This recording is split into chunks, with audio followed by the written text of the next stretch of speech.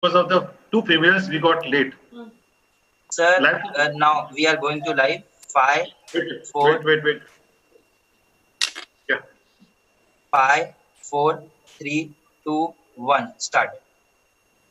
Yeah, very good morning, everybody, and thank you for joining us today on this webinar, which is going to be for few hours and primarily will be operated by Dr. Satish Jain.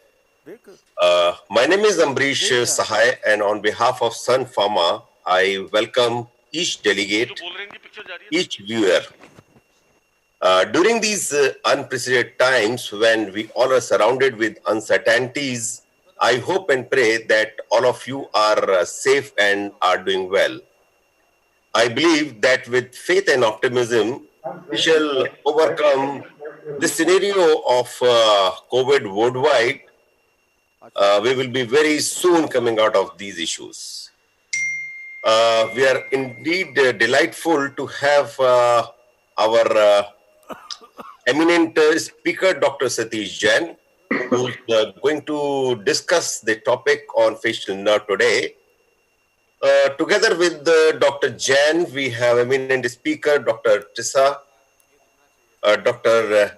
Makritzes, from then Dr. Paramita Shaha, and we have Dr.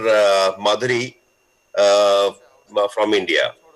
Dr. Paramita is going to be our moderator for the day.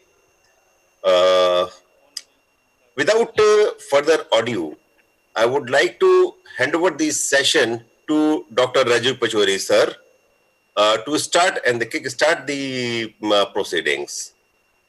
So with this, over to you, Dr. Rajiv Pachori. Good morning, dear friends, all around. One second, my phone is yeah. So we are again with this is our 8th series of this Explore the Legends with Dr. Satish Jain. Today the topic is facial nerve. I think the most untouched part of the ENT, because we all know very little about the facial nerve. We know as a little bit of the anatomy, etc. But I think today we will discuss A to Z of this facial nerve. And 1 second, slides here is just going on.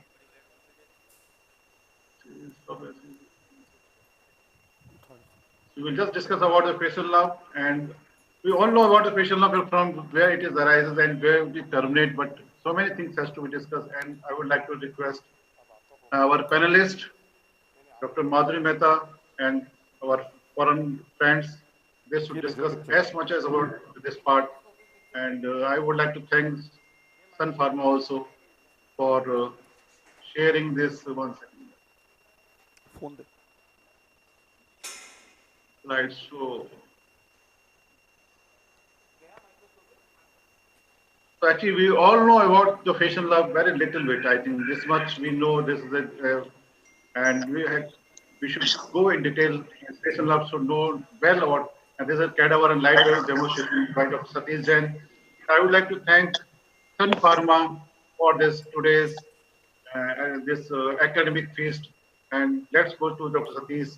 Paramita, anything from your side? Dr. Madhuri has also joined from ISAR. The team welcome you all for the most awaited webinar, as I've getting back facial nerve, which is very important topic for all our ENT surgeons. It is really not easy to conduct a dissection as well as a live surgical demonstration on the very same day, which we are so thankful for this event to make this thing possible today for us, so that we can learn in and out about facial nerve. And we have Dr. Rajiv Pachori, sir, of course, and Dr. Madhuri Mehta, who has been my teacher always. We have all international faculties with us. Professor Tessa, Dr. Ralph, we can have good discussion on facial nerve and anastomosis in and out. So to all the audiences, the question answer session is open. You can ask any questions, and I'll make sure each one of your doubts are cleared, and we'll have a good discussion today on facial nerve. I think we'll move on to Dr. Satish Jain, sir. Yeah, before Satish, I will say a few words. Paramita, if you permit. Good morning. Good morning. Morning. Hi, I'm Ashish Bhumkar here. Facial nerve surgery, I think, is the surgery for the youngsters and the future of India and the world. There is, if you think about it, there is no brand name surgeon all over the world. This is one surgery which I think people who are about 5 years into practice should be picking up. So please talk to your friends and get them online, because this is going to be a life-changing experience for a lot of careers, especially the youngsters. Yeah, this is very important. We will have Ralph joining in at about 11:30 or 12, and Tisa, she's in Boston. She's a mother of 3 kids. She's actually, I call her the queen of the facial nerve. The queen of 7 is what I call her, and it's a joke between us. But truly, she's the president of the world's only facial nerve group or a society. It's called as the Charles Bell Society, and she's fantastic. I've been to her and I've seen her several times. A brilliant surgeon and a brilliant academician. She's, after all, a Harvard brain. She will join us a little bit later, and she'll speak about, between me, Satish, and her, we decided, she will speak on the free gracilis, the harvesting and the coaptation as it happens. That is my specific area of interest, because that's the preferred surgery for congenital facial palsy.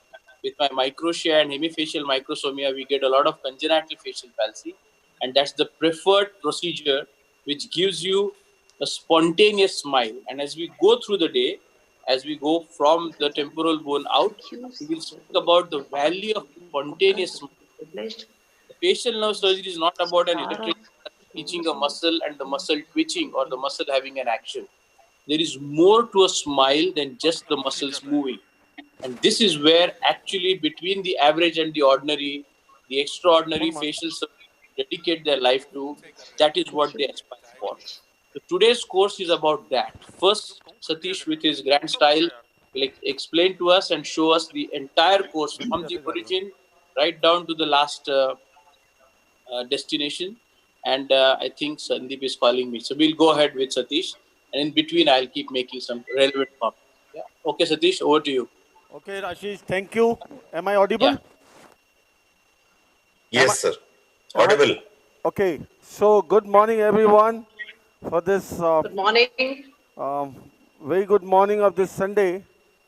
And today is a big day for us. Like Ashish said, on this topic, we have some special guests to enlighten us, like what she said about Professor Tessa Hedlock, who is, like Ashish says, the queen of 7.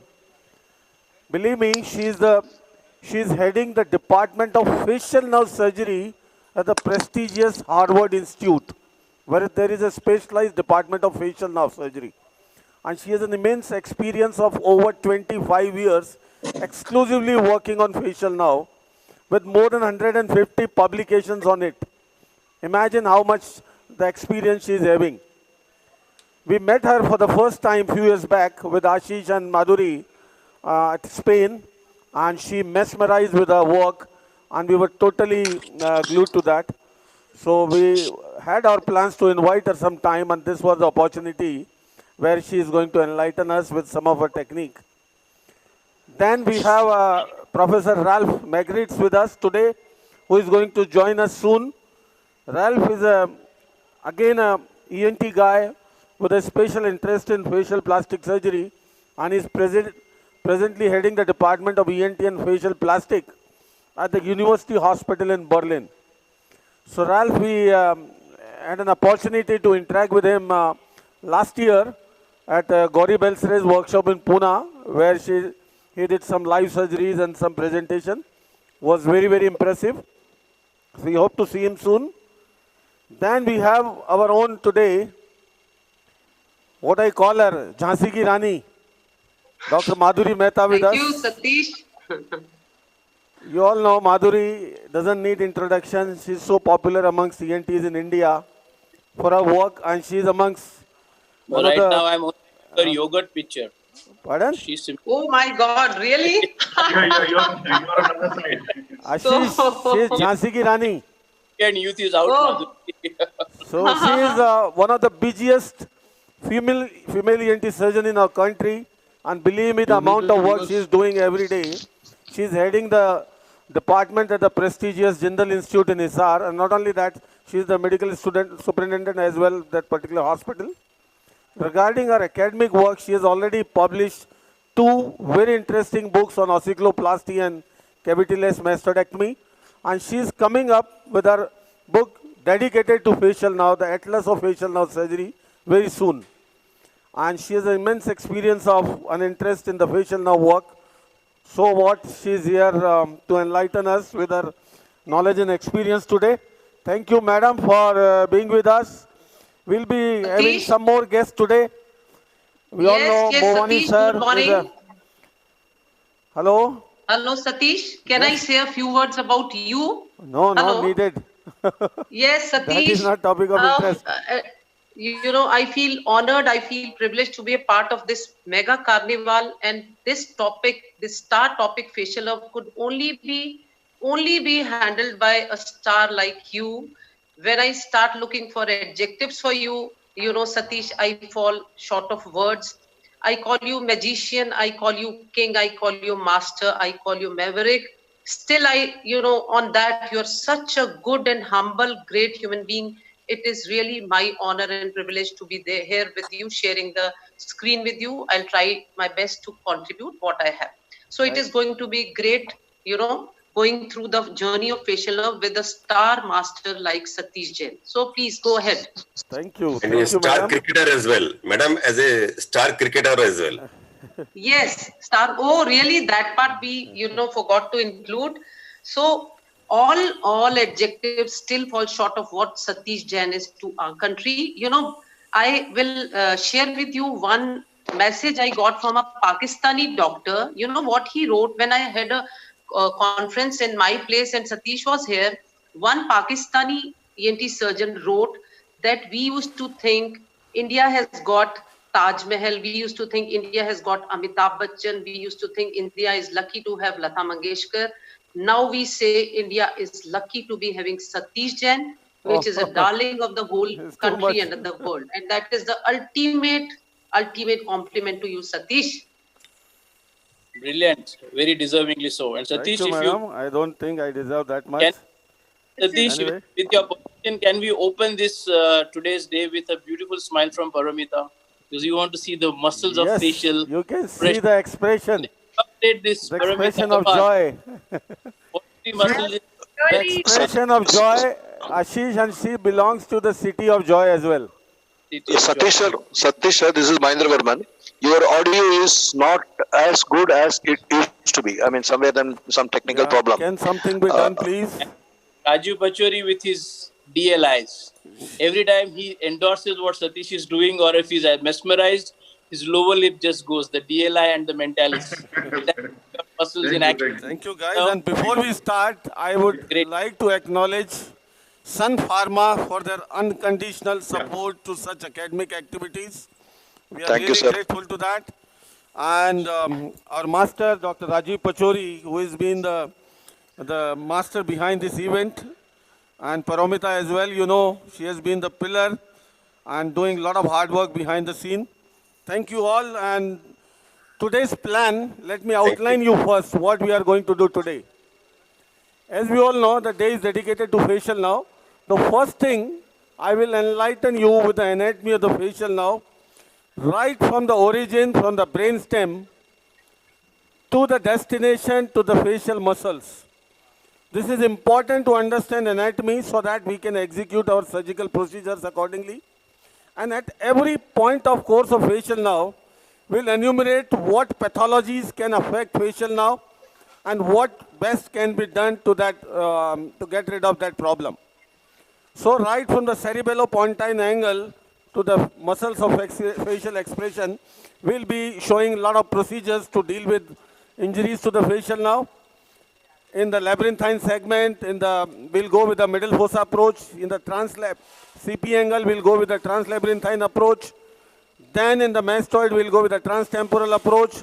Then we'll go out in the parotid, and we'll show variety of procedures can be done on facial nerve, right from anastomosis to nerve grafting to nerve rotations to reanimation using muscles and other lots of procedures on the rehabilitation of the eye as well as the angle of mouth, which has a great impact on the psychosocial, overall well-being of the patient.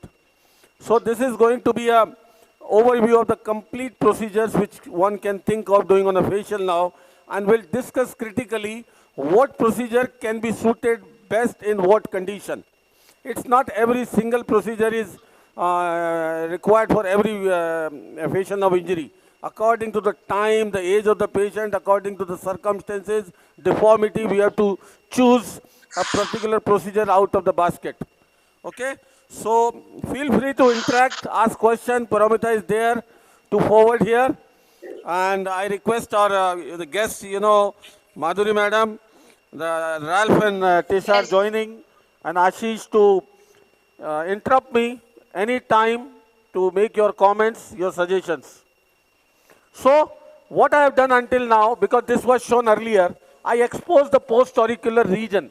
Since my day is going to begin with the translabyrinthine approach. Translabyrinthine approach, as the name implies, it goes through the labyrinth.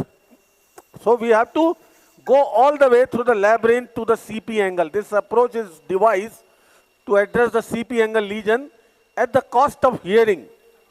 So we are not discussing the indications of this approach here. We are using this approach to see the course of facial now. At the same time, we'll discuss how this approach can be executed as well. So that will cover our another aspect, because last time in the basic temporal bone dissection, we didn't go beyond the basics, and we have to now come to each and every approach individually. So today, while doing the facial nerve anatomy, I will show two approaches, the translab and the middle fossa as well along with that. So in this approach, we have to know the limits of our approach, the indications, and what all we are going to sacrifice and what are the advantages and disadvantages. So first of all, the lateral part is very simple. Like we all know, the limits of the mastoidectomy. The superior limit being the tegmen plate, anterior limit being the extra-aortic canal, and posterior limit being the sigmoid sinus. That's like a cortical mastoidectomy to begin with for the translab approach as well. Labyrinth anatomy we have seen in the previous dissection, so we are not going to go so in depth for the anatomy of the labyrinth, assuming that we all know that. But yes, while going through the labyrinth, I will tell exactly where exactly we are working. So in a translabyrinthine approach, we are not supposed to transect the ear canal at all. Ear canal is our anterior limit, and the anterior limit to our approach is the vertical segment of the facial nerve. This is a narrow mastoid. See that? How narrow the axis is. And once we go into the CP angle, I will take you through the intracranial tour with a 0-degree telescope of all posterior fossa structures. So that will supplement to our anatomical understanding to what we have done so far. See the color change? So this part, we should know how to do it. I will enumerate the, the landmark. We will show the details of the translab approach when we do a case like vestibular schwannoma, acoustic neuroma, very soon in our few of the next webinars. But here, once you think of doing that, your limit should be very clear. The superior limit being the tegmen plate. The dura of the middle cranial fossa is our superior limit. I hope the picture is good. Yes, Yeah, yes. it's okay. And the voice is okay now? Yes, yes. Yeah. So this part I am doing quickly. We discussed in detail last time. So just to save time, I will quickly accentuate these cells. Ashish, that problem is probably not today. When you speak, the picture is not going to go. You can test. Okay. Yeah, I can see that. Yeah. You can see that? Good. So very important, what is happening here is, look at the soft tissue, the way it has been retracted way out of the surgical field. So the mastoid has to offer itself on a platter to the surgeon. That is one of the secrets of doing a good mastoidectomy. The second is about width before depth. That is the decoded version between me, Satish and Ashim of exposure. Always width before you go deep, and watch how he's doing. And that also is the secret of a good cochlear implant surgery. A lot of the times people struggle to do the posterior tympanotomy because they have not defined the sigmoid or the sinus plate well. This is the area where he is operating. If you clear this, going obliquely into the posterior tympanotomy is easier. So width before depth, because he's finished this in 5 minutes, which people will generally take 40 minutes. But watch how the side of his burr is what he's using. He's never using the tip. These are also few fine points that people have to pick up. And when it comes to an important structure, his strokes are always parallel to the structure. Ashish, the only thing, yes, you're absolutely right. The thing to remember is don't work under bony ledges. So it is always better to widen the cavity. Width is more important first, and then we go into the depth. And you're absolutely right. The width should be really good depth, so that we don't work under bony ledges. Correct. Yeah. So that is the basics. You know, everything is important. What you said. And that same principle goes down when he does the labyrinthectomy. It is the same thing. So he will not land in trouble. That's the principle of surgery.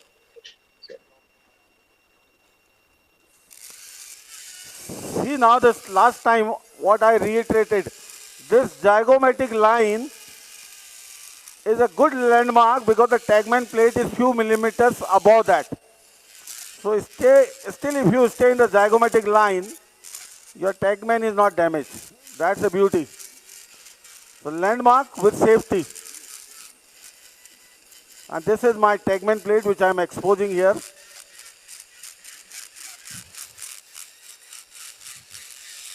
And defining, to me, an otologist is defined by the way he or she defines the sinodural angle. So that is something which tells you when you watch people dissecting or doing surgeries, how well you define the sinodural angle sort of speaks about your otology training or acumen. And Ashish, yeah, the sinodural angle actually is a medial anatomy. Yeah. You know, what you see the lateral part of the dura and sinus is not sinodural angle. Yes, correct. Medially, in the roof of the petrous bone, where the tegment plate is there, runs the superior petrosal sinus. Okay. Here, in this plane, anterior to posterior. Point down. Okay. So that sinus joins the transverse sinus, and that is the beginning of the sigmoid sinus. So that where the sinus joins the sinus is the sinodural angle actually. And what is this lateral part called? Is there a name for this? Pardon? What is this lateral part where you are drilling? Is there an anatomical these are name all for exentration of the cells. cells? Okay. See this now medially where I am coming to exactly to show you where the superior petrosal sinus joins the transverse sinus. See this? Here. Yeah. It comes behind to join this. And where this sinus joins the transverse sinus is the beginning of what we call as the sigmoid sinus. So this is by definition, you can see the sinodural angle. Okay? Yeah. See this? That is. So we have to be careful in translab approach not to damage the superior petrosal sinus. Now this approach for the vestibular schwannoma, we use it very commonly. We'll discuss in detail while we do the vestibular schwannoma case. But in that situation, the size of the approach, the access it gives depends upon the anatomy of the temporal bone. That's why sometimes it is one of the contraindications when you have a less cellularity, when the temporal bone space is narrow. When the temporal bone is not pneumatized very much, it gives a narrow access to the CP angle, and some people consider it one of the relative contraindication to the CP angle lesions. For that matter, out of all CP angle lesions, the meningioma, the cholesteatoma, whatever, this approach is mostly indicated. Ashish. This approach is indicated for Ashish, lesions could the voice where the of hearing is Satish already be gone. more clear, don't you think? Could the voice could get little better, yeah. Yes. Because There I is think there is slight echo, we have and to. over the I time. think we have to mute ourselves. I think that's the mistake. Okay. Yeah, that is the best thing. In Do you have another mic? Okay. So something's wrong with the mic. I don't know. No, Can you give that another mic mic? is not related to this one. Rest all voices are coming clear. Satish is a bit, like coming from a. My depth. voice is not clear, madam. What is the problem? Yes, slightly better needed, Satish, because we want to hear you nicely. Or can So the something voice be done, is please? slightly It's echoing, sir, a little bit. echo is there. See, my area of interest is going to be between the dura all around, between the vertical segment of the facial nerve anteriorly, the sigmoid sinus behind, that is going to be the posterior limit, and the superior petrosal sinus above. In between this, all this bone, including the labyrinth, has to go by and large for a translabyrinthine approach. So this approach is indicated as it inherently removes the hearing of the patient, sacrifices the hearing for all lesions of the CP angle where the hearing is already gone. Because then it gives the most direct approach to the CP angle, you will see very soon. So when the hearing is gone, no doubt the translab is the approach of choice. Yes. In acoustic neuroma, will discuss how it is important to use this approach most of the time.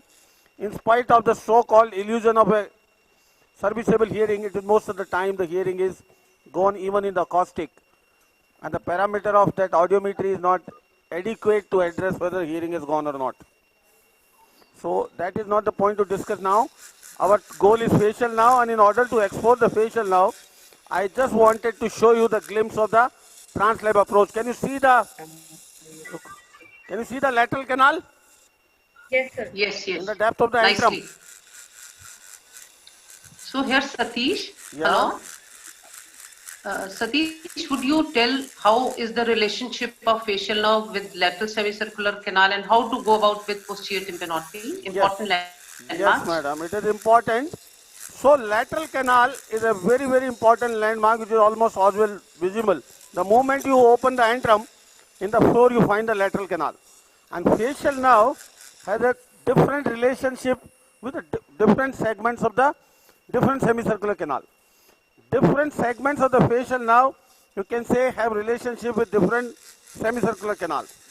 So lateral canal here is related to the second genu of the facial nerve, and facial nerve runs in the circumference of the lateral canal anteromedially. In the lap of the lateral canal anteromedially, which I am going to show you, and then it goes down as a vertical segment. In translabyrinthine approach, this vertical segment of the facial nerve is the anterolateral limit of the approach. This is not a very big mastoid, I tell you. This is a, you can say, not a very heavily pneumatized mastoid. But anyway. So the three semicircular canals, Satish, you were talking. So if we consider superior semicircular canal is related to labyrinthine portion, lateral semicircular canal is related to second genu, and posterior semicircular canal is related to the vertical part. So the relationship, could you tell, with the lateral and posterior semicircular canal? Now see the important landmark here as far as the facial nerve is concerned. Satish After sir. the lateral canal. Satish sir. Yes. Yeah. Can you clear the lens little bit or this? Okay. Or can you focus? Clean the lens. Clean the lens. Yes, yes. एक जना आके यूं पकड़ लो उधर से. Okay. Thank you. So the another landmark what I have seen here is the short process of the incus. Like what Dr. Madhuri mentioned about the lateral canal here. This is the lateral canal. Yes. And this is the short process of the incus, which is housing here into the, through a ligament in the fossa incudis here. Yes. And the facial nerve, if you draw a line parallel to it, facial nerve runs immediately medial to it. So it runs in the medial circumference of the canal, anteromedial circumference of the canal, as well as medial to the short process of the incus. That's how we take these two landmarks into consideration when we plan our posterior tympanotomy. Yes. So if we see the same, no, I didn't change the burr from beginning. I am using the largest possible burr, and since this is a conical burr, it gives me advantage of using even in the depth without hampering the visualization. So just for the sake of demo, I am showing you the vertical canal now here, which is going to be our very, very important landmark today. Yes. Now see, if I draw a vertical line, a horizontal line from here, this point of the short process of the incus, my facial nerve is always going to remain medial. Okay? One can never damage the facial nerve. If you follow this short process of the incus, which is the best landmark, natural landmark given by the God, not created one.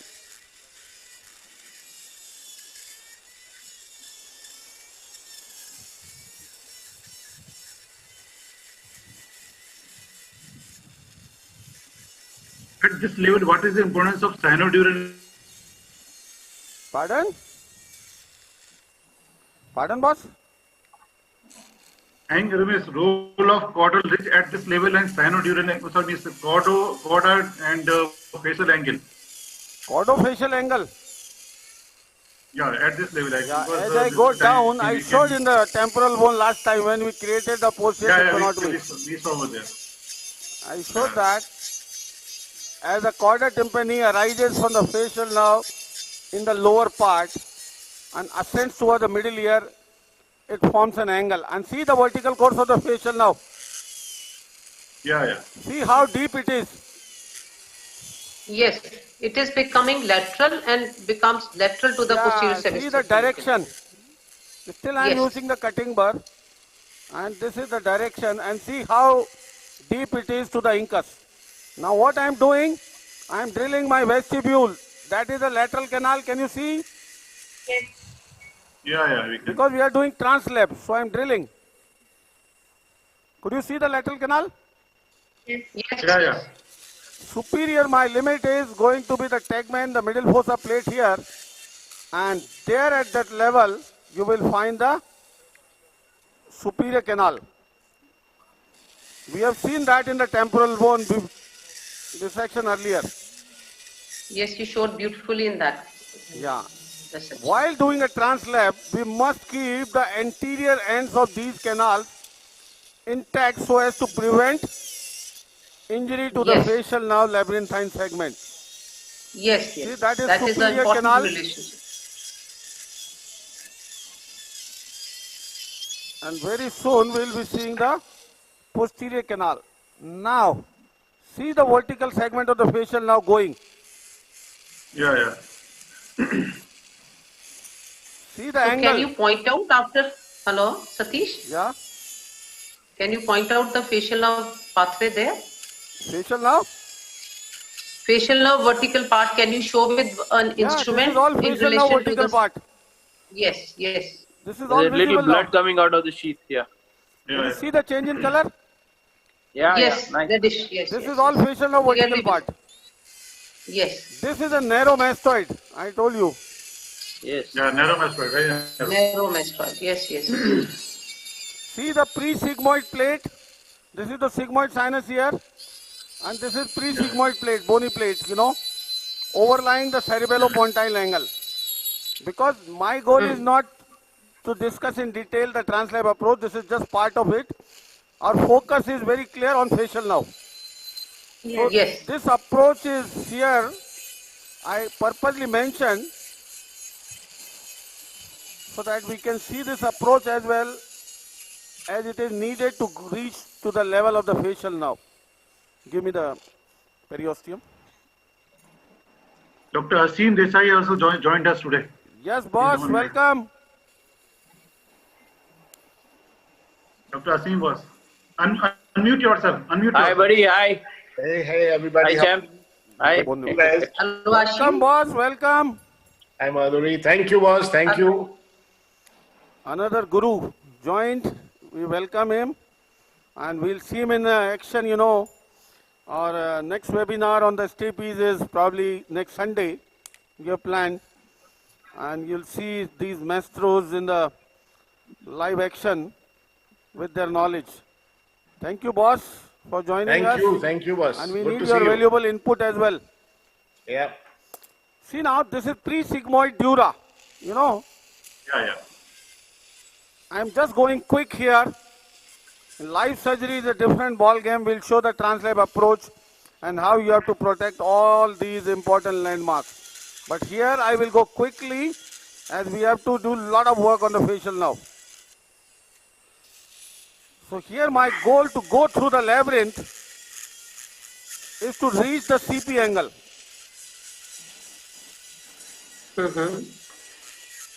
So you are trying to reach up to the CP angle. From there you will be tracing the facial nerve.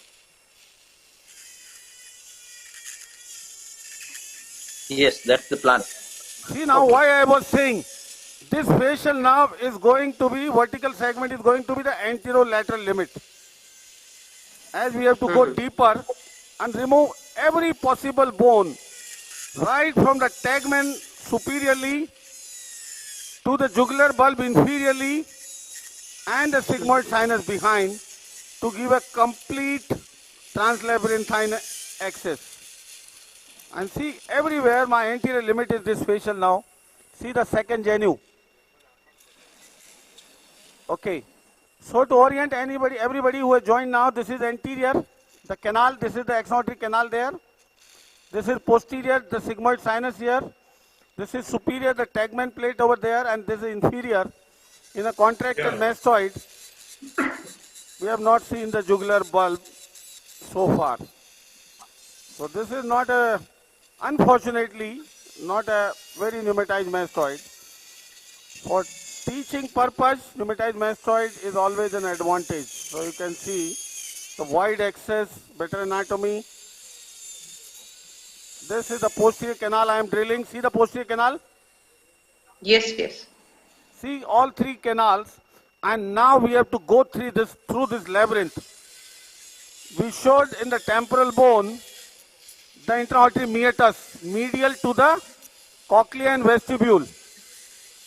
Yes. And if we go through this labyrinth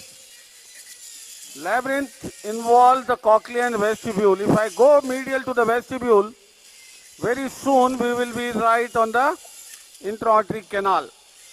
And this is the most direct access to the facial nerve in the intra-auditory canal. And this is indicated for the lesions where the hearing is already gone. So for the vestibular schwannomas where the hearing is already gone, this remains the ideal approach. This is vestibule. Yes, beautifully seen. See how much thick bone need to be drilled. So in a live, translabyrinthine approach, when you do for a vestibular schwannoma, it takes time to drill away this entire bone to widen your access. Here my aim is not to widen the access to remove any tumor. I will widen only that much that will be required to show you the facial nerve. Okay? Okay. So all the hard bone, dense bone has to be drilled out. So the other way to see it is no hard feelings. That's what translab is about. This is the hardest bone in the body. Yeah. So no hard feelings. That's the that's the technique. Tagline. Yeah. So Romita and Rajesh, I'm sorry, we're going to be making all this kind of noise. No, sir. It is part of the. Okay. See, that is the crus commune. See how much of the drilling is required. Yes. In the translab, you have to go almost more than 3 centimeters down from the cortex to reach the CP angle. And very soon, in next 5-10 minutes, I will be right on the CP angle. And in As I am this going drilling, to- you have to be careful about the shaft not touching the facial nerve. This is where he said you have to keep a ledge of the bone. Yeah, and the moment I enter it, I will show you the inside anatomy with the endoscope. Oh, lovely. Okay, great, I great. will take you through the posterior cranial fossa tube. Okay. See, there are many lesions or many procedures now being performed in the posterior cranial fossa for the neurotologist, like microvascular decompression, which is a very, very Yeah. important subject. And in that, since the hearing is intact, so we don't go by the translab approach. What we go through behind the sigmoid sinus, that is retrosigmoid. We can make a Retrosigmoid. small 1.5 centimeter craniotomy here behind the sigmoid sinus, here in this region. This bone at the angle of, see, this is sigmoid sinus going and then the transverse sinus like this, horizontally here. So at the angle between the sigmoid and transverse sinus, if you make a small opening, remove this bone, welcome boss, then you go directly onto the cerebellum, and if you retract the cerebellum anteriorly, you go to the CP angle. So that is retrosigmoid. What we are doing is pre-sigmoid through the labyrinth. Yes, yes. So these are dependent upon the course of the sigmoid sinus. So in those hearing preservation approaches, when you go for microvascular decompression, that's the most direct approach. Go behind the sigmoid sinus, between the angle and the sigmoid and transverse sinus, remove this bone, go to the dura, open the dura, retract the cerebellum, and then enter into the CP angle. The advantage in the translab is you go directly to the CP angle. Your cerebellum remains behind. You don't need to retract the cerebellum, don't need to give complications of retracting the cerebellum as well. So the retrosigmoid is a favorite of neurosurgeons. Yes, huh? and They believe don't me, want that is to a very enter the fast mess. approach as well. Very versatile Yes. approach. Very versatile approach. Any posterior cranial fossa lesion can be approached very fast. Had I been doing a retrosigmoid now, I would have been right into the CP angle 15 minutes before. Till now. Yes. Oh, yes, because what I had to do was to remove this bone segment, open the dura and go directly. Here you have to drill Yes. away the entire labyrinth and it takes time. That is one of the disadvantages of this approach because it is time consuming. It takes away directly the hearing, but it is the most direct approach to the CP angle. Number one, it doesn't involve cerebellar retraction. Number two, it gives the most direct and the primary access to the intra-auditory meatus, because in this approach, Yes. the first thing I am going to open is the intra-auditory meatus, which is going to be here. In retrosigmoid, when you remove the tumors from behind, the intra-auditory meatus is anterior to the tumor, beyond the visualization. So you open the intra-auditory meatus from behind, that is medial part, and tumors reaching to the lateral part of the intra-auditory meatus cannot be removed, or if you try to remove, that will involve sacrificing the hearing. So that is the basic difference between these two approaches. We'll discuss in the translab case in detail about the selection of surgical approach, what approach to be used in which situation, that is most important.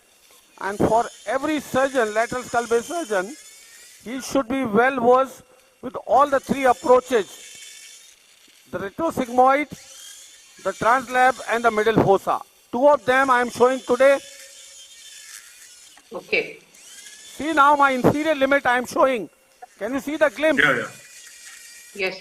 Can you see the blue glimpse of the jugular bulb? Jugular bulb, I yes. told you this is a very narrow access to the CP angle. Can you see that? Yeah, yeah, very narrow, very narrow. That is the glimpse of the jugular bulb. See? Narrow access, high jugular bulb. Can you see now better? Yes, yes. Perfectly clear. Yeah. So now you have a very narrow access. The posterior limit is here. The anterior limit is facial. The inferior limit is jugular. Obviously, superior limit you can further go and decompress the middle fossa dura completely. Sir, What is Dr. the- Satish Karmarkar is watching. He's Yeah. asking, can you comment about the importance of preservation of ampulla of the superior semicircular canal and Yes, safeguard? yes, so that when you follow the labyrinthine segment of the facial nerve from the intra-auditory meatus, it prevents you from injuring the labyrinthine segment. Now here question has come from Dr. Pankaj, who is a neurosurgeon here, that this is a relative contraindication for this approach where there is a narrow axis. Yes, but still, if it is an acoustic neuroma, still I'll go with this approach. Whatever this axis may be 2 square centimeter and tumor inside may be 15 square centimeter, I still go with this approach. I can maximize this exposure by decompression all around. Number one. Yes, yes, Number yes, one, yes. I will decompress the sigmoid sinus behind to improve the exposure. I will push the jugular bulb below to improve the exposure. And I will decompress the middle fossa dura up to improve the exposure, number one. Number two, that is indicated only for the vestibular schwannoma, not for other CP angle tumors. The reason is, in vestibular schwannoma, the treatment is, it is not invading kind of a tumor. The treatment is intratumoral debulking. And then mobilize the tumor which is beyond your visibility. You know, your axis is narrow and tumor is beyond the axis. So what you can do? Intratumoral debulking and mobilize the tumor which is beyond the axis and bring that into the field. Bring that into the field, again do intratumoral debulking, stay outside the arachnoid plane and you can remove even a bigger size tumor. In this year in Morwani sir's course, there was a patient where I demonstrated on live in vestibular schwannoma with a 27 square centimeter diameter. And my approach was only 4.5 square centimeter. We could remove the entire tumor, I demonstrated there, through the small opening by mobilizing the rest of the tumor into it. So it is relative contraindication, not a absolute contraindication, I would say. For a schwannoma, he's emphasizing again and again. Again, schwannoma, yeah. Only for schwannoma. That can be debulked, yes. If suppose it is a meningioma, I will go with retrosigmoid. No doubt about it. Now see the glimpse of the intra-auditory canal posterior surface. Can you see? Yes. In a translabyrinthine approach, you are supposed to expose the intra-auditory canal at least by 270 degree by making two troughs, by removal of the bone above and below the canal. See what I am trying to say? Yes, you're creating tunnel above and below the canal. Let me show you what I am trying to say. See this? This is the posterior surface of the intra-auditory canal. Can you see? Yeah. This is my lower limit, the jugular bulb. The upper is going to be here, the middle fossa dura. So to improve my exposure of this canal more, I have to remove this bone above and below to make at least a trough, semilunar trough exposing minimum 270 degrees of the canal. In enlarged approaches to the translabyrinthine approaches like what Mario Sana has described, you can remove even 320, 360 degree all around to reach the petrous apex from right over here. If I remove the bone 360 all around, I will be right at the petrous apex. So, depending upon how anterior your lesion is going, sometimes your tumor, what you are removing, is going far anterior, then obviously you have to remove more and more bone circumferential to this canal. Another question, the last time was asked about the cochlear aqueduct. Yes. Which you missed. We couldn't show on the temporal bone. We missed that time, forgot to tell you. So cochlear aqueduct is an important anatomy here. Why so? Cochlear aqueduct is an aqueduct connecting the scala tympani, the perilymph of the scala tympani, to the subarachnoid space. And it runs laterally from here, the scala tympani where the round window is, medially to the subarachnoid space, and it ends just above the jugular fossa, just above the jugular bulb where the glossopharyngeal nerve comes from the posterior cranial fossa. So here at this point of time today, I will show you the cochlear aqueduct immediately inferior to which is the glossopharyngeal nerve, so that's a landmark. and I will show all the nerves from the posterior canal fossa, how they are ascending into the jugular foramen. So, what does it mean? Why it is important? Inferior to the intra-aortic canal, my inferior limit of this translabyrinthine dissection is cochlear aqueduct. Because a millimeter below that, if I go, is the glossopharyngeal nerve I can easily damage. So cochlear aqueduct is an amazing landmark in the translab. At the same time, once you open the cochlear aqueduct before, it relieves some of the cerebrospinal fluid to reduce the pressure inside. So that is a, a deliberate way of reducing the cerebrospinal fluid pressure inside.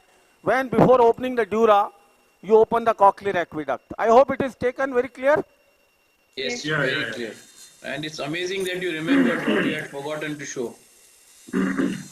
What, Ashish? It's amazing to know that you remember what you had forgotten to show.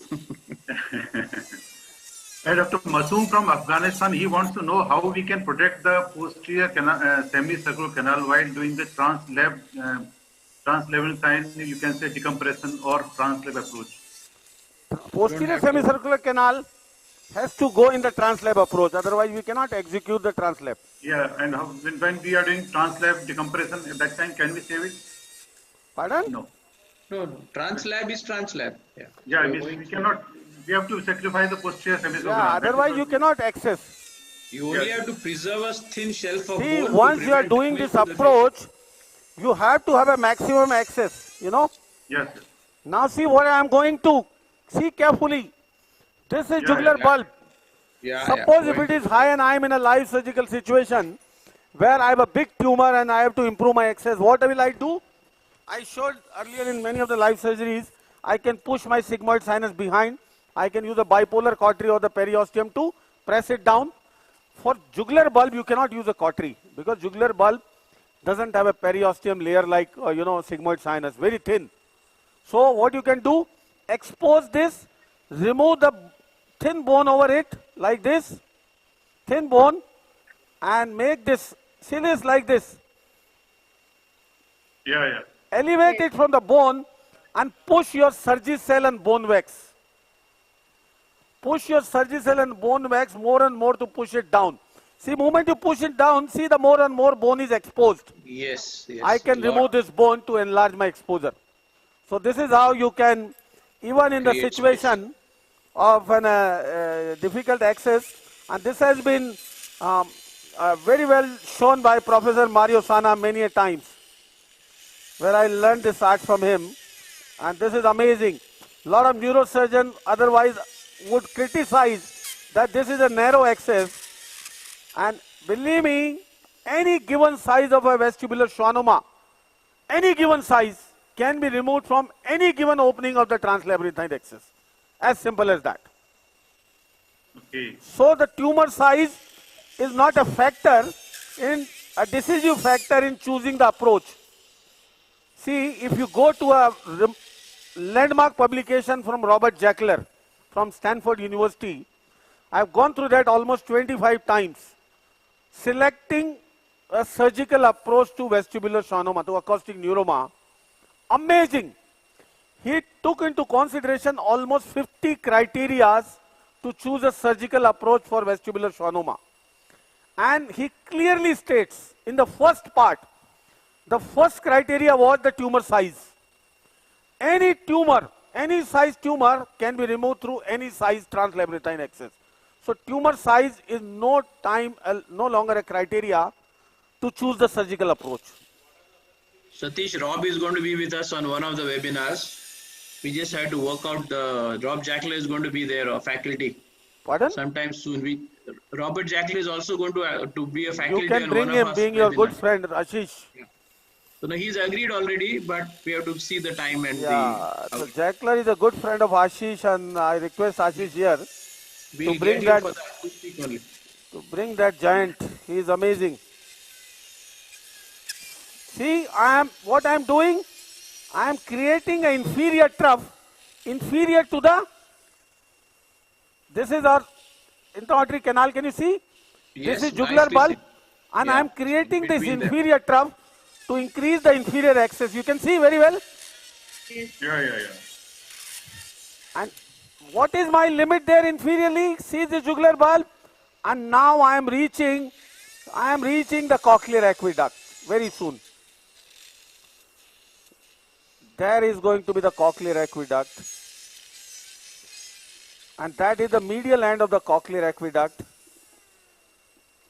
Zoom in, See, please. Yeah. just above the jugular fossa.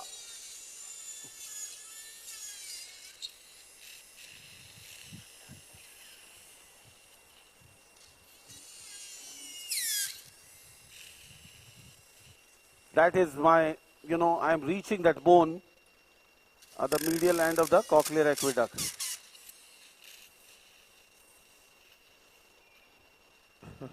You still see the venous blood in the Jugular. sigmoid sinus. Like you saw that day, the venous blood in the pterygoid venous plexus and everywhere where the veins are. This is the same cadaver, Okay. The same one which we did the endoscopic dissection that day. Can you see the cochlear aqueduct? Yes. Hello? Yes, can be seen very well. That is cochlear aqueduct, and you can drain the CSF through it. If I drill 1 millimeter below it, I will find the glossopharyngeal now. So now I will not go beyond that level below. See that? Yes, sir. That is my level. Somebody asked that day the cochlear aqueduct, you can see that. Yeah, you.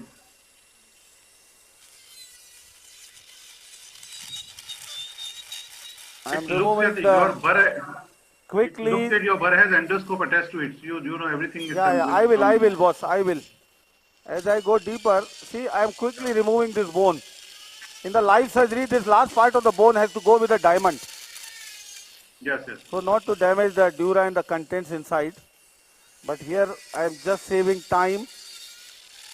This part, see my inferior trough to make it 270 degree. Can you see that?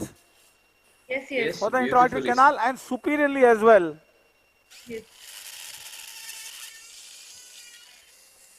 Satish, sometimes in the cochlear aqueduct, there is a small vein that directly connects to the internal jugular vein. Is that occasionally a source of bleeding? There is a vein which runs parallel to the cochlear aqueduct to the cochlea. Is an inferior cochlear vein. Yes. Is that because it opens directly into the internal jugular vein? Is it a source of significant bleeding? And that drains the inner ear blood. Yeah.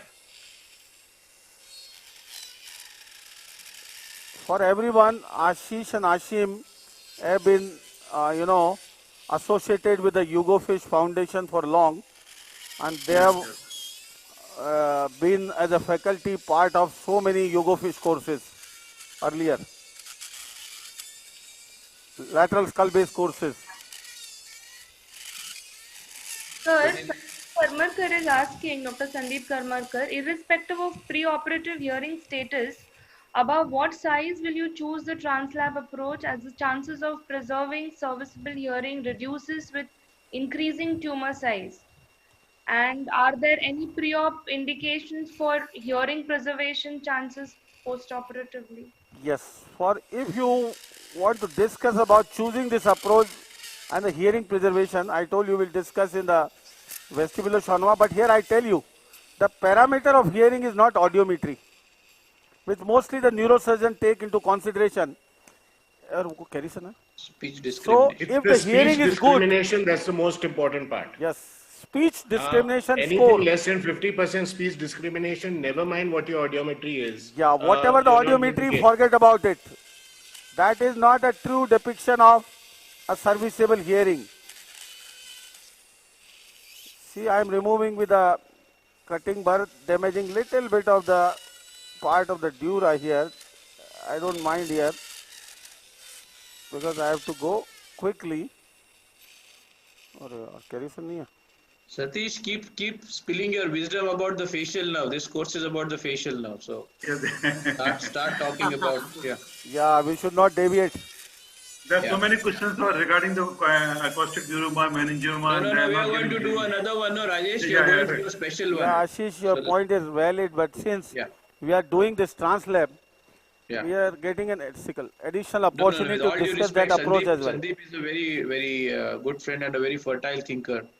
But let's no, Satish, tell us about the facial what we don't know. Tell us about it. Yeah. See now, Satish, hello. I've opened through this narrow axis. Yes, we can see that. The cerebellopontine angle, though I have not removed the bone completely. And can you see the nerves here? Yes. Yes. These are the nerves in the CP angle, and I need a, nibbler, which is I am not finding here. Can you give me any nibbler? Tell us about the Bill's bar as well. Yeah. So, see, this intraacoustic meatus is carrying the 4 nerves to the inner ear. At the lateral end of the intracanal, at the medial end of the meatus, all nerves are together almost, separating the facial nerve from the vestibular cochlear nerve. Below the porus, the vestibulocochlear is a single nerve, facial is separate, and the nervous intermedius joins the facial in the canal, intra-auditory canal. But as a separate entity. Yes, that is the sensory part of the facial nerve, sensory and secretomotor. And in the canal laterally, this vestibulocochlear differentiate into 2 vestibular nerve and the cochlear nerve separately. So these 4 nerves at the lateral end of the canal, they are oriented to the different direction of their destination.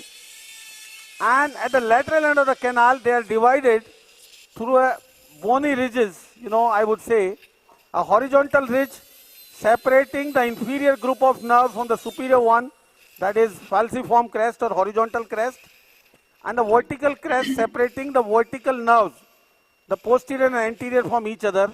The posterior is the superior vestibular and the anterior is the facial. So I just open up the CP angle quickly.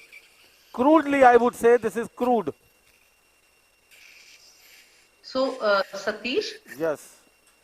Just wanted to share this thing that the layers over facial nerve in CP angle is only pi meter in the CP angle, but dura and arachnoid cover it in the interauditory canal, and dura and arachnoid stop at the fundus of the interauditory canal where the facial nerve becomes the labyrinthine portion. Pardon, can you repeat, madam? In CP angle, the layer covering the facial nerve is only pi meter. When it enters the interauditory canal, it is covered with arachnoid and dura also. Yes. And when it comes out of the interauditory canal, internal this dura and arachnoid stop there, and they make a constriction ring around that when it enters the labyrinthine portion, which is called bottleneck. And beyond the second genu, beyond the first genu, it is covered by periosteum. Until the first genu, it is not covered by periosteum. Very important thing that this thing is not there. In labyrinthine portion also, there is no epineurium even. So those layers start joining when it enters after the labyrinthine portion. In the fallopian. Ashish, now I'm using the endoscope to show you something inside. Yes. See, I am not wasting time in the approach here because we have to focus on the facial now. That is brainstem. Can you see below? No. No. We can only see Sandeep Naidu in a blurred way. Okay. No, that's not now Sandeep. we are attaching the endoscope. Sorry. Light. Thoda bola. Yeah, okay. Now we are in. You want some music background? No. Yeah. Is the picture good? Okay, lovely, beautiful. So this is the nerve coming from the,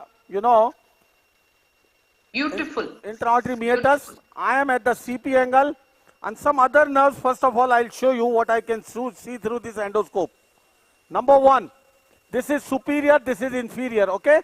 Yes, thank you. Okay. Yeah. See superiorly, what is this thick nerve? This is trigeminal nerve. Yeah. Can you see very clear?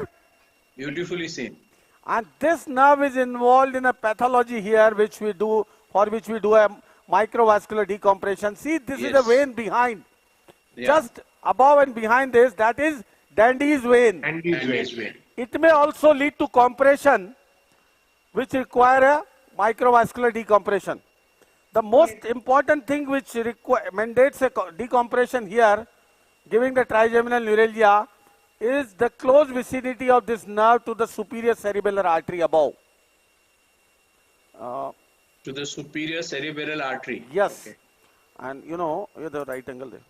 Superior cerebellar artery, the loop of that many a time compress this nerve to give a trigeminal neuralgia, which needs to be separated. And what you need to do, you go by retrosigmoid approach, reach that region, separate the arachnoid, separate the vessel from the nerve, and put a, a Teflon sheet.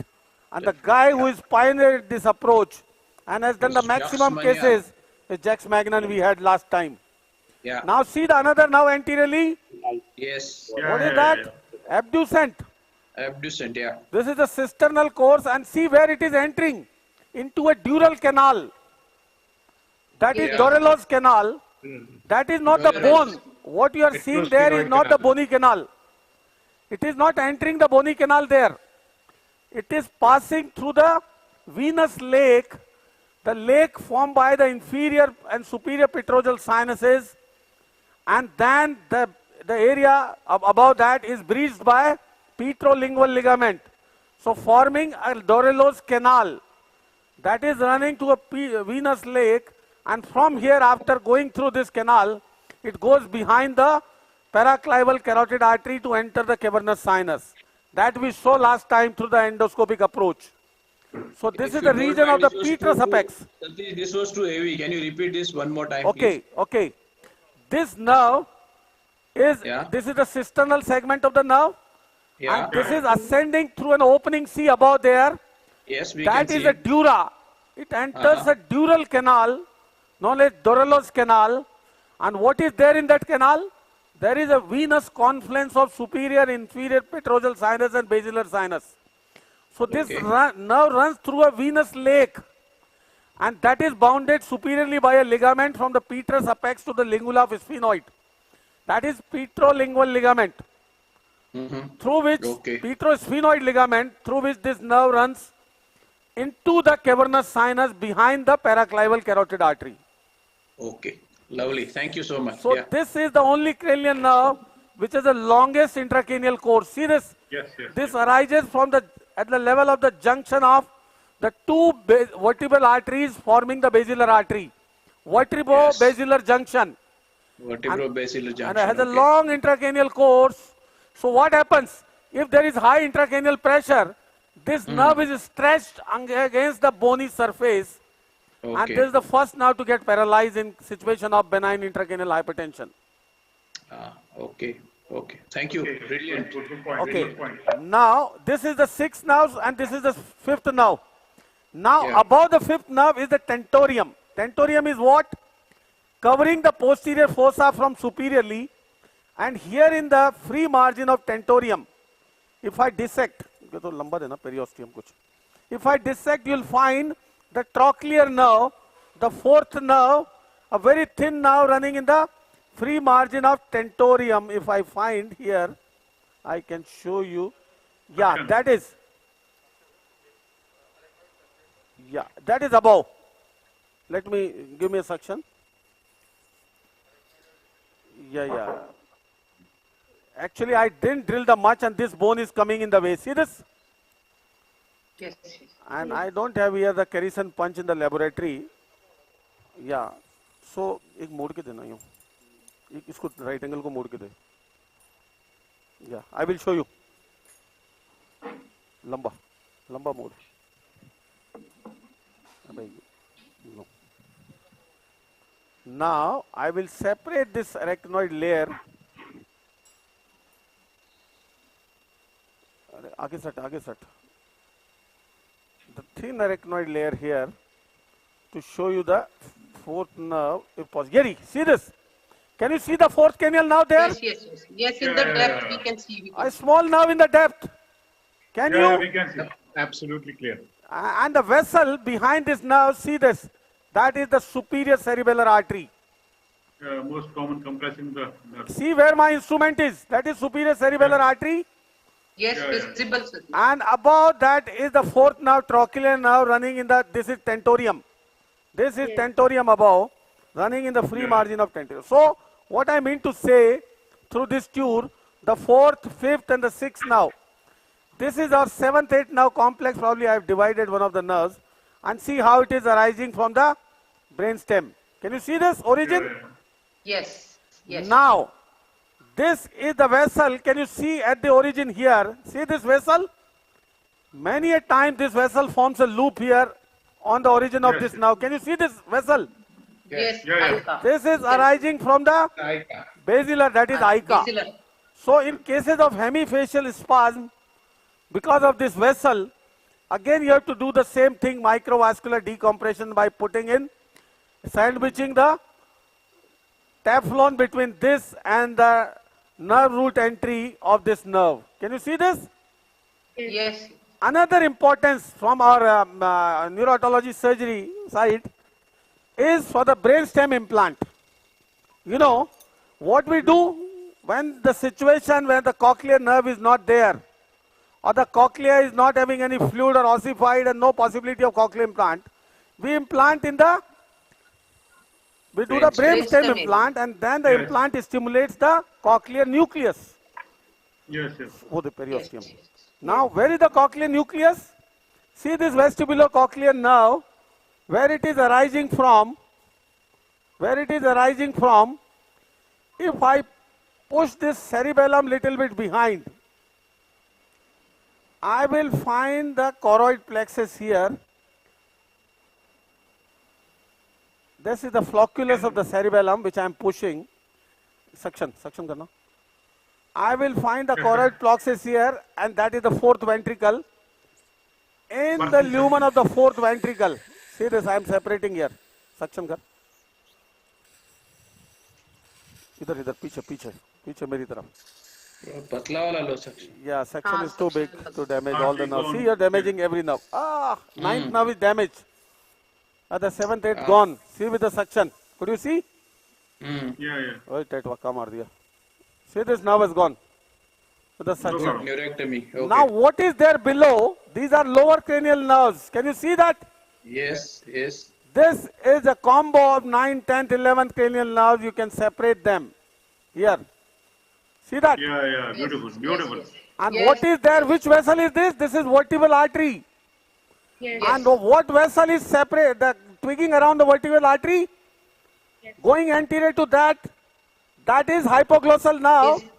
And that is entering through a separate canal, that is hypoglossal canal. Can you see that? Hypoglossal canal. Yes, we can see. Beautifully see. See, these are the 9th, 10th, 11th here. And that anteriorly twigging around the vertebral artery is the hypoglossal, which is entering the occipital condyle there. Can you give me 45 degree? I will show you with the 45 degree scope. Okay? I hope it is clear.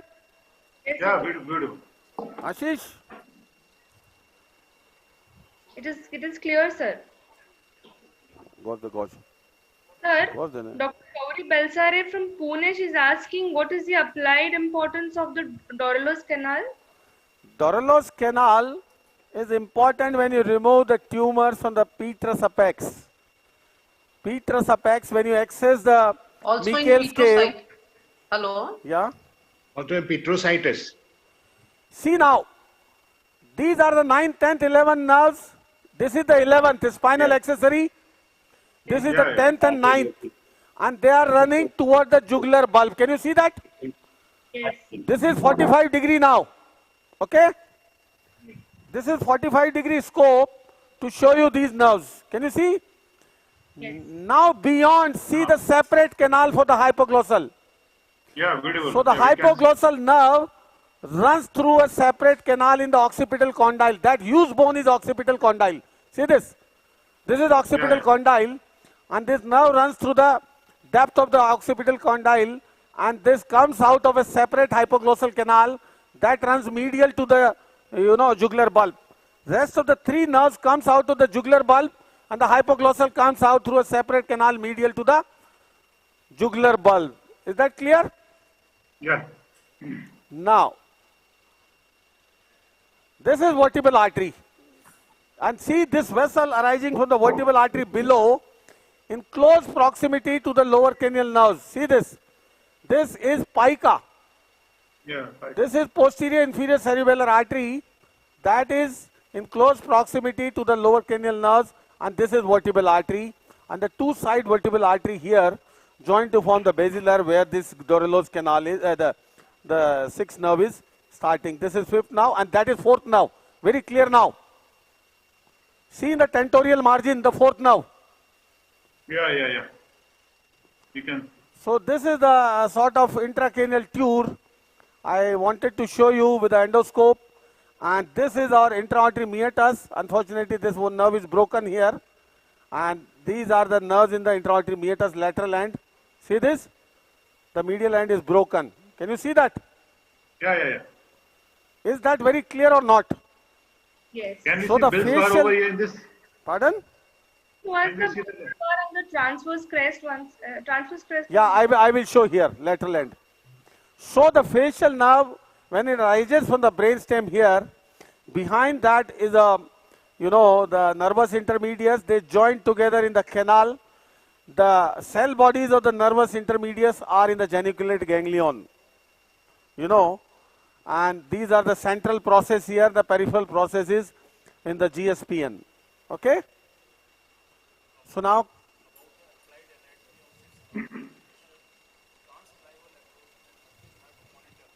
yes. Yeah, for those interested to know about the Dorello's canal, this nerve is very important when you do a transclival approach from anteriorly. You have to be careful not to damage this. You have to monitor this nerve. Okay? Yes, sir. So now come back with the microscope again. Sir, where do you exactly put the brainstem implant Dr. Gauri Belsari is asking? Okay, let me show you.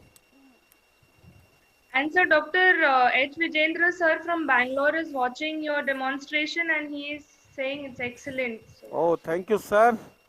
It's a blessing. Sir is watching us. He's a legend. And he himself has done a lot of work on the facial nerve, we all know.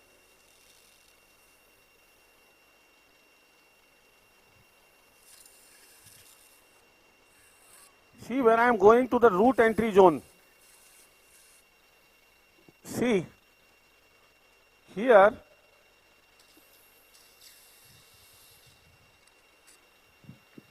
if I press this cerebellum behind, more and more behind, here, that is the region of the fourth ventricle. Yes. Can you see the opening of the fourth ventricle there? Yeah. That is the fourth ventricle. See this? And in the floor of the fourth ventricle are the cochlear nuclei. And there you have to put a implant. That implant is a plate. It is not a cochlear implant like electrode array.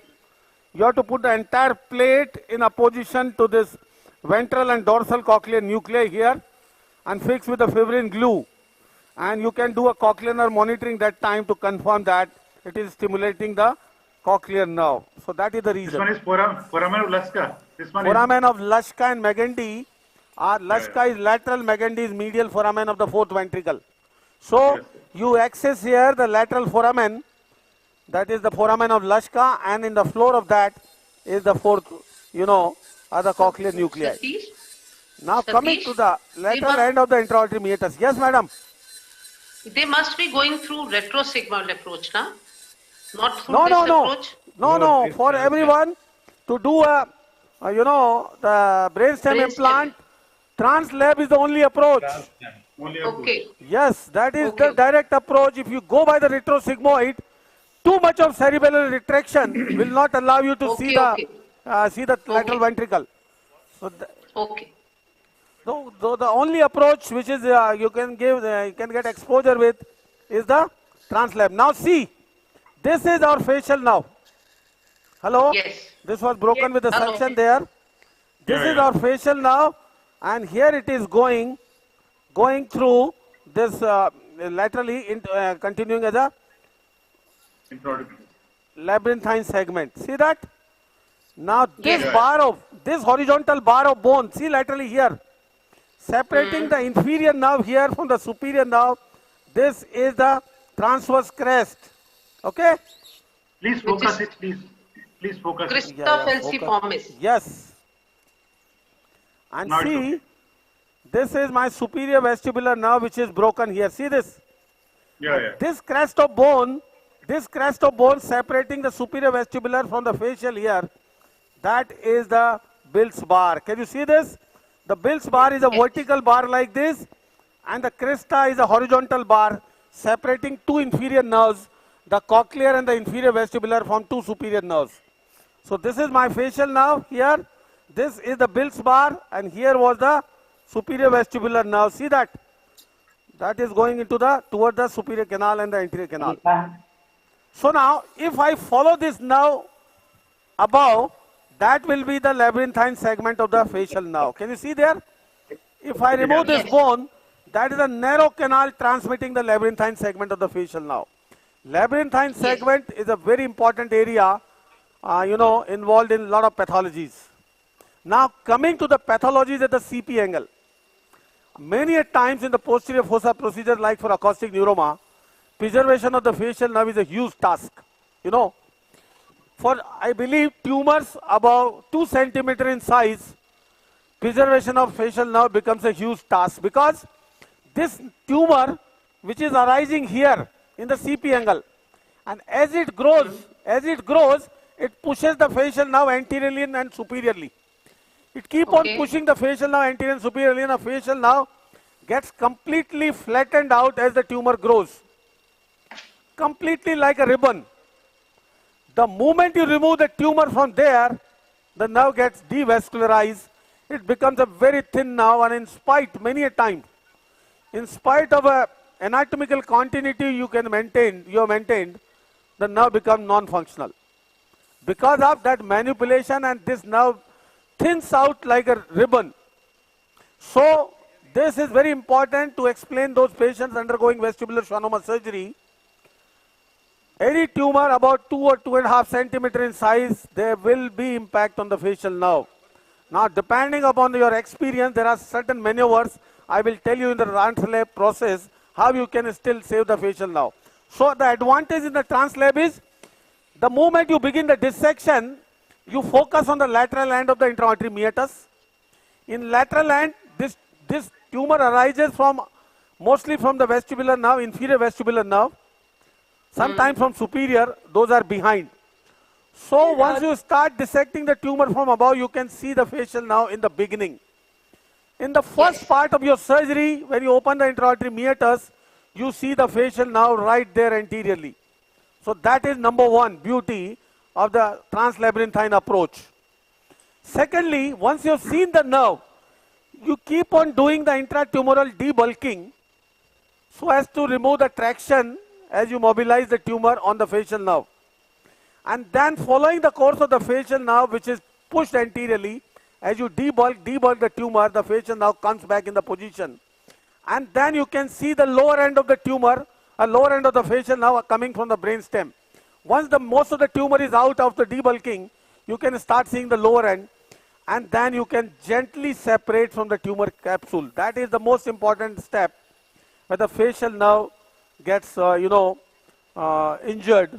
And even if you preserve the anatomical continuity, because of that traction, because of the devascularization and molecular changes at that level in the neurons in the facial nerve, the facial nerve dysfunction is inevitable. So in small tumors, facial nerve you can preserve very well. Larger, it becomes more and more unlikely, and that kind of, you have to explain to the patient. Now, coming to the various approaches, the advantage and disadvantages regarding the facial nerve. If you are coming from that retrosigmoid approach, suppose from behind. If you are coming from behind, this is the tumor. Your facial nerve is anterior to the tumor and surgeon is behind the tumor. This is the tumor, the facial nerve is anterior to the tumor, and the surgeon starts from behind the tumor, absolutely blinded by the facial nerve. So number one, the chances of preservation, the upfront identification of the facial nerve is not there. Like you see upfront, you identify in the translab approach, number one. So the preservation overall of the facial nerve is less in the retrosigmoid approach. Number two, in the experienced hands of the neurosurgeon, they keep on debulking and find the lower end, the medial end of the nerve from the brainstem. And then separating the tumor from behind, they reach to the intra-auditory meatus. Now again the question comes, if the tumor is going far laterally in the intra-auditory meatus, you cannot remove either if it is going far laterally, or if you try to remove far laterally from the intra-auditory meatus, you will end up injuring the inner ear. And then the purpose of doing a retrosigmoid in terms of saving the hearing is defeated. It's lost. So, Satish, what you can do in that situation? If the tumor is going laterally in the intra-auditory meatus, you drill the intra-auditory meatus from behind. Now, drilling the intra-auditory meatus in the open cranial cavity, number one, is again is providing something like bone dust to the CSF, which have its own implications. Number two, you just reach the intra-auditory meatus, remove the bone, and make a slit on the posterior dura to decompress the tumor. That's it. Rather than trying to remove far laterally with the endoscope and other things. A lot of people are trying with the endoscope, but that is ultimately end up injuring the hearing. Yes, madam. so you mean to say that lateral approach is safe because there is a bony canal and it shows us the proper placement of facial nerve, whereas the medial approach is a bit unsafe because there is no covering layer and more chances of injuring the facial nerve when we go from medial to lateral. Yeah, that is retrosigmoid. Retrosigmoid, Right. yes, because there are no bony layers and only pyometer is there. Yes. And there is a fact I read about it that the facial nerve can tolerate the stretching by a tumor, but damage by iatrogenic or touching it directly. Yeah, this part of the facial nerve, this part of the facial nerve is like, you know, chui mui, very touch wood. delicate. There is no periosteal covering. Only No the bony covering. pyometer is there. Even the slightest stretch can lead to dysfunction of the facial nerve. Yes. Number one. Yes. Now we are coming for the first day in today for the first point, how to manage the facial nerve. This what Yes. I have shown until now is the approach, is the anatomy in that region. That's it. It has nothing to do with the facial nerve course. So the first question now, in case the facial nerve is damaged at the CP angle, what can be done? And number two, in case the facial nerve is not damaged, but still anatomy is intact, the continuity is intact, but it is non-functional, what to do and when to do. And number three, what approach can provide you anastomosis of the facial nerve at this level? Before going to that, Yes. let me put up one point very clear to everyone. Today, the facial nerve is unique in terms of giving a spontaneous facial expression by means of Yes. supplying 43 muscles on the face. And that synchronization and spontaneity provided by the facial nerve from both sides gives us a beautiful smile. You know, Yes. that sense of expression of the facial expression cannot be provided by any other thing else than facial nerve. So, when it comes to facial nerve reconstruction, the number one thing, the best results are gained when you have a discontinuity and you repair the discontinuity by anastomosis. Still you keep the innervation coming from the facial nucleus intact, because that only will give spontaneous smile. So once there is interruption in the facial nerve, the ideal first treatment is restoring the discontinuity by anastomosis. Number one. That gives the supreme result. Number two, when there is a defect, gap between the two ends of the facial nerve, still the best results are gained by putting a nerve graft in between and suturing from both ends. So this will give two anastomosis. This will allow loss of axons more than one anastomosis.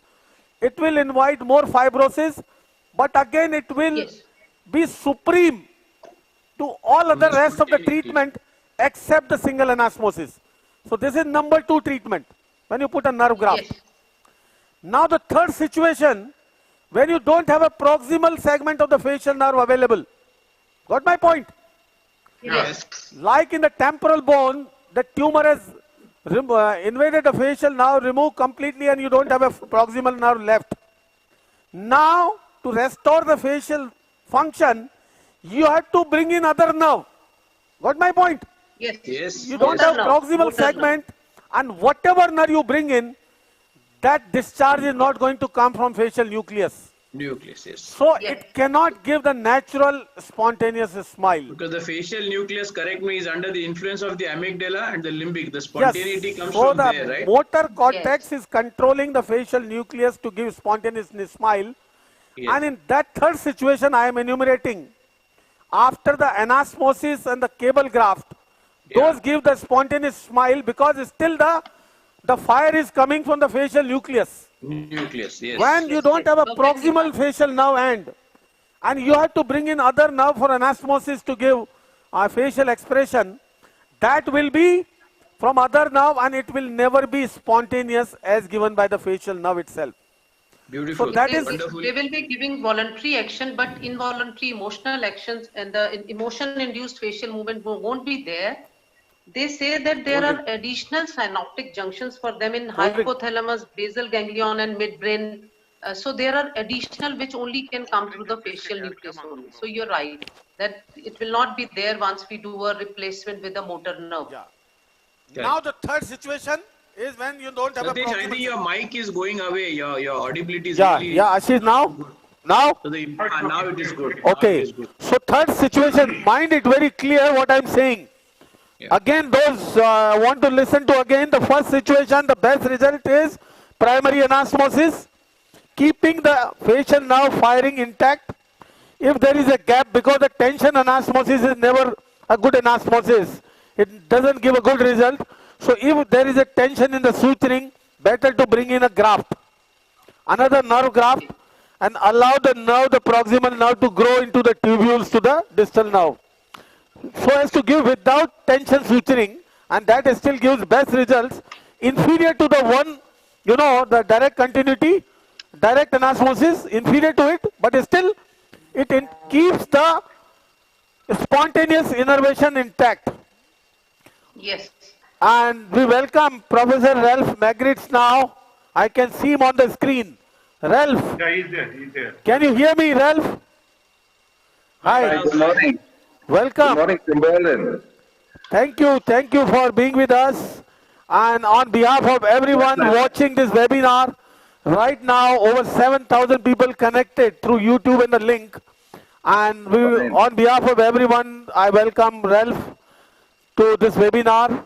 For everyone, as I mentioned in the beginning, Ralph is a committed facial plastic surgeon. He is our own ENT surgeon and presently is heading the department of the University of Berlin of facial plastic surgery. He is the chief there. Chief there, and we had an opportunity earlier, thanks to Gori Belsare for inviting him last year to Pune, to had an opportunity to see him in action last year.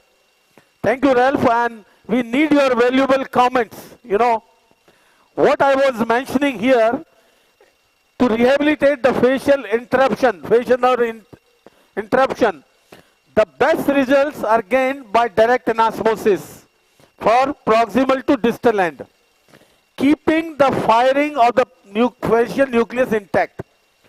That keeps the spontaneous innervation intact, and we still get a spontaneous smile. If we have no chance of having a primary anastomosis because of the gap in the nerve, a part of the nerve is destroyed, we can bring in another nerve as a cable graft, and still the spontaneous smile remains intact, though it is inferior to single innervation than the double innervation with the cable graft. Now we welcome Morwani sir. Morwani sir, welcome. Good morning. Good morning, I've been sir. watching you for a long time. So I've been watching Morwani you for a long sir, time. you know, Morwani sir is like father figure to us, and is you know, I'm not wrong if I call him as a father of facial nerve surgery in our country, who has been doing for last 40 years and teaching us and done number of procedures and tackled different situations.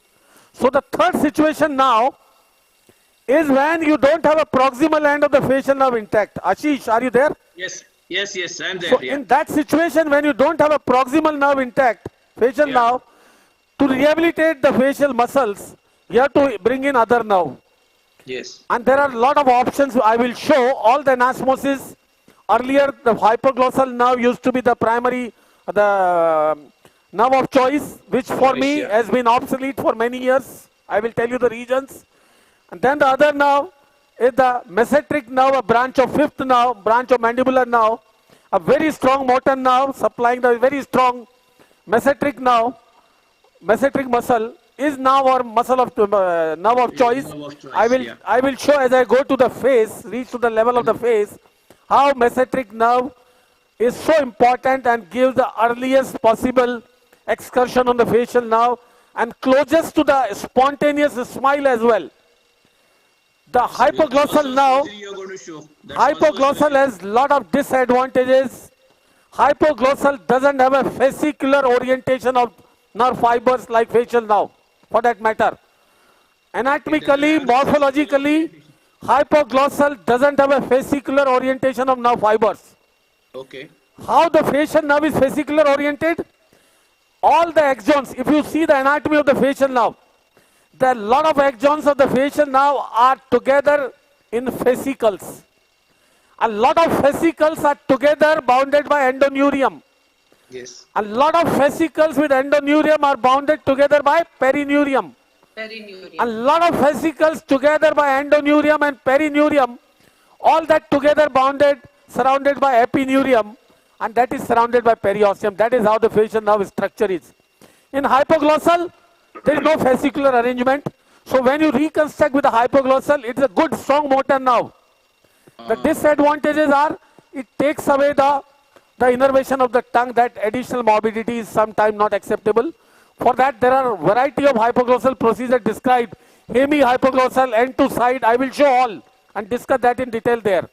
So, in order to avoid that, the mesenteric nerve, for last 7 years, I have been doing, and if you go to the literature, is the nerve of choice now for many regions. I will show that facio-mesenteric anastomosis today on the cadaver, and we have 4 live surgical cases after the cadaver today for facial nerve, and one of them is facio-mesenteric anastomosis. So the fascicular arrangement of the mesenteric is close to the, similar to the facial? Yes, there are so many advantages. That is number 1. Number 2, the close vicinity of the facial nerve to the hypoglossal nerve on the face. I will show when I show the facio-mesenteric anastomosis, the trunk of the facial nerve and the mesenteric nerve are very close to each other. You don't need any interposition graft or anything. The innervation and the movement of the facial muscles are so fast. When you do a facio-mesenteric anastomosis, you can start getting result in 3 months' time, which otherwise in a long anastomosis with the hypoglossal nerve, you don't get majority of the time in less than 1 year time, you know. So that is another advantage. Number 3, it is a strong nerve with number of myelinated nerve fibers required for the facial innervation. The cortical representation of the mesenteric nerve overlaps the cortical representation of the facial nerve. So, in the post-operative period when the patient gains the function, you know, reaching to the spontaneous smile is closest by the mesenteric nerve as compared to the hypoglossal nerve. Now, for that, lot of physiotherapy is needed. You know, physiotherapy is a very strong role in facial nerve rehabilitation. And you remember, Ashish, how the Professor Tessa Hadlock emphasized in, you know, last time in Madrid, Spain, about the physiotherapy and all those things and the facial paralysis. So, why I'm saying so, when you do a facio-hypoglossal anastomosis and when you start getting results, the patient has to be subjected for the intense physiotherapy program because he has to learn the facial movement by means of movements of the tongue.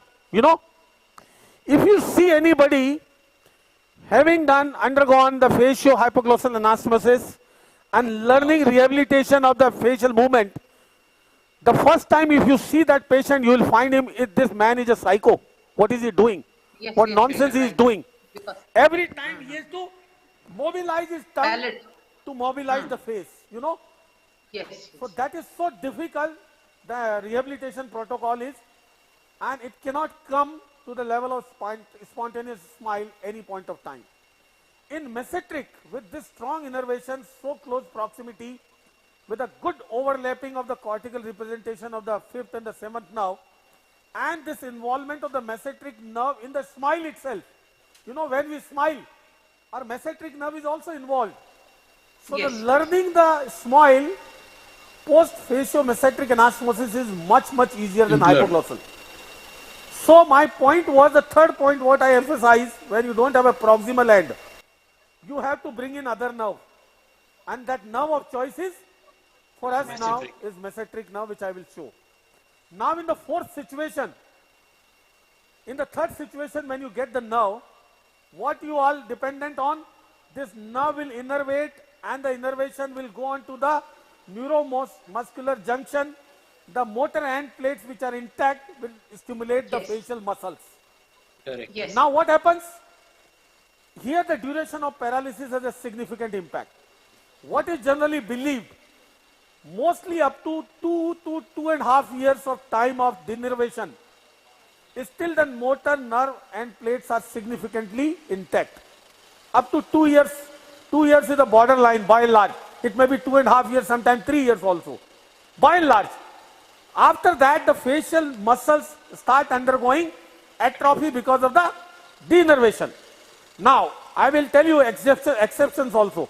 So what happens if a patient with me who has had facial paralysis for 3 years, and now I bring in a nerve, I may innervate the nerve through bringing a new nerve, but what will ultimately happen, what it will stimulate when there are the end plates are not active. So in that situation, in long-standing paralysis, now you have to bring in along with the nerve the muscle as well. Muscle.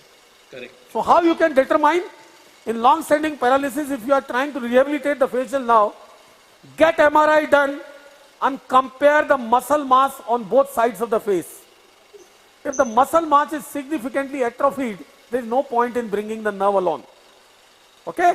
In that situation, now you have to bring in the nerve along with the muscle as well. And then when you bring in the nerve and the muscle, you have to bring in the vascularity as well.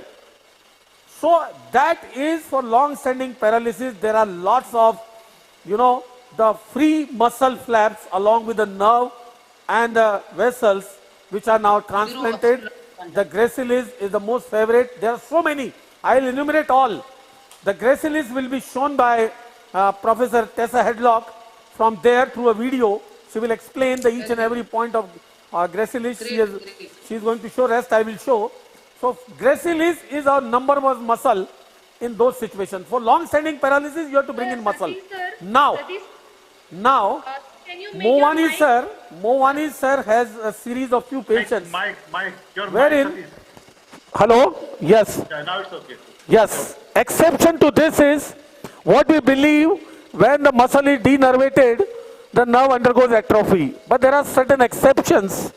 If the patient is not a good candidate, elderly patient, not a good candidate for a free vascular anastomosis and free muscle flap, he tried in few patients, still the nerve anastomosis, and found some function returning back, good function returning.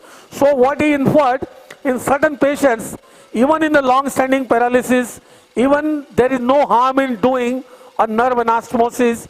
If you cannot do a free muscle transplant, still you can do a nerve anastomosis and expect some function to come. So this is the basis of today's facial nerve workshop. I will show at each and every point of time what procedure is best for particular situation.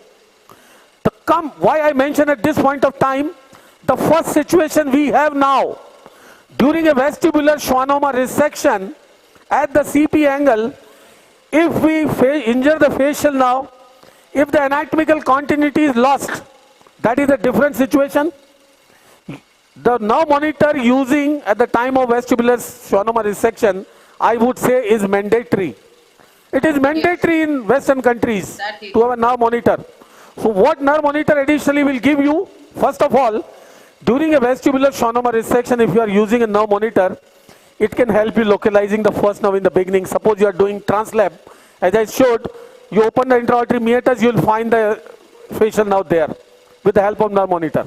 Secondly, during the surgery, when you are putting too much of traction on the nerve, your nerve monitor will warn you that you are injuring the nerve. That wants you to stop that maneuver. Thirdly, at the end of the surgery, when you keep the nerve intact, you have left the nerve intact, and if your nerve monitor is showing good function, that is an indirect sign that the nerve function is also left intact.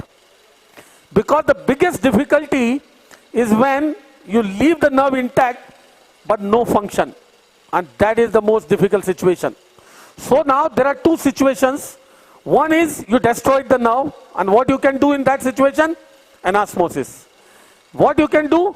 You saw the vertical segment of the facial nerve. Let me show you again. Can you put the microscopic picture? And that is the advantage when you are doing a translap procedure. When you are doing a translap procedure and you have injured the facial nerve during the vestibular schwannoma surgery, what you can do? See, suppose my lower end or the nerve or the end of the brain stem is here, suppose. See that? Are you getting the picture? Yes, yes. This is the brain stem end of the nerve if you have. And rest of the nerve is injured. What you can do? This is the nerve in the vertical segment. See this? You can bring out this nerve from the vertical segment here, and with a sural nerve, you can harvest a sural nerve and anastomose this sural nerve from lateral end to the mastoid segment to the medial end to the brainstem, and you can anastomose and cover in a temporalis fascia sheath or any fascia sheath along with fibrin glue, and it works well. That is at the same time of surgery. Sir? Can I say something? Yes, sir. See, when you are transposing the nerve from the stylomastoid foramen, the complete vertical course, horizontal portion, level length, you need not have an additional graft. The length becomes too much. It comes automatically. Yes. You know what I mean? Yes, yes. That is additional length. You are rerouting the nerve. Yes. From stylomastoid foramen, it will come up to the brainstem. Yes. You need not have an additional graft. When you are two suture lines. Yes, yes. That you don't need to do. Then we have one suture line. Yes, we need to only one suture line. The GSP and then. So, what you can do at the same time of surgery, if your nerve is injured, you can do this, anastomosis using a sural nerve. A sural nerve has the advantage of having a long segment, whatever segment you want, it is available. It is so easy to harvest. I will show you how easily in a few minutes you can harvest the sural nerve. And the one end laterally to the mastoid segment, medially to the brainstem segment, wrap in a fascia, put a tissue glue, and it works well. At the same time of surgery of vestibular schwannoma resection. Now, this can be done only when you are doing by the translab approach, because your mastoid segment is in your vision, like you see today. If you are doing with a retrosigmoid approach, your mastoid segment is nowhere in the scene, and then you cannot do the same stage anastomosis. So that is an added benefit of translab approach for the facial nerve in case you need anastomosis. Number one. Now the second situation is, at the end of the surgery, you left the nerve intact, but your monitor is silent. Monitor is silent, still you can't rely 100% on the monitor, and you won't do anything. Once the nerve is anatomically intact, there is no indication to transact and anastomose that. What you have to do is come out. Post-op, you see the movement. If it is still level 6 paralysis, House Brackman level 6, wait. So ideally, For how long, Satish? yeah, according to the literature, you have to wait at least 6 months. That is enough time to give to see any chance of, recovery. At the time of 6 months, check with the EMG if the EMG is still silent. If there are voluntary potentials coming on the EMG, you don't have to do anything. Okay. At the end of 6 months, if the EMG is silent, don't waste time. Don't waste time and bring another now, do a faciomessetric anastomosis, as simple as that. I want to interfere again. Pardon? Even I used to say 6 months is, Satish, can I say a sentence?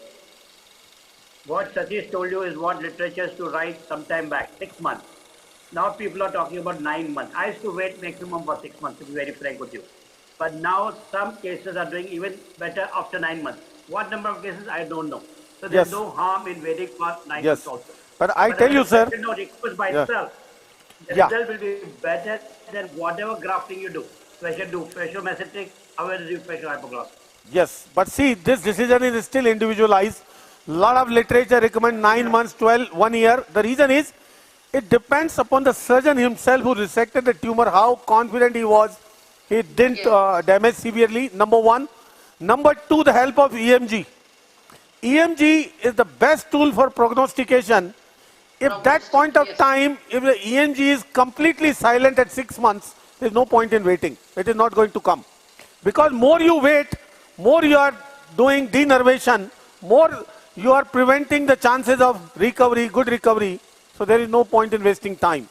So 6 months to 1 year is a sort of period.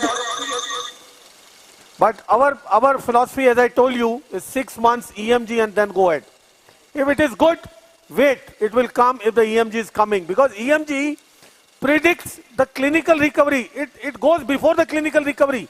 Clinically, you may not see any signs of recovery of the facial nerve, but you can predict weeks before on EMG that it is coming now.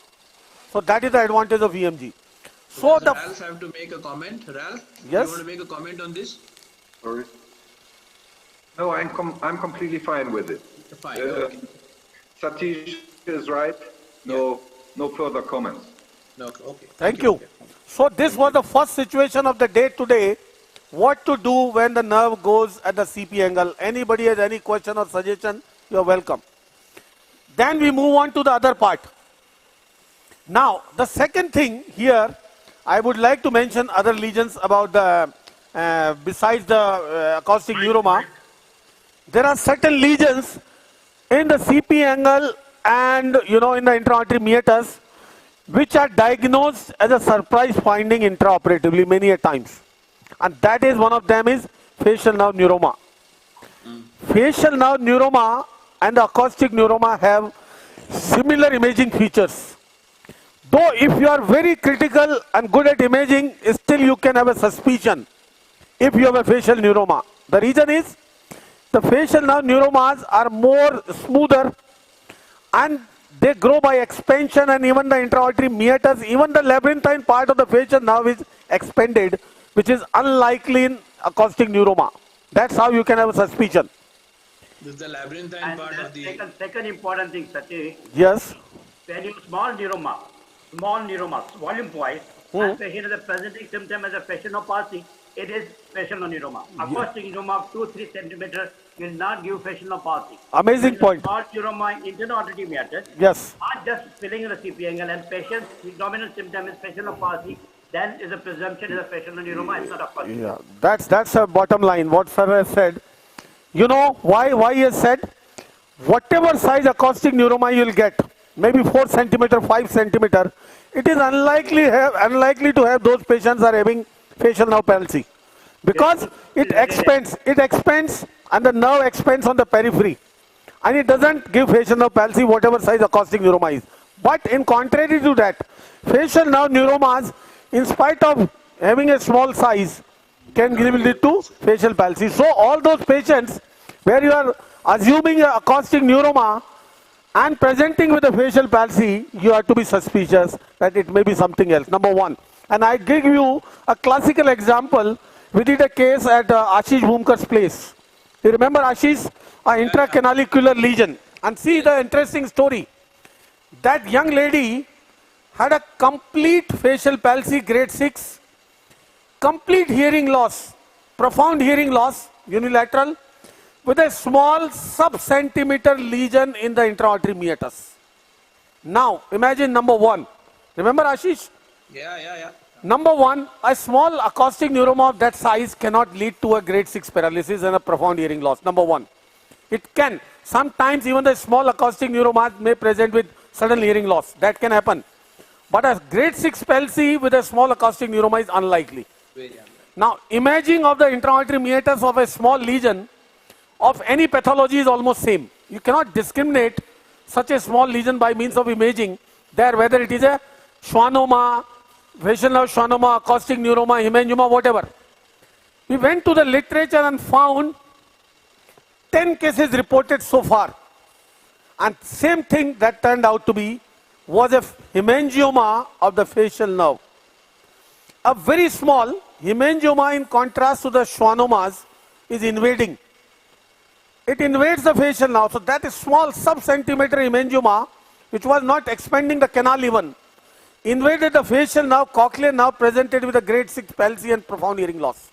And yet on imaging you cannot discriminate. So like what Morvani sir said, has said, symptomatology is important. Patient presenting with a facial palsy, and if you are assuming acoustic neuroma, you have to think twice. And secondly, Satish, as far as hemangiomas are concerned, they are most commonly at the genu area. Yes. They tend to come towards the labyrinthine portion and internal auditory meatus. Yes, the most common at the first genu. They are most common at the first genu. There is a characteristic appearance in MRI of hemangiomas. Yeah, but small hemangiomas you cannot get those characteristics. In a larger one, you can get calcification and all that. It's like a half grain. Yes. It's like it starts a small half grain. Only in the larger ones. Yeah. In the larger ones, on hemangiomas on MRI or CT scan, you will find calcification and contrast enhancement and a variegated appearance, classical of hemangioma. Because of calcification, those patients develop. That is classical, but in the small ones, you cannot get those symptoms. Now coming to the different segment, that is labyrinthine segment now. Now this part of the labyrinthine segment of the facial nerve, we all know, is the narrowest part. Narrowest, and this is a culprit in many of the pathology, in the commonest we see in our practice, is the Bell's palsy. You know, and there are a lot of controversies surrounding the Bell's palsy management. I tell you, the reason is, sometimes things are not very clear, I tell you very clear, but yes, still we have to follow the evidence-based medicine. And second thing is a dogmatic approach by certain people, that fixed approach that you have to do this, you have to do this. It cannot work like that. The Bell's palsy, we know, the reason is viral, leading to edema of the facial nerve in a narrow bony canal, compressing the nerve, blocking the neuronal conduction and leading to Bell's palsy all of a sudden. And most of the time it has been proven, like Hugo Fish, so many years, 40 years back, he proved that it is the narrowest part of the labyrinthine segment which is the culprit for giving Bell's palsy. Okay? Now, 0.68 millimeters? 0.68 at the labyrinthine segment. 0.7 millimeters. Labyrinthine segment emerges from the intra-auditory canal. That is the narrowest one. Now that part of the labyrinthine segment is compromised by various things. Number one, this part of the labyrinthine segment doesn't have as vascularity of the facial nerve as other segments. The segment of the facial nerve beyond the geniculate ganglion, and geniculate ganglion is supplied by descending petrosal artery and the stylomastoid part. That is richly vascularized. Similarly, intra-auditory canal, it is vascularized by the intra-auditory artery. But this transitional zone is at risk of vascularity compromise as well. So what happens in the Bell's palsy, this area, once the edema happens to occur, the nerve conduction stops and the patient develops all of a sudden facial paralysis. With this proximal paralysis, all the other features are adjoining along with the paralysis, like the GSPN is involved, the stapedius is involved, chorda tympani is affected because all are distal. So all majority of these patients, when you elicit the history, they will present with a history of all these symptoms like taste, the hyperacusis, you know, the lacrimal symptoms, all those symptoms you may get on those patients. The submandibular flow, all salivary secretion, everything. So now the management of this condition, this is so controversial, and I will here take this opportunity to clear some facts about this. Number one, the primary treatment of Bell's palsy actually is nothing. It recovers on its own majority of the time. Yes, steroids do help. It doesn't mean that steroid is everything. There are so many studies done. On one arm you don't do anything, on one arm you give steroids. Advantage is definitely there with the patient with the steroids. as they have a more better chances of recovery, faster recovery, as well as less chances of, the residual issues like synkinesis and other problems, as compared to non-steroids. Okay? So the first treatment is steroids. Then the other treatment like Sternat's protocol or modified Sternat's protocol, if you see, with steroids, antiviral, so many things, to improve the blood flow, dextran and everything. You can give, if you want to. If you don't want, I don't find any difference, any significant difference. The biggest question is, what happens to those patients who have not recovered? And could we do something to those patients to improve their recovery?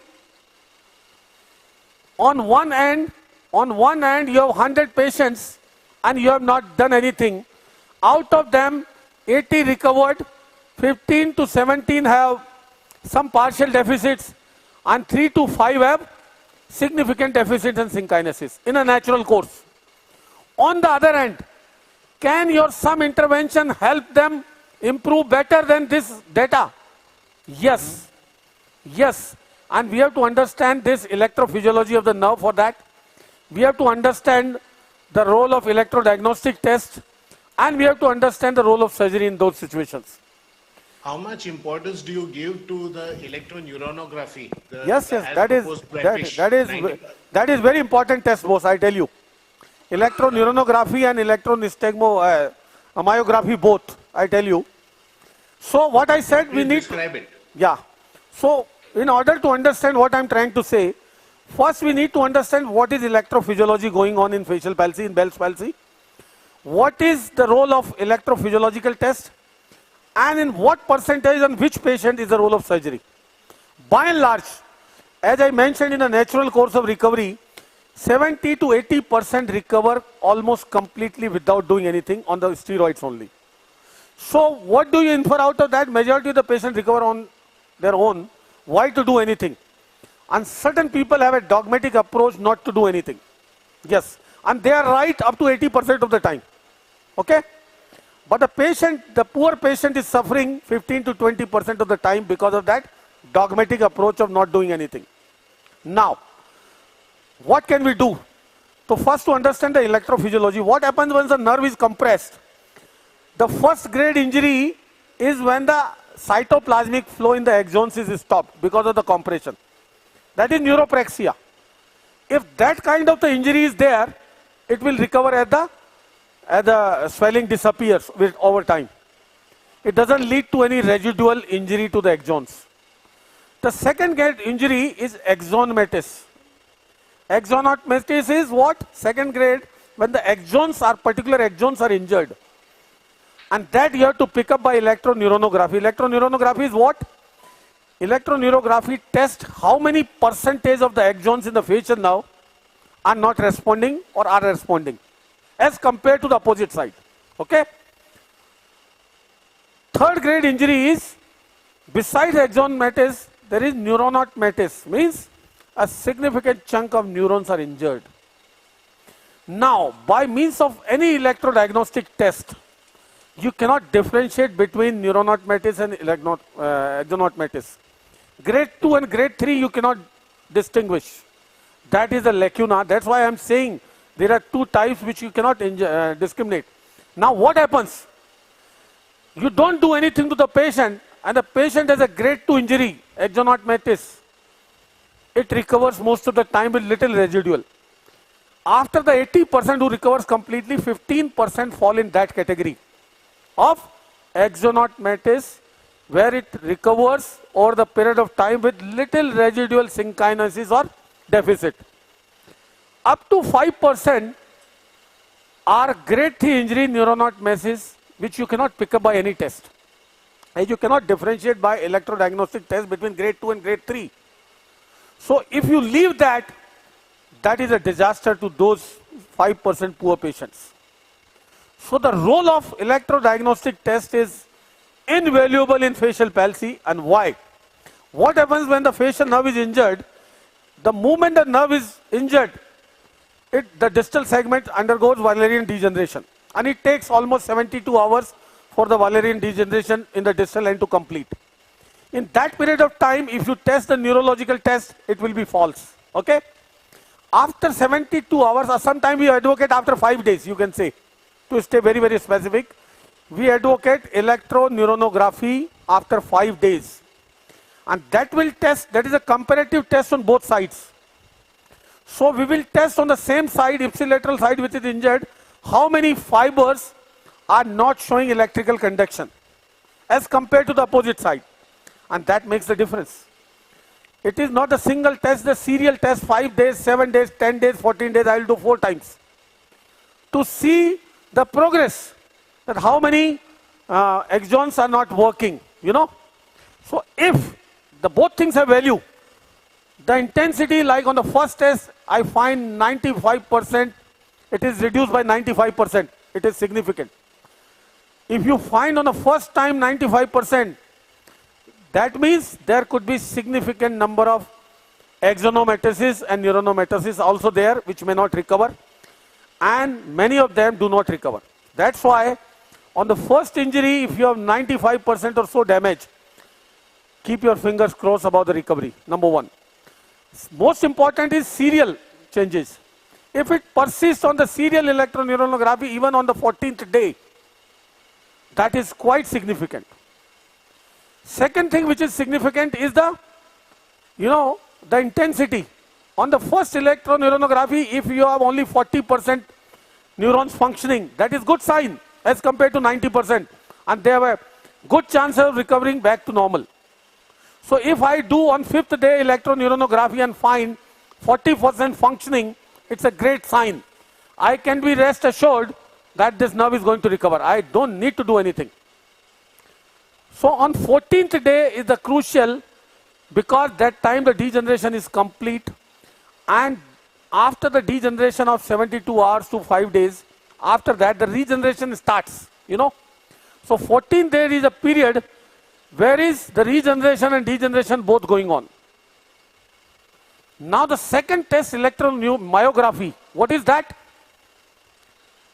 Myography detects the regeneration value.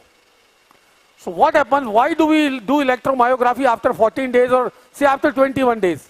So by that time, if there is a small injury like neuropraxia, majority of those neurons will start recovering, And if you pick up on electromyography after 14 to 21 days, you will find you put the needle in the orbicularis oris or the orbicularis oculi and ask the patient to do some volitional activity, voluntary activity, and you find the EMG response. That means that patient is going to recover. That may be having 95% EMG response lost. Got my point? Both tests has a value, not a single test. Yeah. If some test has a 95% damage on ENOG, electroneuronography, even on 14th day, but after that, the EMG shows the volitional activity after 14 day. That means the recovery is going on. The regeneration has started. Yes. So in spite of a zero ENG, if EMG is there working, that is a sign that you don't need to do anything. Okay? So now, keeping aside these number of patients, few percentage of the patient come into the category where the ENOG is more than 95% damage, and even after 21 days, no EMG, absolutely silent. You ask the patient to put a needle in the orbicularis oculi and ask the patient to voluntarily mobilize the eye, and no EMG activity at all, no volitional activity on the EMG on 21 day is the indication that you have to do something. Otherwise, this is the subgroup of patient which is not going to recover on its own. Which needs something extra and intervention. Yes. So only you have to address those groups of patients. If you ask me what patients you will do decompression in Bell's palsy, I will decompress only those patients who present with a grade 6 palsy at the beginning. Majority, 90% of the Bell's patient present with grade 3, 4 palsy, not with grade 6. Okay? So only patients who present with grade 6 palsy, out of them, patients whose ENOG shows more than 90% damage, and EMG along with that on 21st day is silent, only that group of patient I will address. Number one, that is one part. Silence or defibrillatory for step No, potential? that is different. That's different. Please That is, specify. yes, fibrillation potential means they're not working at all. Exactly. I am talking of volitional potential. I am talking of volitional activity. Okay? Satish? Yes, madam. Satish, as we are telling that after 21 days, if it is EMG negative, we'll go ahead and do the surgery. But basically on clinical ground, what we Your voice usually is do- breaking, madam. Your voice is breaking. Hello? Yes. Madhuri can't hear you. Is it okay? Yeah, better. Yeah, better. Okay, so usually in our clinical practice, we wait for at least 3 months. So now No. on That- EMG, we can start after 21 days. that means that patient is a poor fellow. Is suffering because of the weak, we can say.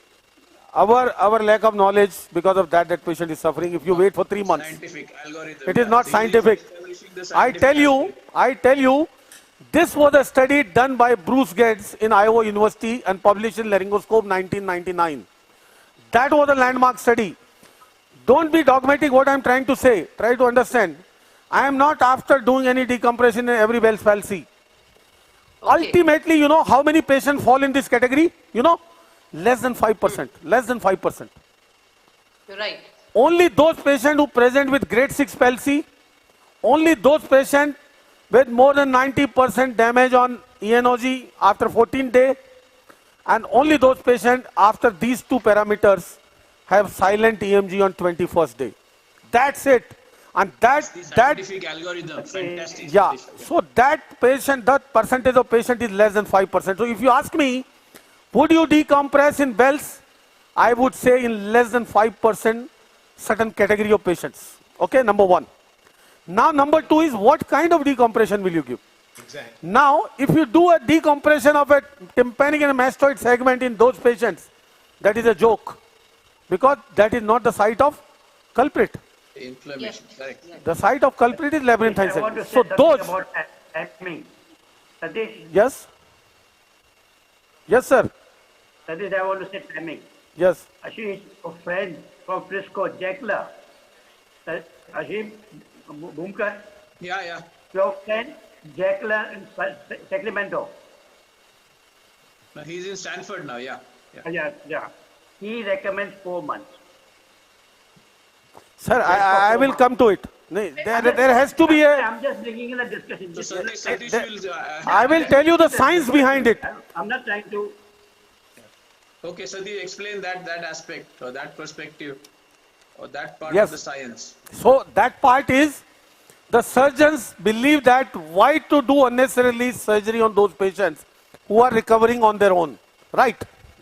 But that's why I explained in last 15 minutes in detail about the electrophysiology and the value of test and the science behind it, what group of patients to be addressed as early as possible.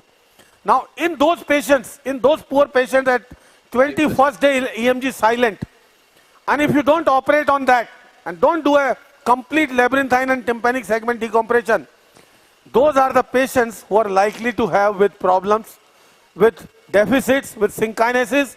And you know, initially, this was a large series. This was a 15-year hard work of Bruce Gates. He published in Laryngoscope 1999. It is not a small study, and it is not a study spanning months.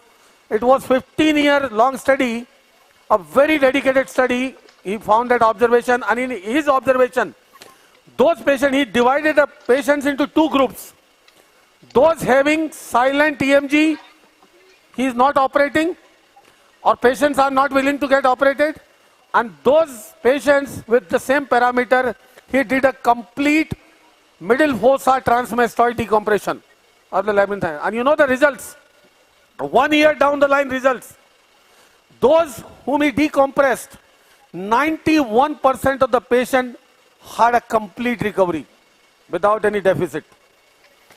And those who didn't operate with the same parameters, only 58% of the patients could recover completely. And those 40, almost 40% of the patients are suffering because of the lack of scientific knowledge by surgeons, I tell you. Yes. Why not to operate? Now I tell you why. Why we are dogmatic about not operating. Certain people, Just one question. certain people, I'll come to you, Ashish. Yeah. I'll come to you. Certain people are so dogmatic, coming to the level of fighting out that why are you unnecessarily operating. First of all, not required in every patient, mind it. Before they discuss, they should come out with a science, number one. They should come out with a something to substantiate their finding, number one. Number two, those are the people who do not know middle fossa approach, who have never done middle fossa decompression, and they will speak against that. Any of them, if has done middle fossa approach and not found result, he should come out. That is my submission. Now, Ashish, yes. Satish, is there any value in Sherman's test to determine the level of the decompression? Not really, boss. That is not so diagnostic. On the One minute, Ashim. This Bruce Gant's study, does it make 21 days as the milestone? yes, yes. Yeah. So if you delay more, Yeah. the less are the chances of recovery. And then That can you is make the a comment on Morwani sir's thing about observation about Jackler saying 4 months. Where is the discrepancy? you ask here? Jackler now. That was the past. That was the past. You ask Jackler now. Is your friend. I have a question. Fine. Control. Now people will always fight that I have seen a lot of Bell's palsy patients recovering on their own. Why to operate?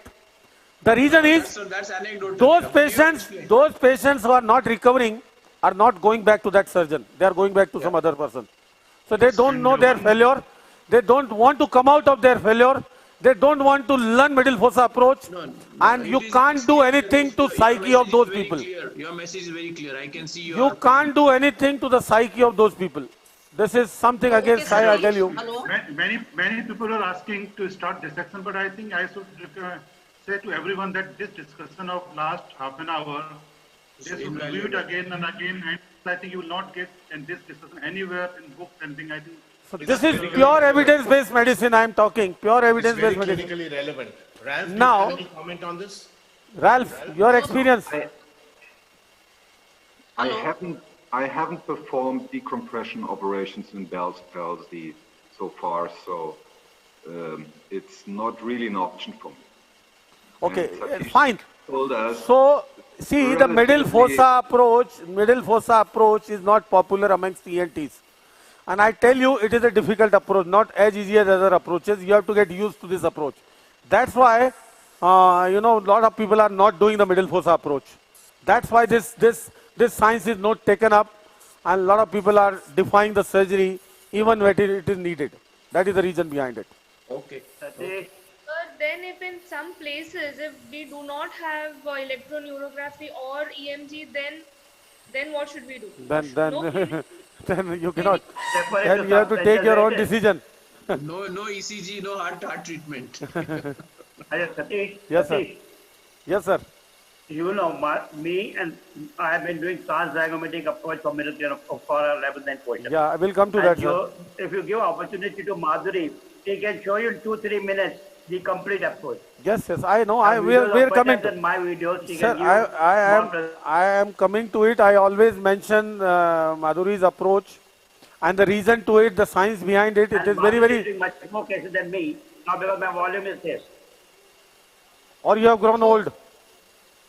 Hello, Sajid, carry on, Satish. Yeah. Carry on, Satish. Yeah. So I'll come to that. The decompression. Madhuri, See, you can talk. for Madhuri the can talk on okay. transdiagnostics. Let me put He it. finishes in the last one. Yes. In Let the me last let me tell let me tell audience what Morwani sir was saying. His point was, you don't need to go to the middle fossa approach every time to decompress labyrinthine segment. What is he trying to say? What I believe now in between. Highly pneumatic master. Now, yes, Ashish, what I believe in between, in certain group of patients, which you can pre-op predict very well on radiology. I will tell you criteria. By means of which, pre-operatively on radiology, you can make out that these are the patients wherein you can do a labyrinthine segment decompression, even by the transmastoid approach. You don't need to go by middle fossa approach to unnecessarily make your life hard, okay, difficult. So what are those criteria? What I mean to say, in a more pneumatized atic, you have the option to dissect to go to the labyrinthine segment without going up to the middle fossa. So what I have 4 criteria. I look at the CT scan. Number 1, if you want to note down, 4 criteria on CT scan by means of which you can predict whether you will be able to see the labyrinthine segment and decompress by the transmastoid approach.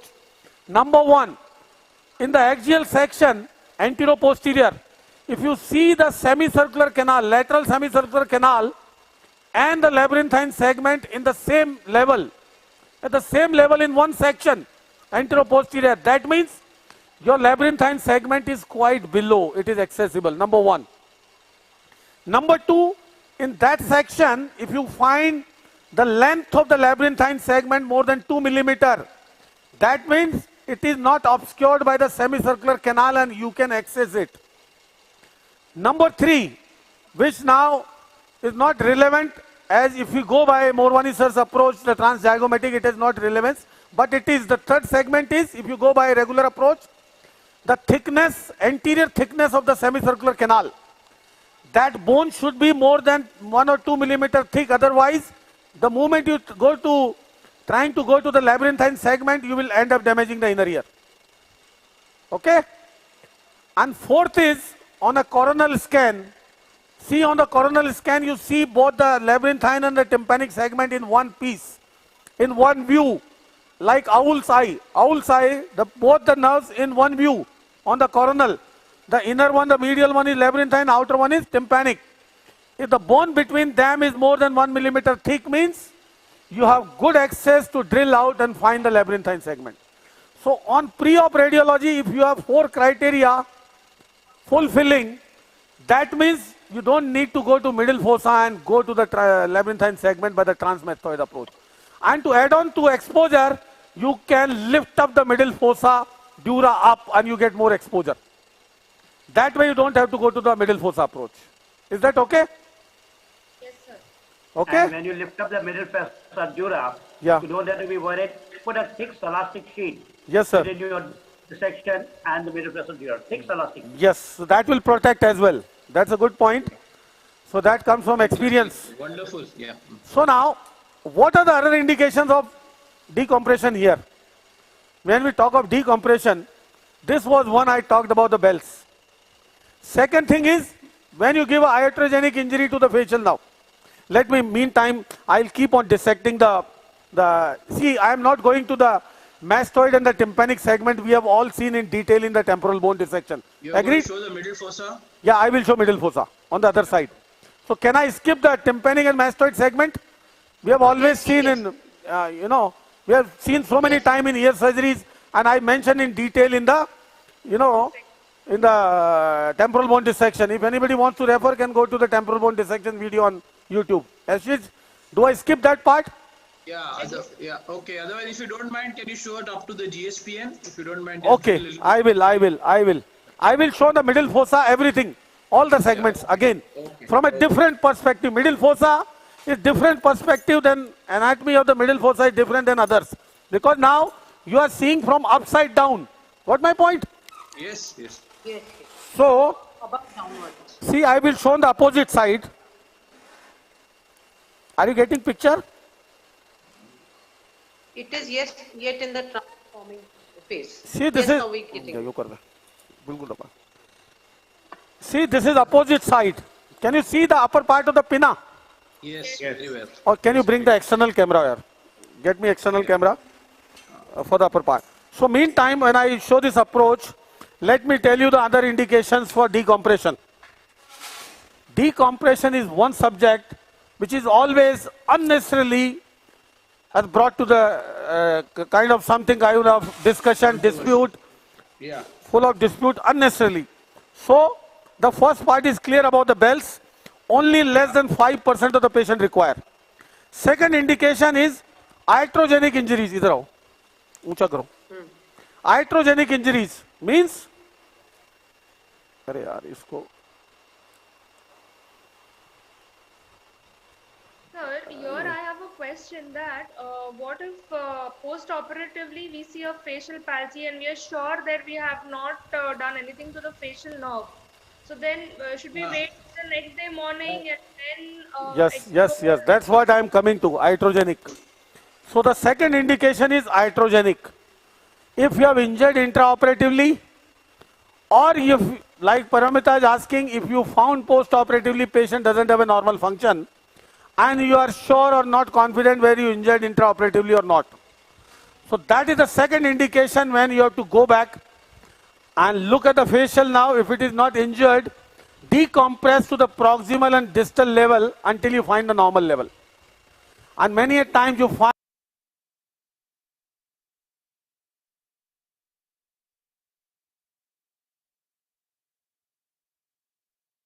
if it is not very infected field, we advocate the sheath opening so that it completely decompresses. So the second indication is iatrogenic. Yes, Paramita? you wait for a day and No. If it depends upon the surgeon. See, if you have injured the nerve, any role for imaging in this, Satish? sometimes, not always. So it depends upon the surgeon. If surgeon is experienced, suppose if surgeon is experienced, if a surgeon like Ashim Desai is operating and he is sure that he is not injured the nerve, obviously he doesn't have to rush now. He can wait. It may be because of some other reason, edema or something, the nerve is, compressed or something, he can wait. But a junior guy who himself is not sure of having transected the nerve, and patient has a grade 6 palsy, immediate post-op, that is something where you don't have to wait.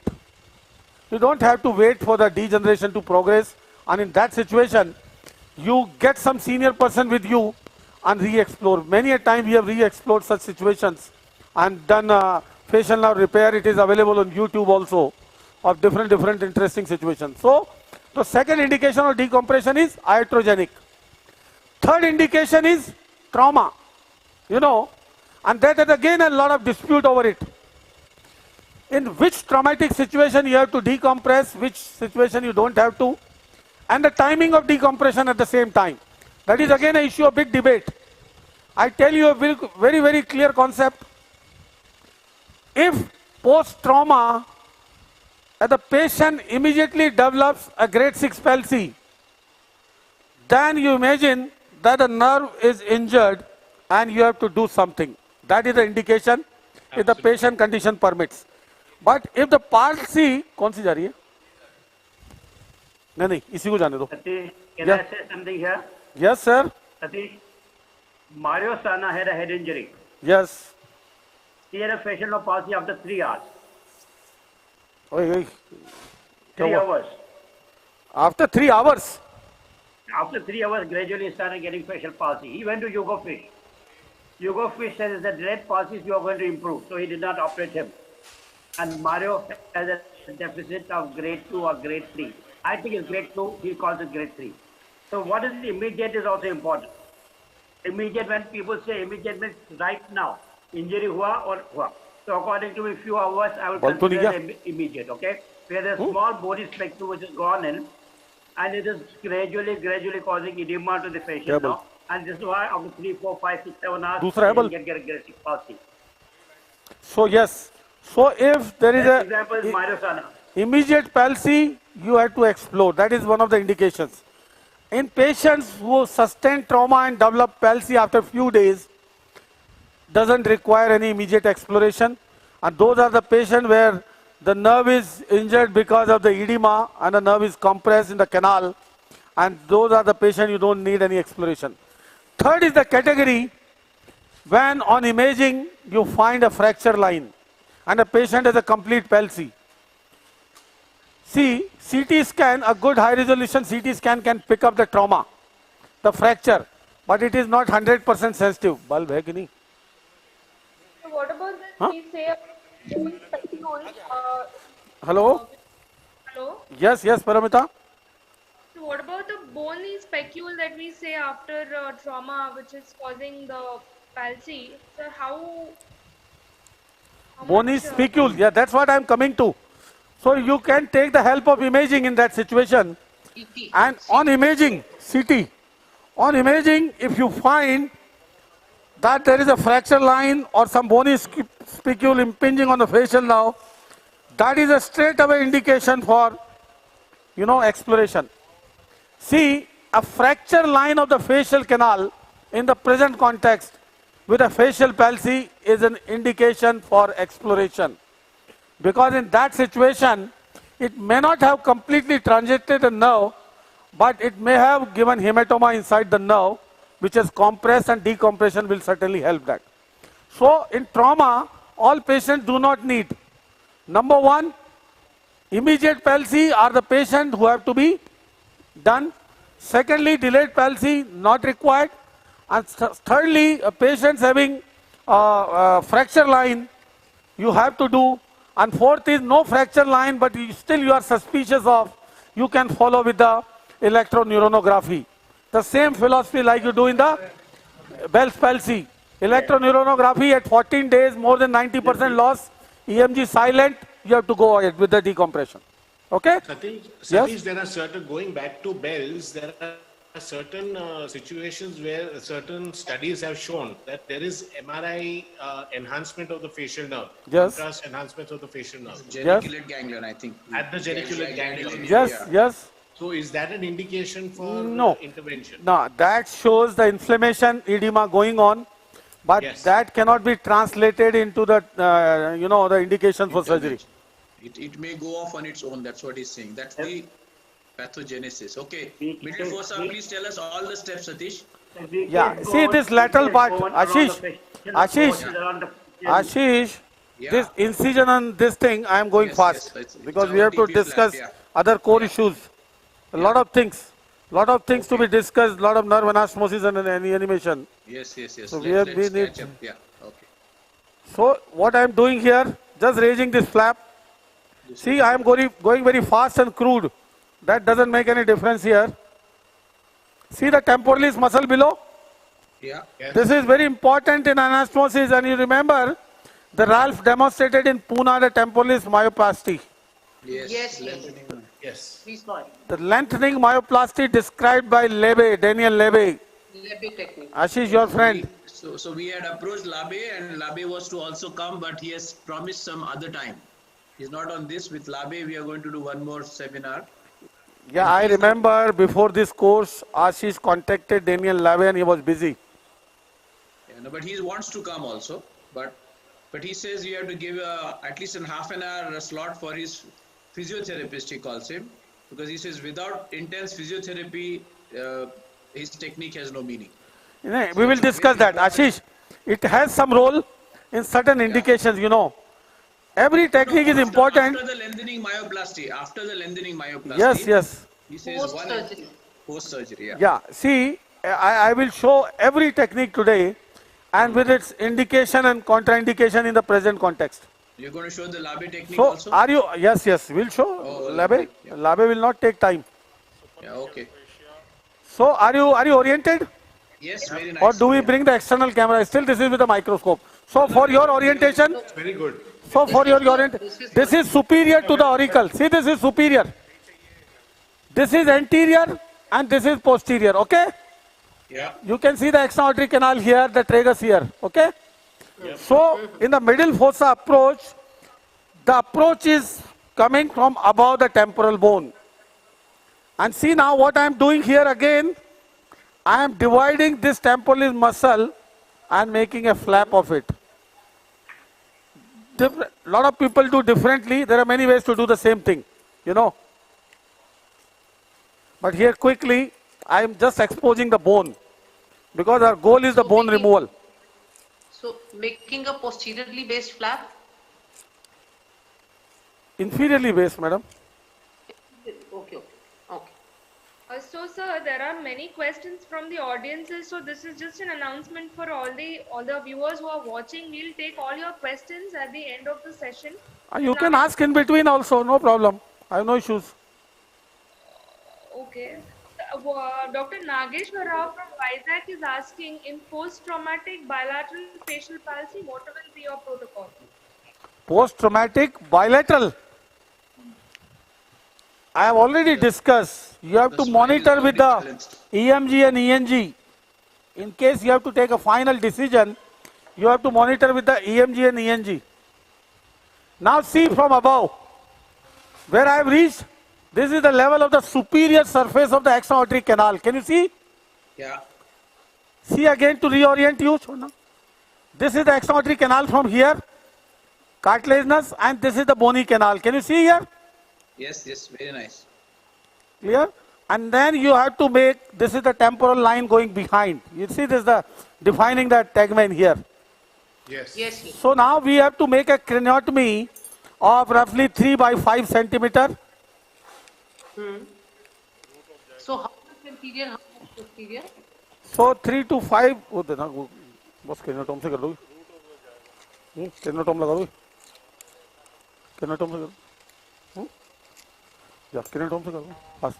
So we'll do fast with the craniotomy here. So is it just above the root of the zygoma that you will approach? Yeah, it will be like this, rectangular. Yeah. See this? Just above the root of the zygoma, and then we'll go above 5 centimeter above, like this. See, this middle fossa has a lot of applications. This is one of the application to do a labyrinthine segment decompression. I told you this is a difficult approach. That's why a lot of people are against any decompression of the facial nerve in bells. That is the major reason. Trained. I don't think it's difficult. No, it's just that we have not been trained. So, अरे यार क्यों हिला दिया? गई, light गई. So there are other indications of this approach as well, and very often we use this approach for the, dealing with a temporal lobe herniation into the mastoid. So when there are big herniation of the temporal bone in the mastoid, what we do? The same bone, like I told you, to elevate. We elevate the bone. Craniotomy bone. We elevate the bone beyond the dimensions of the defect of the tegmen. Like tegmen has a defect 1 by 1 centimeter. I will elevate 1.5 by 1.5. And then I will push that bone from above the tegmen, between the brain and the tegmen, to interpose that bone so that the brain doesn't herniate below. Got my point? Yes. Yes. So that is something different.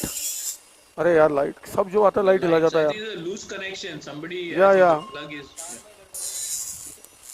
इधर आ Can you जाओ. rotate बिना हिला. the camera a little bit because Yeah, it's a looking slight angular. axis. Yeah, I will. Just See, rotate the camera. the problem here, the microscope. Let me just do a craniotomy and then show you. Yeah. You see below, that is the extra-aortic canal. Yeah. Just keep orienting towards the canal. This is the canal, you can see. We can see where that. Yeah. And Not this where is, he's drilling. It's just, yeah, one place you see the dura. Yeah.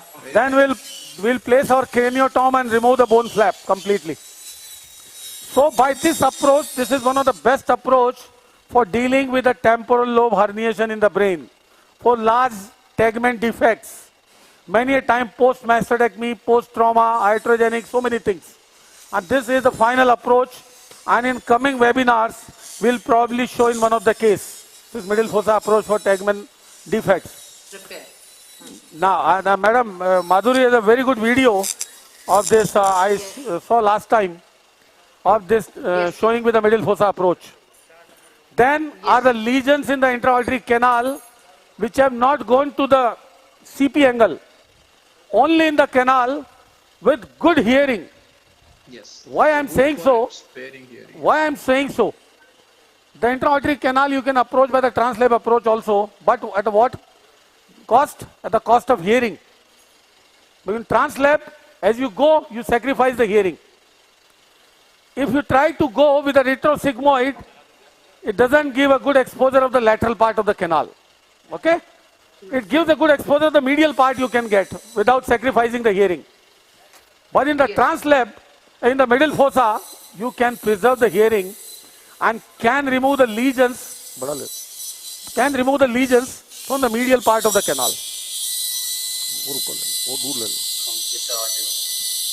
So this is the craniotomy going. See how the craniotomy being going on. You can remove this segment. In the live surgery, if you can give time, You can use your diamond drill and do this, but that can take long and long hours and hours. Studio can no. Drill se karo.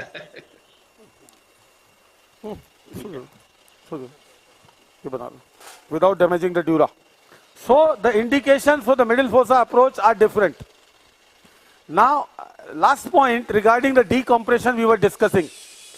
The indications for decompression we have discussed. Number one, for bells, for trauma. The third indication for the decompression is for recurrent facial nerve palsy.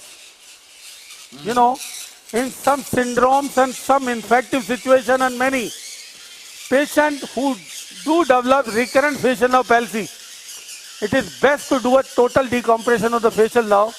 And now the literature supports it, a lot of publications. It works. So that's a good indication in the situation of recurrent facial nerve palsy. After which episode? Pardon? 2 times? After 2 times, yes. If the patient has come back with a recurrence, the better to do a decompression. So there are so many indications for recurrent.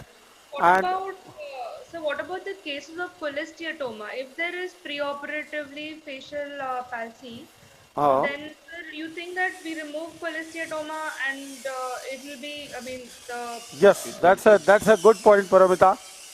Cholesteatoma, patient presenting with cholesteatoma, having facial palsy, is a straight away indication for surgery without wasting time.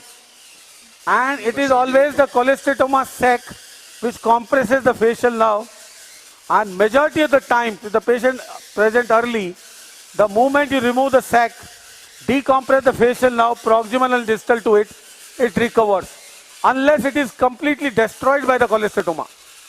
So earlier you do, better are the chances of recovery, and majority of the patients do very well.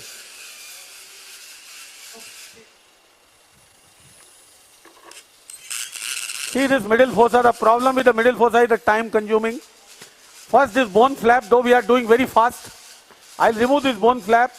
What I will show only from this, I will not go to the intracranial canal.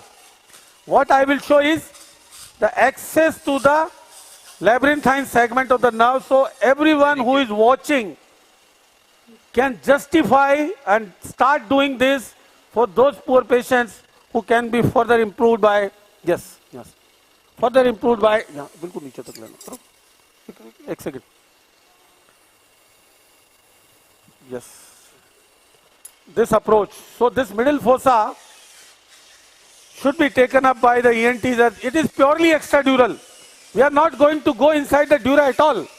Yeah. It's very, very safe approach, except in elderly people above 65, where the dura becomes so, resilient, you can injure easily. This is a very good approach. But for indications which are important for this, not for everything. And for labyrinthine segment, it is amazing.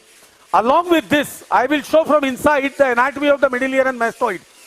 I will today show now the anatomy from above of the middle ear and mastoid. Number 2, if you want, I can show from above cochlear implantation. The reverse strategy of cochlear implantation from apical to basal segment. Got my point? Yes, sir. So, this was devised by Coletti long back. Coletti devised the middle fossa approach for cochlear implantation in patients who have CSOM. Patients who have CSOM, if you go by regular approach, your implant can get infected.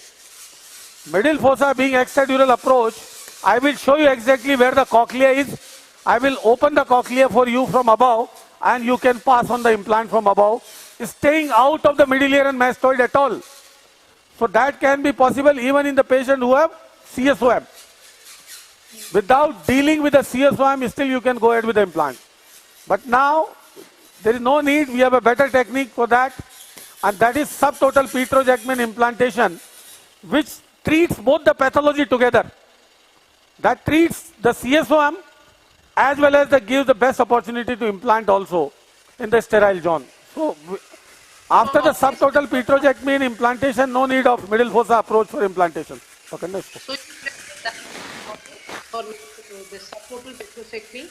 over middle cranial fossa approach. Pardon? You subtotal petrosectomy over middle cranial fossa approach for cochlear implantation in chronic SOM? Yeah, not middle fossa approach, subtotal petrojectomy. Okay. There are many indications of subtotal petrojectomy implantation, same stage. Not only CSOM. All difficult situation of implant can be easily taken by subtotal petrojectomy, implantation and obliteration. Okay.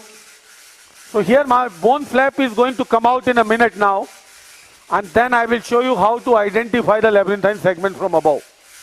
The principal landmark for this going to be the GSPN and the arcuate eminence, and taking two in consideration, I will show how you can go to the labyrinthine segment and then to the intra-auditory meatus, and how you can do a total decompression right from the labyrinthine segment to the second genua, to the stylomastoid foramen. Total decompression of the facial nerve from above. From here you can do the tympanic segment also, you can do the transmastoid segment also. So that is actually the complete decompression if you want to do for such indications. So the middle meningeal artery as well. Yeah, that is far anteriorly. If you want to refer to, I will show you. That is far anteriorly, you will find the middle meningeal artery. Yes. So many a times there is difficulty in identifying the arcuate eminence. So Yes. do you have certain Yeah. landmarks for that? Yeah, that is sometimes very difficult because arcuate eminence doesn't always, indicates the superior semicircular canal. Not always. Yes, yes. Bone nibbler. Bone nibbler there. Now see, I remove the bone flap. Can you see? Yes. Yes. See, just to refer you, orient you again. Satish, zoom out a little bit. Boss, this is the minimum. Minimum on this microscope. But anyway, this zoom out is required for the lateral part, but see, in the medial part we will be requiring the magnification. So let me show you at this. Orient once again, can you tell us the superior, inferior? Yes. That's what I am coming to. Now see. This is the ear. छोड़ दे. इसको पकड़ना है. This is the ear now. Can you see? Yes. We are above the pinna. उठा इसको. उठा दे. Can you see above the pinna? Yes. Are you oriented? Yes. This is anterior. You can see the eyeball, and this is posterior. Now this middle fossa. This is the approach where we are going to go from above. Got my point? Now there are lot of extensions of the middle fossa. We do many a time middle fossa, extended middle fossa approach, middle fossa transpetrous approach, and by this approach I can go even to the cavernous sinus. This is the best approach for the middle cranial fossa, for any disease in the middle cranial fossa, infratemporal fossa, for managing the course of the carotid, any lesion affecting, you can deal with this middle fossa transpetrous approach. That is amazing approach, the middle fossa transpetrous. So now, bone nibbler. I will elevate this dura. See this? Yes, Are you very clear. oriented? Yeah. Very Yes. nice. Just rotate the camera a little bit. Yes. Slightly वो shift हो गया है जो उसका वो. First. Perfect. Now see, Perfect. very focused over there, and I am elevating this dura.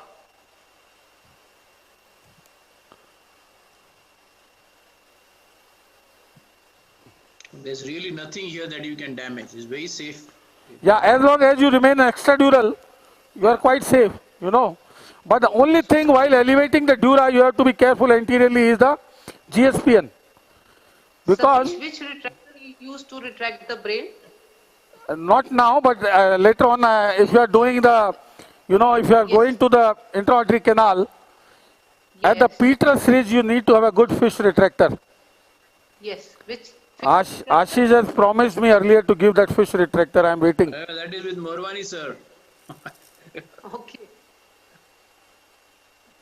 See now, as you go deeper, the only thing you have to be careful is the GSPN sometimes, because the GSPN comes along with the dura. GSPN is dehiscent here many a times, and you can damage that because that is an amazing landmark here as you go deeper. Lot of people take into... GSPN. First structure is GSPN and then arcuate eminence.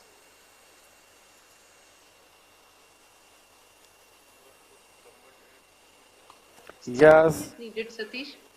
Yeah, I have Pankaj was here behind. He's saying, if you want to reduce the pressure of the brain, Take a you small can. puncture, yeah. Yeah, but see, why to go into the intradural space? Yeah, it's not advisable. Yes. But fish used to do it. I think used to make a small puncture, and he says that would make the retraction of the. One of the biggest disadvantage of this approach is the need of retracting the temporal lobe. Yeah. And Particularly. for how long that? Yeah, bone nibbler. Particularly when you are going to the, intra-artery canal, that is quite deep. It takes time. Yeah, you can release CSF. Intermittent release is recommended.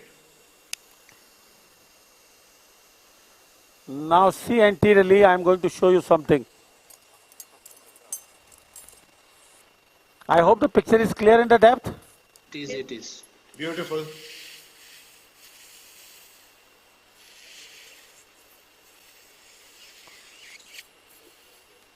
Yeah, this should be GSPN.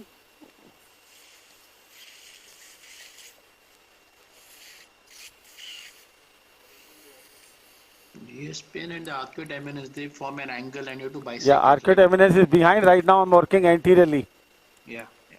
So we can also always correlate it by zooming out and looking at the external artery canal. See, I am going far anterior to this Petrus ridge here. Yeah, and that is the, see, far anteriorly where I have reached anteriorly to show you something, the branch of the trigeminal. Can you see that? Okay. Yes. Yeah. Please show, I could not spot it. Yes. So now, yes. And this is my GSPN here for everyone. This is GSPN. Yeah. Okay. That is GSPN.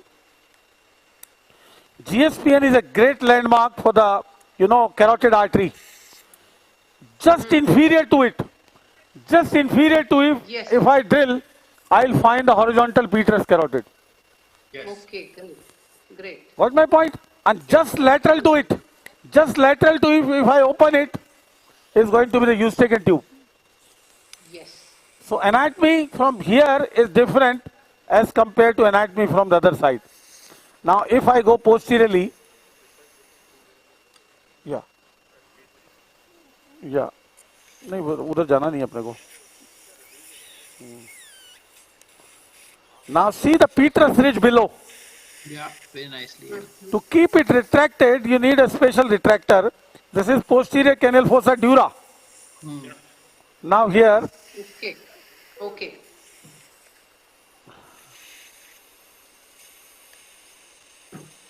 At this junction, you start getting venous bleeding, no, Satish? In real surgery? Yeah. Not really. Some venous bleeding, Ashish. Only venous bleeding. Not much. Only venous bleeding you can encounter. Now, give me something to orient you with the middle ear structures here. What I was telling you. Give me the drill.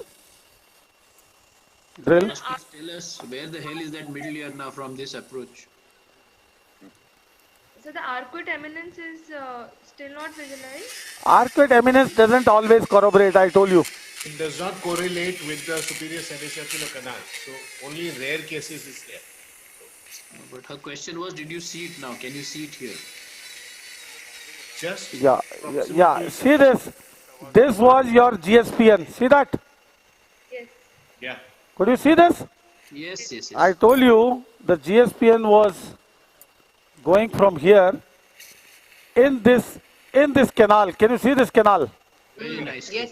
That was the GSPN going, and it goes over the Petrus ridge. Now, following the GSPN behind, give me the drill. In the same area. Yeah, GSPN is a great guide. Yes. So you don't even give much importance to arcuate eminence. Arcuate eminence, I told you, madam, it doesn't always corroborate. Yes. lost while looking for it. Yeah, that's why I'm showing other landmarks. See this? You're what, in the attic or? Attic. Yeah, see, this is the semicircular canal here, superior semicircular canal. Superior. Yes. Can you see now? Yes, the color change we can see. Can you see the superior canal now? Yes, beautifully. Yes. See, there are many ways. Mario Sana, Hugo Fish, Garcia Bane, they have different house, have different methods of predicting the intra-aortic canal. Yeah. See, this is the GSPN, okay? Yes. This is GSPN, this is arcuate eminence. Yeah. If I draw two lines like this and like this, what Mario Sana says at the bisection of this line, Bisecting. Yeah. Yes. this will be the level of the intra-aortic meatus, and here at the medial end, if I retract this dura and drill away this thick bone, will be the full length of the intra-aortic meatus. See this is how you have to retract. And there is a special fish retractor by means of you can retract and protect the dura. Why? Because this will require lot of drilling. It is too deep here. You remember in the trans lab, when we made a superior trough, all that superior bone was this bone which are seeing from above. Now when we see from above, that entire superior trough is to be removed from here, this side. And the intra-aortic canal will come below. Got my point? Yes, sir. So all that bone in the trans lab which was removed superior to the canal, now we are seeing from superior, and this is the bone superior to the canal. Yeah. So if you have come from superior to see the intra-aortic canal, you have to drill that thick bone. Yes. So my direction of the intra-aortic meatus in this situation would be like this. This. Yes. Roughly like this. Okay? Yes. Now, this is your GSPN. And sir, what about the superior petrosal sinus? Superior petrosal sinus. Superior petrosal sinus is at the Petrus ridge here, where I put my retractor. Yes, sir. See, just below that, I have retracted superior petrosal sinus only. Yes, that is what. Yes, Yeah, here. This is superior petrosal sinus, you have to retract. Just beyond the ridge. We need a good fish retractor. Morwani sir says it is with Ashish. Ashish says it is with Morwani sir. I am not getting at all. No, I had bought it from Ankleshriya, sir, and I was not using it. I gave it. Now, Ashish. Yeah. Ashish. See the malleus. Hello. Yeah. Everyone, see the middle ear now, ossicles. We can see the ossicles. See the ossicles now from here. Yeah. Yes, sir. Can you? Yeah. Yes. This is the, and see the best landmark I tell you, Patla Dena. If you find the processus cochleariformis, your labyrinthine segment is exactly in the line of processus cochleariformis. Yes. This is our observation. Say it 3 again. millimeters. This is our observation. We have many a time seen. Now see, this is the incus behind. See that? Yes, sir. Yes, sir. This is the malleus. Yes. And this is your horizontal facial now. Can you see? This is horizontal facial now. Yes. I told you this was the GSPN going anteriorly. Yes. From the first genu. Yes. Is everybody clear with the first genu here? Yes, sir. You can magnify and show it a little bit before you drill it away. Do I magnify? Yes, sir. Magnify. Magnify and just demonstrate before you drill it away. Okay, I will. Just a moment. Let me expose the first genu better. Now see. Fantastic. Yeah. Now see the first genu. See, that is the processus cochleariformis here. See this? Yes, sir. My labyrinthine segment will be right in this line here. Yes. If I drill this bone, keep this in eye, my labyrinthine segment will be right there. Yes. The reason is, this tympanic segment is going like this at the first genu, where it is giving GSPN and then coming back and medially here. Okay? Yes. Between is coming back and medially here. So between this GSPN and the labyrinthine segment in this angle here will be my cochlea. So here at this angle will be apical turn, then the middle turn and the lower turn. Yes, the basal. See, staying extradural, once you remove the bone flap, it is so fast. Yes, sir. Now I can straight away do the cochlear implantation in no time. So let's see.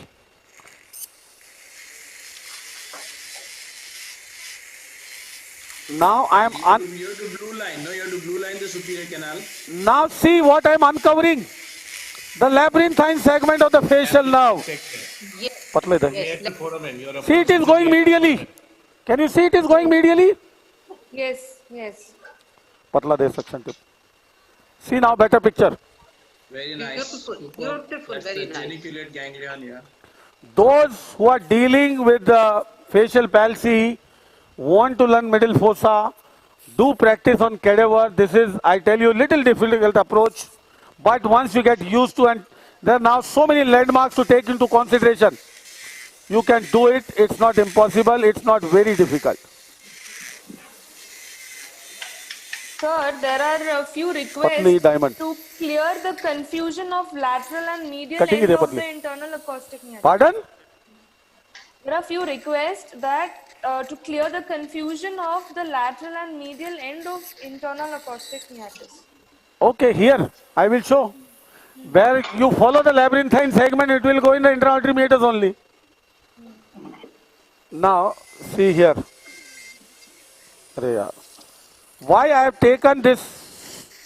I am picking up slow and smaller and smaller burr. The reason is, as I go deeper, I am going to be very close to the apical cochlea. Yes. Cochlea is only a millimeter away. Sir, can you repeat the last sentence again? What I was telling, as I am going deeper, I am changing to the smaller burrs. So that I don't damage the cochlea. See here, Yes. this here is going to be my apical turn, where my force suction is. I will show you the cochlea. See on The idea of this this, procedure is hearing sparing, so you can't afford to damage the cochlea. yes, see this is going to be the intra-auditory meatus like this. Yes. On one side of the intra-auditory meatus is the cochlea, you have seen several times. On the other side is the semicircular canal in the vestibule. Okay? Semicircular. Yes. Now this is, see, lateral, this is, the semicircular canal is lateral and medial to that is vestibule. If I drill this, I will be in the vestibule. You saw the vestibule that day in the temporal bone. Now I am showing that from above. Okay? Yes, yes, sir. So orient yourself. See, this is three-dimensional anatomy. I told you in the anatomy of the skull base, our course is 5 to 6 days minimum. Anatomy from the lateral skull base, anatomy from transcranial, anatomy from endoscopic, anatomy from transfacial approaches, neck, and then radiological anatomy. See now, here is my cochlea now. See now the dense bone coming is cochlea. Yes. Intra-auditory meatus is still quite deep. It is quite deeper structure. And if I go lower down, I can show you jugular bulb also. Cochlea, jugular bulb, every anatomy what you see from above can be seen from below as well. Point So show the labyrinthine segment, please. And for your reference, I am very close to the carotid as well. You saw that day in the cochlear implant dissection how close you are to the carotid. Remember? A millimeter distance from the anterior part of the cochlea. This is cochlea. Anterior to the cochlea, I told you this is GSPN. GSPN is running immediately above the horizontal carotid. See this. What is this? Yes, carotid. Yeah. See, you three-dimensional anatomy is so important. You should know where is what. That is carotid canal. Yes. See, this is carotid canal. Can you see? Yes, yes. Yep. Very clear. And now GSPN, if I drill lateral to it, here would be the Eustachian tube. Yes. This is carotid canal. And this is the cochlea. This is the anterior border of the cochlea and see the genu of the carotid. So let me open all those. So Satish? Yeah. Yes, madam. Satish, what is the usual exposing the intraocular canal from lateral to medial or medial to lateral in medial. Pardon? What is the approach? What is the way of tracing the intraocular canal from lateral to medial or medial to lateral? Carotid canal. No, internal auditory canal. Intra-auditory canal, medial to lateral. Medial, yes. Always. Satish, you need to show us which part of the labyrinthine you have to decompress. Yeah. I am going. See, I am going. Labyrinthine is the smallest segment here. You can see the labyrinthine getting exposed. Yeah. See, this much I have already exposed. From JNU to this much I have already exposed. Yeah. And the moment I remove this bone here will be the beginning of the intra-auditory canal. That is what you need to decompress? Yes, that is the site of constriction, man. And that is labyrinthine portion visible there. Yeah. And be very careful during this. And that is the region all who are opponents of this approach of decompression of this segment are those, I tell you, who are not well versed with the middle fossa, who have a fear of injuring the cochlea. And these are practical regions. You know, I am not criticizing, but these are the practical regions. But that is not science. See this labyrinthine segment. See the bone I have thinned? And that is the... Yes. Can you see the nerve itself? Yeah. Yes. Can you see the nerve? Yes, we can see. Now, yeah. Let me bring out. See this now. Yeah. Just for your anatomy, I am bringing it out. See this. So in decompression, what is the medial limit of your decompression? Nothing. You just decompress one wall, it's enough. Okay, it's enough. Okay. Only one wall. And also the geniculate ganglia. Yes, obviously. And this is the tympanic segment also together. See this. From this side only. Fantastic. All. Now, for those I have already mentioned, there is no periosteum on this part of the facial nerve. Don't try to open the sheath, you'll end up injuring the nerve. Okay? Yes, sir. The patla de diamond. And sir, what about the superior semicircular canal? Superior canal is here. I will open it and show you. Okay? No, so if you want, I can show you all the lateral superior posterior canal here. So Satish, we have to only remove the bone, just unroof it. That's it. Just unroofing, dear. Okay. That's it. Because we have just to allow it to expand. Expand. Okay. You just drill away the bony canal around it. That's now, since I have already decompressed, you know what I am doing now? Yes, sir. opening the cochlea. Cochlea. Basically. This is a very thick bone. Yes. So, I showed during cochlear implantation that day, this part of the apical segment of the cochlea, see this is the GSPN. This is the GSPN.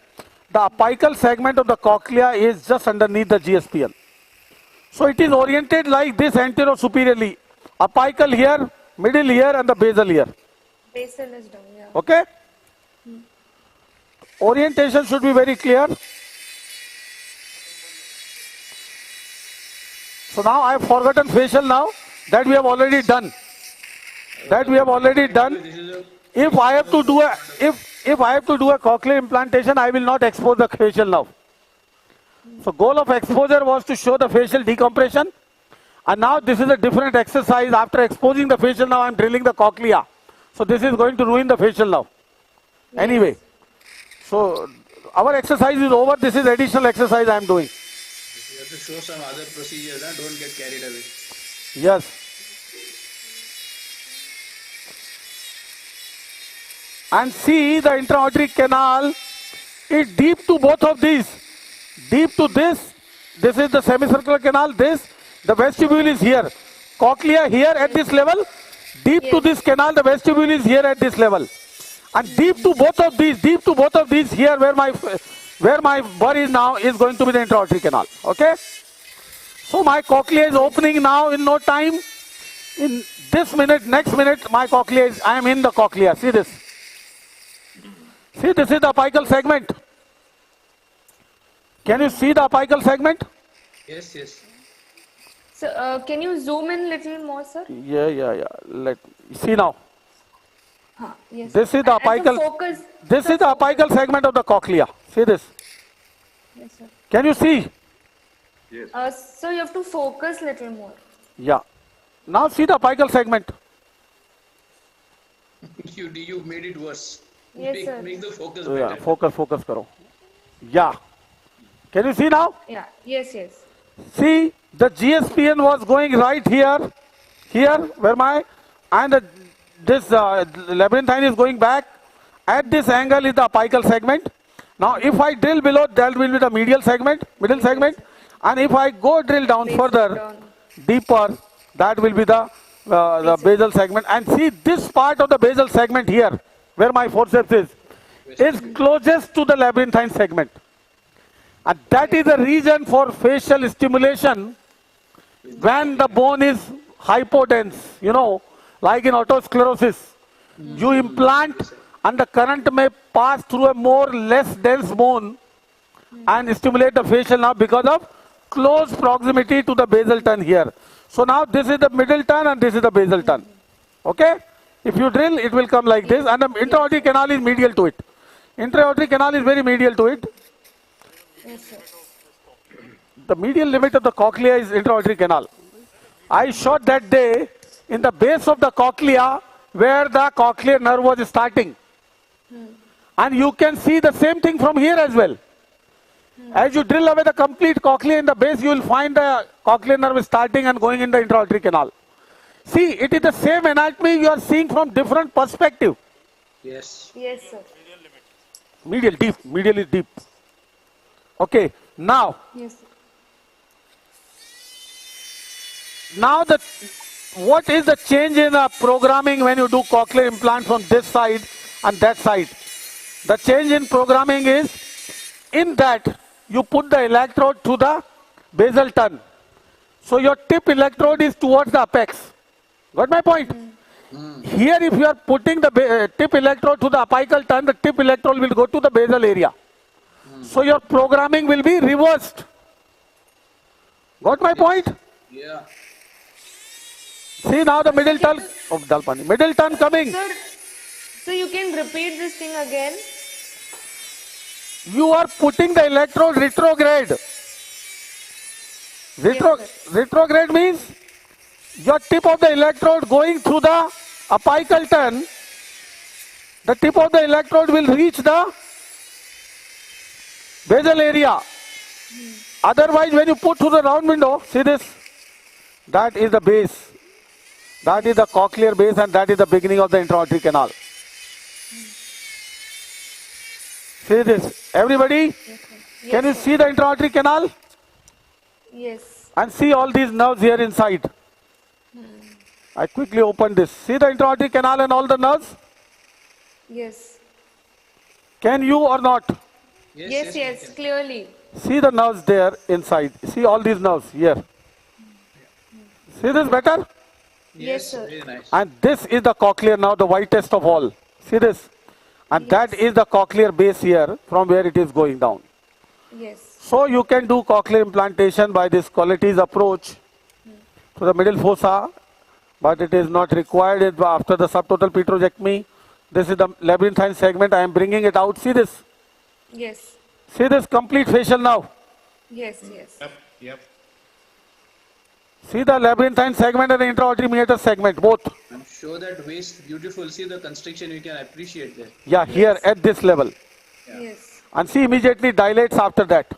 Yes. So this is intra-aortic meatus, labyrinthine, first genu and tympanic. Okay? Yes. Mastoid and tympanic we always discuss. We don't need to go in detail over there. Okay? Yes, sir. Now, Beautiful, Satish. Super. now I will go to the other aspect of the facial nerve, because in the temporal bone, what all you need to do on facial nerve is either decompression, grafting, you know. If the nerve segment is injured by your drill bit or anything, you need to place a graft. And the graft, let me show you graft first, because every time now we'll be needing graft. And suturing, I have brought all the sutures and needles also to show you the grafting, epineural grafting. So the graft you need is either the greater auricular nerve, and more preferred now is the sural nerve. Sural nerve has more fascicles. easier to identify with hardly any morbidity, and the length, whatever length if you want 40 centimeter, you will get 40 centimeter.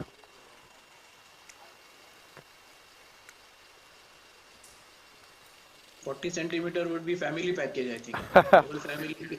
More than that, sometimes from the main trunk, if you want to, co-opt the branches of the facial nerve, Okay. on the main trunk you can co-opt with the sural nerve and divide the sural nerve in 3 branches, 3 fascicles.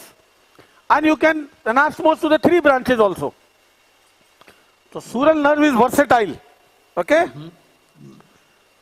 Now, let me bring in the microscope field either. What is typically the diameter of the sural nerve? It is 1.8 something millimeter. Oh, इसको टेढ़ा करो. टेढ़ा. Come. इसको यूं करना पड़ेगा. Let me in 5 minutes show you the sural nerve harvesting, and then we'll go to the face. I have seen Ralph do a neurovascular anastomosis for a pinna thing that he transposed from the forearm to here. Brilliant. I mean, he won my respect and my affection. Sir, Dr. Ramesh Rohiwal from Aurangabad is asking that is the middle cranial fossa approach good for the superior semicircular canal dehiscence? Yes, direct approach. See, that's a very good point, sir, you have raised. I forgot to mention.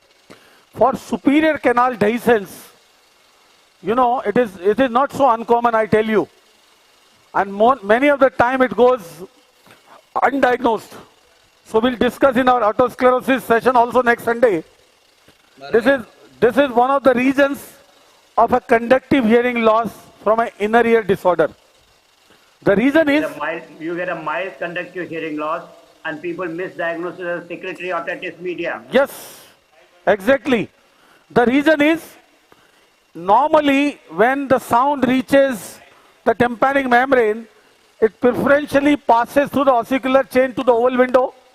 Oval window goes in, and due to the baffle effect, the round window comes out, and that's how the fluid is propagated and sound signal is propagated. With the dehiscence in the inner ear anywhere, superior canal dehiscence is one example. Dehiscence in the inner ear anywhere will lead to a third window, and that will lead to hearing loss. As simple as that. Other indication is idiopathic CSF autoria. Yes. For the repair. Idiopathic CSF autoria. Yes. CSF autoria is a very, very common condition. CSF autoria is a very, very rare condition. Idiopathic especially, and same middle fossa approach can be done. Yes. And so Dr. Gauri Belsar is asking, can we put the implant through the middle turn? Huh? Pardon? Can the implant be inserted through the middle turn? Yes, it can be any turn. It can be through any turn, no issues. See what I am showing quickly is the harvesting of the sural nerve. This is the nerve of choice now, I tell you. See, let me orient you first. Can you see the heel? Yes. Hello? Yes, Magnification. See the... This is the magnification. Yes, sir, this is minimum, sir. Okay. This is pico microscope. Department. But this is quite nicely visible. Okay. So this is the heel, and the landmark here is the lateral malleolus. See this? And behind it, from the heel, is the gastrocnemius tendon. Can you see this? Tendon Achilles. Or you bring the external camera. Ye lao yaar. Let me have the external camera. I think the better picture will come from the external camera. So, the two landmarks what I want to show is the tendon Achilles and the lateral malleolus. Jaldi dikhao. Isse connect karo. You can harvest in no time. This is so superficial. Here, connect this.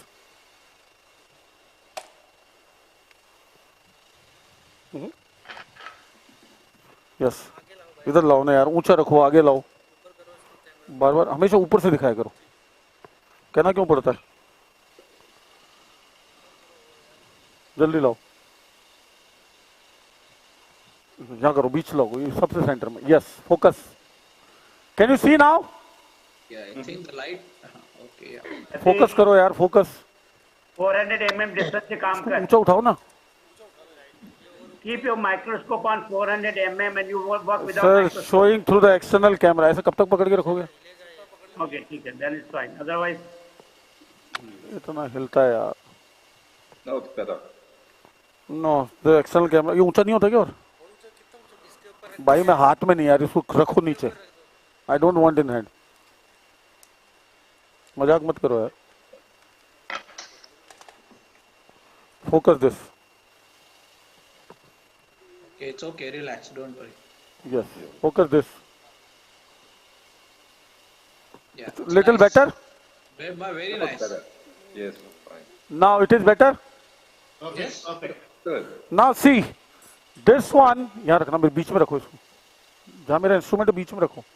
Yes. Now this is lateral malleolus and this is tendon Achilles. Okay. In the center of this, पकड़ ले पाऊँ. In the center of it, around the malleolus, exactly in the center of these two, I am making this incision. Okay. Yes, yes. This nerve is quite superficial and a landmark for that is the short saphenous vein. See, about the length of the vein, how much you want, you can extend the incision. Yes. Nowadays, they have a ring curette sort of a thing. They take multiple small incisions. Yes. Yeah. Lot of people, when you need lot of length of this, you can do that. Now through the microscope, I will show you. Connect, please.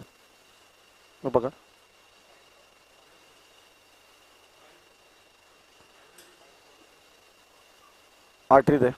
Can you see something structure? Focus. Focus. Please. Focus. Saphenous vein. Is it focused now? Yeah. Yes. See the full length.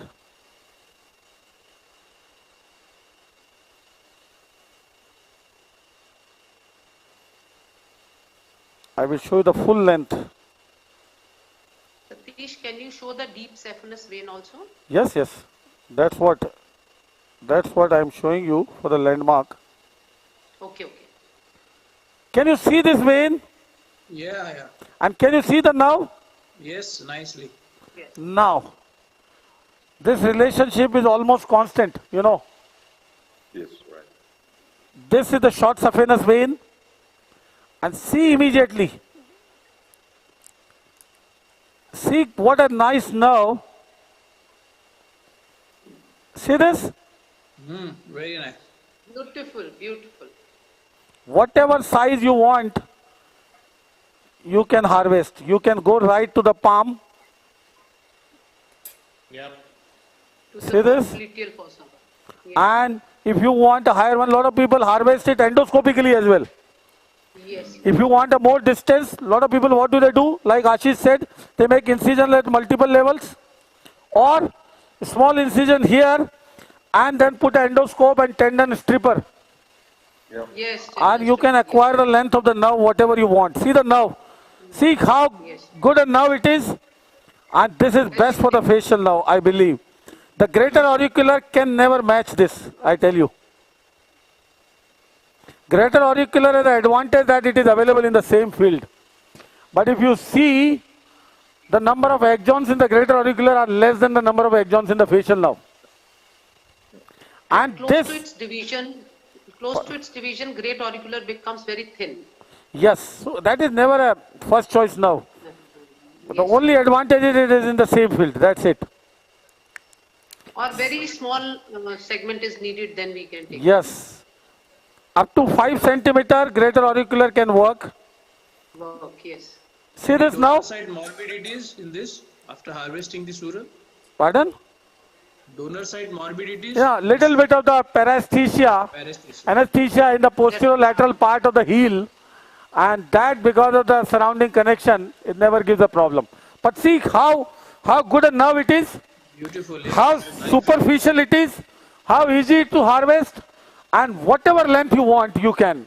And more than that, you can harvest and divide into different fascicles also. Right. Yes. To coapt with the branches. To coapt with the branches, you can divide it also. Okay? Yes. You're already doing it? Yeah, just to show you. Just to show you. Great. Okay? Like what we do when we divide this, when you do a cross nerve grafting, you know, what we do in the cross nerve, rather than taking one branch from the normal side, we take two branches because there is a, you know, lot of branches there in the zygomatico-buccal region. Lot of branches I will show.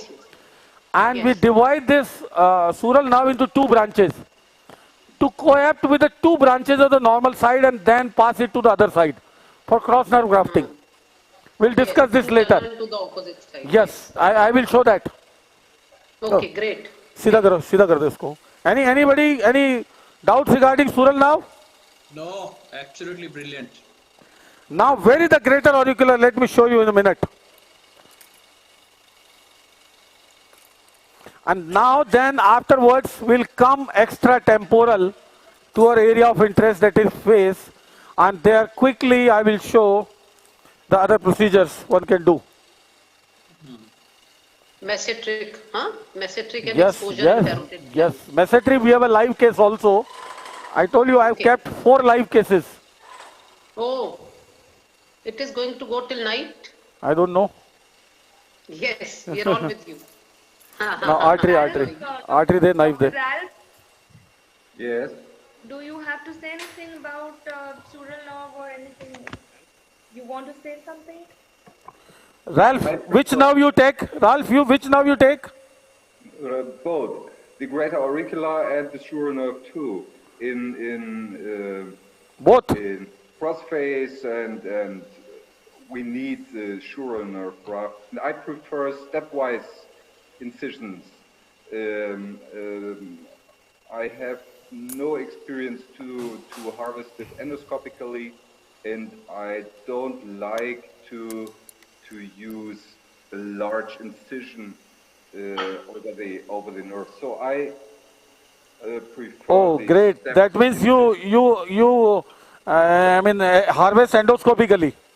No. He takes multiple small incisions along the length. Step incisions. Okay. See now, this is greater auricular here. Yeah. See this? I will show today, we have a parotid case in the evening. I will show there also this greater auricular, how to save this. See this greater auricular?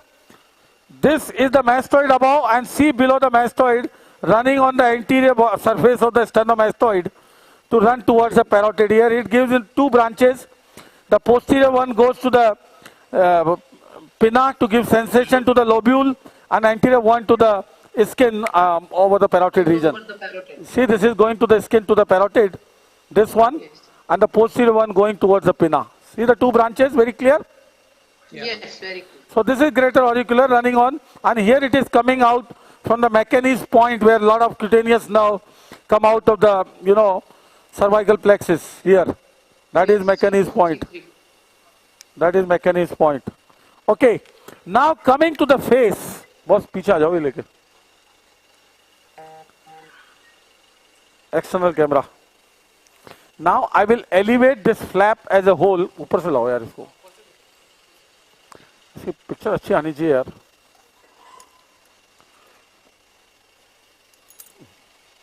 Focus करो. थोड़ा छोटा करो, focus करो. Zoom out. हाँ, zoom out or zoom out. Yes. Can you see this side of the face as a whole? Yeah. How is the picture overall? Fine focus is a little bit required. Yes, because this is the external camera. Okay. As a broad picture, I'll show you the external camera, and then wherever we do anything, I will show you the microscope. Okay? So now what I am doing to show you everything, first of all, I am elevating this flap, the same side facial flap completely, so that everything will be exposed. So the modified Blair's. Yeah, it is a hemifacial incision, I would say. Hemifacial. Okay. This incision we use in a very massive approach known as facial translocation approach. Oh, what is For that? facial translocation approach for tumors, skull-based tumors. Like I give you an example. The last facial translocation approach we used for a patient. You know what pathology he had? That is almost a hemifacial resection. Oh, great. That patient had a malignancy of the upper alveolus, buccal mucosa, infiltrated the maxillary sinus, infiltrated the ethmoid sinus, involved the eyeball, through the ethmoidal roof, went in the intracranial fossa, By God. then through the buccal mucosa involved the mandible as well. Then the outside skin was involved, this outside skin was involved and had a positive neck nodes. So we had to do, see this complete incision. It is like an apron incision, you elevate everything. It is like apron incision, you elevate everything. So in that we had to do a radical neck dissection in the neck, hemimandibulectomy, maxillectomy, orbital exentration, and a part of frontal lobe excision of the brain. And this entire area along with the outer skin, everything, outer skin, hemiface excision, and that entire area was covered by a latissimus dorsi flap. Huge one. And the patient is doing well. It's so well. It was a composite resection. So that hemifacial resection. So those are composite resection. I am not going into that, but this is the same incision, what I am telling you. I am going towards the face so that I can show each and every branch of the facial now and the anastomosis or reanimation required at every level. Yes. One by one we'll cover. Now the question of direct suturing or anastomosis has gone. Now only two questions left. Either bringing a nerve or doing a nerve and a muscle. Okay? And thirdly, some specific procedure of rehabilitation of the eye as well as lower lip. That is our Static procedures. yeah. Static procedures. Static and dynamic both. Dynamic this elongation of the temporalis muscle. Yes. So I have kept one case for static suspension also today out of the 4. Great. So cases are, what are the cases, Satish? 4 cases? One is, post skull base surgery, facial nerve palsy, and no proximal nerve, so that is for facial-mesenteric anastomosis. Okay. One is for the elderly patient who cannot undergo, all this gracilis muscle transplant and all, had a flaccid facial nerve palsy, total flaccid. So we'll be doing some static slings over there. Static. Third patient we have a angle for the angle, and I will show DLI excision of the opposite side. Depressor linguae oris. Depressor linguae inferioris excision of the opposite side to give a good symmetry. Balance. And the fourth one is a rehabilitation of the eye by means of a lateral tarsal plate excision and loading. And that loading will not be with gold implant. No. Something better than gold, better than platinum. No, why to waste so much of money? Okay. I will do cartilage implant. Very good. अरे यार वही लाओ camera पकड़ना इसको उठा पूरा flap उठा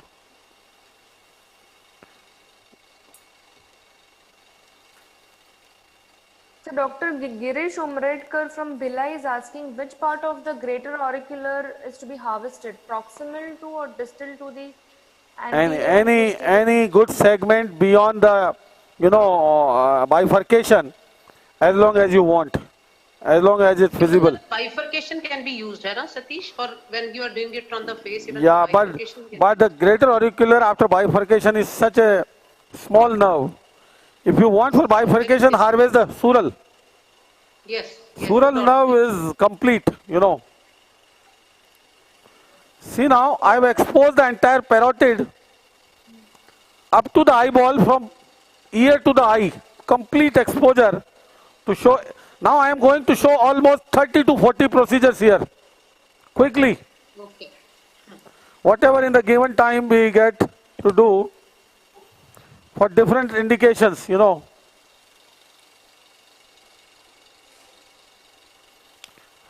Now, show them. Can you see the ipsilateral face completely exposed? ऊपर से दिखाओ. Yes. This camera is to be shifted. Yeah, now it is okay. कोई लाइट जल सकती है क्या यार ऊपर? More light, Yeah, you need more light. No, this is too much. This is too much. ना कहाँ है लाइट? क्या देखूँगा? वही है. या थोड़ा सही हुआ. Okay. यार ये कोई लाइट चाहिए नहीं बेटर नहीं यार मैं माइक्रोस्कोप से दिखाता हूँ. हेलो ओके या I will show you the microscope only one by one area.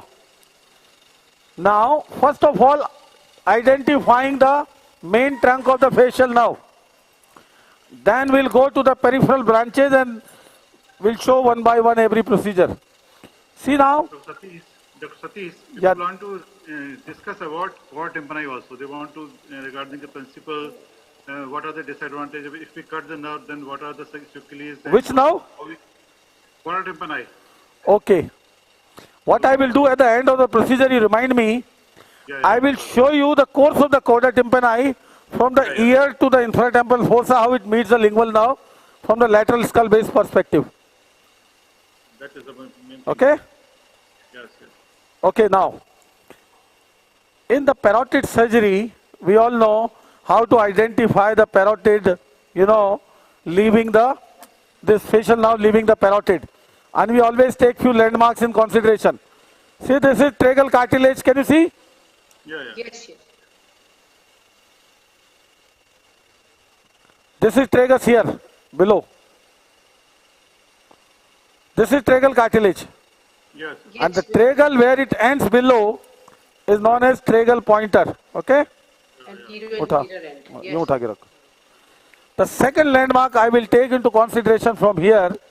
This is, you know, your posterior belly of digestive. No. This is your sternemastoid. Okay. Now the anterior branch cut. This is your sternemastoid muscle. You can see. Yeah, very clear. Can you see clear? Yeah.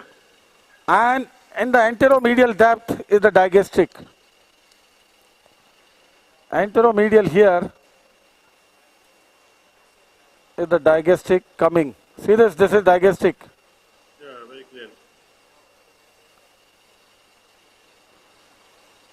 That is digastric. And where the digastric insert on the temporal bone, where the digastric inserts on the temporal bone, anteromedial to that is the facial nerve. Facial, yes. We'll see in detail. Here I am not wasting time here. We'll see detail in a live case. We have a parotid today. And see how the facial nerve ascends laterally into the parotid. That is the facial nerve. Yes. The direction is slightly anterior-inferior. Yeah, it is lateral. It ascends lateral. Absolutely lateral it ascends. Yes. See, can you see the division? Yes. Now, Beautiful. the first thing we always tell everyone to do this parotid surgery under microscope. All those head and neck surgeons doing parotid surgery without microscope, they preserve the main trunks. Obviously, 5 branches, they believe there are only 5 branches. If you do under microscope, then you will find what is this pes anserinus actually is.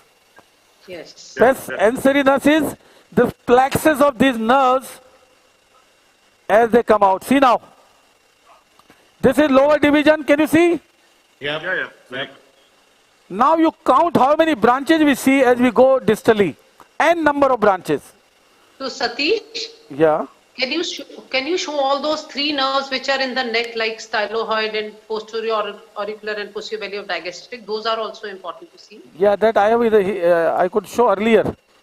See, this is the digastric which I have kept here, and the styloid muscles are there in the depth, deep to the styloid. Muscle, yes. These are all styloid muscles here in the depth. Yes. And this is digestic. Yes.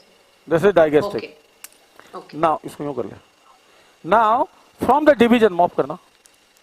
From the division, roughly, there are two main branches, divisions. You can see the lower and upper. The lower one is the cervicofacial. See that? Yeah. Yes. And many times you have to do a retrograde dissection. So we should be able to trace every branch from both sides. You know, sometime in a difficult situation, we may have to go retrograde. For example, if I am doing a parotid and my tumor is right centered here on the stylomastoid foramen, how will I find the main trunk? I would prefer to come retrograde through one of the branch. Secondly, if I have an inferiorly placed tumor here, why to find the main trunk and unnecessarily try to traumatize it? I'll find only the lower branch and do surgery over there only. So retrograde dissection is important sometimes to know seriously. Now, this area where I am going, I hope the picture is good. Yeah, very good. This is microscopic. Now, as I go in this, and if I keep on removing the superficial parotid to it, you will see these branches going. And one of the most important branch, see this below. See this below? Yeah. This branch is the marginal mandibular. Yeah. Very beautifully seen. See this? And below that goes the cervical. There are multiple. See, from here, how many branches you can count? How many? 1, 2, 3, 4, 5. I can see here. Yes. And those surgeons say there are only 5 branches of facial nerve. And number of, And each of these you know, branches, I think it's, yeah, correct. why it is so important? Why it is so important? Because if you preserve under microscope all these branches, in any given case, if any of the branch is injured, there is a high chance of regeneration through the other branches. Because there is a strong neuronal plexus in between these branches. Now see, this branch you see, this branch you see, this branch you see. Now I am giving you high magnification. What is neuronal plexus? Connecting, interconnecting branches to these. See this under high magnification. There are n number of interconnecting branches running. See these.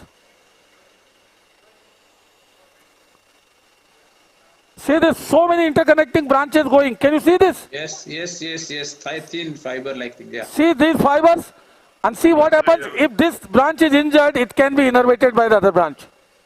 Yes. And if you don't care of all these interconnecting in neuronal branches, if one of the nerve is injured, that part is deficit. So it should always be done with a microscope to protect maximum branches. Number 1. And see another point here for the mandibular branch. Can you see this posterior point of the mandible? Yeah. Posterior angle. This is gonian. This is gonian.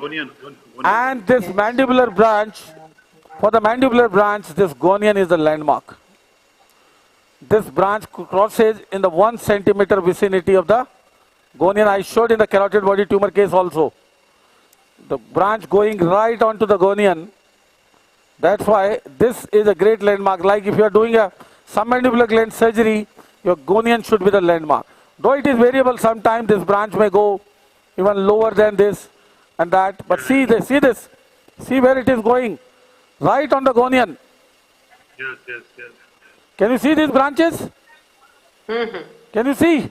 Yes, nicely seen. Light more focus. This is right at the gonian. See this. This is the point. Yes. And where these branches are going. So this marginal mandibular nerve, this supplies mainly the lower lip muscles, the depressors of the lower lip, and there are 4 or 5 muscles it supplies. It supplies a little mainly to the depressor anguli oris. It supplies to the depressor anguli inferioris. It supplies to the mentalis. It supplies to the orbicularis oris also a little bit. So what happens if this nerve is injured? Suppose if you have a deficit of angle because of injury to this nerve, I have n number of options. Now depending upon the age, severity, what all you can do? If this is an immediate transaction, what I will suggest, do two procedures. One is join the ANSA. ANSA you saw that day on carotid body? Yes, yes. See this, go in the neck. They are so close to each other. See, my marginal mandibular is here at the gonian. See this? This is the nerve. Can you see very clear? Yeah, very clear. Yes, yes. Yes. Now see where the ANSA is. So you go lower down on the carotid sheath and bring the ANSA up. See this. See this ANSA. Yeah, very clear. Sir. See my jugular here, and this is the ANSA. This one. Yeah, yeah, yeah. Very beautifully seen. See this is. So go lower down, isolate the ANSA and bring up and anastomose this here at the gonian. Right. Immediate. If you are doing a surgery in this region and if you happen to injure, completely divide this, immediately do this neurorrhaphy. And after this neurorrhaphy, because it takes few months to, come into effect for the neurons to grow. So meantime, what all you can do to prevent the deformity? Number one, see for the angle. That's a very, very simple procedure you can do to the angle. See, this is the level of the angle. Can I have a pen? Can I have a pen?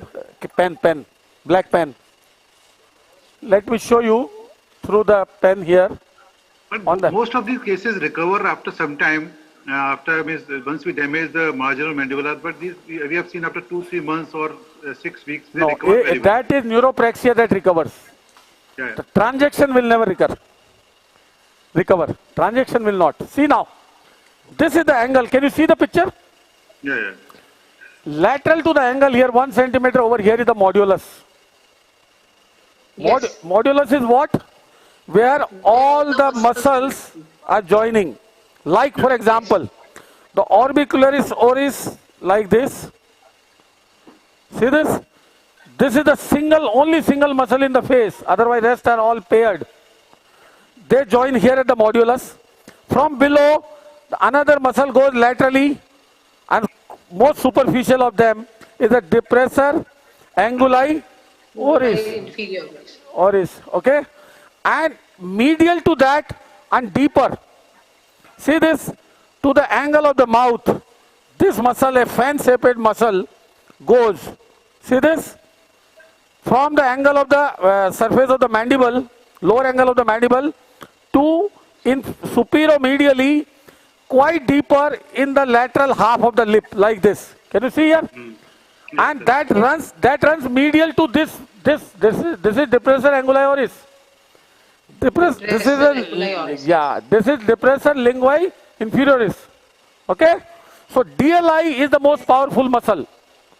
This is the most powerful muscle. So what happens? Suppose this side facial is injured. Now overaction of the DLI will take the opposite lip to the opposite side. So what you need to do in that situation? The best is you have to do a DLI transection. That you can do from inside. So how to predict the result?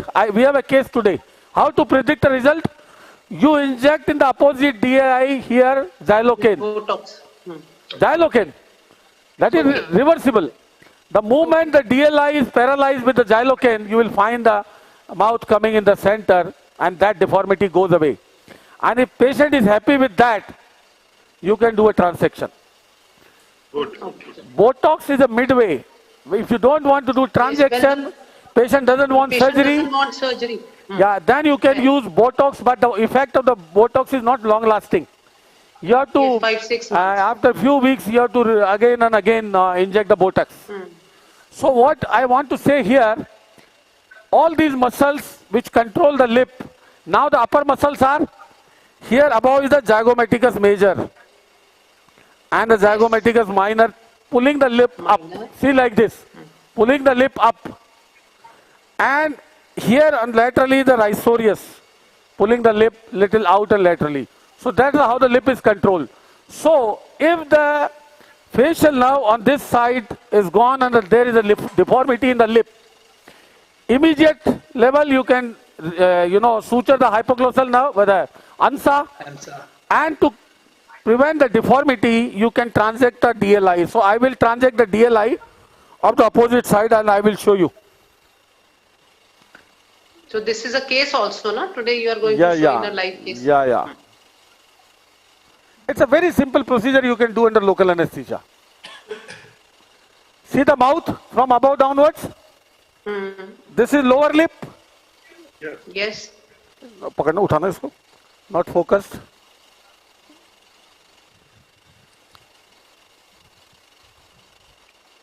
Now focused? Yes, very nicely. Now this is the lower lip. So what I will do for the DLI, see DLI inserts in the lip, lower part of the lip, first of all. You are not supposed to damage the orbicularis oris, number one. Yes, now. You are not supposed to damage the orbicularis oris, which is the main part of the, lip. You have to go one away from the orbicularis and 1 centimeter from the gingival buccal sulcus. Can you see this? Yes. And now in 2 directions I am going to cut it. 2 directions. See, this is DLI I am cutting. Okay. So one direction is, you see this completely cut? Yeah. That's it.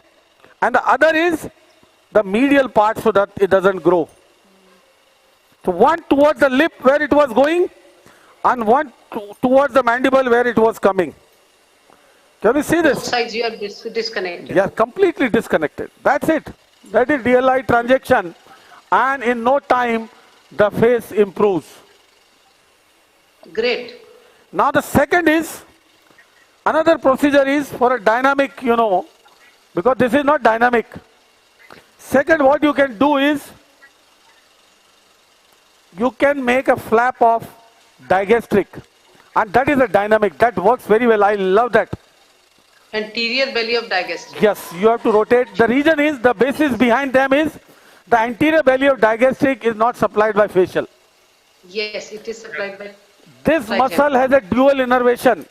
The posterior belly is supplied by the digastric and anterior belly is supplied by the mandibular nerve branch, that is inferior alveolar nerve. Inferior alveolar nerve, as it comes out of the alveolar canal, it gives nerve to mylohyoid, and from there the nerve to anterior digastric comes, anterior belly digastric. Yes. And this transfer is again a very simple procedure. See, this DLI transaction anybody can do. 5 minutes procedure. You can predict the result by giving Xylocan before. And it is so amazing. In any patient, you can use it like that. In any patient, you have unintentionally, during surgery, you have injured the, marginal mandibular branch. To prevent the deformity, making so obvious, you can cut DLI. That time, that is inside, from inside. And you suture the mucosa back, it doesn't give any morbidity. Okay.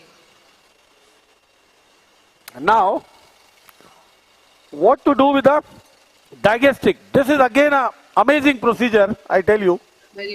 How the picture there? How the picture there? Perfect. Very good. So what I want to do with the digastric, uthana isko. This is the angle of mouth, okay? Yes. I'll make an incision at the vermilion border. See this. So it will not be visible. See this? Yes, sir. My incision is right at the angle and the vermilion border. Can you see this? Yes. Good. Now my second incision will be at the lower border of the mandible. See this? For creating the tunnel. I create a tunnel here.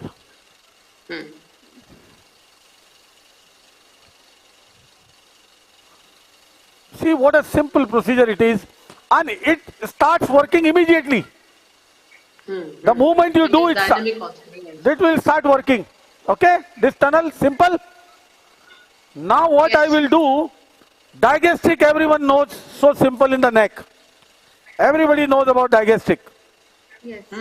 It is not difficult. See my digastric here. I will elevate digastric beyond the tendinous portion. See all this soft tissue lateral to it. And this is the tendinous portion of the digastric. And I will go behind it. This is digastric. See this? We can see. Yeah, digastric niche. Yeah. Yes, yes. Sorry. This is digastric here. Yes. See that? Yes. This is the tendon of the digastric. Tendon. Yes. So clear? So I will cut it behind the level of the tendon. See this? And rotate it. Yes. Yes. So simple a procedure. Anybody can do it again. For the lip, you can do many maneuvers. And this is a dynamic procedure, I tell you. This is not static. I have kept a case for a double sling static today. I told you an old man. And that is a very good thing. That is, That is static. You are going to. that is semi-dynamic because I am going to use 2 slings. That is a novel procedure. You can make semi-dynamic, I would say. So how? Now that I will show in the case. Okay. The cutting DLI is a cosmetic issue, but any functional effect afterwards? No. See now, my digastric elevated. Can you Such see? a long sling now we have. Now what I will do through this tunnel which we created. Can you see this? Yes, yes. वो light करना हुआ वो देखा टैटवा कहाँ गया light से दिखा ना उधर से मैं इधर आ गया दिख रहा है गो अहेड बहुत अच्छे से दिख रहा है बहुत ही बढ़िया दिखा नहीं सकता क्या focus No, it's seen well, Satish. Now, देखना वहां जो दिखे. See this. I am going through the tunnel to pull it out. So now you will make 3 heads out of it, or you will put it like 1 head? Yes. Now, I will bring it out here. Can you see here? Yes, yes. Yes. And now I will suture it to the, orbiculis oris and the modulus. So you will divide it into 3 or 2 heads. What will you do finally? No. This is 1 head only. So can't we do this, that we divide it into 1? See this. This is the main belly of the muscle. Now the end of the muscle. The end Yes. of the muscle. And this is coming here. And you have what you have to do is, you have to suture here with the orbicularis oris and the modulus here. Okay. So the moment when the muscle contracts, it will bring the lip inferiorly and laterally. And that is dynamic because this is now based on the nerve to myloid, which is a branch of 5th nerve. So this is something you can do at the same time. And when you close this verminal border with a subcutaneous or fine nylon, it is not obvious at all. So there is no obvious deformity, and immediately it becomes a dynamic, reanimation. It is not static. So many points about DLI. In fact, DLI on the opposite side should be done on same sitting or after some time. So you wait for some time. You can wait. Sometime patient come late. Like this patient I am going to do today had undergone some skull-based procedure. And his eye is by and large, he's a good Bell's phenomena, so eye is not exposed at all. Yeah, okay. Eye is not bothered about it. Only lip is the thing which is giving problem. So DLI is the answer for that. Why to do so much invasive procedure? It is best to do at a second stage after the xylocaine test. Yes. Yes, after The patient accepts. Yes. Yes. Okay. Satish? Yes. Satish, hello? Yes, Satish, please. this means that this procedure is only for the damage to the marginal mandibular. We should not be doing it when there is a complete facial pulse. No. Then You it is can. not to hit in the angle of If there is an isolated repair of the lip is required, lower part, then or if the patient after recovery of the facial palsy has a deficit in the lower part, you can say incomplete facial palsy. Long-standing palsy, you can do them bit by bit. Yeah. Yes. So you can address the lip first, then you can address the eye. Now, sometimes you don't have this. Suppose digastric is not there because of some neck dissection earlier or something. The other muscle you can take, again very, very robust, is a sternohyoid. Sternohyoid is a strap muscle which is rarely injured. See this here in the midline, there are stenohyoid and sternothyroid, two muscles, one above another, we all know. And this can be used many times as a free flap as well. Yes. I tell you, this is an amazing muscle. This is stenohyoid. See, I am exposing stenohyoid. Centralize a bit. Yes. See this muscle. Yes. Yes. See, this is the step muscle in the center. This is your sternomastoid laterally. See, this is the sternomastoid laterally. Yeah. And in the midline, this step muscle is stenohyoid. Yes. So this is based on a branch of facial thyroid artery, superior thyroid artery. In this upper part. What you can do? You can release it completely from lower down. You can use it two ways. One is as a dynamic sling, like we use this, digastic. If digastic is not available, what you can do is, you can bring this there. See, it's not far off. It is there from the upper part. Just from the hyoid you have to rotate. At the level of the hyoid was digastic, and just below is the beginning of the sternothyroid.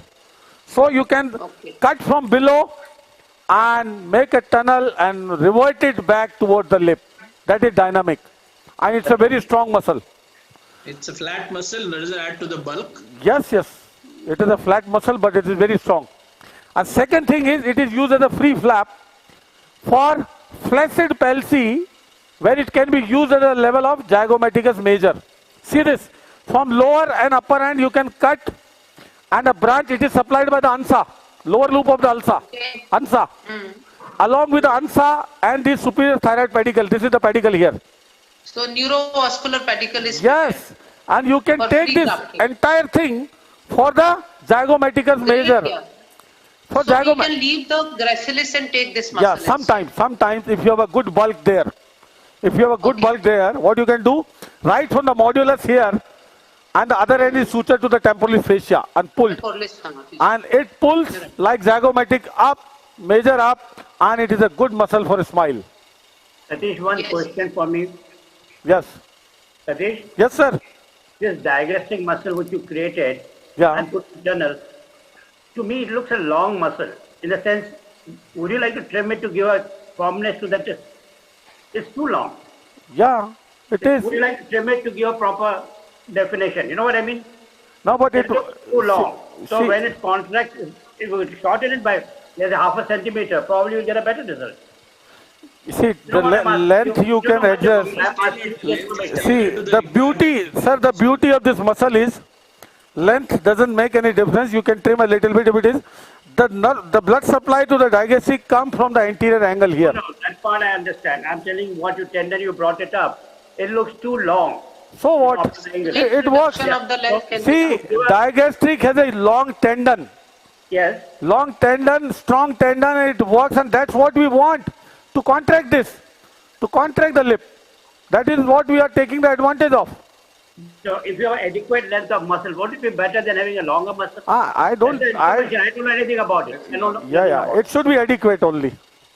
Yes, so second is zygomaticus major as a free flap like gracilis. You can use it. That is a simple one, not so complicated like gracilis. You can use it. I'm going to take some break and join you at the time of surgery. Thank you very much. Marvelous presentation. Thanks a lot. Going, sir? He says he will come back. He'll come back. Okay.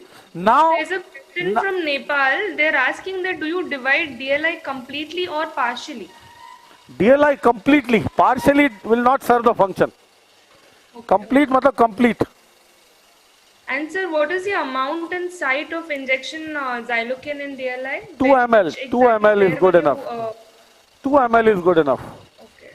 Now, I am coming to the most important part. See, we have seen this main trunk of the facial nerve here. Yes. As I said you, the best muscle for reinnervation nowadays when you have to bring the other nerve is the mesenteric. And I will tell you the reason behind the use of mesenteric, and on the base of that, mesenteric muscle also has a flap. So now, where is the mesenteric? Why mesenteric? Why it is so close? And why normally it is so commonly used is because of difficulty in identifying the mesenteric. I'll tell you the simple tricks to identify and suture or coap the mesenteric nerve. So I'll tell you few landmarks. Number one, first of all, when you use the mesenteric to the facial, you have to dissect the upper branches completely. So during that, you don't injure that. Okay? The upper trunk branches. See, all these upper trunk branches have to be completely dissected and isolated. So because our mesenteric is quite deep to them. So while doing a mesenteric anastomosis, we should not end up injuring the facial nerve branches which are quite superficial. Yes, yes. Satish? Yeah? You please show us very clearly which Yes, zygomatic or temporal, which one comes in the way when we are looking for masseter nerve, whether it is zygomatic or the temporal branch. Which nerve is it? When we are tracing the masseter nerve now, which branch is more commonly coming in the way? Is zygomatic branch. Oh, because temporal goes Yeah, slightly above, temporal is also going in the close vicinity above. but slightly goes upward. Yeah, see, this is temporal branch. Yes. I will show you. Done. This temporal is more related in the skull base when you do subtemporal approach. Okay. Subtemporal approach to the middle fossa, and then you have to raise, the temporoparietal fascia, temporalis muscle. This temporal branch passes through all the layers in this region. It is so notorious, becomes from deep to superficial, it goes like this until it goes to the eye. See this temporal branch? Yes, beautifully seen. As you go up, it becomes more and more superficial. Yes. So we have to be really careful. Careful, yes. Looking for the mistake. See this temporal branch? So temporal is also called frontal branch. Yes. Yes, exactly. Temporal is also known as frontal branch. Now see, this is zygomatic, the thick nerve. Patli there. Yes. Can you see? I hope the picture is good. Very nice, very nice. See now, this is the main trunk. This is the lower division. We have already seen branches. This is the upper division. And from them, the upper one going more and more superficial here. This is the frontal branch. See, as it crosses the zygomatic arch and becomes superficial. See this? It divides into so many branches, Then the most important to the eye, this zygomatic. See this?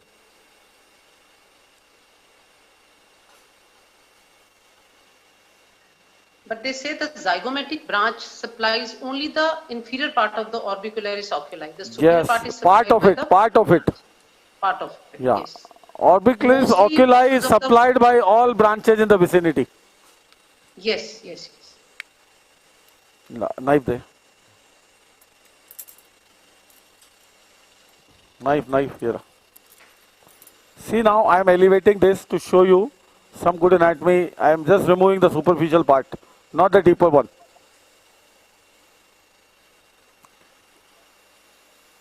Here, this is the vein.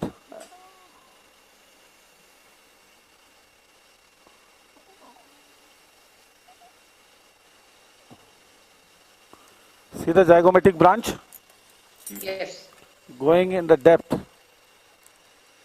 This is zygomatic branch. Quite deep.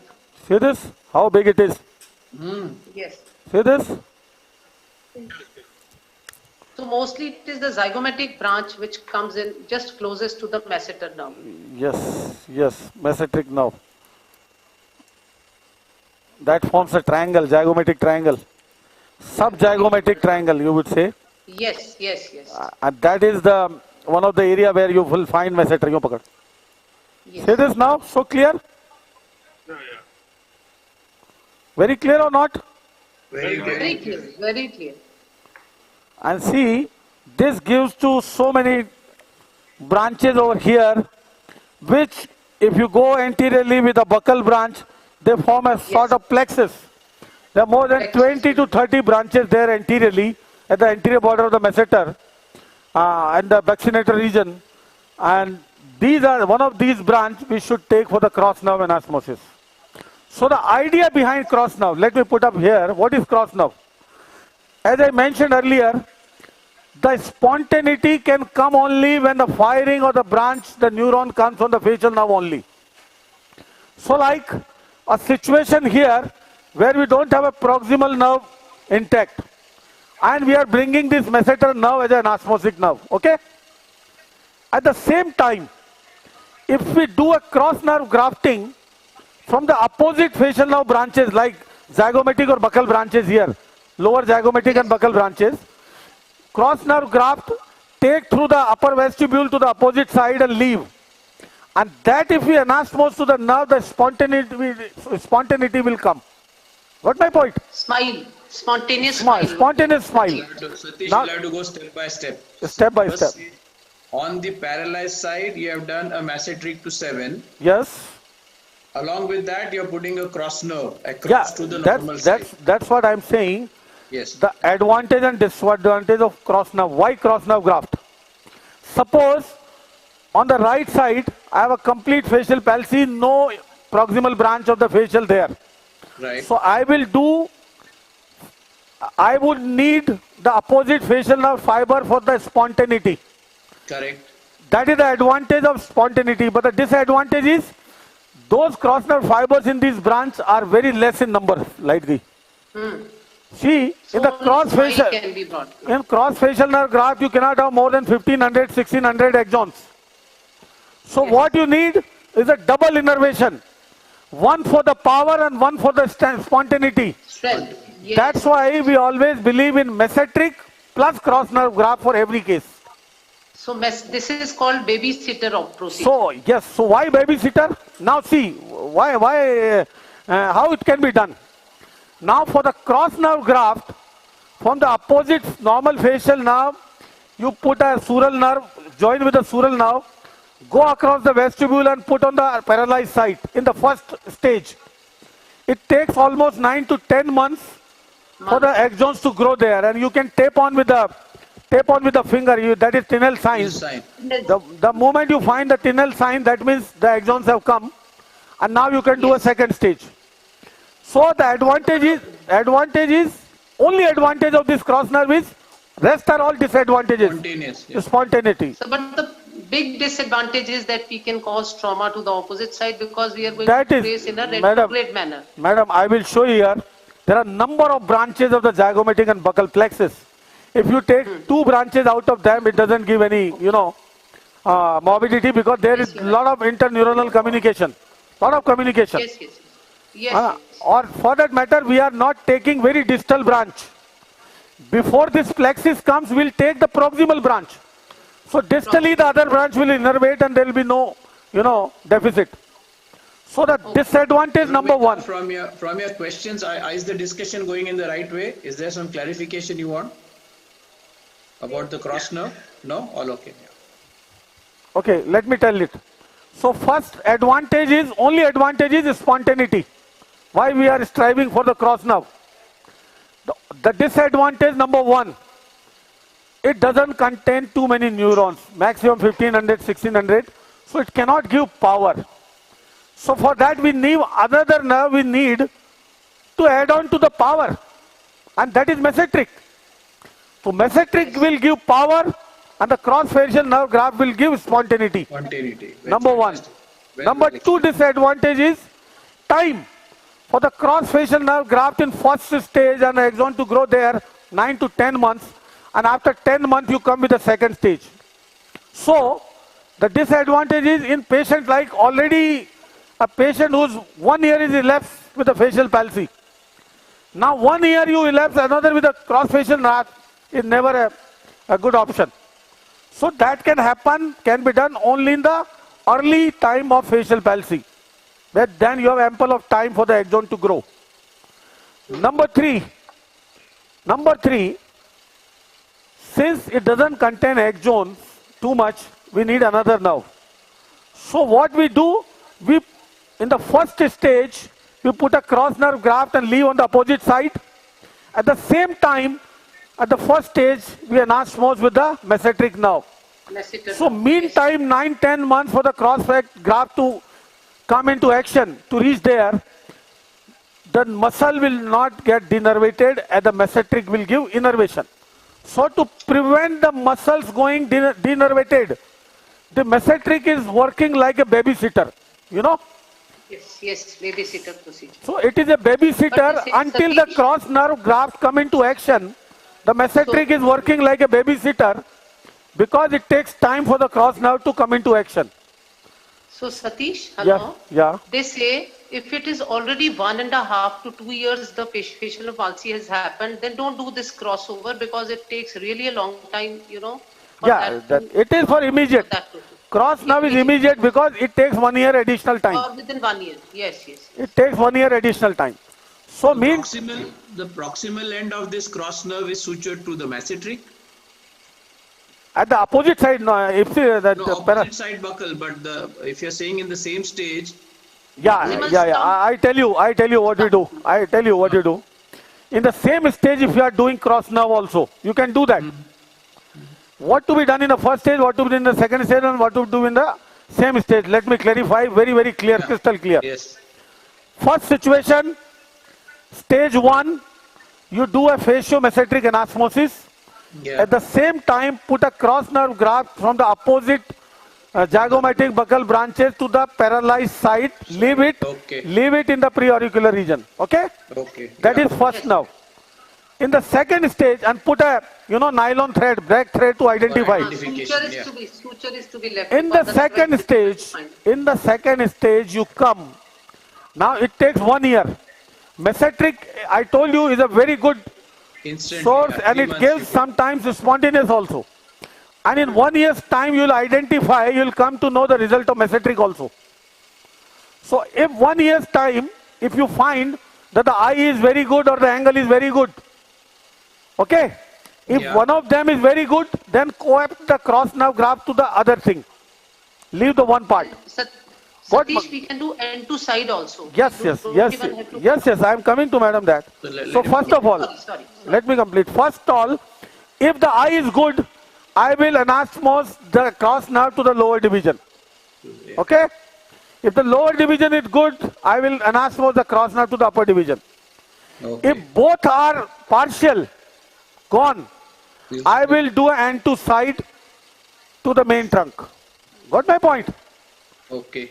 That is the philosophy in the second stage. Now, a lot of people have started doing one stage also. What they do, in the first stage only, when you put the cross nerve to the opposite side, put a end to side that sural nerve anastomose to the mesenteric nerve. Opposite side, Mesenteric nerve, leave it. So the role of mesenteric is very important. If you don't put a mesenteric and wait for 1 year for the cross nerve graft to grow, many of the motor and end plates of the muscles may got denervated. Very clear. Thank you. So keep them innervated, keep their tone intact. You have to use something like babysitter, and that is mesenteric. Earlier people would use hypoglossal. Now I tell you why not hypoglossal. Hypoglossal is a huge nerve. There are 5 types of hypoglossal facial anastomosis are being done. Quickly, one by one, before I move on to the mesenteric. I will forget otherwise mentioning this. But forget it, if it's obsolete, we don't want to know. People should know what type. In case, it is not obsolete. It is not obsolete. Ashish, in case somebody is not able to do hypoglossal, at least mesenteric at least can do something. Okay. So see this. This is your hypoglossal now. Cut. See, the anatomy of neck is very important, man.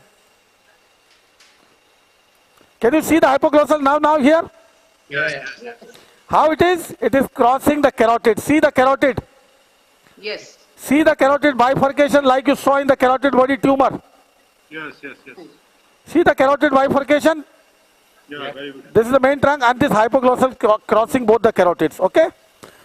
Number 1 type, go anteriorly, go follow the hypoglossal far anteriorly, and then divide far anteriorly wherever till you can go.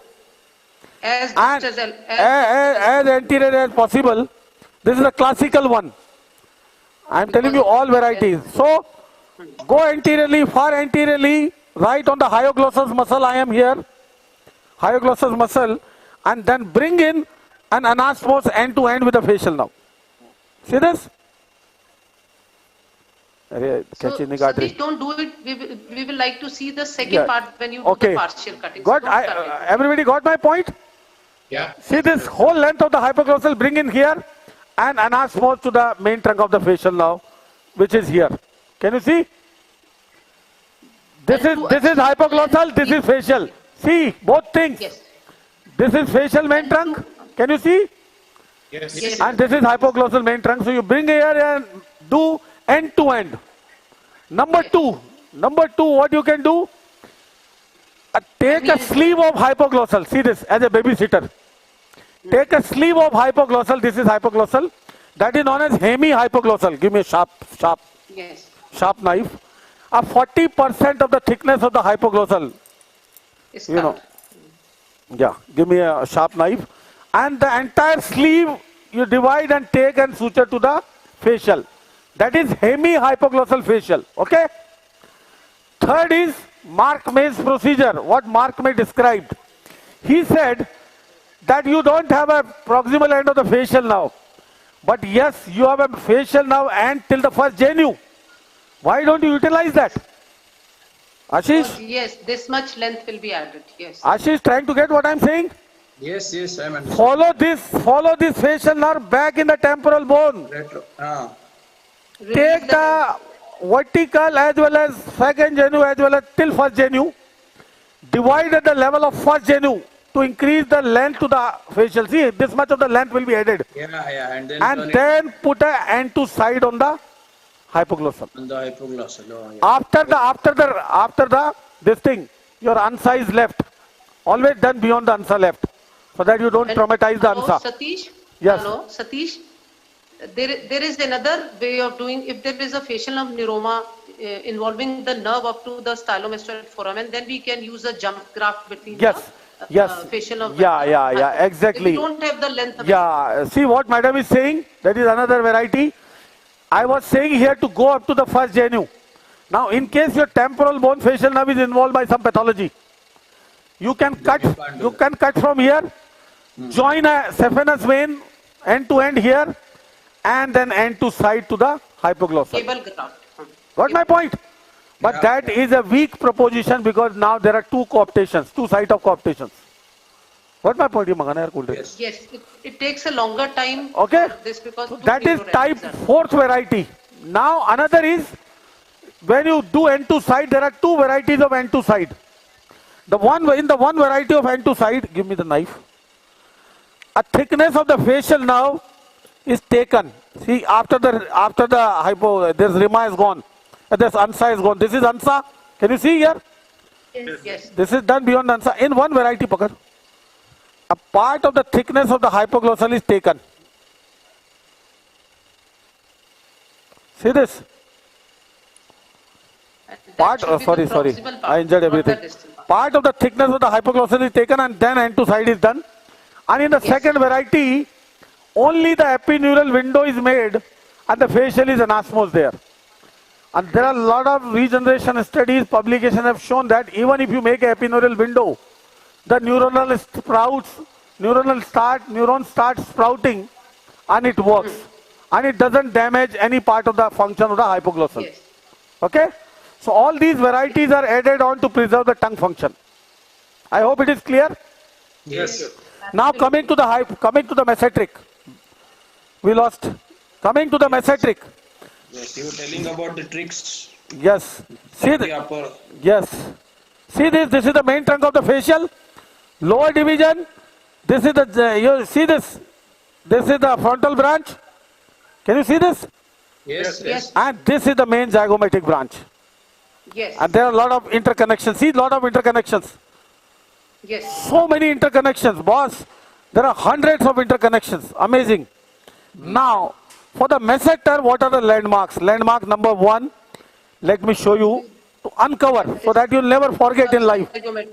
I am uncovering so that you'll never forget in life. Number 1, this Go slowly. diagomatic arch anteriorly. See this? Yes. Superiorly is the zygomatic arch. Can you see this zygomatic arch? Yes. I have gone to the bone. Can you see this? Yes. And behind here is the mandibular ramus, condyle. TM joint.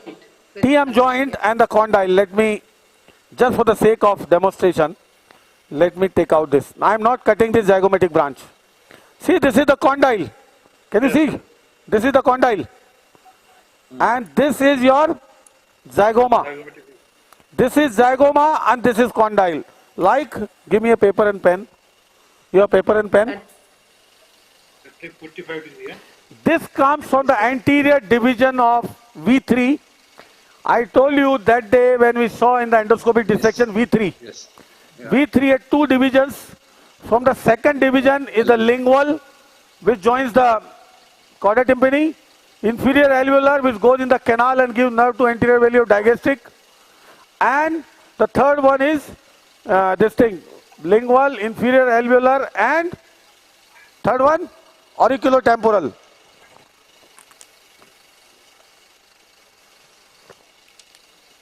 Wait, cool drink mangana. Now, give me the paper and pen. Mila ya? Okay, let me show you some drawing here. Can you see this? Yeah. This was the zygomatic arch I showed.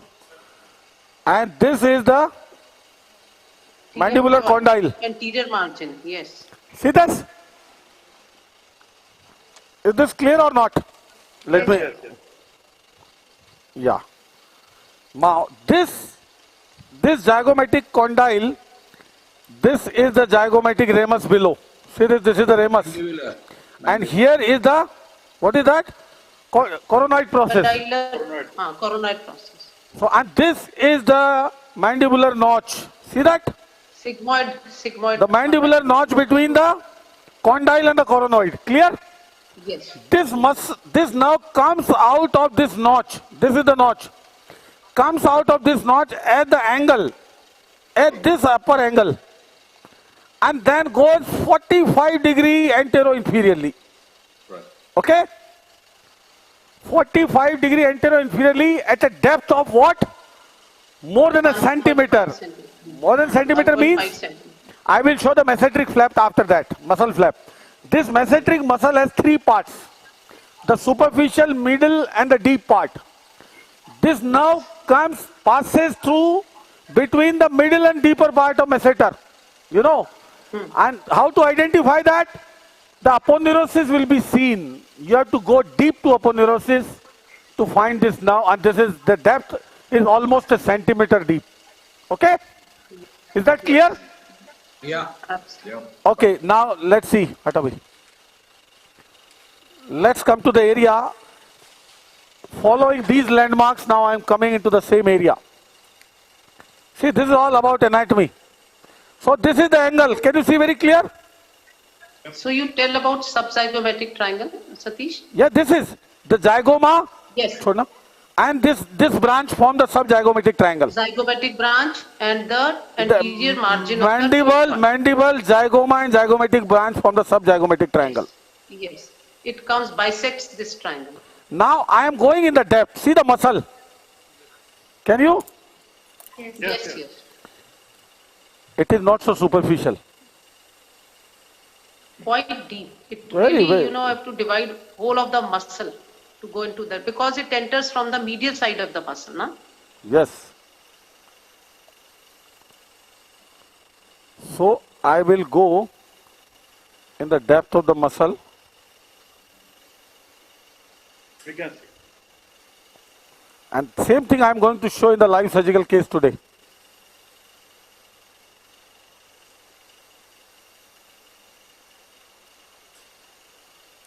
It is there. Yes. Can you see? Yep. इतना easily मिल गया.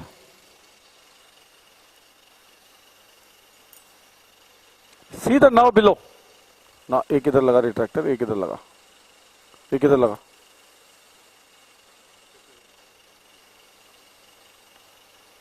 See the nerve. So nice. See, this is the nerve. Yes, absolutely clear. Beautiful. Let me clear it and show you how it goes anteroinferiorly. You get a length of almost 2 centimeters. And you know where the facial is?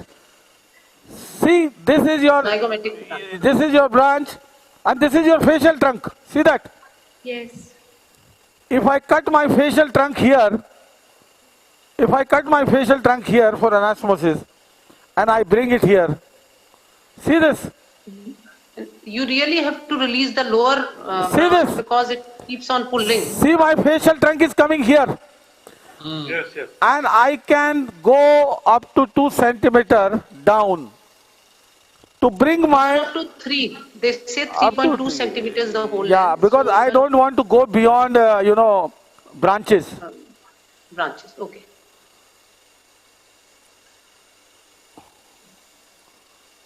See this now? See this now? And I can go and I can release this nerve from here and anastomose to this nerve here. So close. That's why the function starts in few months. Fastest than any other anastomosis. Yes, they give really good results. See how Really close they are. I will show the anastomosis today. This is facial now, trunk coming here. And this is, see, so far I can go and cut this nerve. So far. Till its entry into the masseter nerve from Yes. the medial side. Can you see? And the thickness also I can matches. cut over here. I can cut over, suppose I cut over there and bring it.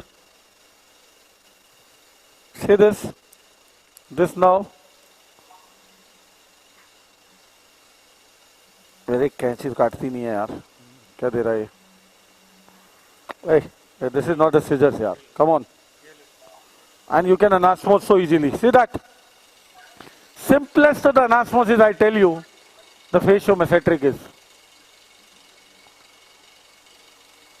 the beauty is nowadays what some people are doing they are doing selective innervation in the sense why hypoglossal has gone to disrepute number one it is the spontaneity is the big issue and if you co-opt with the main trunk of the facial it leads to mass movement synkinesis. Synkinesis is the biggest problem. Yes. So what you can do now, some people what do? The upper trunk they anastomose with the masseter. Yes. And lower trunk you can take a hemi-hypoglossal. Yes. So that will be avoids mass movement. dissociated, so there will be no mass movement. Minimize, you can do it. Yes, yes. Yes. Now, having known the masseter's nerve anatomy, the next thing what you can learn is the artery to this masseter gets blood supply from many, but the masseteric artery is immediately deep to it and run in the same plane. So, understanding this fact, what we do now, many a times, we use the masseteric flap for the reanimation of the angle. I will show you. That is amazing. I tell you, some patients you are doing a parotidectomy, suppose, and happen to injure the facial nerve at the same time, main trunk. You could not save because of the pathology, malignancy, whatever reason. What best you can give intraoperatively as a dynamic sling. Intraop, same time, in the same field, no morbidity, no extra time. Masseteric flap. See this. This is amazing. External camera low. I will show you the external camera. Are you getting this picture? Good? Yes. So what I will do... This masseter sling can be done when the injury has caused trauma to all the branches of the facial on the face. Yes, That also can be taken. yes, and also after the years of injury, when the muscles have undergone atrophy, the nerve anastomosis is of no value. Either you do a free muscle transplant like gracilis, or you can do this muscle, because this is not supplied by facial now. So now what I want to show is, this is the modulus here. Can you see here? Yes, yes. This is the modulus, okay? And this is the masseter muscle. Ashish? Yes, yes. Ashish? Yeah, I can see. See the masseter where it is going. Going, yeah. This is the lower insertion on the lower edge of the mandible here. Yeah. And see, close is the modulus. Yeah. And now this vessel as a nerve, it is going anterior-inferiorly like this. So, lot of anatomical studies done. The main trunk of the nerve and vessel from the angle are almost 3 centimeter away. Okay. So, if I can make variety of mesenteric flaps now. Okay. Looking at the anatomy. Let me show you simplest way. Just mobilization, yeah. Mobilization along with the periosteum. Of the entire muscle. So, Satish, hello? Yes, madam.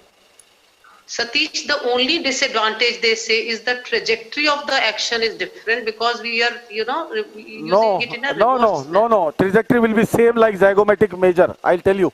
Okay. I'll show you. Okay, let's. Trajectory will be same like zygomatic major muscle, direction is going to be same. Okay. See this, in the live surgical situation, you have to absolutely go subperiosteal so you don't damage any, Fibers. yes, neuromuscular territory, anything. See this? This is one type of flap as a whole. Now see the direction from upward down. Can you see the direction from upward down? Yes. I have elevated from the, then now mandible is bare. See this? Upward down, and now I will suture it to the modulus here. Let me show you the modulus first of all. Scissors. Modulus.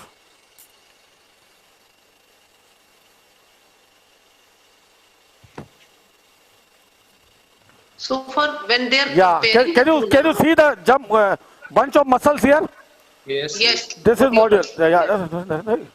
This is modulus. So what I will do, this is dynamic, very strong. Patient will not appreciate any deformity. See this, I will go and suture this to the modulus. Yes. And see, you know what? once it works, it pulls upwards and laterally. It will pull upward and laterally. See the lip, how the lip is going to work. Fabulous. This is amazing, simplest of all the flaps. Yeah, very simple. Simplest, robust, very effective. And if you do intraoperatively post-parotidectomy, boss, many a time patient will not even appreciate the facial has gone. It works like that. Realize, yeah. So these are the procedures to the lower lip, masseter, hypoglossal. Now another flap, in case you need to show, like Ralph had demonstrated last time, is Labes technique. See, this technique is undergone. Yes, please, bolo, madam. Sorry, sir. Satish, out of the two, they say temporalis is always better than the masseter because it has a upward pull. No. The problem with the temporalis is the procedure of lengthening is very tedious. Very difficult. Yes. And now very what difficult. you can do, that's what Lebe has, changed the procedure. That is the evolution. Yes. Earlier it was described by someone else with a different technique. That is what we are. I will show both orthodromic and antidromic temporalis transposition. What Ralph had described that time, if Ralph remembers, is the orthodromic transfer. Remember, Ralph? Please explain to us the difference. We don't even know what it means. Yeah. So what he demonstrated was the orthodromic temporalis transposition. And what Lebe described, when you mobilize the temporalis, you can give an extra length by peeling the temporalis from the attachment and mobilize it. Remove the posterior attachment of the temporalis to give it to extra length. Yes. Posterior half of the Otherwise, if you don't give, what you can do, if you don't do that, when you divide the attachment of the temporalis lower down from the temporalis, this coronoid process, you can attach a facial lata graft and then attach the facial lata the other end to the modulus. For creating the length. Yes. So, either release it from superiorly or add on the sling. Yeah, add on a facial lata sling. Both can work, Yes. but the originality is originality without making any, the static tissue in between. So it gets fibrosed, I think, that facial lata that you put. No, it works. It is stiff, but it lessens the dynamicity of your flap, Because the natural functioning of the temporalis muscle will not be added onto the sling. Sling will just add on to the length of the. Yeah, cover the length. Now I will show this. Ralph wants to say something, Satish. Yeah, please, Ralph, we need your comment. Satish, I have to leave the session. It was a pleasure again to watch your preparations and to hear your explanations. You are really the best for me. So I have to say goodbye. Wow. Thank you. And good luck for the rest of the session. Bye-bye. Bye. Achha, Ralph, last comment from you. Last comment from you. How often you are doing lengthening myoplasty, temporalis? It is one of my favorite dynamic facial reanimation techniques in long-term facial paralysis in older patients. So sometimes a year, yes, maybe 5, 6 times a year, 10, yeah. Okay, and then do you use a facial ATA in between? Sorry? You use facial ATA? If you fall short, do you use a facial ATA from the distal end of to give it a length? I use the distal end of the tendon, yes, and bring it to the. So he doesn't use the facial ATA. He will mobilize it all the way down to the modulus. Okay, great. Modulus, he separates the coronoid, I think, and that gives the length. Yeah, right. So, thank you, Thank you. Now I will show, you know, the classical Lebe's technique. Daniel Lebe, what modification he has given us. ये दो यार तुम्हारा ये अच्छा नहीं आता यार.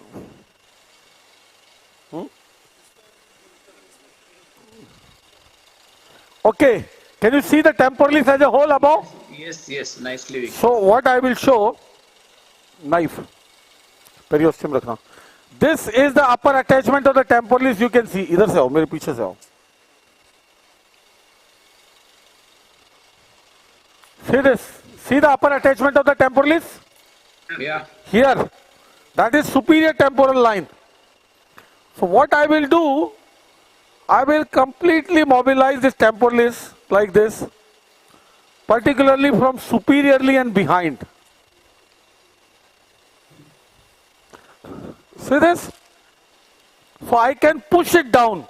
See what all we need is this temporalis goes here down and insert on the coronoid process. Okay?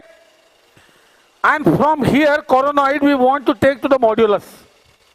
So this 2 to 3 centimeter is the key mobilization we need. Okay? Yeah. So in that manner, this innervated vascularized temporalis which is inserted on the coronoid will be inserted on the modulus to make a dynamic sling to the to the angle of the mouth. Got my point? Yes. So in order to get that mobilization, that is so difficult. There are many ways, and what Lebe has given us, see this, mobilize the muscle as a whole, leaving some part attached. We need to have an anchoring of this muscle as well for this to work. So there are studies about how the vascular supply is not to the bulk of the muscle. Yes. Yeah. Mainly See now. area. Now at this point, this muscle goes deep to the, you know, zygomatic arch. To the zygoma. Yeah. This is my zygomatic arch. So you have to separate it from. See, this is zygomatic arch. Yeah. And we have to break it to reach to the coronoid. See this. See, this muscle is going deep to it. See this. Yeah. Yes. No. So I will break this zygomatic to mobilize this muscle below. Okay?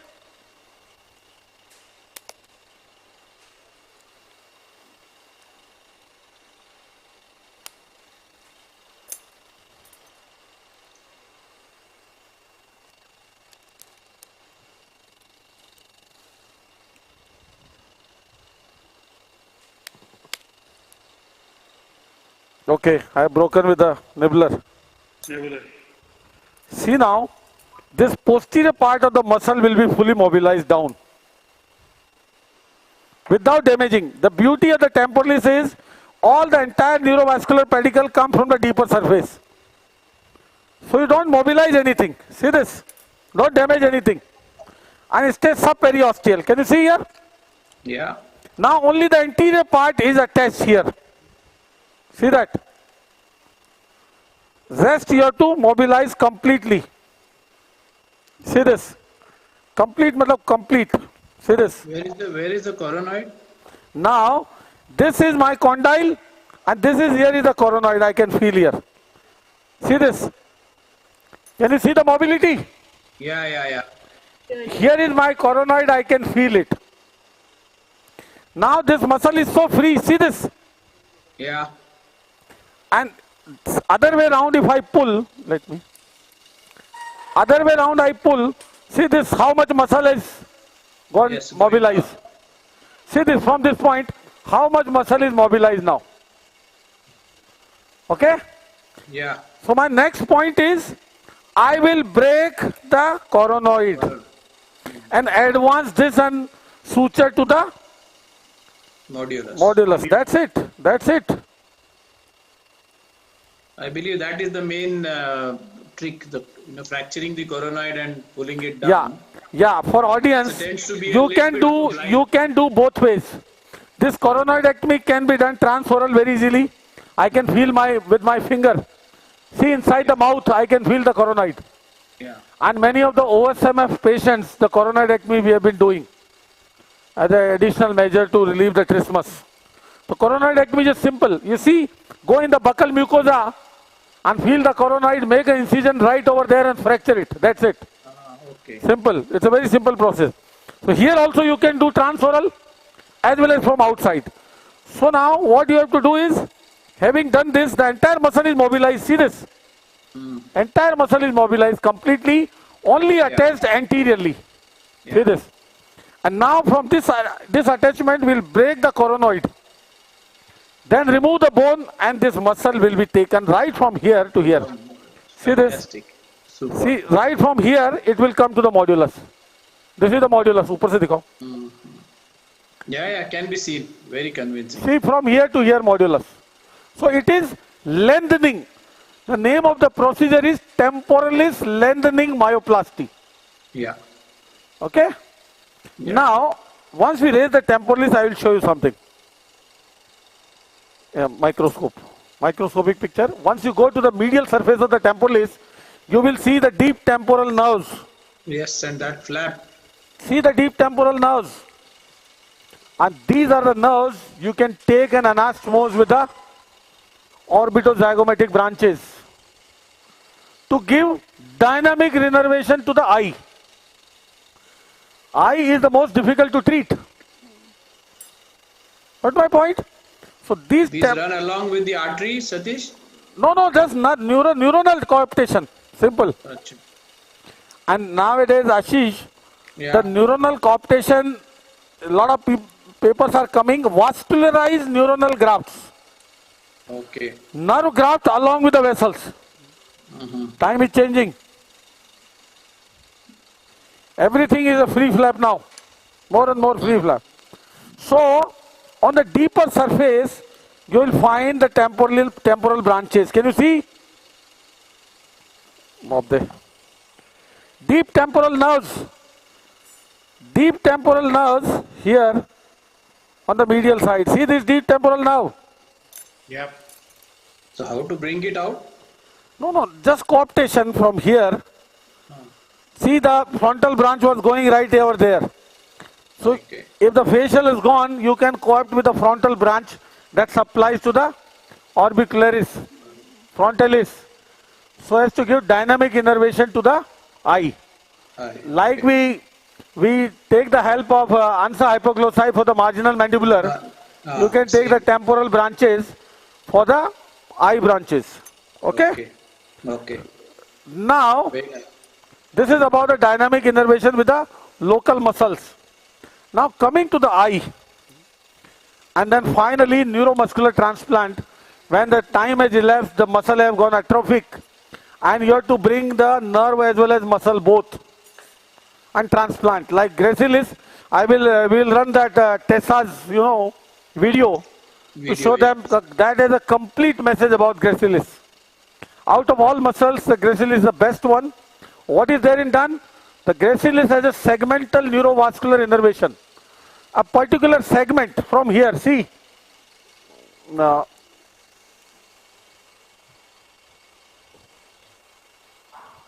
Yes. How is the cosmesis after mesenteric and this muscle flap? After It is better. It is always better. Don't feel bulkiness over there? Like No. See now, what is done in the gracilis is a 15 by say 8 centimeter, whatever size, a segmental gracilis along with the obturator nerve anterior branch and a circumflex artery, femoral artery and vein, they are taken. One end of the gracilis is sutured to the circumferentially around the commissure. Lower lip, upper lip at the commissure, one end. See like this? And then this muscle extends from here and the other end is sutured to the temporalis fascia, zygoma and temporalis fascia. And that obturator nerve is anastomosed with the mesenteric nerve. And the cross nerve graft is anastomosed end to side to the obturator nerve. That is a complete dynamic innervation where the spontaneity you can get. This is the highest procedure one can think of. And a properly done procedure has an amazing result. So again the gracilis muscle along with the vessel and the artery and vein and the anterior branch of obturator taken. The both ends are inserted from the angle to the zygoma, and the nerve is, facial artery and vein can be used for the vessels, and then for the nerve, the anterior branch of the obturator is anastomosed with the mesenteric nerve, and the cross nerve graft you can anastomose end to side with the obturator nerve. I hope it is clear. Yes. Then you will see. Kunshal is asking, after cutting hypoglossal completely, and what will happen with tongue supply and subsequent deficit in tongue muscles? Because we are taking hypoglossal as a. After cutting hypoglossal completely. Yeah, means what will happen to the tongue supply and subsequent? Yeah, that's why we don't do hypoglossal. The tongue atrophy will take place, and we add on to the. See, this facial nerve injury. Palsy has an implication on so many things. Yes. The eye is exposed, can lead to blindness because of exposure keratitis. The mouth, the eating, deglutition is a big problem because of the drooling and the incompetence, oral incompetence. Speech is a problem because your cheek muscles are gone. Now, adding on to this, if the hypoglossal is gone more, that will add on to the compound difficulty. So hypoglossal is no more a choice. So the facial now has a huge impact. Now the next is the reanimation of the eye and the brow. The classical procedure described on the eye,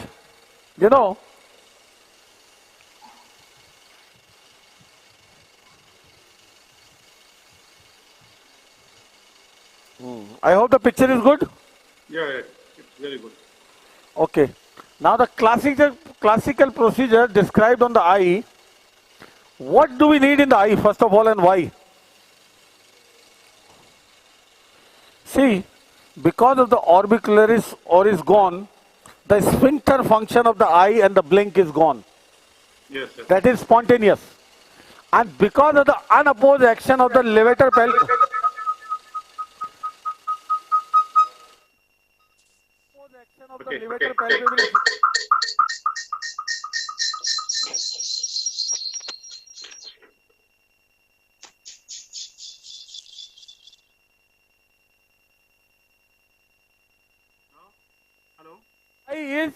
The upper eyelid is elevated and not closing the eye completely, and that may expose the cornea as well.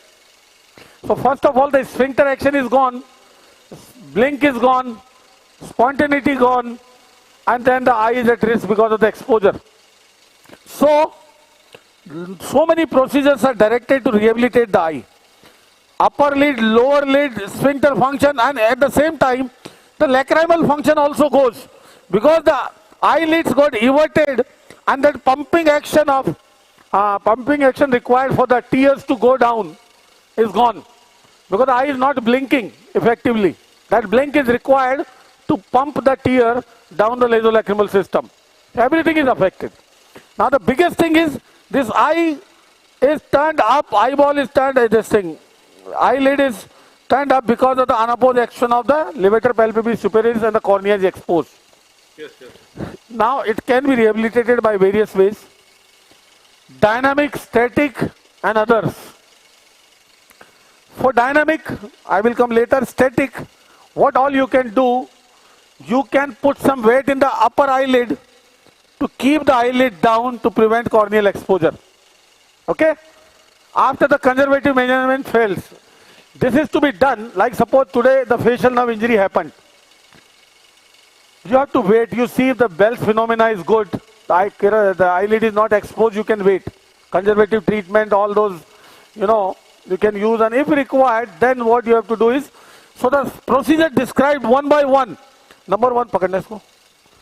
See this, if I open this eyelid, see what is the anatomy here. See this muscle which I am cutting. See this thin muscle, that is orbicularis oris. See, I have cut this muscle. Can you see? Yes, this muscle, and this is the tarsal plate. Chodna. This is the tarsal plate. Okay? Yes. This is tarsal plate. So after cutting the orbicularis, you can use some weight according to the requirement. What you do? Before doing it, keeping the patient in sitting position and tape your upper eyelid and put a weight below. So how much weight is required to close the eyelid is the chosen weight, and of that particular weight, according to the dimensions of the eyelid, you have to get it from the goldsmith. Get the, the gold plate done. The gold is traditionally being used, though nowadays platinum is the choice because it is more dense. Gold plates sometimes are so thick and seen obvious under the skin. Particularly if this skin is very thin, the gold plate, thick gold plate seems obvious through it. It doesn't look nice. Platinum is more dense, even the thin plate can work. So the first is the weight. Okay? Yeah. Parameter sleeping. Oh, sir. So what you can do, you can use your weight and suture to through the holes to the tarsal plate. Then suture make this, orbicularis oris muscle and the skin line. Yes. Now, in cases where there is not too much of weight is required, when too much of weight is not required, what we do, instead of a gold eye plate, we use a simple conchal cartilage. Take a piece of cartilage and suture to the tarsal plate all the way, and it can serve the same purpose. Now, but the cartilage is not very heavy. So what you can do, you can put another piece of cartilage, another piece of cartilage in the pocket above the levator to further, here in this pocket above the levator, this is the levator muscle in this pocket, okay, over the fat, to additionally give more weight with the cartilage. Cartilage is own tissue, it doesn't give problem. Now the third thing what you can do is, see, the orbicularis is gone and unopposed action of the levator is going on. So do something for the levator. Dissociate the levator. So what you can do, see, this is the upper end of the tarsal plate. Go to the upper end of the tarsal plate here. See this? Yes. This white is the levator aponeurosis. Can you see this? Yes. Can you see this? White is the levator aponeurosis. Take a piece of cartilage. And between the tarsal and the aponeurosis, put a piece of cartilage to dissociate the unopposed action of levator. So eyelid will not go up, it will fall down. Got my point? Can you repeat it again, because to dissociate the action of levator, because it is the unopposed action of the levator palpebralis superioris, which is supplied by the third nerve, not by the seventh nerve. That is bringing the eyelid up. And that is unopposed because the orbicularis is gone. So this levator, it is attached to the tarsal plate through an aponeurosis. What you need to do is separate the aponeurosis and interpose the cartilage in between. So Satish, hello? Yes, madam. Satish, by releasing this and putting the cartilage beneath, don't you disturb the actual action of the levator, No. that is, lifting, it Still, cause ptosis permanent? no. Still we will suture the aponeurosis to the cartilage. Okay. And that cartilage is suture both to the aponeurosis and the tarsal plate. Okay. But in now between that strong action of the levator will be gone, and the cartilage is interposed in between. Okay. Light action will remain, strong action will go. Okay. Now, all these weights, they are working by gravity. So, no? This is simple gravity. They are not doing anything. They are not treating the cause. They are not treating the problem. By means of putting weight, we are avoiding corneal exposure, preventing corneal exposure. Yes. So, they work by gravity. When the patient lies down, the gravity effect is gone. The eye is again exposed. So, it works only when the patient remains upright. Okay. This is simple gravity, nothing else. So, in order to give a more dynamic, suspension, the next answer is a spring. There are palpable springs available. We tried to make our own spring. It is simple spring. That gives a dynamic opening of the eyelid and closure. What do you mean by that? You got any spring, riffle spring, anything you understand spring? Yes. That is a metallic spring, which if you press, it will press and release and it will open up. Got my point? Yes. So that dynamic spring, it's sutured at two places. One, go up to the bony margin of the orbit above. See this orbital margin above? Yes, sir. And one to the margin of the eyelid, inferior margin of the tarsal plate here to the eyelid. Leave it. Chodo. Now see this spring, once pushed over there under the orbital margin and once here. The spring opens and closes the eye. This is amazing. This is not related to the gravity. But the problem is you have to keep on adjusting the spring again and again sometime. And the available springs, some of the companies are marketing springs and they are very costly. Okay. So now the next, this is to the upper eyelid. What you can do to the lower eyelid? What happens once the orbicularis is gone? The lower eyelid goes like this. So now, Yes, sir. the ectropion happens to occur to the lower eyelid. So there are many ways. What you can do simply, we have kept a case today as well. The best is the lower tarsal plate excision. Pakadna idhar. See, this is the lower tarsal plate. Yes, sir. I will do a canthotomy here first. See this. Scissors. See, this is the tarsal plate cartilage. Can you see? Yeah. Canthotomy, you have to, this is the cornea, to separate the cartilage here. Can you see this cartilage here? Yes, sir. Separate the skin as well from the cartilage. See this? And now this cartilage, Shona, is sutured here onto the orbital margin. See the tightening of the lid. Okay. Got my point? Yes. Tightening of the lid which was like this ectropion, with this margin, half a centimeter of the, the tarsal plate is taken and sutured laterally to the orbital margin to make it tighten.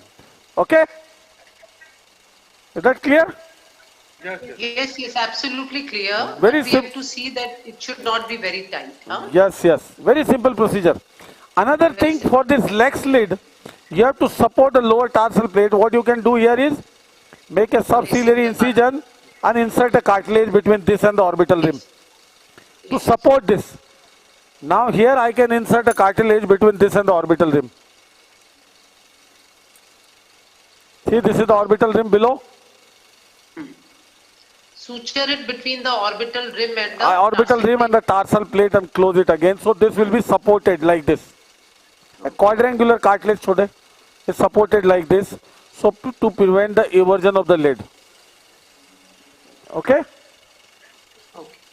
Another thing is dynamic.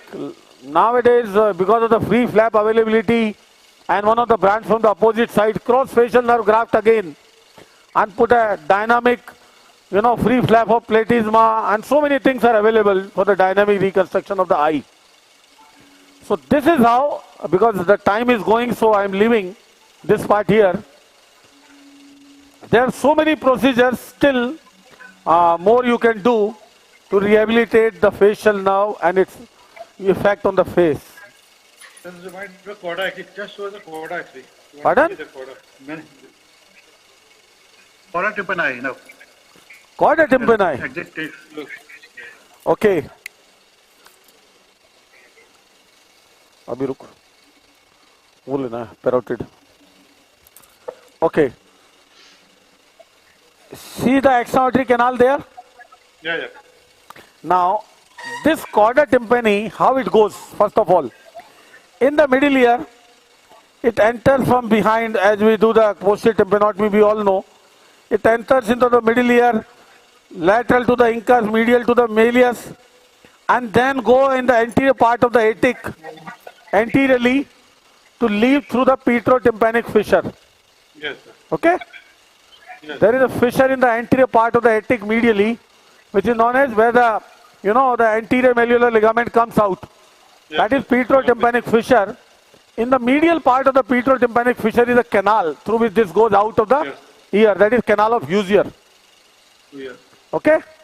After getting out of the canal of Hughes ear, it comes out here anteriorly, deep to the temporomandibular joint. Yes, sir. Okay? So in order to show you the further course of this, let me. I have to break the temporomandibular joint, and you see here, this nerve which was going in the ear anteriorly, as it comes out of the canal of Hughes ear, it comes absolutely vertically down. Absolutely vertically down in the medial wall of the TM joint. Got my point? Yes, sir. So, I have to remove this TM joint for that, fast. And there, it runs lateral to the spine of sphenoid. Yeah. When you see the greater opening of the sphenoid, where its nerves go down, there is an anatomy, that is a part of the sphenoid known as a spine of sphenoid. Right, this nerve goes lateral to the spine of sphenoid in the infratemporal fossa and join the lingual nerve. Why it is important? The spine of the sphenoid is a very important anatomy, because medial to the spine of sphenoid is what? Medial to the spine of sphenoid is what? Auriculotemporal nerve. Yeah. In head injuries, accident, it happens very commonly when the spine of sphenoid is injured. Yes. What happens? Complete ipsilateral salivary paralysis. Why? The chorda supplies submandibular and sublingual gland. Auriculotemporal goes to the parotid gland. Yes. What's my point? And in a spine of sphenoid fracture where the chorda goes, I will show. This is complete, something leads to the complete ipsilateral salivary paralysis. Where the sphenomandibular ligament is that the same thing? Stylomandibular ligament. That is different. Sphenomandibular ligament, something. No, that is different. That is from the angle of mandible. Yes. That is from that ligament arises from the spine of sphenoid, right? Yeah. Goes to the angle of mandible. Yeah. Now see, this is the mandible. Yes. As I divide this will uncover the infratemporal fossa. You saw earlier the infratemporal fossa from the nose side. Yeah, okay? And now here in no time I will show you infratemporal fossa from the lateral side. The same concept, the anatomy for different sides differently.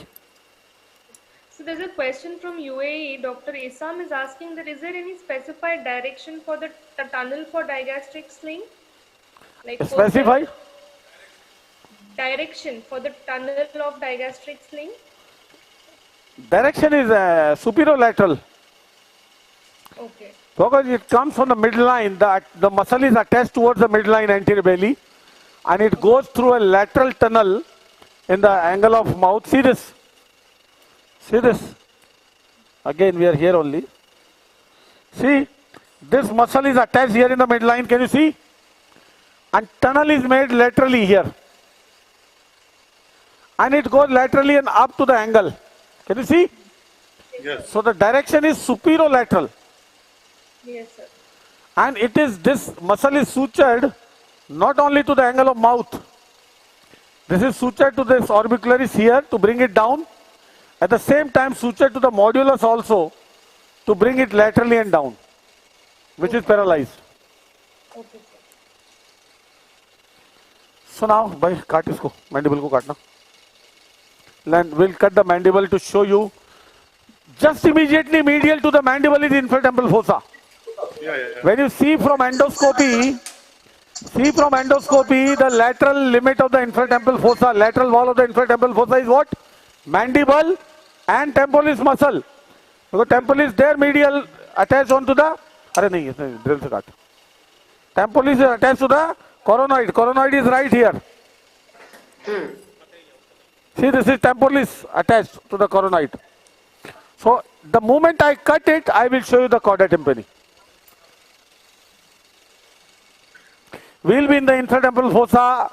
Underneath the neck of mandible is where the external carotid divides into two branches and the maxillary artery goes anteriorly with all its branches, all the V3 and its branches. So this is different anatomy, though it has nothing to do with the facial now.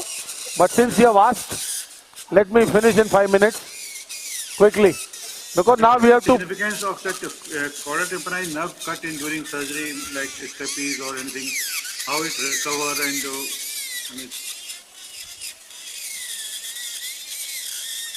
Satish? Yes, madam.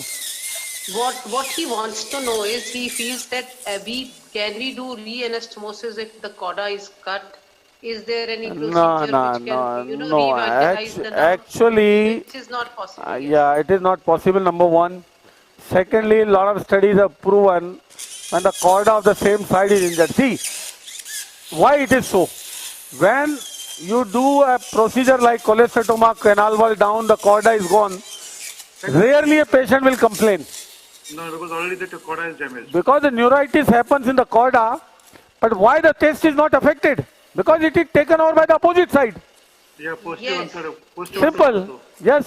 So, because of the adjoining area of the test, areas are for the test, it is supplied from the opposite side, behind by the branches of glossopharyngeal, and ultimately takes care. Secondly, there are a lot of neural connections between the chorda here and the branches of the fifth nerve in the infratemporal fossa. Yes. And that also gives innervation, and ultimately in long run it doesn't give a problem. But usually for 3 to 5 months, patient develops some symptoms. For that, what we can do? Pardon? Knife. Immediate post-op surgery. you make him ignore it. You make him ignore it, no other way out. But generally, these taste complaints are not long lasting, you know. Yeah. See, this is, see, I am removing the condyle. And what is there inserted on the neck of the condyle? See the thick muscle. See this? This is lateral pterygoid. Yes. Attached on the neck of the condyle. This is the thickest muscle in the lateral part of the infratemporal fossa. Yes. Superior part.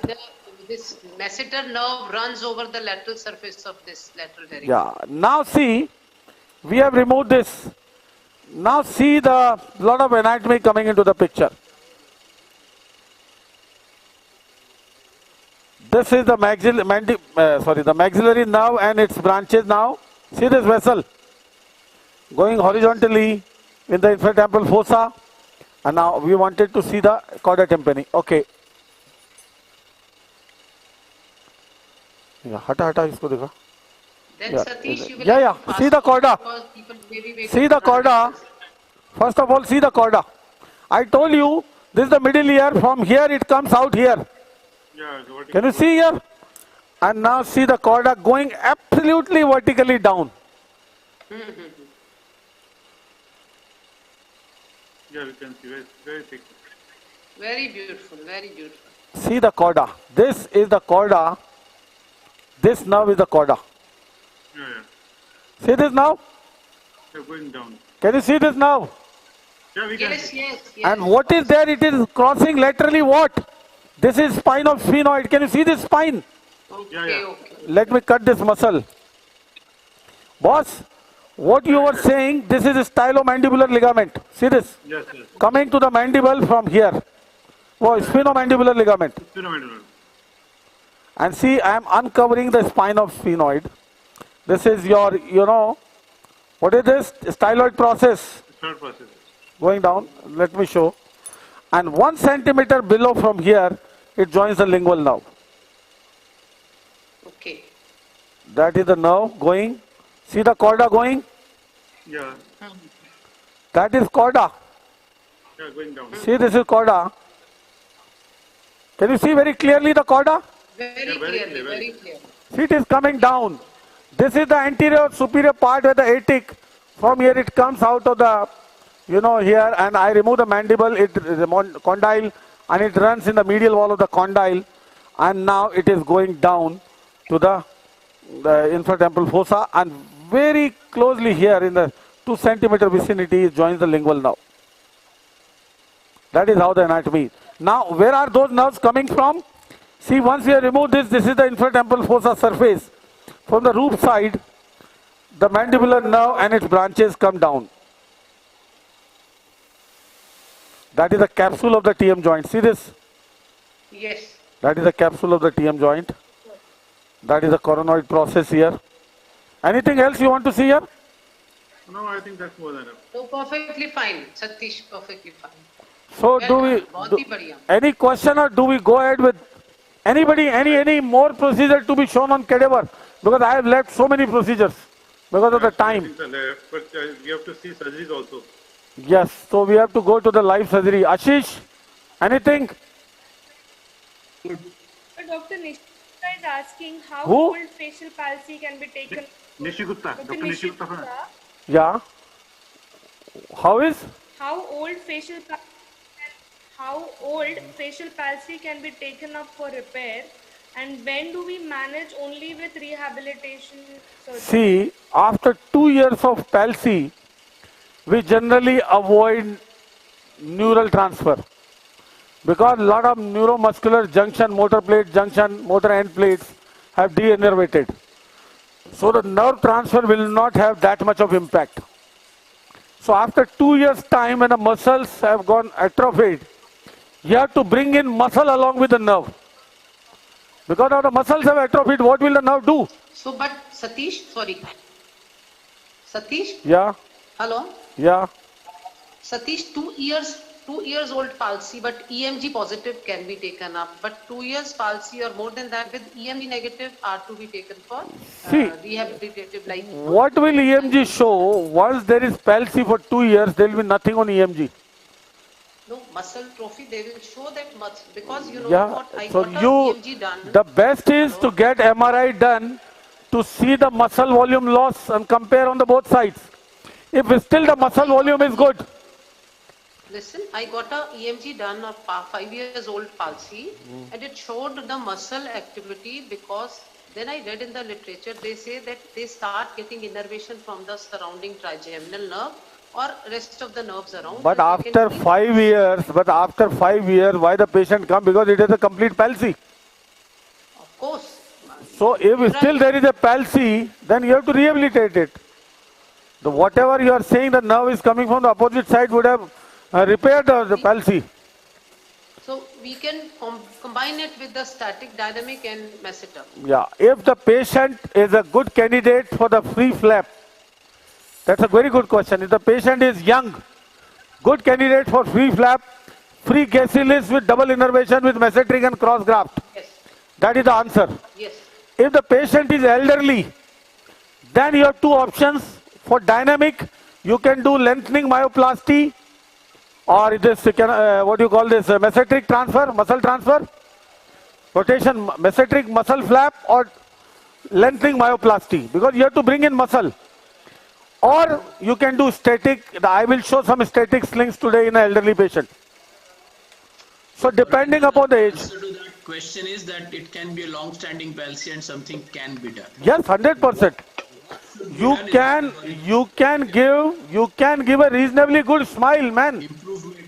Yes. If the candidate is good for a free muscle transplant, neuromuscular transplant, gracilis, he can acquire a good smile. Yeah. Because the spontaneity. Lot of patients to whom a lot of things can be done. Yes, because you are giving a spontaneity by cross-facial nerve graft. And also it gives fullness in the area where the muscles have got atrophy. Yes, and see, it is not always free of problems. This muscle bulk and the nerve which can, handle that muscle, the ratio is not always appropriate. Yeah, she will talk, I think, Tisa's thing, she talks about debulking, making the gracilis thin. Yes, keep on thinning from superficial surface. If it is not, the excursion is not good, you have to make it thinner and thinner. The thicker muscle. Hello. Satish? Yeah. Then both the temporalis elongation and gracilis, both are equivalent. We have to choose one of the two. Huh? Gracilis? Temporalis is also. No way. Gracilis, the innervation of the gracilis will be through two nerves. Opposite. And yes, it is high powered, and it is dual innervation is amazing. It will give spontaneous smile. Temporalis cannot give. Top of the pyramid procedure. Top of the pyramid. Yes. Temporalis is never a procedure of choice. I told you, if an elderly patient who is not a good candidate for free flap, because free flap needs a lot of neurovascular anastomosis. Yes. It can be, this temporalis flap can be done. Lengthening myoplasty. So depending. Satish, are you moving to the operation theatre? Yes. No, here, first of all, I am running this amazing video from Tessa that is showing each and everything about basics to everything about the temporalis, gracilis free flap. Right from anatomy, anastomosis, every theoretical, practical, everything. In the meantime, I will be reaching the theatre in half an hour's time and will be ready. Our case is already induced. So just to tell you, 6,000 viewers are watching you. Oh. No, and how many are complaining? How many are giving galis to you? All are giving compliments to sir that you are a movable library. There's a message from Baghdad. Someone sent. Renita, how many people from Germany are watching? I just want to know later on the side. Ralph. Ralph and another associate, they had promised us a lot of people are going to watching, but they haven't asked any questions, so I'm just getting the questions. Yeah, you can take question, Paromita, I am here only. Okay, Satish, we have, before Tisa's thing gets over, you should be... Who's going to put on the... Okay, run the video. Let me show you, Ashish, how the video you can see. Run the video. Hey everybody, greetings to India from Boston and Harvard Medical School, Mount Sinai Infirmary. My name is Tessa Hadlock and I run the Facial Nerve Center here at Mount Sinai, and I really greatly appreciate the invitation to share some insights about free gracilis muscle harvest and inset for facial reanimation. So before I get into some slides and some video clips that sort of show our techniques, I really want to say a huge thank you to Ashish Bhumkar, who has included me in this, and Satish Jain. I feel like this is a tremendous effort that you have put forth for this course to help people understand facial nerve anatomy. I understand there's going to be a very thorough, or maybe there already has been a very thorough dissection from skull base all the way out to the distal branches, and that you have talked about multiple methods of facial nerve coaptation, reinnervation strategies, etc. All my favorite subjects. And so if there's anything that sparks interest or people want to dialogue further about, I have a wide open door, as Ashish knows, since he has been to visit me here in the Facial Nerve Center. So without further ado, let me just give you a brief 20 to 30 minute overview of free gracilis transfer, which, as I understand, is not something that is widely performed in your neck of the woods. So I'm going to first start by talking about the muscle harvest. But before I get to that, the basic concept is illustrated in this piece of art by Bob Gala, where you can see we take a thin strip of muscle and we secure it both to the medialis medially and to the true temporalis fascia out here laterally. Now, the truth is that today our inset doesn't quite look like this piece of art. In fact, we inset more from the philtrum across the upper lip to the medialis, but we really no longer include this segment to the lower lip, and that's because we discovered that it was displacing the lower lip too far superiorly. So this is sort of a little bit of an outdated schematic. So just some basics about the harvest before I show you a video. This is just a cadaveric dissection, and you can see that in order to identify the gracilis muscle, we first have to identify the pubic tubercle, or really the thick tendon of the adductor longus muscle, and we identify the medial tibial tuberosity down at the knee. If you make a dotted line from one landmark to the other, and then about 1.5 centimeters inferior to that, you're going to make an incision. Again, we no longer open up the gracilis incision this long, but for the purposes of education, sometimes it's nice to open that up. Again, first I'm going to show you a cadaveric dissection and then live surgery. But the schematic that you see down here also gives you a representation that we are really only interested in a segment of the gracilis. So here, this shows that we use about 60% of the cross-sectional surface of the gracilis, but in contemporary times, we actually only use 50 or 40% of the width of that muscle, and sometimes even. Hey everybody, greetings to India from Boston and Harvard Medical School, Mount Sinai Infirmary. My name is Tessa Hadlock and I run the Facial Nerve Center here at Mount Sinai, and I really greatly appreciate the invitation to share some insights about free gracilis muscle harvest and inset for facial reanimation. So before I get into some slides and some video clips that sort of show our techniques, I really want to say a huge thank you to Ashish Bhumkar, who has included me in this, and Satish Jain. I feel like this is a tremendous effort that you have put forth for this course to help people understand facial nerve anatomy. I understand there's going to be a very thorough, or maybe there already has been a very thorough dissection from skull base all the way out to the distal branches, and that you have talked about multiple methods of facial nerve coaptation, reinnervation strategies, etc. All my favorite subjects. And so if there's anything that sparks interest or people want to dialogue further about, I have a wide open door, as Ashish knows, since he has been to visit me here in the Facial Nerve Center.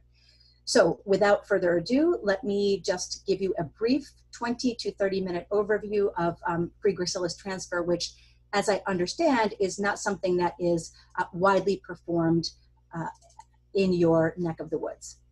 So I'm going to first start by talking about the muscle harvest. But before I get to that, the basic concept is illustrated in this piece of art by Bob Gala, where you can see we take a thin strip of muscle and we secure it both to the medialis medially and to the true temporalis fascia out here laterally.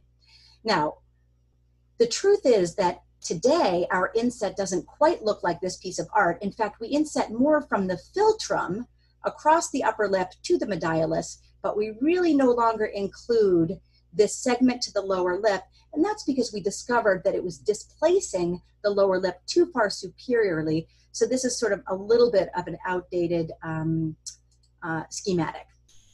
So just some basics about the harvest before I show you a video. This is just a cadaveric dissection, and you can see that in order to identify the gracilis muscle, we first have to identify the pubic tubercle, or really the thick tendon of the adductor longus muscle, and we identify the medial tibial tuberosity down at the knee.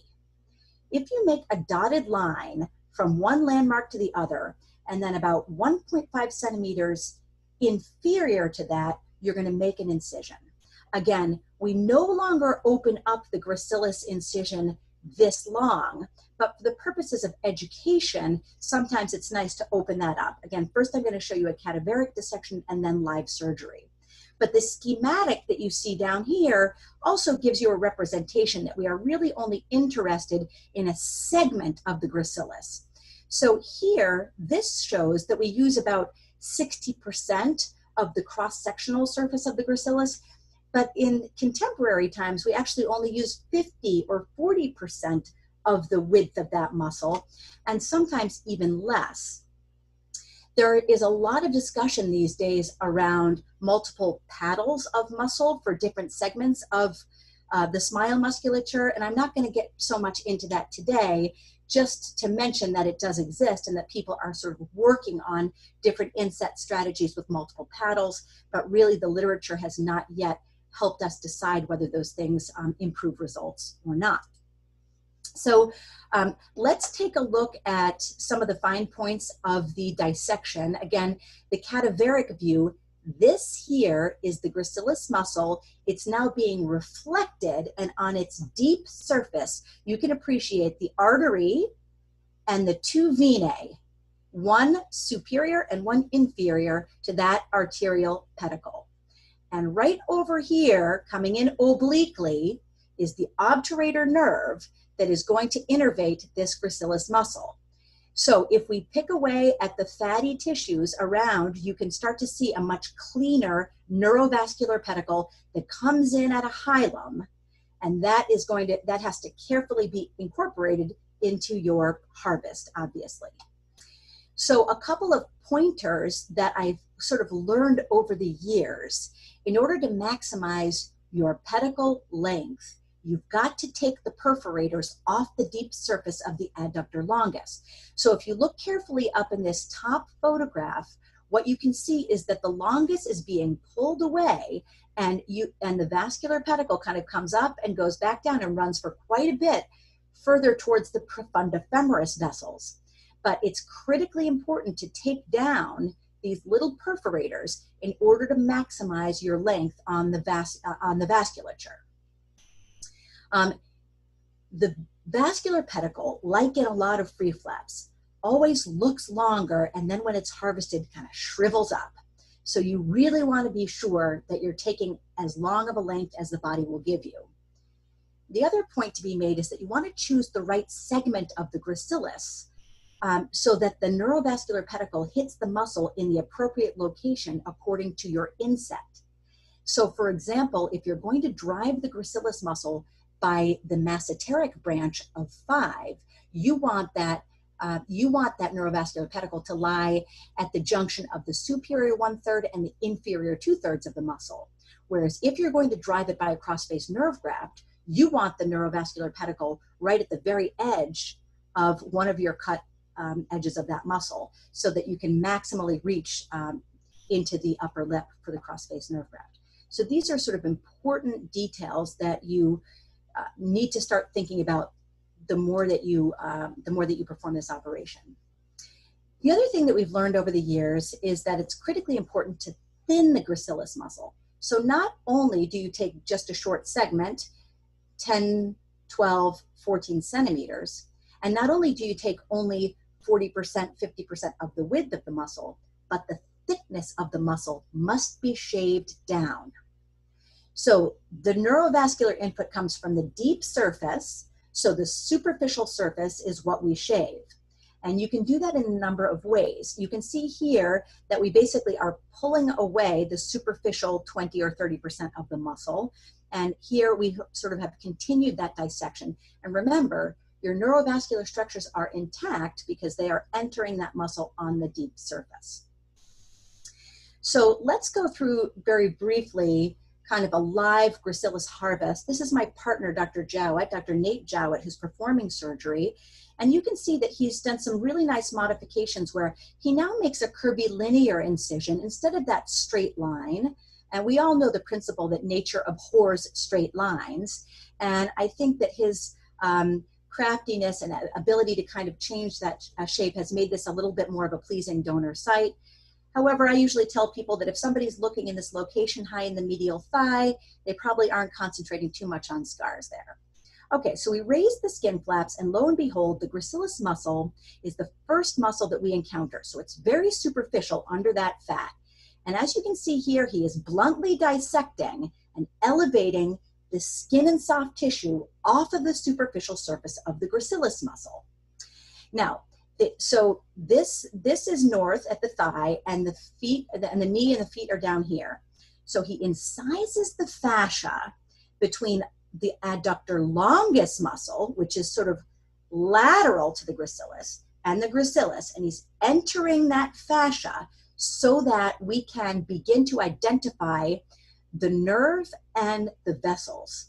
And even when we think that we have found the vascular pedicle, we wait until we find a nerve that we can stimulate that causes the muscle to jump so that we are absolutely certain that we have our anatomical structures identified properly. It can get confusing in the medial thigh. So now you're starting to see this real gracilis muscle taking shape, and you saw him put his finger underneath the gracilis muscle and try to really define it a little bit more. So gracilis here and a little bit deeper and more lateral is where we get into the adductor longus superficially and the adductor magnus deeply. So here, again, he's around the muscle now, 360 degrees. So at this point in the dissection, we have not dissected the neurovascular pedicle. We're really working on the belly of the gracilis muscle, and we're getting deep to the vascular pedicle. And you can see he's getting his fingers around so that he's preserving the area that contains the hilum right in there. And now he's popping out at the other free edge of that gracilis muscle. You can see he can do that bluntly. And now we are really starting to define the whole 360 degrees of that gracilis muscle. Fascia comes down. This is just sort of more of a meticulous dissection to separate it from the surrounding structures. There's our obturator nerve coming in obliquely, as we talked about. And when he stimulates it, it causes the nice jumping of the gracilis muscle. So now he's starting to think about what segment of the muscle is necessary to harvest, and he marks that with a pen. So the critical point to recognize here is that you can get quite a long segment of gracilis, 10, 12, 14 centimeters through that small curvilinear incision. Now here, he has punctured longitudinally through the gracilis, started that longitudinal cut, and now has made that inferior cut. So here is the inferior division, and here is that longitudinal cut that's being developed. And because the neurovascular pedicle runs across the muscle, here we're going to divide it if we don't plan on a second paddle, and we're going to actually amputate that between two clamps so that we don't get bleeding. So the dissection then continues more superiorly, and now you can see that before he does the superior cut, we're actually going to thin that superficial surface of the gracilis, a little bit like what I showed you in one of the earlier slides. So it's just gentle snipping, and then it's some pulling, and it turns out that you can identify perforators into that superficial surface, and you can cauterize each one of them. Now this is critical. He just put a running vicryl suture right across that cut edge of the muscle, which serves as sort of a neotendon, so that when we go to inset it, the purchase of our inset sutures is going to go behind that running suture. Here you see he's snipping some of the perforators into the part that we're going to amputate. This is now the superior cut of the muscle. So now our entire segment is isolated, and it's just on its neurovascular pedicle. The last few fascial attachments are taken down. You can see that stimulating that obturator nerve here that you can see causes nice jumping of this harvested segment. And now we're simply working on the perforators to the adductor longus. Snip those, and you'll be surprised at how much extra length you get toward the profunda femoris vessels. So here you can see the fully harvested muscle, and we stimulate and we get some nice jumping. Very straightforward to close that incision, and we usually do that over a closed suction drain. So once again, just to stress the importance of thinning the muscle, You can see that I was doing this here with a bipolar scissor. It turns out that when we were using this kind of cautery scissor, we still were not adequately capturing all of the perforators. And so this did cause us to develop more hematomas as those little arterial perforators would open up after surgery. So I would not recommend the bipolar scissors anymore, but the point behind this is simply that you can further tailor the muscle so that you really have a nice, delicate, small slip rather than a huge piece of meat in the face. Okay, so now simultaneously while the harvest is going on, we use a two-team approach where we also prepare the face for gracilis inset. So let's have a little look at those steps. Now this video has not been sped up too much, so you've got to bear with me as we go through the steps. But so this is superior and this is inferior, and we basically make a temporal preauricular incision with a little bit of a cervical extension. Here, we used to go down a little bit further into the neck than we now do. You can see that when I make this temporal incision, I bevel along with the hair follicles so as to leave the least conspicuous scar possible. Once that's done, we usually take a brown Adson and we sharply elevate right onto the surface of the superficial temporal vessels and then the parotidomesenteric fascia. So we're preserving the vessels just in case we need them for inset, not likely, but there is our parotidomesenteric fascia. That is our target, and we sharply incise all the way until the anterior border of the parotid gland. Once we get to that anterior border of the parotid gland, we can start making some tunnels and further open things out. So here is the strategy to make those tunnels. And in people who have some preserved facial nerve function, you do need to stimulate each one of these tunnels before you divide it. So you might do that in post-paralysis facial palsy. Here I'm showing you the buccal fat, which is the next structure more anteriorly that you want to identify. And then as we work our way inferiorly, we're also going to want to get down and identify the facial artery and vein. We'll show you that in a little minute. So we're going now basically into the central face. We also expose the true temporalis fascia. We take those down, and you can see here that we are all the way at the medialis and at the lateral border of the orbicularis oris muscle. So we're really hunting around. Another landmark that helps us find the orbicularis oris and the medialis is the facial artery, which is right there. So you can see that facial artery really coursing in the oris. And that's what it looks like through the skin. And now here is our neurovascular pedicle, the artery and the vein. Almost always in a very predictable location right over the, just anterior to the angle of the mandible. Beautiful pulse pressure, and we'll put some vessel loops around them and tend to them later. That next step is to identify the true temporalis fascia, which you can see here. Interestingly, I'm just pointing out the middle temporal vessels, which some people have, which lie deep to the true temporalis fascia. Here we've identified the cross-face nerve graft inside the upper lip in the gingival buccal sulcus. And again, we pass a vessel loop around it. And just make note that we're now doing our neurorrhaphy work actually on the healthy side of the face, keeping that cross-face nerve graft quite short. Now we're placing some inset sutures right into that medialis so that when we pull on them, it leads to a pleasing smile. So you can see that there's a lot of sort of futzing around here. We usually grab the tissue with an Alice, see what it looks like. If we're pleased with it, we will throw that vicryl in that area, superficial to deep, as I tell everybody, and that's so that when you go through the gracilis muscle, you go deep to superficial and you're tying on that superficial surface. After 4 or 5 inset sutures are placed, we're ready, the recipient bed is sort of ready for that, to receive that muscle. So now let's talk about putting it all together. This is sort of what it would look like on the face, that piece of muscle, the vascular pedicle heading downward. In this particular case, you've got the nerve heading toward the masseteric branch of the trigeminal nerve, but if it were a cross-face nerve graft-driven smile, the muscle would end here, the entire muscle would be moved forward, and the nerve would be pointed into the upper lip. So that's what I mean about kind of picking which segment of the gracilis you use. So this photograph sort of shows those 5 vicral sutures that are placed, and each one of these still contains its needle so that it can accommodate the tip of the gracilis muscle as we parachute it in. This video is a little bit darker than I'd like it to be, but I really just want you to see that I'm throwing each one of those vicrals into that medial gracilis edge from deep to superficial.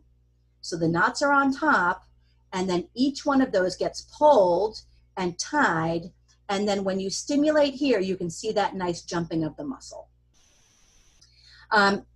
Here, I just want to make the point that occasionally we also augment free muscle transfer with some static support.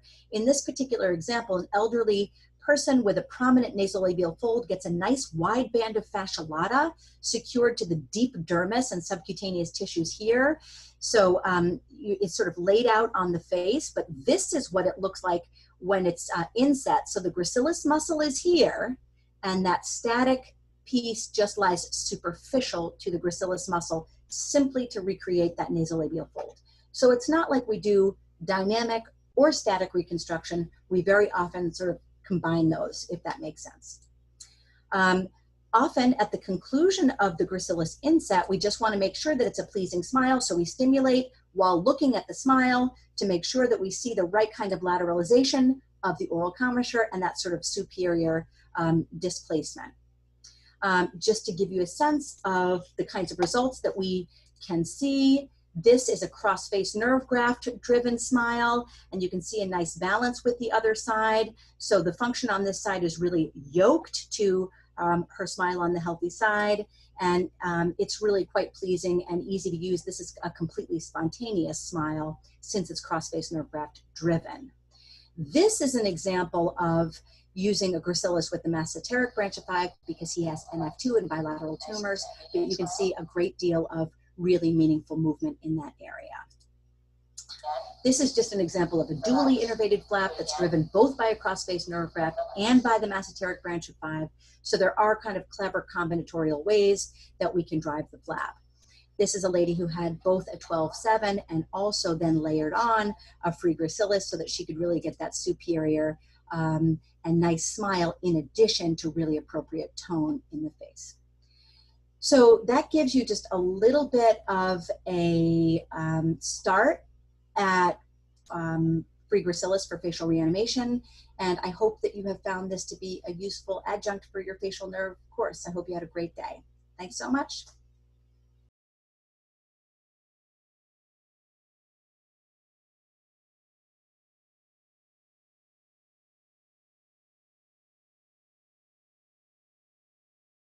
The presentation was really very good, very useful. Oh, she is very experienced and very crystal clear on what is to be done. Yes. How many cases you have done this gracilis transposition? Pardon? How many such cases you have done? Miss, what's your experience? Your experience? Gracilis is amazing. See, for all those patients having long-standing palsies, particularly younger patients, this is the answer. In the present context, it provides you muscle as well as the nerve, and the excursion of the gracilis is too good for the spine. So this is the best answer when it is powered by 2 nerves, the mesenteric and the cross nerve graft. Mesenteric adds on to the power and cross nerve graft adds on to the spontaneity. So it's a great combination. Okay, sir, then I will take up few questions which have been not answered. Actually, many questions have not been answered. So to start with, there's a question from Islamabad. Dr. Talat is asking about, not only Dr. Talat, actually many have this doubt. What about the malignant otitis externa? How will you treat these cases with facial nerve palsy? When will you go for a reposition? What will you do, sir? Okay, first of all, malignant otitis externa is an infective condition in immunocompromised patients, particularly diabetics and elderly patients. And many of them develop facial palsy. So first of all, the treatment of the primary pathology is most important. since it is a infection, so we have to, and most of the time it is because of the Pseudomonas. You have to give long term because infection in the bone requires antibiotics for weeks and weeks. So it requires long term Pseudomonas directed antibiotics, a good radiological evaluation. It requires amazing radiological evaluation on a periodic basis. Like if you have facilities, you can get a PET MRI done and a high resolution CT scan. That's a great combo. That is for functional evaluation of the metabolism going on, how the pathology is going on, and along with the ESR. So if it improves with the antibiotics, nothing is required to be done. Many a time microabscesses form and antibiotics are not effective, then obviously you have to do a sort of debridement. You have to remove every possible, necrosed area. You may, the temporal bone is involved, you may have to do subtotal petrosectomy. If it is going beyond that, you have to remove every possible necrosed tissue so that the antibiotics become more effective. Now for the facial when everything is standardized, subsides, everything subsides. As I said, the priority of the treatment is treating the disease. Facial nerve is secondary here. And majority of these patients are elderly. In elderly patients, you cannot think of such gracilis and all those. That is not the choice at all. In elderly, if the patients are fit for surgery, you can do the muscle slings. Otherwise, the static slings are the answer. And secondly, if you find a particular segment of the facial nerve is necrosed, you can do a end-to-end anastomosis or a cable grafting. So depending upon the situation, you have to take up. Okay, sir. And sir, John Shadow from Australia is asking, when grafting, do you use suture, fibrin glue, or just suture? Almost same. See, wherever you can put suture, like on the face, you use suture. But the areas where you cannot use suture, like deep in the temporal bone or intracranially, you can wrap in the fascia and put a fibrin glue, and it works well. So a lot of studies done comparing the sutures and fibrin glue. It is almost same. Hardly there is any difference in the overall outcome. Okay, sir. Dr. Nagesh from Vizag is asking, what is the management of facial nerve palsy in a neonate after forceps delivery? Yes, in the children and neonate, sometimes they have complete facial palsy. And so after the evaluation, see, these muscle flaps, there's a, free transplant, muscle transplant are meant for young people only. So young people, if requires, you can do all. Yeah, that's also for the congenital. For congenital facial palsy, the free gracilis is the preferred. That is how I went to. Even congenital bilateral facial nerve palsy like Mebius syndrome. Yeah. Bilateral gracilis is the answer. Okay. Sandeep Kumar with the mesenteric, of course. Medial cranial. Cross in bilateral, only mesenteric. Okay. Sandeep from Bareilly was asking, suppose we have to do decompression at some particular point, like trauma is there. How far? Suppose we have to do decompression for any trauma, any site of injury. Then what is the how far means we have to do decompression? Suppose it is on the second genu or first genu. How far means we will depends upon the site of trauma. Depends upon the site of the trauma. Mostly it is the first genu which is affected. Yeah. So according to the site of trauma, you have to be able to, expose proximally and distally to the area of damage. So he's asking how many millimeters or what is the criteria where to stop the decompression. I think that's the question. When you find proximally and distally a normal nerve, until that you have to go. And for the area which is involved, accordingly you have to choose the approach. Okay. And in decompression, Satish, excision of the sheath. What is decompression? Yes, it is always better to incise the sheath because intraneural hematoma inside the sheath are common in traumatic conditions. You would advise to always incise this sheath. Not always. Like if you are in cholesteatoma and sometime when there is a infection in the surrounding, we tend to avoid incising the sheath to prevent infection involving the patient. For trauma, yes. Okay. Trauma. Okay. Okay, so what about maxillary? Many have asked about maxillary artery in relation to the mandible. Maxillary artery, I showed now.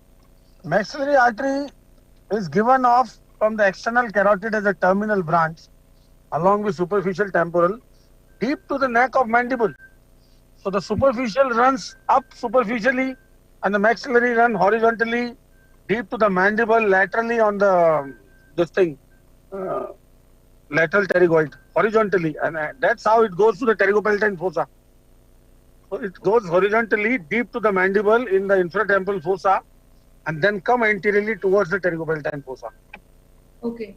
And sir, is there anything, Dr. Krishnan from Mumbai is asking, is there anything like agenesis of anything like Genesis of facial nerve? There are articles actually. maybe anything congenital can happen, but I have not come across. Agenesis, she means to ask that the facial nerve is not developed at all. See, in the congenital issues, Ashish must have got more cases. In atresia cases, you find abnormal facial nerve course. Hello? yeah. Yes, sir. Agenesis I have never seen, but yes, abnormal courses. Okay, sir. Are common. I would say not uncommon. As I told you, everyone is an amazing microtia surgeon and it deals with the hearing problems as well at the same time. I have seen the only one guy who handles the external ear, middle ear and the inner ear at the same time. And we have discussed couple of times very, very abnormal facial nerves, particularly in the microtia, most commonly the nerve run anterolaterally. Nerve may come on the promontory, on the round window, on the oval window. These are common findings in atresia cases. Agenesis I have not seen. Abnormal nerves are seen. Okay, sir. So Dr. Pushkaraj from Mumbai is asking, in large vestibular schwannoma more than 4 centimeters, do you still prefer single stage translab or combined 2-stage procedure? Single stage. Why 2-stage? Always single stage. Actually, Varamita, allow me. I think now the new trend is actually when you have to sacrifice the facial nerve in any skull base, or they are actually doing the masseteric to facial anastomosis in the same surgical stage. Only if the proximal end is not available, Ashish.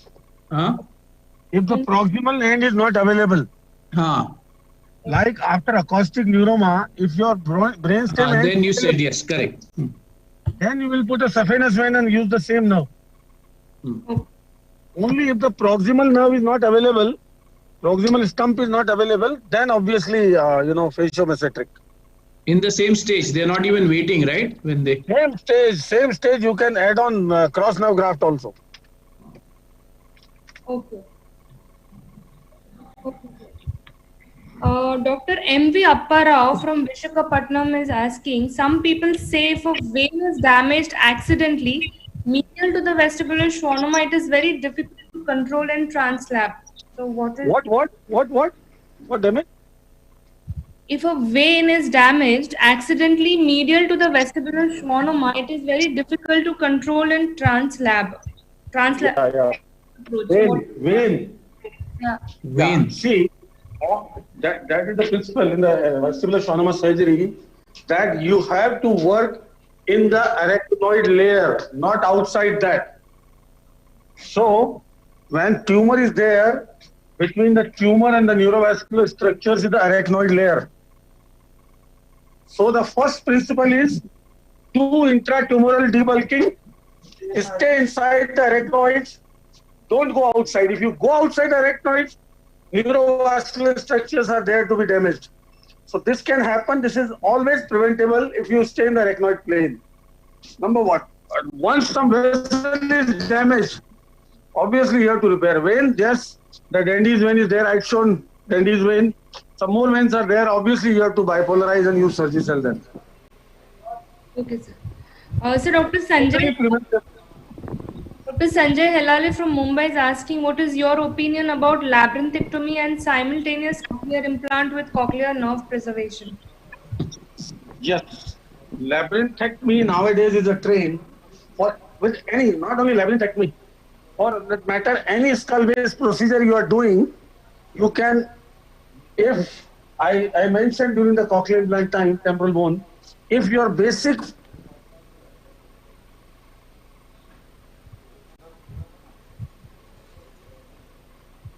I think he's washing up now. He's reached the theater. Ashish was your experience with microtia and your facial nerve surgery at same. Suppose you must be getting so many cases with microtia. Yeah. So I haven't started yet. That is where my pursuit of this facial nerve reanimation is, and that's how I went to TISA. But this is my next chapter. But I see a lot of bright future in this, and I really encourage a lot of people to get into this. You saw the post-op results. I think you can give a really very good result. You got my answer, Ashish? Sorry? No, we lost you. You didn't get my answer? No, we lost you. Okay, let me repeat it. Can you hear me now? Yeah. After any skull-based procedure, forget translab only. After any skull-based procedure, if the basic functioning unit is intact for cochlear implantation, that is a fluid-filled cochlea and intact cranial nerve, that is cochlear nerve. You can do same stage cochlear implantation with any procedure you are doing. Okay. Yeah. Okay. Okay, sir.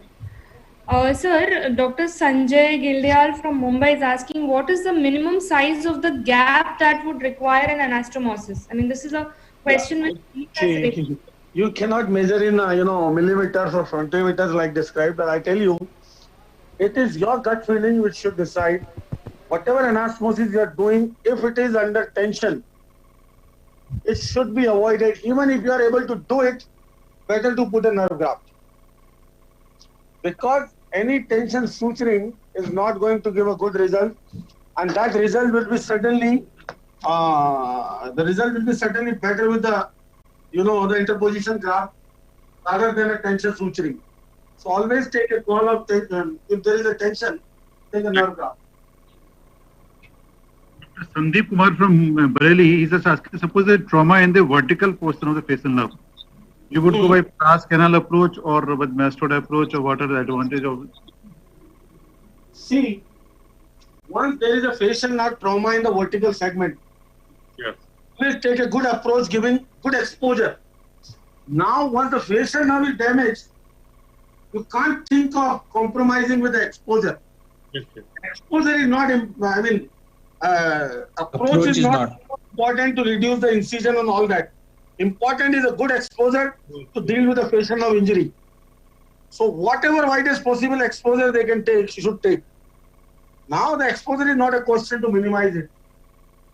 If vertical segment is injured and if some grafting is required, why don't you take a go postural, do a mastodectomy approach and do a proper work. Get an open approach. That is the best. Your experience with you have any experience with auto strop drilling available in MS? You are using auto strop drilling like with strop when the nerve come or the vessel come. You have with you because John Shadow from Australia, he is asking because he wants some experience. What is that? Yeah, that is the bone drilling with what you call that. I know that Oh, the Medtronic thing. System. Okay. That is piezoelectric system. That is piezoelectric system, so that when you are drilling, as you come to any soft tissue structure, it stops. It is good, but it is so slow a system. If you are doing mastodectomy with that, it will take 2 days. But yes, it is useful. If you are working over the facial now with a thin bone over there, yes, you can use it. For the cochlear implant, selected areas. So many people are using for the tunneling in cochlear implant. So many people are using for the tunneling in the cochlear implant of cochleostomy. Yeah, because they have a fear of injuring the facial nerve. So if they do not know the anatomy of the facial nerve and is scared, why to do tunneling? Why don't do posterior tympanotomy? Avoid the implants. These are not shortcuts. These shortcuts cannot work. Okay. We didn't discuss facial nerve monitoring at all, Satish. Yeah, it is amazing tool, Ashish. Yeah. Now, indications are, you have to describe your indication according to your experience. But the thing is, the facial nerve monitoring gives you a lot of benefits. I mentioned it. Remember? First is, it helps you in localizing the facial nerve when you are operating. At the beginning of the surgery, you can localize the facial nerve by means of facial nerve monitor. Secondly, when you are working close to facial nerve, it warns you. It warns you that you are close to the nerve. Nerve is being, affected by the movement, traction, and you can modify your approach or modify your step to prevent injury. And third is, at the end of the surgery, like Parotid I am doing, most of the injuries are not because of the transaction. Most of the injuries are because of the stretch. So at the end of the surgery, even with the nerve left intact, if you get nerve intact, at the end of the surgery, if your monitor says it is functioning, that gives you can sleep peacefully. Yeah, it gives you good relief that your the nerve is functioning. By Dr. Rohit Pandey, if suppose while doing mastectomy or vertical photo, some fibers of the facial nerve is exposed. Fibers of the facial nerve? Doing surgery, Your voice, Rajiv, your voice is not clear. Boss, just a minute. Please hold on. Just a minute. I'm changing to different. I would like to tell to all the viewers that the level of commitment and dedication which Satish Jain sir has, I think we all should salute. He has been talking non-stop. He's been sharing his knowledge even from college to the hospital operation theatre. He's been trying to answer all the difficulties and questions. This is the level of commitment, sir, which is we should really salute. No, not salute, be inspired by too and try to emulate. And I'm going to tell you one funny thing that happened yesterday. Dr. Sethi had organized a music thing for his wife. Yeah, I know. And Satish was there, Aldo Stam was also there. And Satish actually fell asleep in 5 minutes. And Aldo is trying to talk to him and Satish is fast asleep. As if he's not working, he's asleep. Yes, you're right. So he's actually God's gift to ENT. I'm getting several such messages from all across the world, from Saudi, from Lahore, from Africa.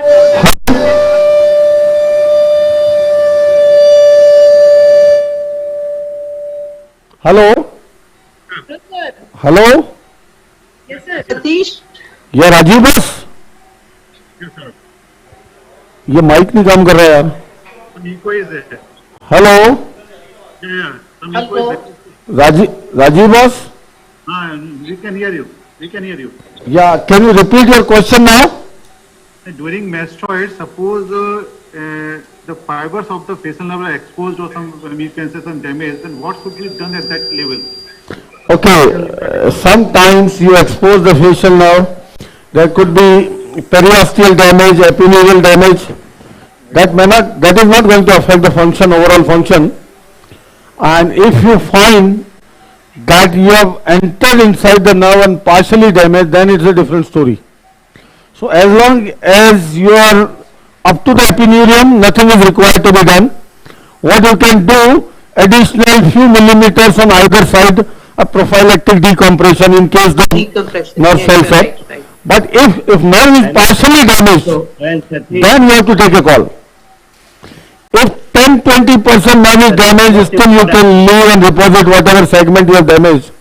But if it is more than that, it is better to resect and do anasmos. Because that whatever regeneration is going to happen will give more synkinesis rather than a good appearance. So that is how you have to take a call. Can you hear me? Yes, sir. Yes. Hello? Hello? Hello? Satish. Satish. Hello? Satish, can you hear me? Yes, sir, I can hear you. Satish, can you hear me? Yes, sir, I can hear you. Yeah, the question which was asked to you just now, when the fibers of the vertical course are exposed, and you answered it correctly that you should decompress on either side for a few millimeter. At the same time, give a shot of sodium hydroxide immediately to the patient. Give a shot of steroid immediately to the patient. Even if the nerve is not damaged, even the sheath is not damaged, give a shot of steroid because this can cause post-op edema and you can get a patient paresis, transient paresis. To avoid the tension to the surgeon and to the patient, give a steroid immediately. Madhuri, Hello? do you agree? Yes. Perfectly fine, sir. Perfectly fine. And even if few fibers gone, nothing happens. We just have to do a bit of decompression on both the sides and put steroids also, local also, as well as injectable. Hello? Days. Hello, yes, sir. Yes, can you hear me? Yes. I can hear you. Your voice is not coming properly. What's problem यार एक ही चीज को बार-बार क्यों कहना पड़ रहा है? Ask him to do ना. Hello? Hello. Is it okay now? Yeah, I can hear you. No, okay. Paramita? My voice is okay, sir? Yeah, it is better now. And am I audible? Yeah, very much. Yes, perfect. But the picture is not there. So I am Not here. visible. I am here all set with the first case. This patient has a benign lesion in the right side of the parotid gland. I kept it as a first case. Why? For the reasons so that first of all we should know the course of the facial nerve again. We have seen in the cadaver. Now again how to identify the facial nerve in the parotid and how to save the branches from the lesion in the parotid. So this is like preservation. Then next we'll be doing, as the nerve is not there, anastomosis. Third case we'll take when there is no possibility of anastomosis. Then we'll do some sort of reanimation. And the fourth is the elderly patient. When nothing is possible, we'll do the static sling. This is how our, the series of cases today. So first case is parotid, and the whole goal is the preservation of the identification and preservation of the facial nerve. Are you getting the picture? Yes, external picture is there, but not the operative table. Beautiful ceiling of your OT. We can see that.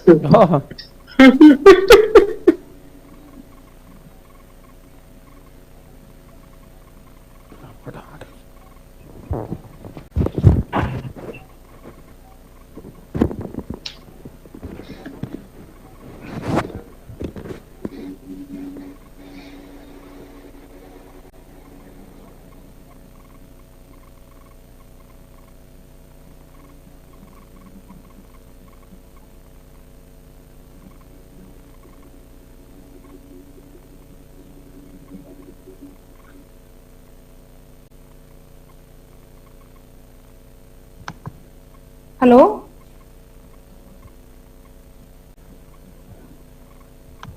Hello? Yes, ma'am, we can hear you. Continue. You can ask the question in meantime. Yeah, so so to repeat once again, since there were many doubts related to Bell's palsy that sir had mentioned. So it is, I will, Dr. Madhuri madam and Ashish sir, so it is, did he say that, he said that if in Bell's palsy, if the electroneurography is more than 90% degeneration on, and if the EMG is silent on the 17th or the 21st day, then we should go for FND, facial nerve decompression, right? Or any intervention. Yes, this is what Dr. Satish was talking. Yes, you're right. Yes. So this is what many had the doubt. This is, but you know that this is a logic. Labyrinthine segment and the geniculate ganglia. That also he said. It's not No, any he decompression. He said, hello. Yes. He wanted to tell the usage of these two investigations, that both them showing this picture that more than 95% on neuronography and EMG silent, that means that case needs to be taken up. But usually in clinical practice, we usually wait for 1 or 2 months for this to, if there is a recovery, we don't get these two tests done. Okay. Usually. Yes, there is okay? That is difference, that these two tests can be done But in usual practice, what we are doing is we are waiting for at least 2 months. If the recovery is there, why shall we go ahead and get these 2 cases done? But once the recovery is not happening, then we get into that and get a MRI also done many times, maybe Bell's palsy, maybe a presentation of facial neuroma also. So these 3 investigations come into picture once we have a doubt that Bell's is not improving on its own. So practically speaking, we should be giving at least 2 months of waiting period for this to recover. Okay. Okay. Announcement from this side. This Thursday we are having live surgery session from 4 p.m. onward, and we are doing basic surgeries to the highest high-end surgeries. Basic starting with the mastectomy, cholestoma, thyroid, maybe even some mandibular, and trying to get some laryngectomy or even angiofibroma is there with intratemporal extension. So maybe that 5 or 6, 7 hour session will be on the live surgery. And this Thursday from 4 p.m. onward. And the next Sunday is the full day for the steppies, live surgery. And Dr. Asim Desai is there, Bhunkar is there, Dr. Satish is there, and lots of discussion and live surgery on the steppies. And again on next Thursday, planning to have implant day with lots of implants and subtotal petrosectomy or different approaches for the implant and different types of implant. Hence, let's see. Great collection. Yes. People are enjoying. Yes. So, Madhuri ma'am, I'll ask you a question. You've been my teacher always. Oh, great. So, I want to know, ma'am, what about the steroid treatment that you would give for the Bell's palsy patient? When can we start? And the moment patient comes to you, maybe he comes in, it depends. Always a facial of palsy. The important thing is when the patient visits the surgeon or the doctor for the first time.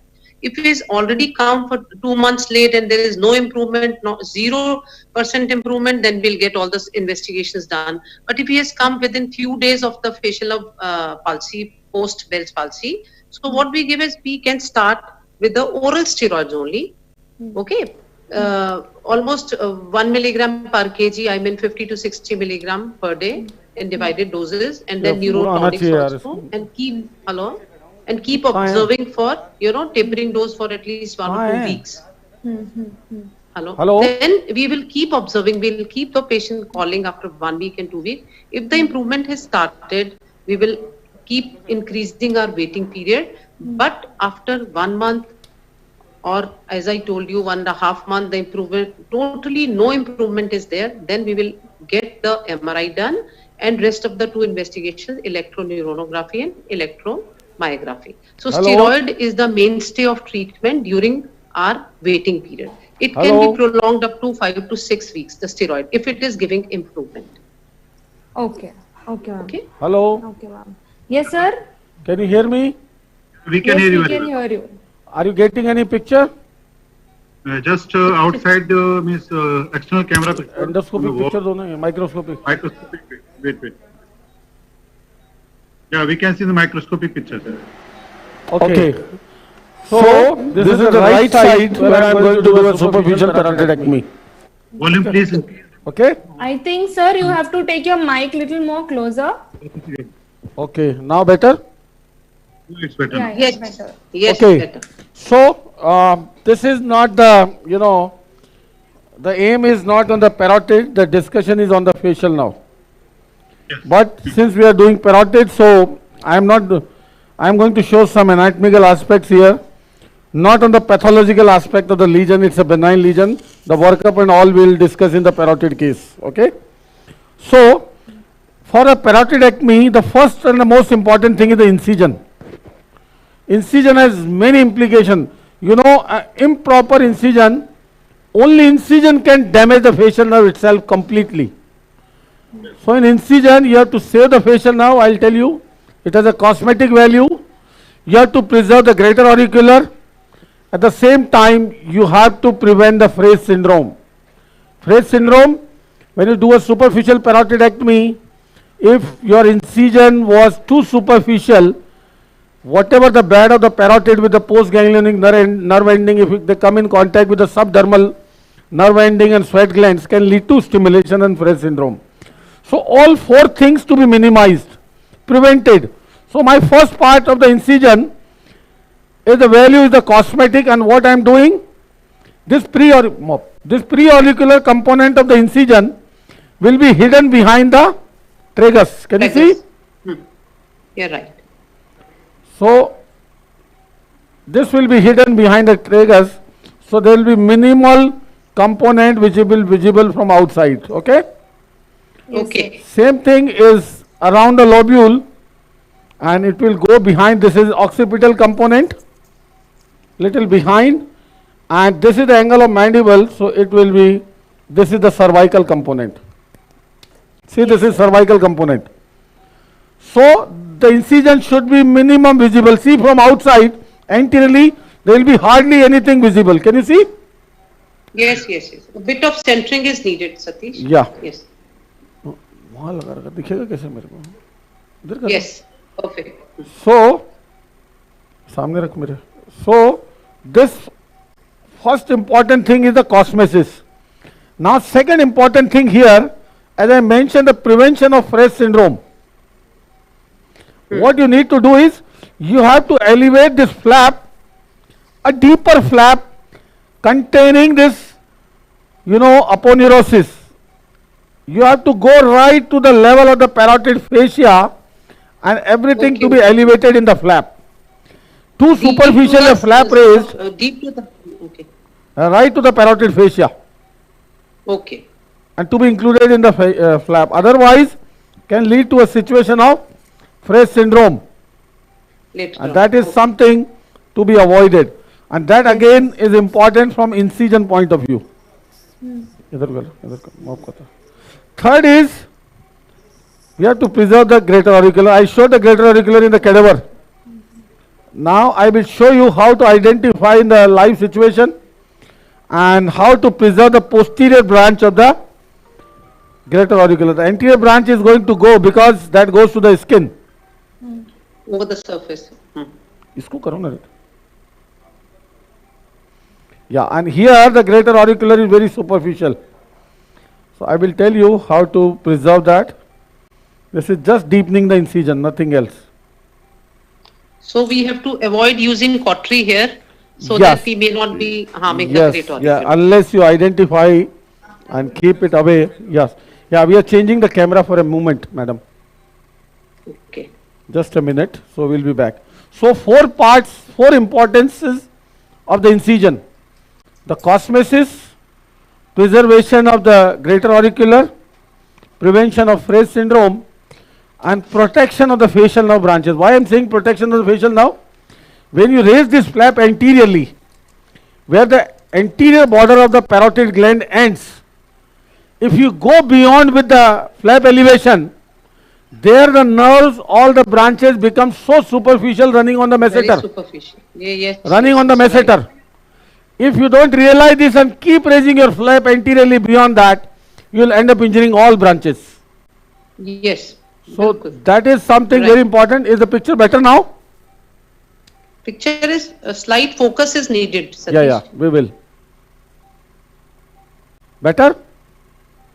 Hello? No, not. Yeah, is picture better Still now? It is, the sharpness is not there. Okay, we'll improve that something. Now, I will raise the flap. So the most important thing is, you have to avoid going far anteriorly. Okay. See now, this is the tragal cartilage which I am preserving. This is important to preserve the tragal cartilage. Can you see? Yes, yes. Tragal has a cosmetic value. Non-tooth matle sir. Tragal cartilage has a cosmetic value, you know. See, this entire cartilage is preserved. Yes. Yes. And here, the depth of the skin flap is important. See this depth. Mm-hmm. You are going so deep that you are just over the parotid gland fascia. Yeah. Just a minute, changing the camera. क्या हुआ?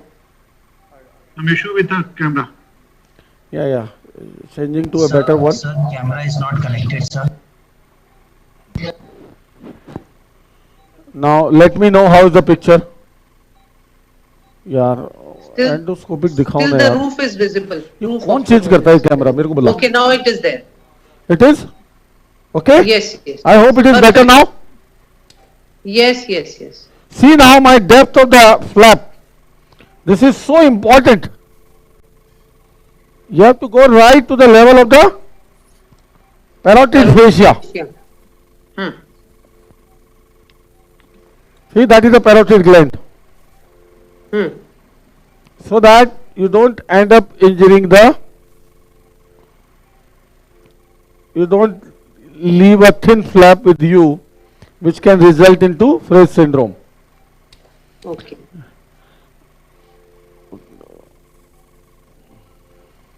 Now, as you go down, the third thing I told you, which is very important, is to protect the greater auricular branch. See, many a time surgeons don't take care of this. What ultimately results in, if the posterior branch is damaged, anesthesia of the auricle. Yes. And that is so troublesome, particularly to the females who wear earrings, particularly to the people who live in old climates, cold climates, because this is a thermal sensor.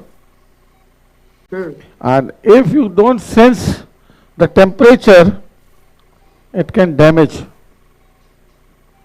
So this posterior branch is important. See, while raising this lower flap, I am so careful not to damage or not to cut through, because the nerve here comes very superficial. You have seen it runs on the surface of the this thing, sternomastoid muscle. Okay?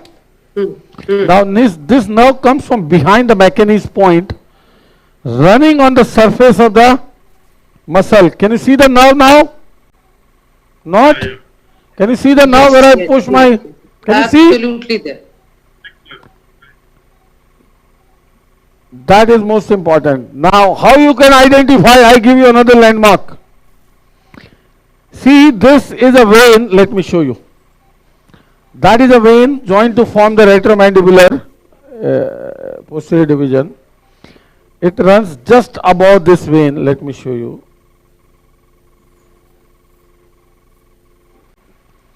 Yeah. See, my nerve is here. Can you see very clear? Yes, very clear. Can you see the divisions Satish? also coming into the Satish? picture? Yeah. Hello, Satish. Yeah. Can you tell all the 2-3 markers for the great auricular nerve on this side when you're showing it to the people? Yes. So most likely this run parallel a centimeter below a posterior division of the retromandibular nerve branch, and that is the best landmark. Number two, you have to stay absolutely superficial. See, this is the sternomastoid muscle. This runs right over the sternomastoid, and the nerve, as it crosses the sternomastoid, see the level. Can you see the gonian? Yes, angle of mandible. Gonian. Yeah. Let me show you. See the gonian here. Yes. Can you see the gonian? This now where it crosses the sternomastoid, it's right in the line of gonian. So don't try to look for here, there, everywhere. Just find your landmark and your nerve. Satish, we can draw a line between the mastoid tip and the gonion, and the line bisecting the two. You draw a line horizontal line along the gonian, and it is where it crosses the sternomastoid. Okay. Simplest way. That's how I find it. Oh, great. Now, staying superficial, now my concern is this anterior branch, the posterior branch, scissors, buddy. Now see this greater auricular. in our practice we are able to preserve over 95% of the time this branch to the lobule. Posterior branch, which Yes. is important one. Yes. Okay. See this branch going to the lobule. Anterior I am not bothered. Yes, Anterior you're you right. cannot preserve Slight because that goes anesthesia over the to surface of the skin. See this branch going up? Yes. Can you see very clear? Can you see very clear? Make it a bit more clear, Satish. Okay, okay. See this now, this one. Okay. That one. So it requires additional 2 minutes attention we must give to a poor patient. They should not face this problem with this nerve. It's not So parotid about preserving the facial nerve only. See, this is the nerve, small nerve. Yes. I hope you are able to cut it.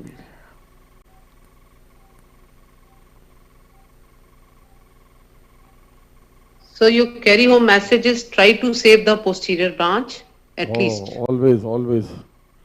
Try hard to save it. Okay. See this? You can save. See the long branch going? Yes, sir. Yes, yes. Now it is visible. So 2 minutes of extra attention and you can preserve this. As simple as that. Because this is going deep. In such a case, Satish, in such a case, if there is, God forbids, in any person's case, there is an injury over the face, then also you'll not take the great auricular, you'll go for... Pardon, injury? If there is some injury during the surgery of parotid, even then you will take the great sural nerve in place of great auricular nerve. Depends what injury. If it is a small branch injury, you can take greater auricular. Okay. Otherwise, it depends on size, not the site. Yeah. See now. Can you see this entire branch? Mop karna. See this entire branch going? Yes, yes. Going. Very clear. Going, and it is going to the lobule here. So what I have done now, my area of interest now working will remain anterior to it. As simple as that. See now. I can raise my flap now. I can raise my flap easily now without any issues. Yes, sir. The entire flap I can raise. This posterior branch I can sacrifice. So you are keeping anterior to the sternocleidomastoid and in the neck and separating it there. Yes. So what is the setting of the unipolar that you're using? How much Minimal, it is? minimal. See here, I was not using the cautery along the nerves or blindly where nerve could be. So first define the nerve, stay away, then you can use. Okay. See, this is the lesion. Can you see here? It is almost in the tail of parotid? The lower part, yes. Lower It part. looks like Wardheim's tumor. Wardheim's tumor. Now see how deep is the flap you have seen. See this right on the parotid gland. Right on See the how thick this is known as SMAF, superficial musculo-aponeurotic fascia. Yes. Yes. Yes. Superficial muscular aponeurotic fascia. Flap, yes. So this should be thick. Now how long anteriorly you are supposed to go? That is most important. However good surgeon you are, you can end up damaging every branch of facial nerve. Now see, this is my end of parotid. Can you see? Anterior end of parotid. Can you see the plate, this muscle, masseter muscle? Yes. Now Masseter all these muscle, branches, yes. let me show you. All these branches crossing the parotid are running on the masseter. Can you see this? Yes. Can you see this? Yes, yes, yes, yes. All these, see, number of, I call n number of branches of facial nerve, not 5 branches. Okay. All those are running so superficial on masseter. Can you see very clear or not? Yes, yes. See all Very those. clear. So if you keep raising the flap anteriorly on the masseter without realizing, you can end up ruining everything. Whatever good surgery you have done, patient will have a complete palsy. So and see, so important in flap raising. That's why it is the flap raising which is the first and the most important part.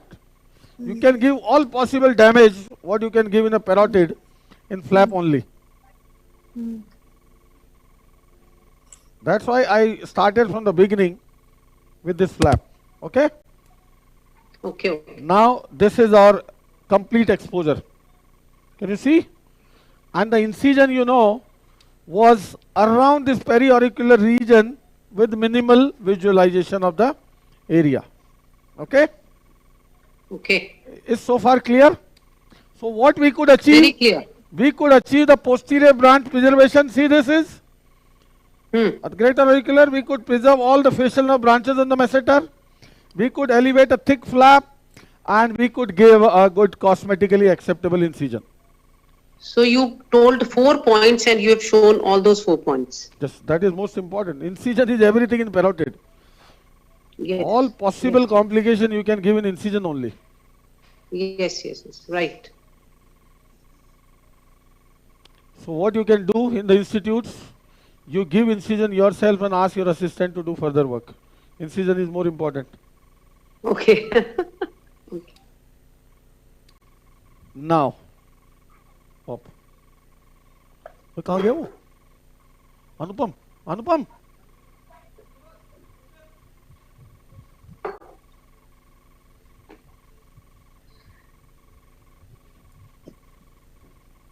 ये हो गया, connect हो गया, हो गया. ध्यान रखा कर.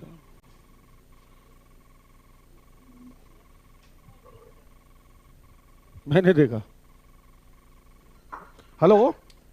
Yes, sir. Yes. Now the next part around which the entire surgery revolves. What is that? Facial nerve. Identification and preservation of the facial nerve. This is something all about parotid surgery. We all have been knowing for years. So now, the first thing, the identification.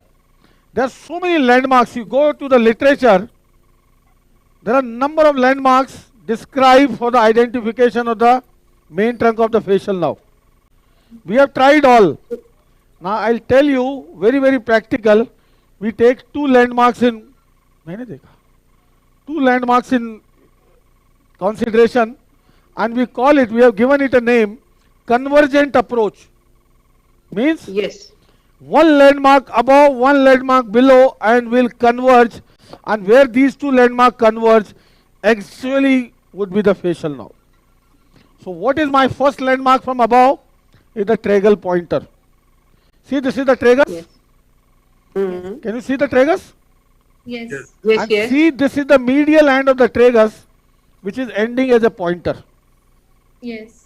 Can you see the pointer? Yes. See this triangular area. This sharp triangular area facing inferior. Yes. Let me show you for the sake of demo. See the triangular area. You can you see this? Can you see this pointer? Slightly, you zoom in, zoom a bit and focus it. Zoom a bit, sir. Okay. Satish. Okay. Zoom out. Zoom in.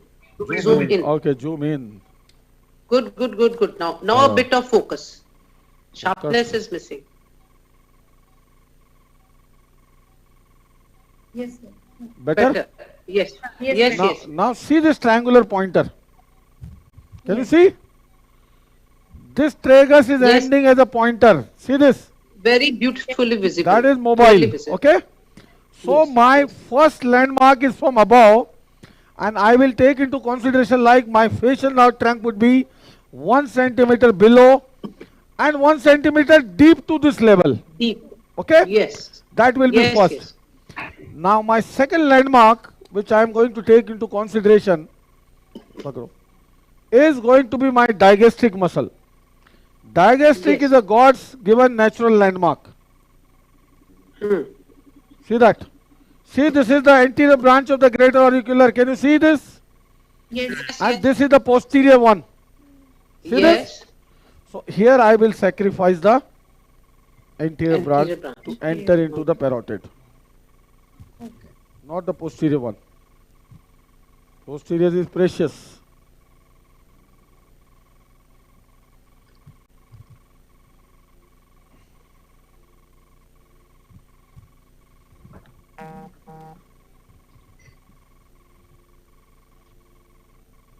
And I am giving you a wide exposure to show you my landmarks. Yes, this is so nicely visible, the posterior belly. I don't think this is posterior belly, madam. Maybe It is it's less, going to like be deeper. medial. This Medial. is, this is a same, sternomastoid. Acha, it is Yeah, fibers of sternocleido. yeah. Maybe the direction is. Yeah, the digastric would be coming deeper. Now see, after separating the sternomastoid, I will go deeper.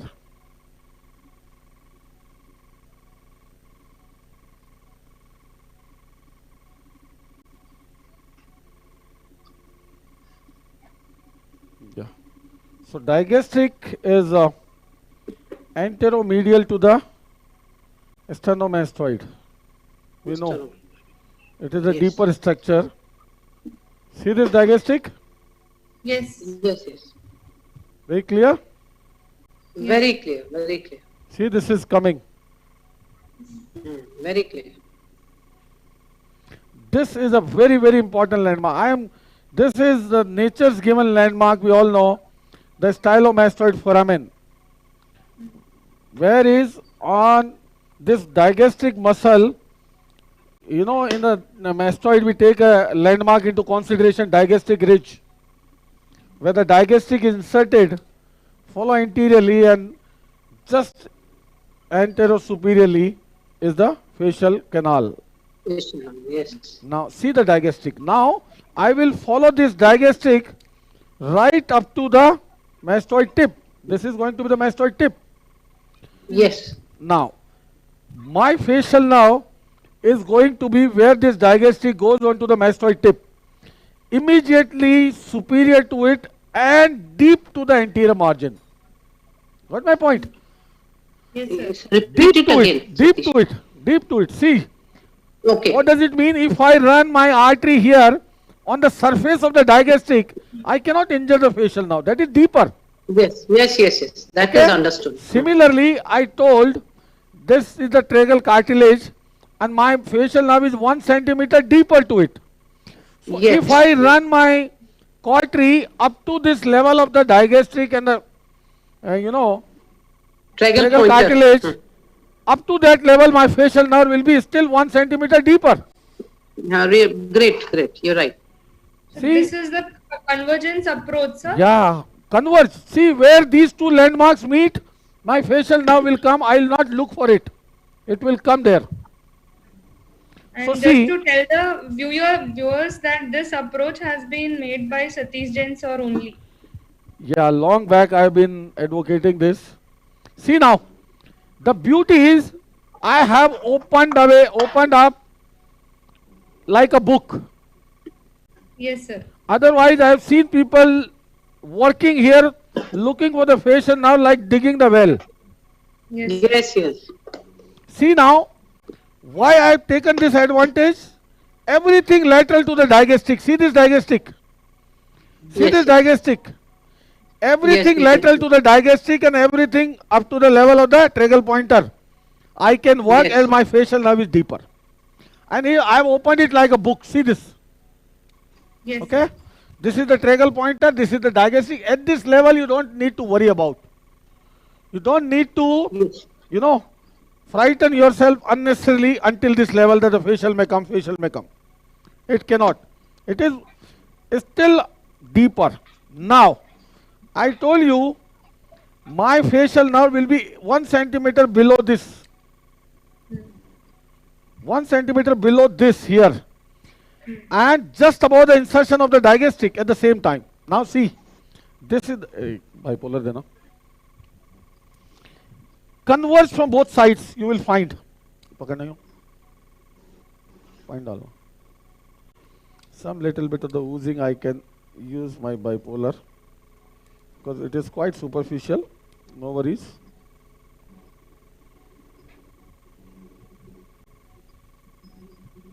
Yes, you kar.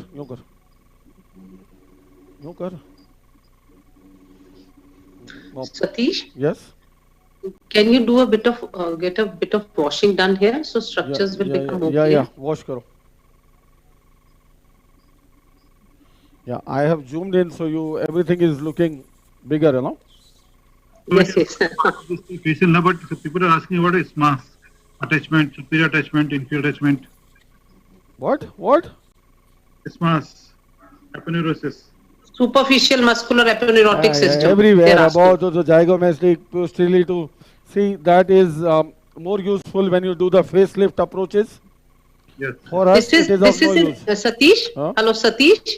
Yeah. This is a continuity of the aponeurosis between the occipital and frontalis muscle. Yes, everywhere when it around. is attached to the everywhere. zygomatic, and from there it above continuing with the in continuity with the temporalis fascia, superficial one. Yes. See now. So it is a continuity of that. Yeah. Now, so for the junior colleagues, until you find these two landmarks, this, your tragal pointer and facial now, until this depth, you can go like anything without worrying about the facial now. Now, see both the landmarks. Let me. Yes. Now, I said my facial is coming out of the foramen just above the attachment of the digastric. See, this is digastric. This is digastric. Yes. And where it is attached to above? Here. See, here it is attached to. Can you see? That is the end. Yes. That is the mastoid process. Okay? Yes.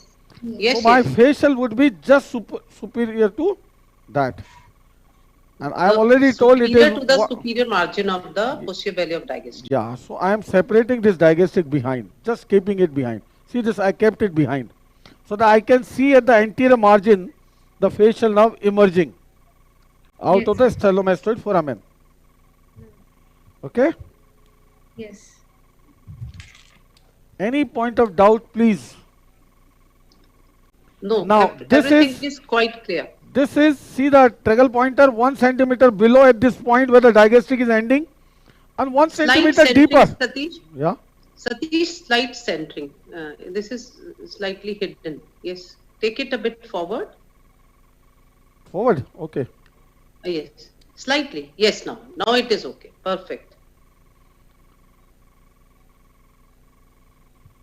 See now, I am opening up the plane here. That is my tragal pointer, that is my digastric. Very at the anterior superior edge. See this? Yes, sir. At the facial nerve is a centimeter deeper. Yes.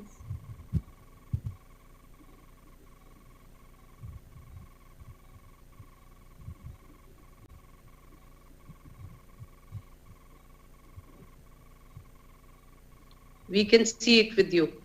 Yes, that is your facial nerve. Yes, perfect. Every time it gives such a feeling of excitement and happiness to see the facial nerve. See, that is your facial nerve. Yes. Yes. Let me, and see, these are the vessels close to it. There are always fine vessels associated with it. Yeah, a lot of people consider them as landmark. Now, believe me, if you use these vessels as a landmark can be a good one, which should be easily identifiable. Identifying, keeping something as a landmark, which itself is difficult to identify, how can it serve as a good landmark? Yeah. Right. Now see the nerve below. Yes. Very clear. I will make it more clearer. See now, just above where the digastric inserted, just above and deep to the anterior border. Can you see? Yes. Yes. Now show the distinct measurement from the this tragal pointer. Yeah, both I am going to show. See the nerve main trunk. Yes. Clearly seen, sir. Very clear? Yes. Very clear. Yeah, let me make it more clearer and then we'll see both our landmarks. So basically you have to work between these two landmarks to get the facial nerve, rather than going here and there.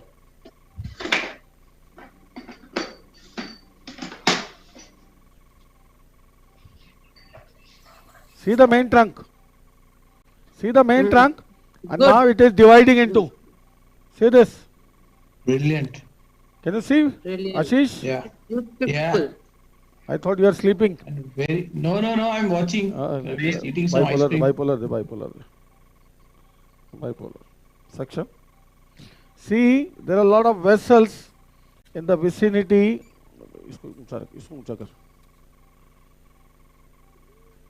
Dr. Girish Umredkar from Bhilai is asking, in facial nerve anomaly, can nerve come more lateral and get damaged? In facial nerve? Anomaly, Yeah. nerve come appear more lateral and get damaged. See, not an anomaly. Sometimes tumors below the facial nerve Can push it more medial. That's why I never do parotid without a MRI. We have seen this, you know. Also in children also. MRI will exactly tell you the extent of the disease because MRI gives details of the soft tissues. And it will tell you exactly the lesion, whether it is in the superficial or deep to facial nerve plane. See this facial nerve. Yes. Everything clear, the nerve, and let us go back to the landmarks which we took into consideration. See this. First of all, the digastric, number one. See this. See this, where the digastric attached, see the end. This is the superior attachment of the digastric, immediately above it and deep to it. See, this is coming from depth. Yes. Yeah. See that? Yes. Very clear? Now see your tragal pointer. 1 centimeter below and 1 centimeter deep. What else you want? Perfect. Predictable and simple. So this is and replicable. See, most of the many other times we make our life difficult ourselves. This is simple because of the convergence approach. Yes, you have to rely on landmarks which are reliable and see both sides. Always, we have done so many thousands of parotid, you know. It is at the same level. But very soon we are going to keep a case of malignancy of the parotid, but still the facial nerve intact and the facial nerve is involved. Now see, what a challenge. So what are your plans for that? You will be showing the repair, Yes, we may have to do facial nerve is involved in the malignancy? Yes, on MRI. So we'll be doing the repair branches wise? I will tell you the reason why. Because that is adenoid cystic carcinoma. Okay. Which has a Satish? high tendency for, perineural invasion. Adenoid cystic carcinoma, we all know, are notorious for their affinity for the nerves.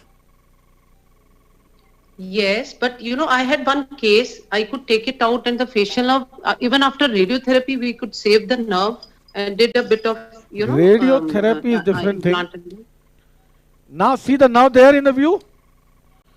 Now my lesion is in the lower half. See this, the disease is there in the lower half. Can you see? Yeah. See now, the lesion is in the lower half. So I need not to dissect the upper branches of the facial nerve unnecessarily. Okay? So we will focus only in the lower part. Now see the movement. I push my artery just superficial to the nerve. Can you see the branches? And pulling the tissue up laterally, not the nerves. See, there should not be any traction on the nerves. This movement is most important. My traction is on what? The tissue superficial to it. Not on the nerve at all. Yes, sir. And this at the same time protect the nerve also, as I am staying superficial to it with this forceps. What are the landmarks in very big tumors or the revision cases for the facial nerve? Dr. Ravi from Muscat. Revisions are horrible. In parotid, because of so much of scarring, it depends upon what kind of surgery was done earlier, how extensive it was done. Sometime a very superficial parotidectomy was done earlier, then it doesn't affect. If a complete work is done earlier, then it is a disaster. Facial nerve, we have to have a proper consent because it actually becomes so difficult to separate. Yes, yes. So much fibrosis is there Fibrosis that it is really becomes difficult. adherent to the facial nerve. It becomes so adherent, you cannot preserve, yet preoperative normal. That is the only problem. Everything is affected, but symptomatically normal. Yes, sir. Sir, Dr. Samir Joshi, who is an head of the Department of BJ Medical in Pune, he's asking, did you ever have a situation when you couldn't find the main trunk? Touch wood, not. But yes, many a times we have planned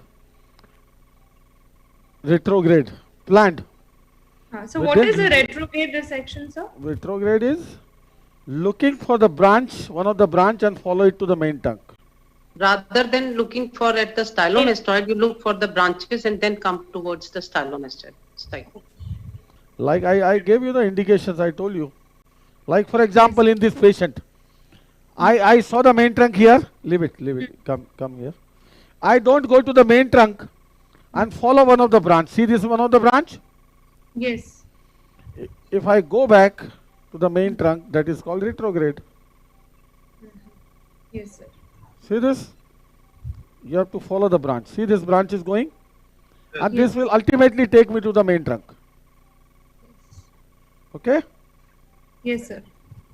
So like here the stylomastoid region was so clear. Now had I been having a case where the tumor was right in this region, how would I identify the facial nerve so easily? Then it would have been, the landmarks would have been changed, affected. The facial nerve could be deeper, superficial, I don't know, whatever. In that situation, it is better to go retrograde. Okay. Similarly, in this case also, we could go retrograde for the region of the case because it is limited to the lower pole. Also, Satish, when you are doing crossover facial nerve repair, then also you have to look for the branches from that side. Yeah, but in crossover, madam, see this. These are the branches going. See so many branches.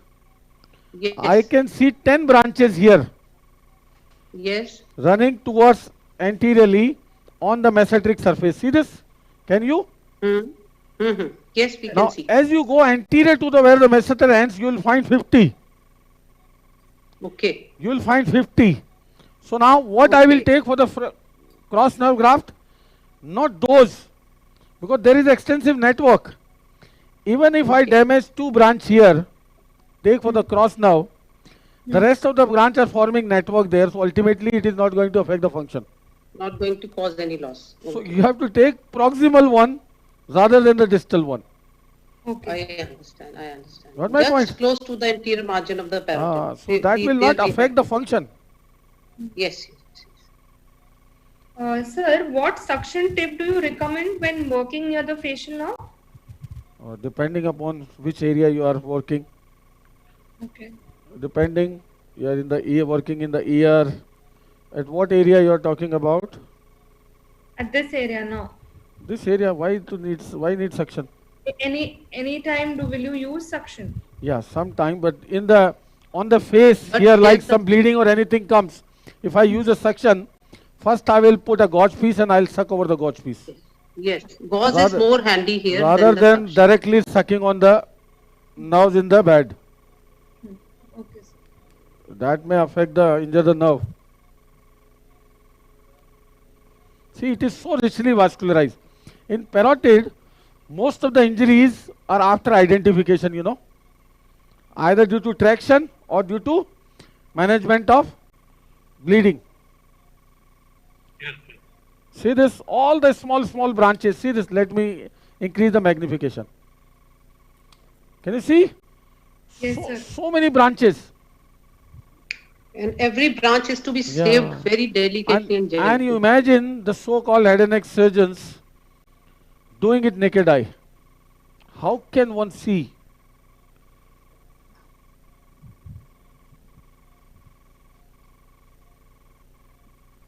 Slightly zoom out the picture and show it, where you are working and how you are separating the parotid. Yes. So now this is my lesion in the lower pole. Yes, You can see. you have separated from. Okay. Yeah, I have separated from the critical areas completely. See my nerves going anteriorly there, the marginal branch. Can you see? So we would like to see the parotid duct also. Parotid duct cannot be seen like this. Why? First of all, okay, let me tell you the reason first. The parotid duct, there are certain characteristics of this, peculiarities of this parotid gland. This superficial lobe, which is a, it's an imaginary, division between the deeper and superficial lobe. This is not anatomical division. Yes. So majority of the parotid is superficial part, 80%. Okay. Yes. And 80% of the saliva is formed by the deeper part. Got my point? Okay. Yes. The parotid gland, saliva is mostly produced by the deeper part. So when you do a superficial resection, you don't see the duct. Duct is deeper to the facial nerve branches. See, these are facial nerve branches. These are all facial nerve branches. Duct is deeper to facial nerve branches because it emerges from the deep part of the parotid. So And you will never see duct. It is hidden beneath the buccal branches mostly. Between sometimes there are multiple buccal branches, many a times. There are multiple branches, buccal branches, there are so many. So it is deep too.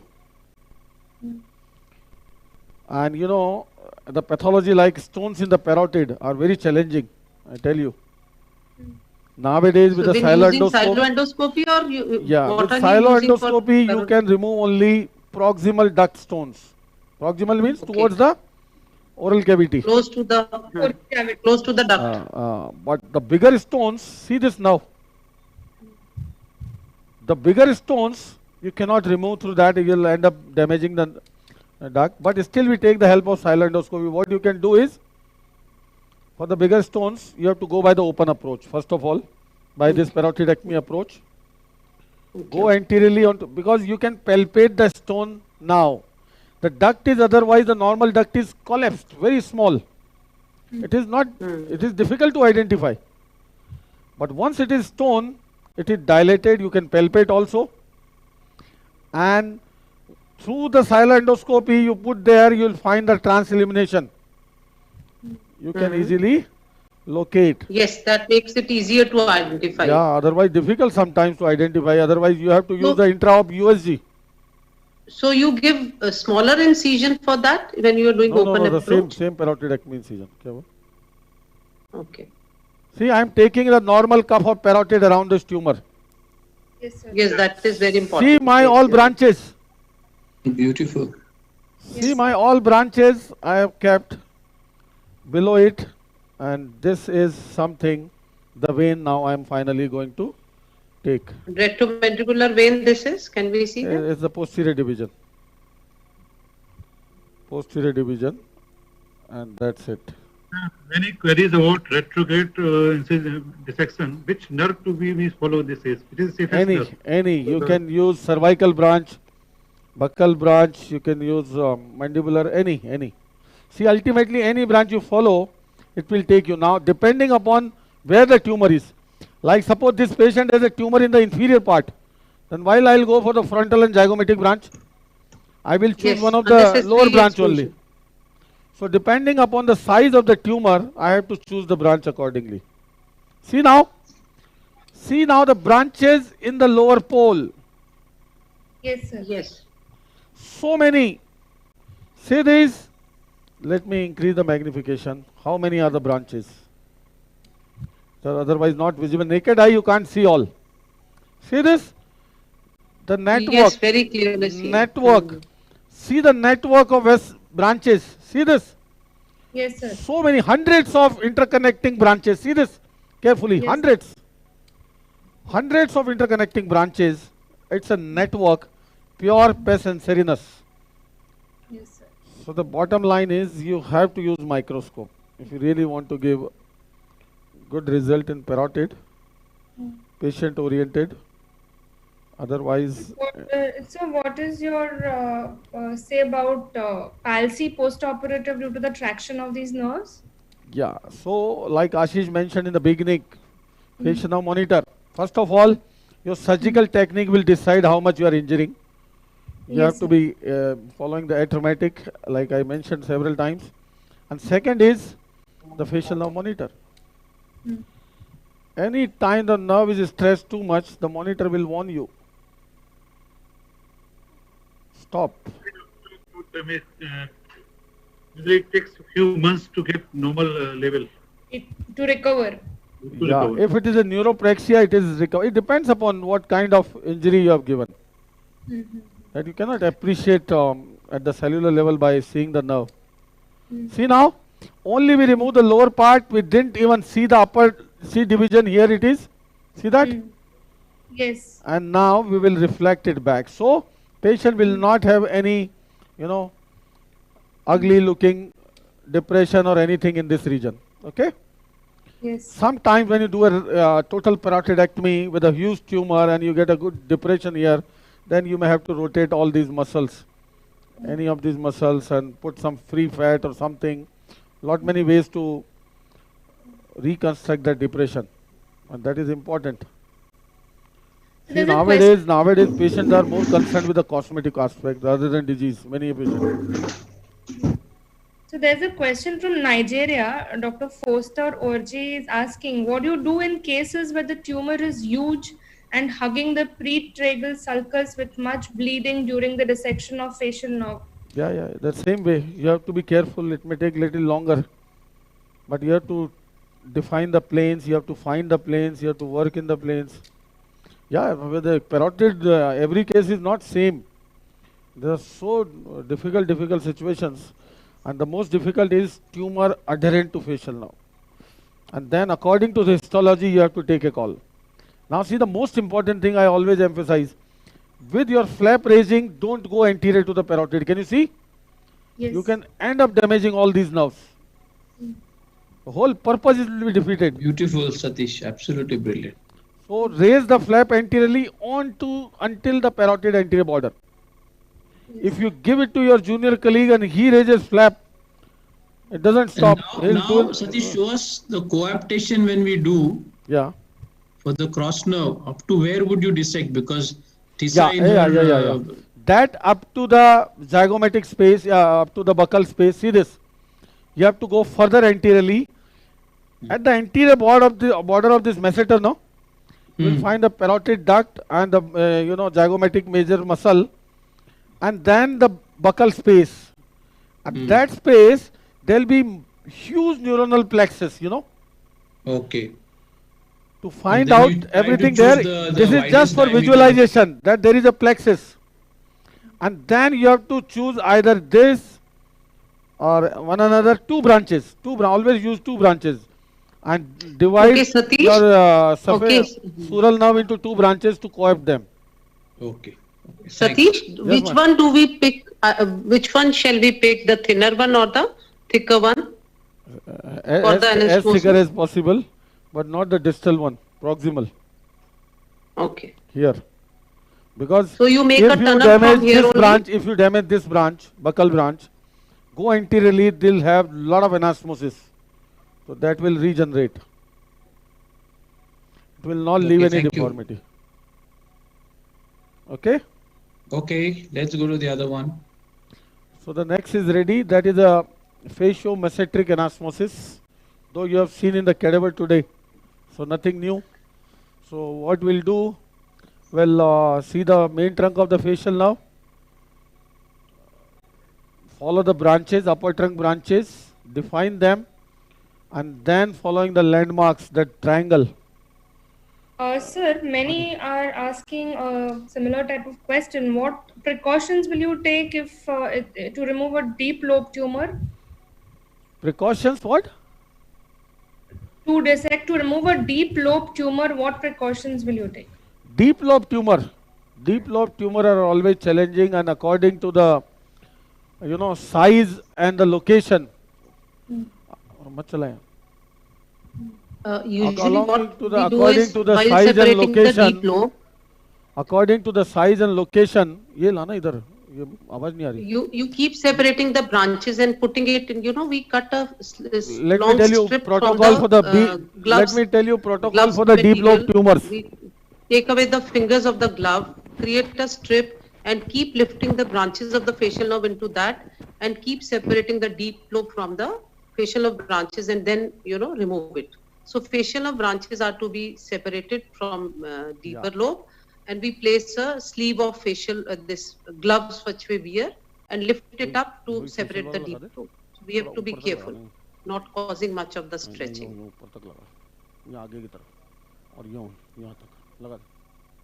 Hello. Satish sir? Yes Hello? sir. Yes sir. यार वो ला दो ना, voice इधर नहीं आ रही. तुम क्या संदीप कर क्या रहा है? Hello. Yes sir. So regarding the deep lobe tumors, first of all, according to the tumor size and location, you have to choose the approach. Many of the deep lobe tumors extend deep in the parapharyngeal space.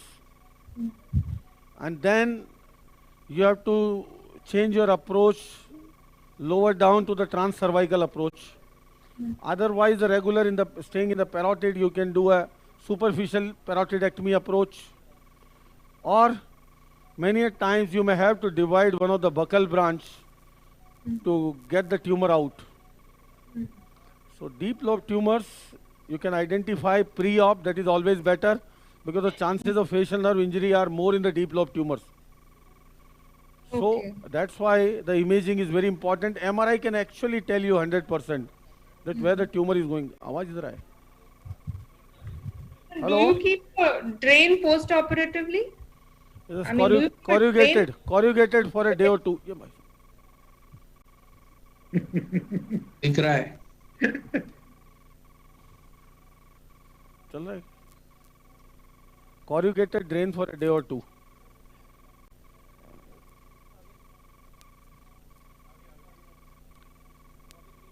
Anything else? Sir, questions from there are a few questions from South Africa, Pakistan. They're asking, do you have any experience with the loop? Loop? Never. Instead of the microscope. We are ENT surgeons. We are used to microscope. What is loop? Loop cannot, stand compared to microscope. Nowhere. These are the, the people are finding the ways to get away from microscope. Because they're not used to microscope. I also feel that. You're right. And whereas microscope is one of the best equipment we have. Yeah. There are many questions regarding parotid surgery. I think that we will discuss in our next. There were so many questions regarding the parotid fistula, how we can treat it. That we can discuss fistula, next case. Simple. Parotid day. Yeah. Now questions on facial nerve only. Facial nerve. So many questions. That's why we will take it next time. Pressure dressing, injecting hypertonic saline, warm saline injection in the fistula, pressure dressing. All those things will result in healing. How important is this facial nerve monitor in your practice? When you recommend to use it, or it's always better. Always better to have. Most importantly, Rajiv, it is after the procedure is over, because I use them for atresia surgery. Yeah. At the end of the drilling, at the end of the procedure, if you get a good impulse on your facial nerve monitor, you don't wait for the anesthesia to come out and see the smile. You sort of are assured. So another use of this monitor is when we are repairing the branches on the face. Which branch is having the nerve impulse that can be saved, which branches which is not showing this can be repaired with the graft. So monitor can check it for us.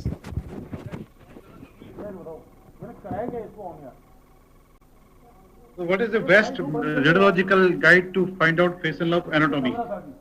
Means any congenital anomaly, or how we can find it? In atresia, I say? Yeah, atresia. Atresia, there is a very standard imaging protocol. And in fact, like Satish was talking about the distance from the round window, I use the round window as one of the landmarks. We have got 5 segment measurements. And really, we don't need to know the course beyond the incus. because our atresia repair restricts to mobilizing the ossicular chain. Yes, yes. So the round window and below, it does not really come in the way of our atresia repair. So anything, so long as you have an incus and the body of the incus, and then you have the round window telling you what is the distance posterior to the round window, I think that is CT enough. also guides So we are us, only doing CT. Ashish. We are only doing CT study, yes. CT, yes, CT guides us. Only the CT studies, that's what we do. Yes, yes. But we do use the facial nerve monitor in every case. That is a must, I think. Even in implant is recommended nerve monitor in all the cases. Yeah. Dr. Sanjeev Golar is asking what lens are we using for this microscope? What lens? 250. Huh? Hello? Satish, I believe Hello? it will be 250 or 300. Hello? Can Not you hear 200 me? for sure. Can you hear me? He has actually 300 mil lens. I Hello? think Can you 300 hear could me? be. Since I have It is 250 easier for the assistant, I think. Then there is more place for the assistant, but we'll ask him that question. Hello? At my place, when he comes, he uses 250. Okay, we'll ask. He is very close actually. Sometimes. Yeah. Can you hear me? Yeah. Sir, what is the lens of the for the microscope that you're using? I'm using Vario. So it is a varioscope, you know. So No, lens. Focal lens. But yeah, he's got the. Yeah. So I was using over 400. You know, it 400. was Over 400, varioscope, and I was using highest so that I can show the minimal magnification. Dr. Jeevan Vedi from Nagpur is asking what is the relation of saliva production with cut ends of parotid? Saliva production with Cut ends of parotid. What is the? It's about the salivary fistula only. Cut ends of the parotid. Yeah, will they still keep secreting, which will not go into the Yeah, duct? it gets fibrous. Cut end get fibrous. That's why sometimes the fistulas form, which ultimately get fibrous with pressure dressing. Where are you? Yeah, we are starting next one. Okay. So this is a young lady who had undergone a transtemporal surgery. You know. Hello. Yes. Yeah, there. Hello. Yes, sir. Hello. Yes, sir, we can hear you. Hello एक बार बताऊं कुछ नहीं सुन पाता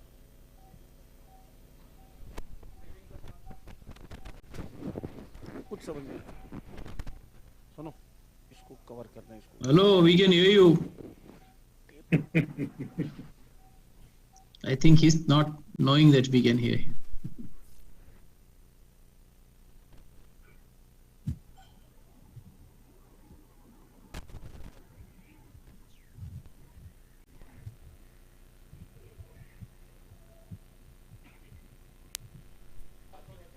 Hello?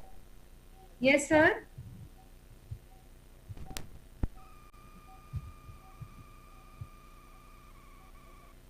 Hello? Yes, sir. Yeah. Am I audible? Yes, very much. Connect karo. So this was a patient whose some lateral skull base surgery was done. Some transtemporal surgery was also done. And now she came with a facial palsy, grade 6. So we don't have a proximal end. So the plan is very simple. Fasciomesenteric. She was not ready for the cross nerve. इसको clean तो कर यार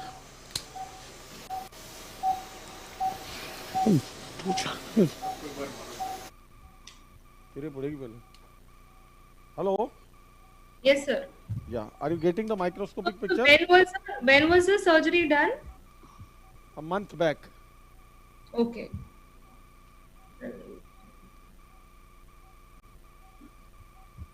So,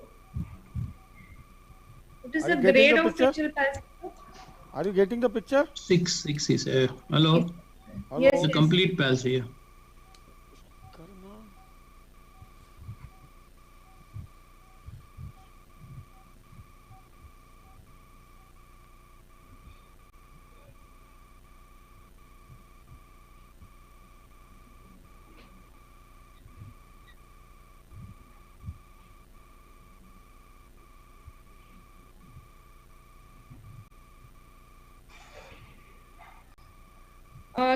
Dr. Rashi, so there's a question for you. Sanjeev Golar from Nagpur is asking, in atresia, the medial wall is bony and the ossicles are intact. How you approach?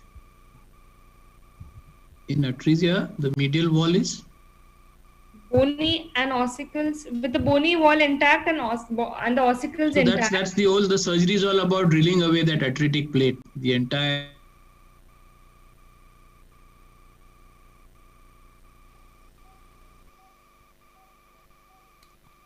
Gila de Goch.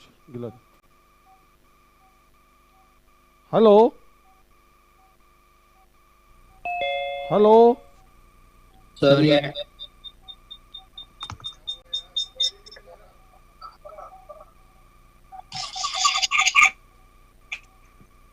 Hello.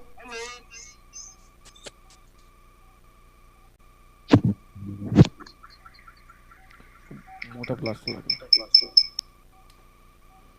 Hello. Rakesh यार hopeless. Yes, sir. Hello. Yes, sir. Am I audible?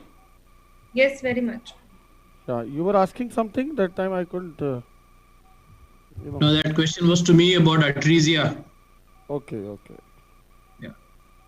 So it's always the malleus which is engulfed in the atretic plate. So you have to drill around the malleus and mobilize it. That's all. It's not. What about the recurrence? Does it again become stenosed or what? We have a very different technique now.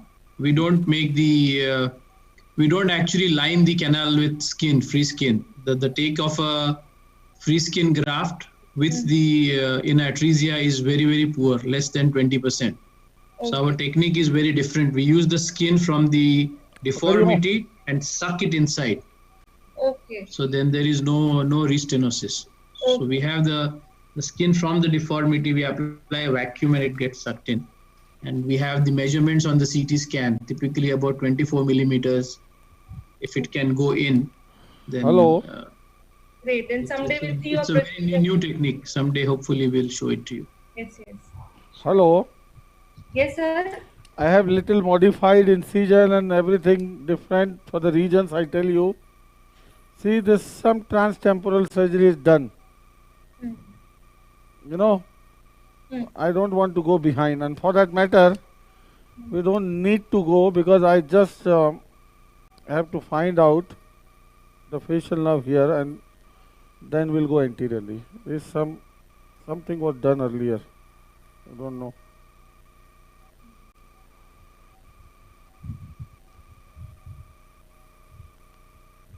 So there's a question from Iran. Dr. Abdullah is asking, during this Parotid surgery, if there is bleeding near the facial nerve, will you use an adrenaline soaked? Is there any contraindication using adrenaline soaked gauze? As such, there is no contraindication for that matter.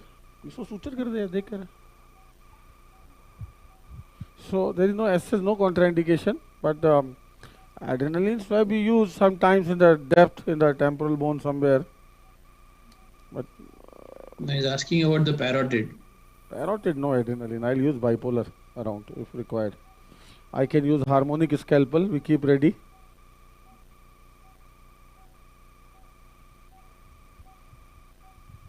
Dr. Vijay Jadhav from Virar is asking about the lens of microscope. It's 400, as sir said. What? The lens of the microscope, it's 400, as you said. No, it's varioscope. It's not fixed. I keep changing. Okay. Vario microscope, they have it means adjustable focal length. Yes. See the name Vario. It has a varioscope. But otherwise, we since most of us have 400 and 250, so 400 is I think enough. Both 400 we use for laryngoscopy and laryngeal surgery, so we can use same one for this thing. So most comfortable is 300, where distance is less, adjustable length. And see my incision, I am taking it up. We have shaped this area, so this will be hidden under the hairline. Yes.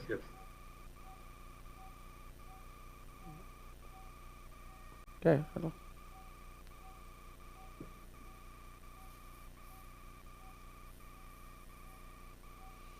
Now the first important thing is to identify the facial nerve. Yes.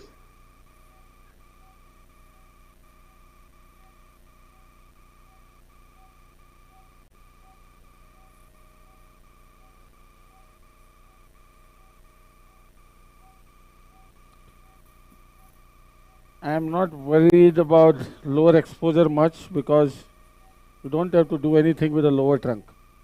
Yes, yes. You have to just focus on the main trunk.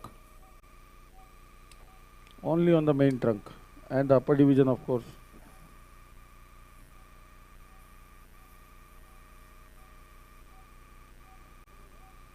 So after this good surgery, how much recovery you expect after 6 months or 1 year? The recovery starts in 3 to 4 months. Yeah, means after 6 months or 1 year, how much you expect? Yeah, quite good, quite good.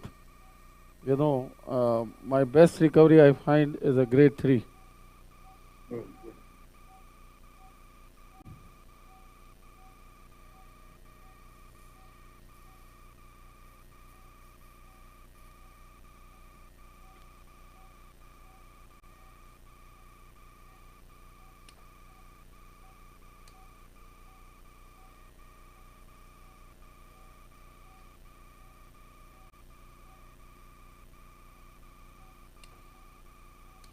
The next two cases are actually small cases. The one is a DLI transaction under local anesthesia. And another is a static slings for an old man.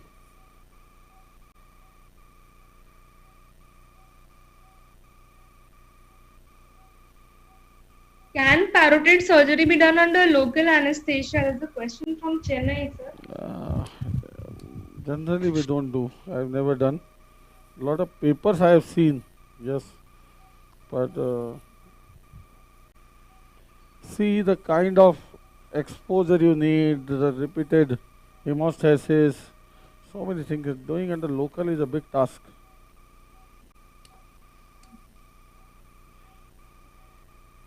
But I don't deny. I don't know. That is the level of the zygomatic arch. That of the previous case here? Pardon? No. So what incision did you take here? He modified it a bit, he said, because it didn't go more posteriorly. It doesn't need to go inferiorly. Okay. See now what I am palpating again and again. This is my zygomatic arch here. That is my zygomatic arch. This is my condyle here. And see, this is my triangle going to be. Yes, sir.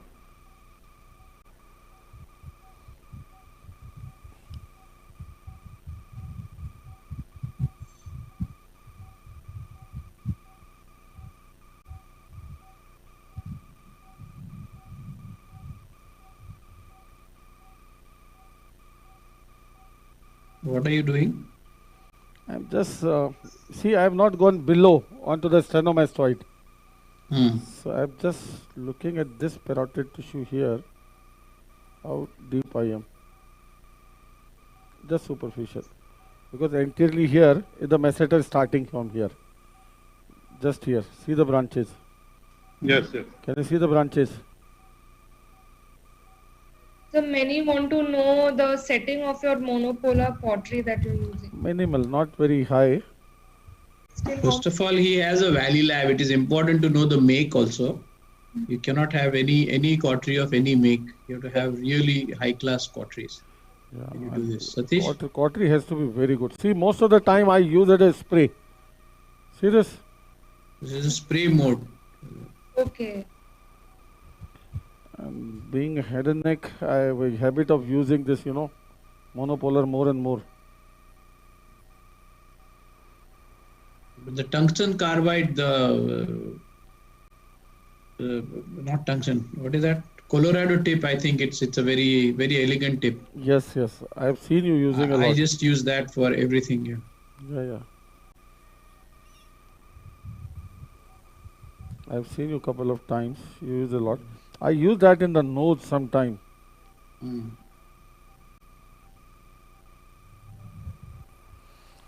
Now, with this not a regular approach, the first task is identification of the main trunk, you know.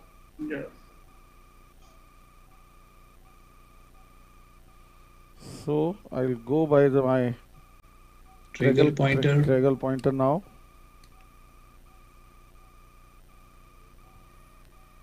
Tragus is gone because of this cul-de-sac closure is done. See this? Yes, sir, right. Tragus is gone. Yes.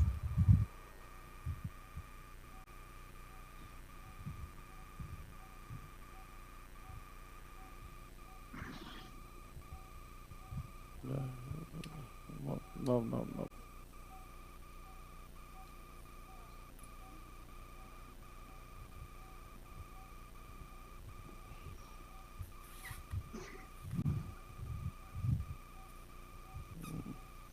Bipolar. So I want to find one of the branch first. In Parotid, one good branch you find, you can trace the main trunk and trace everything. You know. See everywhere some tumor. See here. See Yes, some. yes. It was. So everything is. You're not on a normal situation anywhere. Vascularity, everything aberrant. But still we'll find the main trunk. No issues.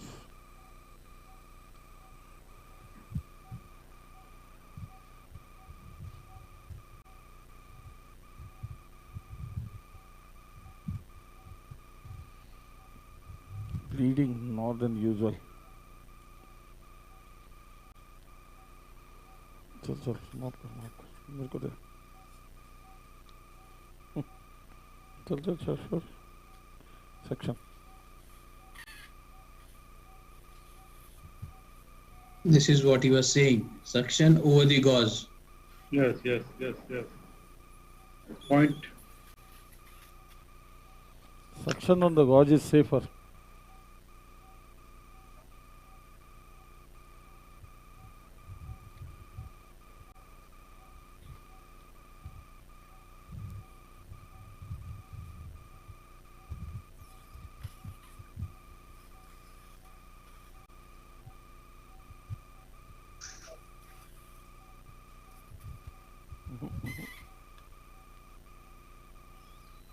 Can you see?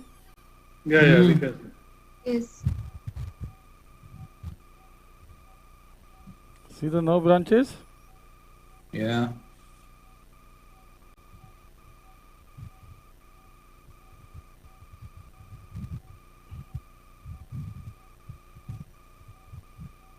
See the main trunk of the facial.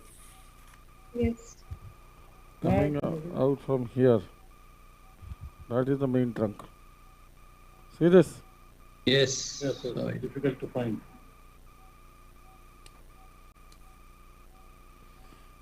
Finding in these abnormal situations is always difficult.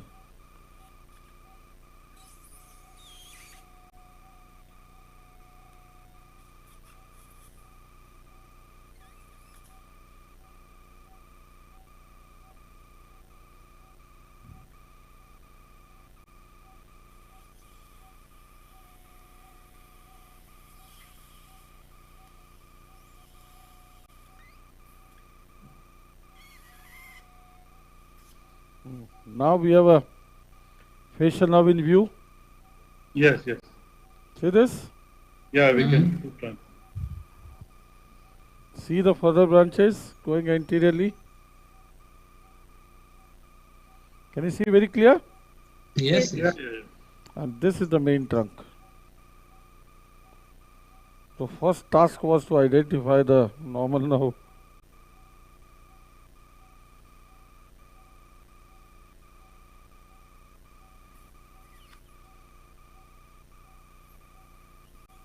Is it a little too slender than normal? Little. The main trunk, yeah. Yeah, sometimes it is. Yellow. Yeah, see this now. Now, the main trunk now that is the, okay. Robust. Yeah, now. Yes, So it bifurcated much earlier. Yes. So now I'm going towards the tip.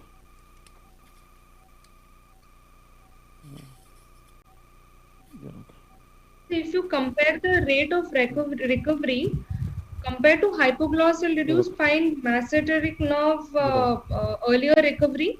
Yes, yes, much earlier. See, the He said anastomosis no. is so close. Close, the fascicular arrangement is said, and the electrical power that goes through for 3 reasons. See this, the main. I can bring it any time, okay? When I find the mesenteric, I will rotate it, okay? Now I've got it. Now. I don't think Satish has done a hypoglossal in the last 7 years. I think somewhere he mentioned that. He's given up. Totally stopped. Yeah. Too much morbidity around actually. Main thing is. Hypoglossal, the post-op is bad. Mesenteric, you know, supplies to the most powerful muscle of the face. Okay. Masseter. The motor supply is very, very robust.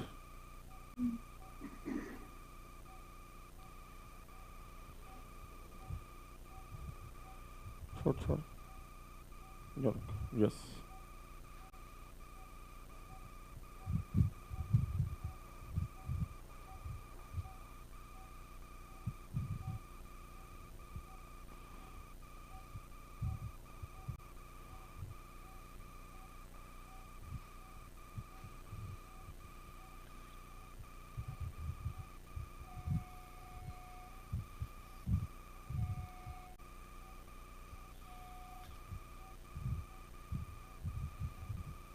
See the upper division?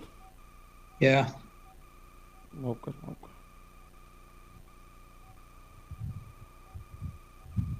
0.16 centimeters anterior to the tragal anterior margin and 1.06 centimeters below the anterior margin of the zygomatic arch. Section कर ले.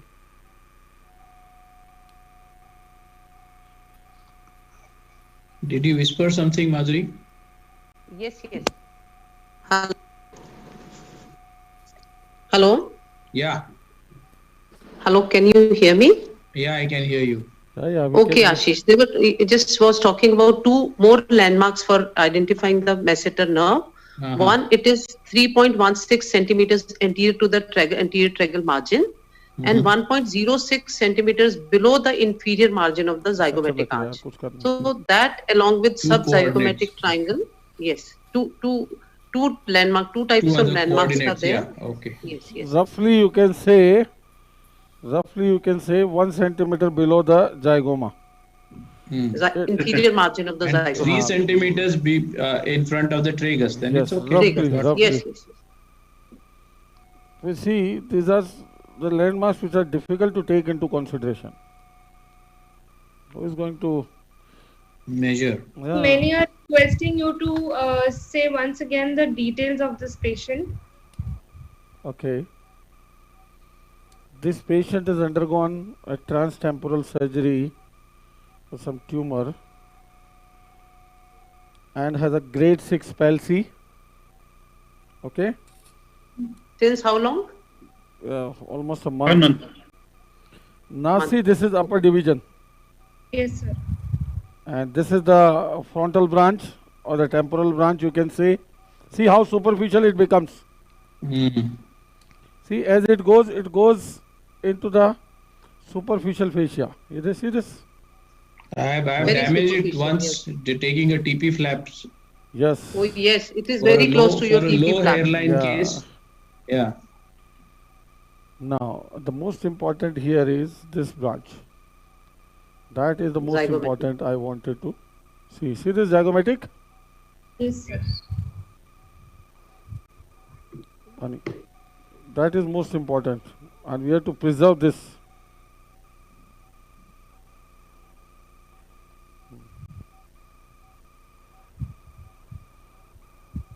See this zygomatic.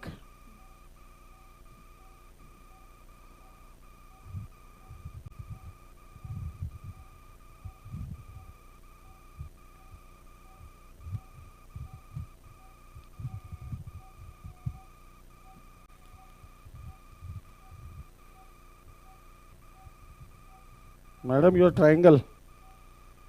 Yes, subzygomatic triangle. This is the inferior line of that triangle. This triangle was initially described by a surgeon from Thailand, you know. Yes. And he published a huge series on this. Suddenly, this technique has emerged over last, 7-8 years only. Before that, they were not, starting, they were only joining it to the buccal or the zygomatic branch only. Then slowly people started doing, like you also showed that. See the ease with the hypoglossal. The problem with this technique is the difficulty in identifying the masseter and going so deep. Ease with the hypoglossal is, had this been a hypoglossal anastomosis, I would have been through by now. Yes, you're right. That is so fast. Yes. So difficult. Because the incision line is also same. We could have, it had been faster, but this is perfect technique. This is the perfect branch. And you this see, is perfect now. See, there's so many branches. Who says there are 5 branches of facial nerve? Ashish? See, n number of branches here.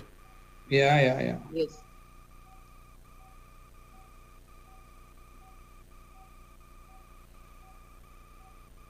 As you go distal, there are more and more branches.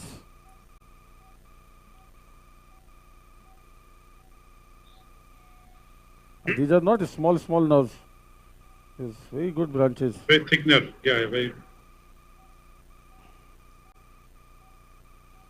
Now this is my level of the zygoma. I can see here. Palpate here. All the time I was palpating.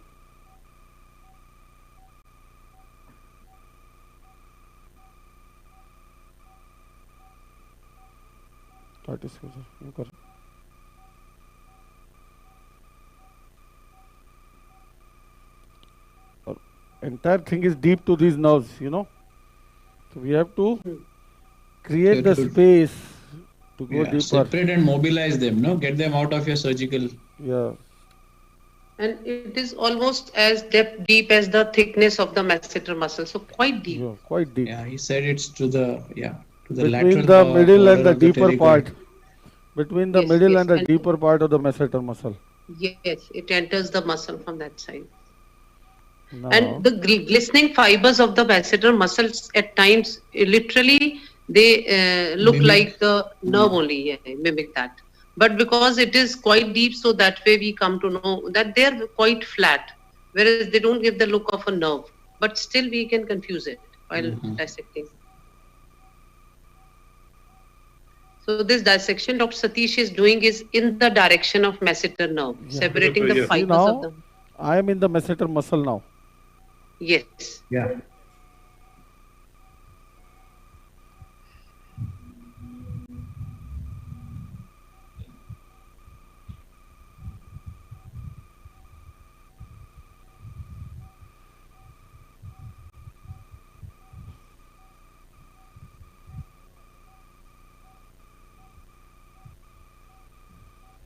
That is my zygomatic arch level, which I am defining.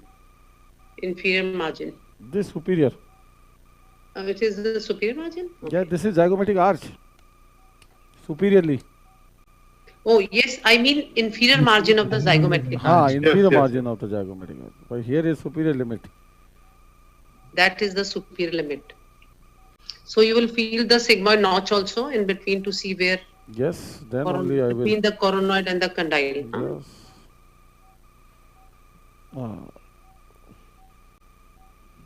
This is my condyle. Yes. This one. That is my condyle. Perfect. And see, this area is not free of vascularity. Yes, too much vascular. This muscle is richly vascular. Every time you have to be careful.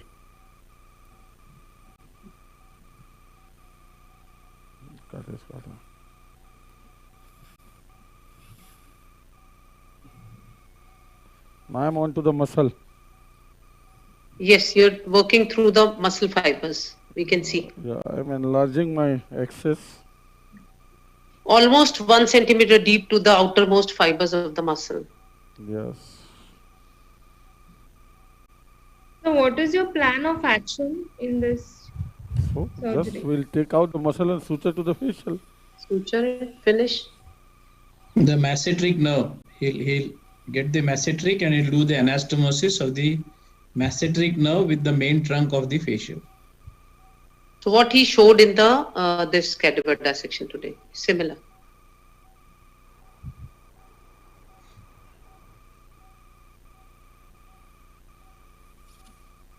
Now, And so what about the post-operative physiotherapy that you were talking about? Yes, Will you tell us? these patients require, these masseteric one require less as compared to the others. But yes, they're asked to, do action together. First, we do both actions together, bite and smile. Okay. Slowly, both things happen through masseter nerve. Then we tell over the months to segregate the two actions. So slowly, the patient is made to learn how to segregate bite from the smile. So that way, slowly over the month of, almost 3-4 months to 1 to 2 years it takes. But see now my landmarks now. Can you see the zygomatic arch? Yes. Yes. And here I can feel my mandibular condyle. See this? Yes. Yes. So now I will go in this angle like this. Yes. In the deeper plane. So when they have to clench their teeth when they want to smile, because that's when the yes. Slowly, but this because there are other muscles of mastication are there, so it takes very less time for the patient to develop and segregate. Whereas in hypoglossal nerve, it is quite difficult at times. You have to push on palate to get the facial nerve action. Hypoglossal Slightly is more difficult than that in the masseter. Okay. See now I am going to the depth of this muscle. Yes. Can we take it on a higher magnification, Satish? Yes. Yes. Yes, very good. Now, more. Better. So still the glistening fibers have not appeared, Satish. Yeah? No, that is still in the depth. Still, it is in the depth, yes. Now they are appearing. Yeah. Dr. Sandeep Naidu is asking a question to Dr. Ashish Bhunkar. Dissection of parotid is easier in normal parotid or diseased? Normal. Who is asking? I don't do parotid. The master of parotid is also Ashim. 15 or 17 years back, he used to do it under microscope. I don't do parotid surgery. Sandeep? No.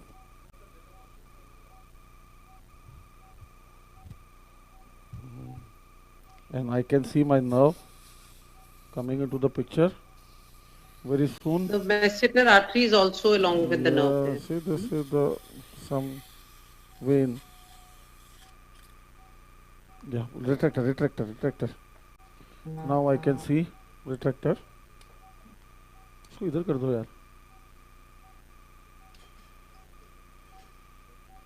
You can push the microscope. Yes. Yeah. Retractor. एक retractor ना छोटा on this side. It is always more deeper than you imagine. Always in all the cases. Yes, it's very deep. Very deep. More than a centimeter, sometimes 1.5 centimeter. Yes. Heady.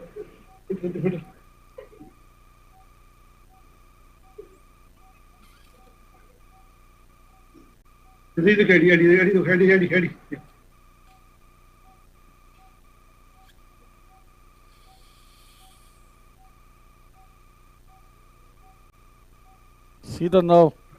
Yep. Beautiful. Amazing. See this? Yes. I will get a full length now. Yes, good, thick, and yes, nicely visible. This is the nerve. See this now? Yes. See, if you have a proper landmarks all around, see how much time I was giving to the landmarks. See yes, when you were identifying the nerve. See my all facial nerve branches are retracted. See this? Yeah. See this? That's why it was important to mobilize them. Identify, mobilize. Yes. And see, I showed you the zygomatic arch bone, bare bone. How could reach? See all these branches above. Yeah, these are the branches going up. See this? Frontal. So separating that, go deep to the zygomatic arch, your one of the landmark.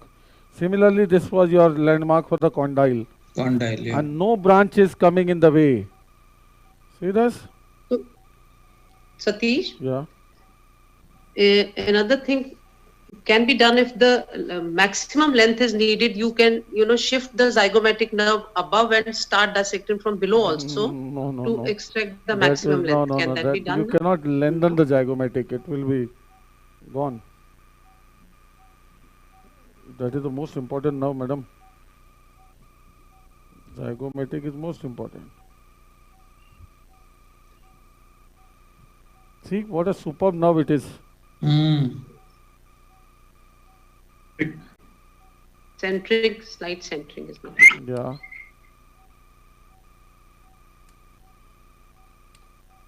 Yes, much better.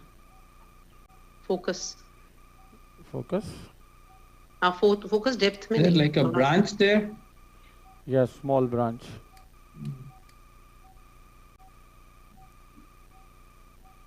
Any preoperative steroids or anything do you give to these patients? No. See this now. Yes, lovely. Beautiful. No, it's not pre-op paramita, it's post-op steroids. Yeah, but someone's asking about pre-op as well. Oh, no. Jhaku bula le. Jhaku. See now. So according to the length needed, I can go more and more anterior and get the nerve length. Okay. So now before that, I will bring my facial now. So see the field is good. Yes, sir. Yes. And it is very, very deep. Now this is our facial, Let's see how much of the length we need. I didn't cut the facial here earlier. I told you when we bring the mesenteric, we'll get. Yes. As far deep as the possible with the facial nerve, because even few millimeters of tightness or tension can cause, lesser good results. Yes. So as far deep into the stylomastoid foramen as possible. Scissors. How's the picture? Yeah, wonderful. I think that lens is also again needs to be. Length is very important because any tension and we will lose the chance of improving on the facial nerve. Now, good? Good. Facial. No. This is correct, yeah. Okay. Don't put patli. You decided where to cut it? Yeah, at maximum. I am not going inside the temporal bone, otherwise I can get extra length.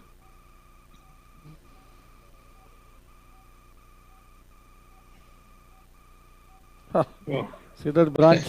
That branch comes there. Yeah.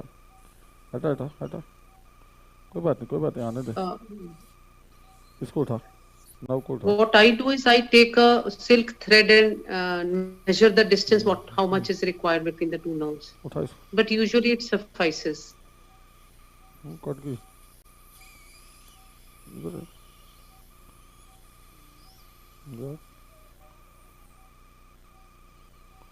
छोड़ दे. See this now? Yep. This is the length we have got. Bipolar there. Bipolar.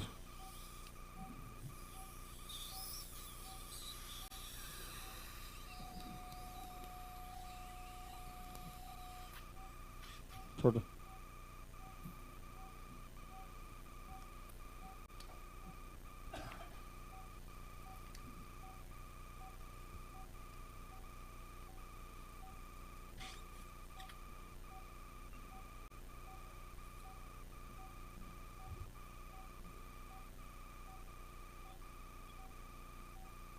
See, this is the, What is this? Retromandibular. Retromandibular vein. Yes. No? And this is a little small cervical branch going along this. I can take this. Sacrifice it. You have to mobilize the trunk. Yes, I don't think it carries any value. Yes, this step is important because many a times you don't get the length unless until you cut this branch. This is to get additional one. You can get. Yes. You can mobilize from the temporal bone, no?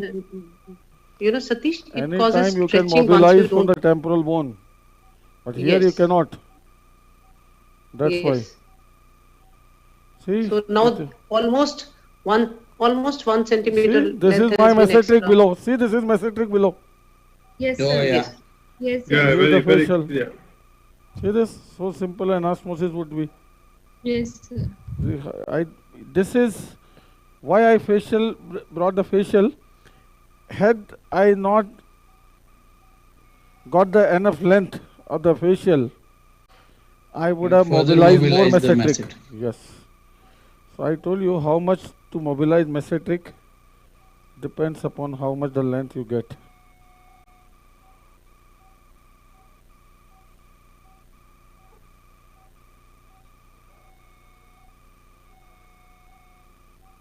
See now. Good, This good will length, be- good this, enough. This will be tension-free anastomosis. Yes, yes. Absolutely. See the epinurium and see the fibers. Yeah, super, super. Very beautifully visible. Zoom in little bit if possible. If possible. Pardon? Zoom in. Zoom in. He will do it when he's suturing. He will show it anyway. Yeah. That is. See that? And Super, suturing super. this nerve is not also an easy task. It needs training. Yes. Using a 8-0. Yes. 8-0, no, Satish? What do you use? 8-0 nylon. 8-0 monofilament, yes. Chalo. When I'm, suturing the ansa, it is 10-0. Such a thin, See the nerve below? Yes, beautiful. And see the nerve here. It's reaching right there. Yeah. You can do an end to side without cutting it. No.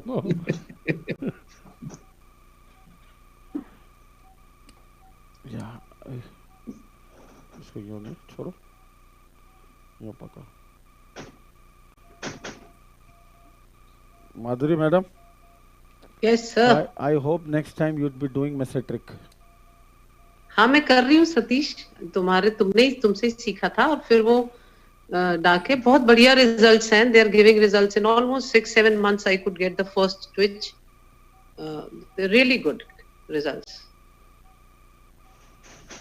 So there's a question. Once you do a translabyrinthine acoustic neuroma excision, if the proximal part of the nerve is not accessible, would you consider this procedure at the same time of the primary surgery? Yes, same. That is ideal. That is ideal. Yes, you're right. ऊंचा करो ना बोला ना ऊंचा होने वाली LA don't do anything, I will do.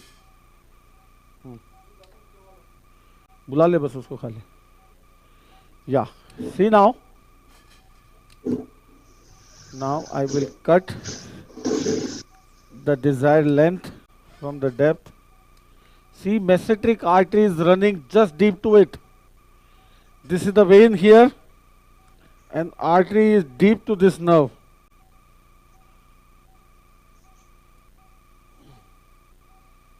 See this?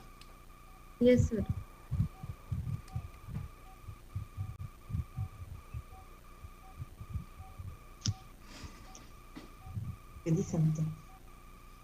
Second होता है कुछ रख नीचे नहीं कितने रख लिया था पेट पर नीचे रखो अरे बाप रे नीचे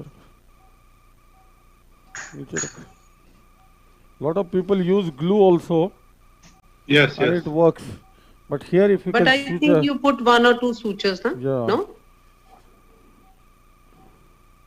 That will be because the depth difference is there. It is quite deep and this is superficial. Any displacement can cause, diameter also. I think it's the little difference. Yeah. But these axons in the masseter have a very powerful impulse. They are the elephants, yeah. See this diameter here and see the diameter and the depth is good. Satish, what do you have to say about the spatial orientation of the fibers out of brainstem? Do you feel there is some specific spatial orientation of the nerve fibers in the facial nerve for specific muscles? I tell you. I know at one place I read at the second genu of the facial nerve, vertical segment begins where? You know, the anterolateral fibers, anterolateral means towards the middle ear. No, in the tympanic part you're telling? No, mastoid, beginning of the mastoid part. Okay. They represent the forehead. Yes. And the zygomatic fibers, the anteromedial represent the lower lip. This suturing is a piece of art, okay, folks? Please watch. Yes. Very difficult. You can't even see the needle. You keep searching. No issues. It will. You really need both the hands equal control. And another thing is, Satish, you are doing epineurium to epineurium or perineurium to perineurium? Epineurium, what is your take? Epineurium.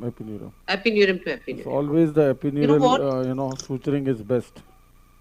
They say when it is fresh cut, you do epineurium to epineurium. But if it is a very old fibrosis is there, then the epineurium gets thickened. So strip it away and do the perineurium to perineurium suturing. In chronic old cases where the fibrosis is there.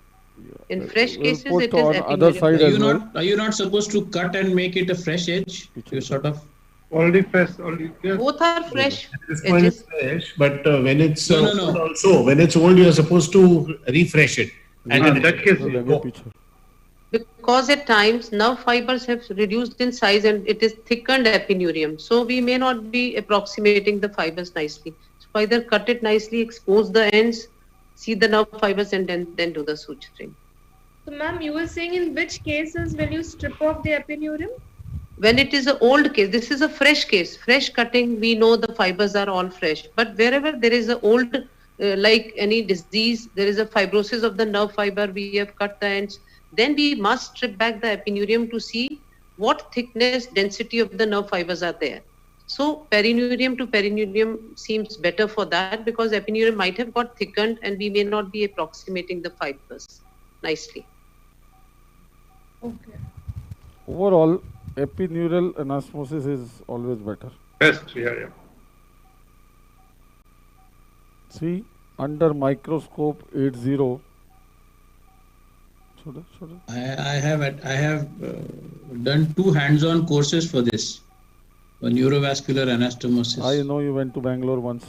Bangalore, yeah.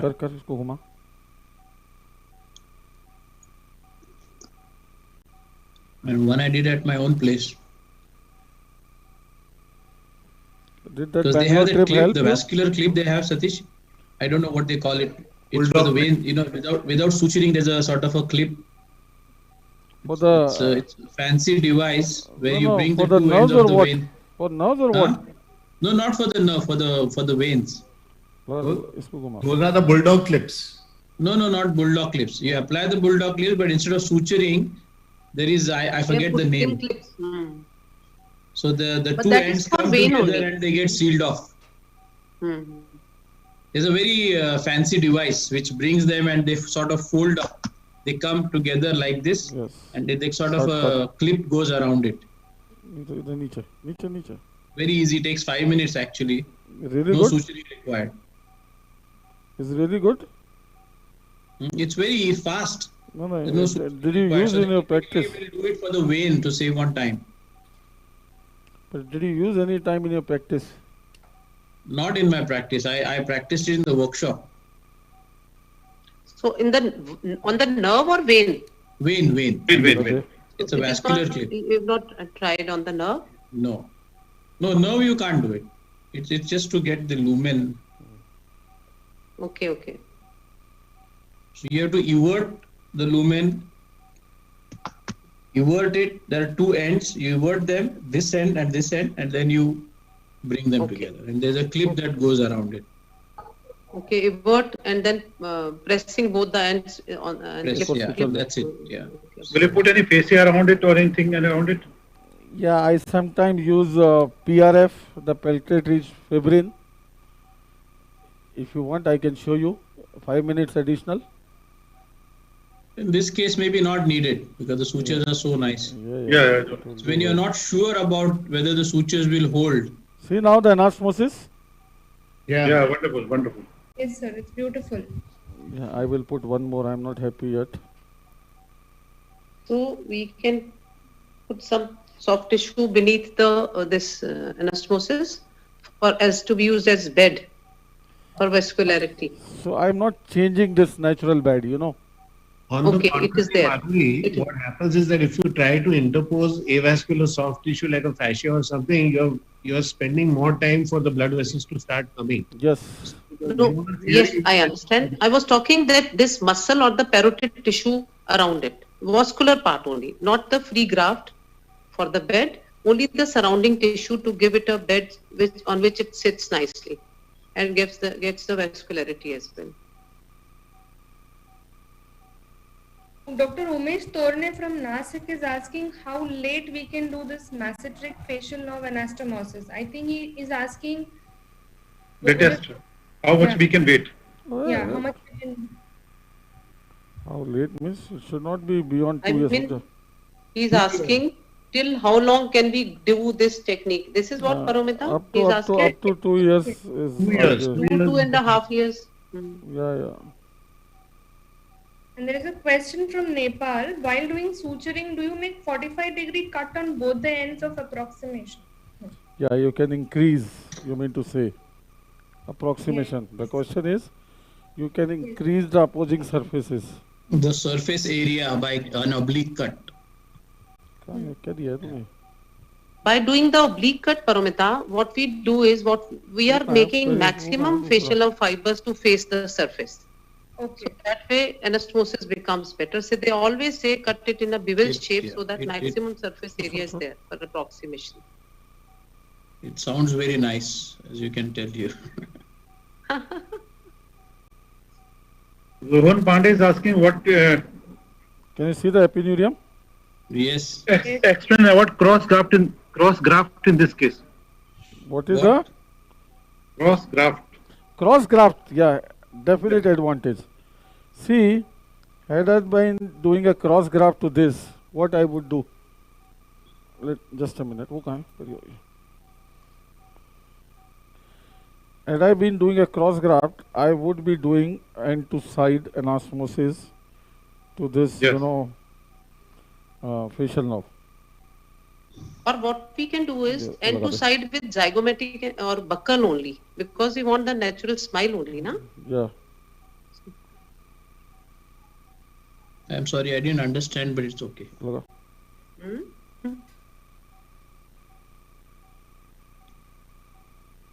See, this will give me complete covering of the perineum. Yes. To prevent the external loss.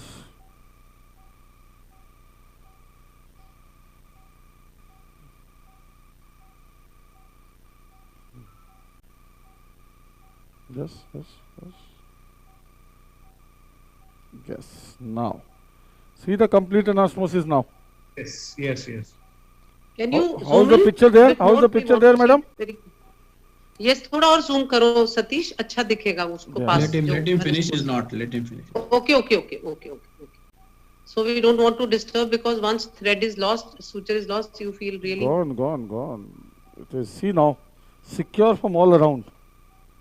Yes, 3 sutures. 3 sutures. Hey, more, don't pull. Cut this is too big. No, मेरे को this no. Since both the nerve thickness is a bit different, one is very thick and one is very not so much. How much regeneration do you expect? Very good. No issues because epineurium to epineurium it accommodates. Yes. This mesenteric, this mesenteric is so powerful.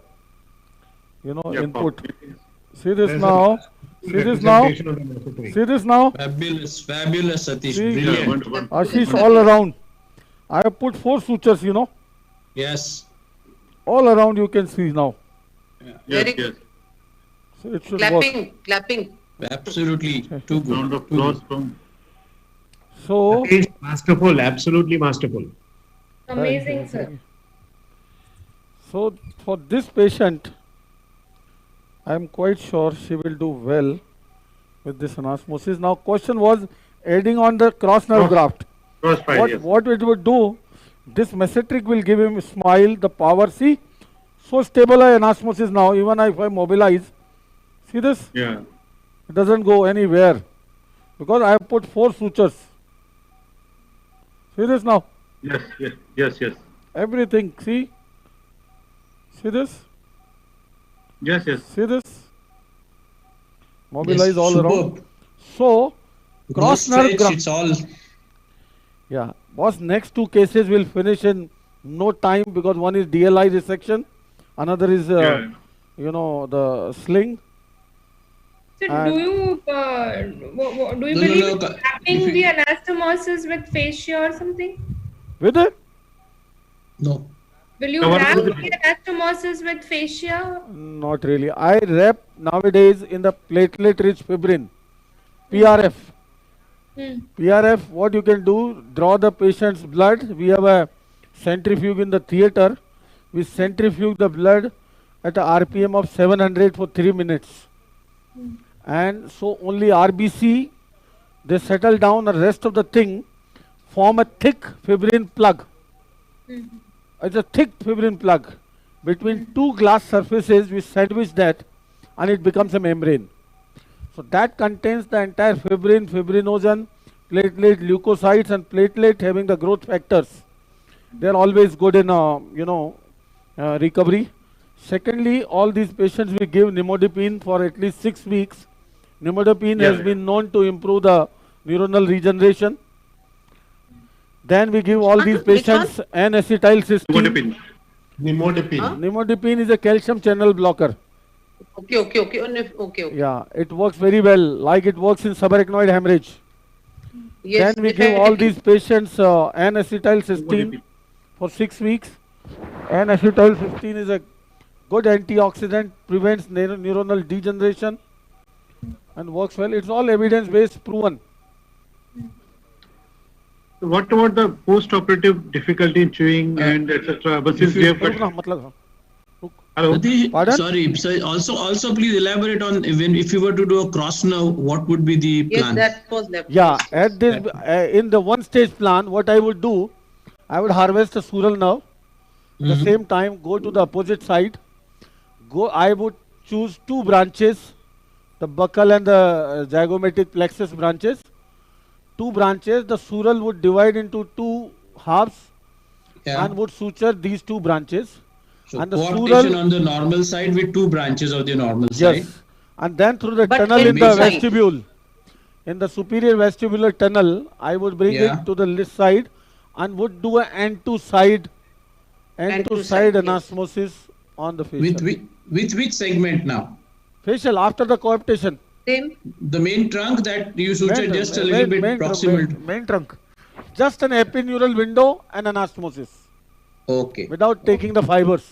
So you would need a long length. So you would have actually put the cross nerve.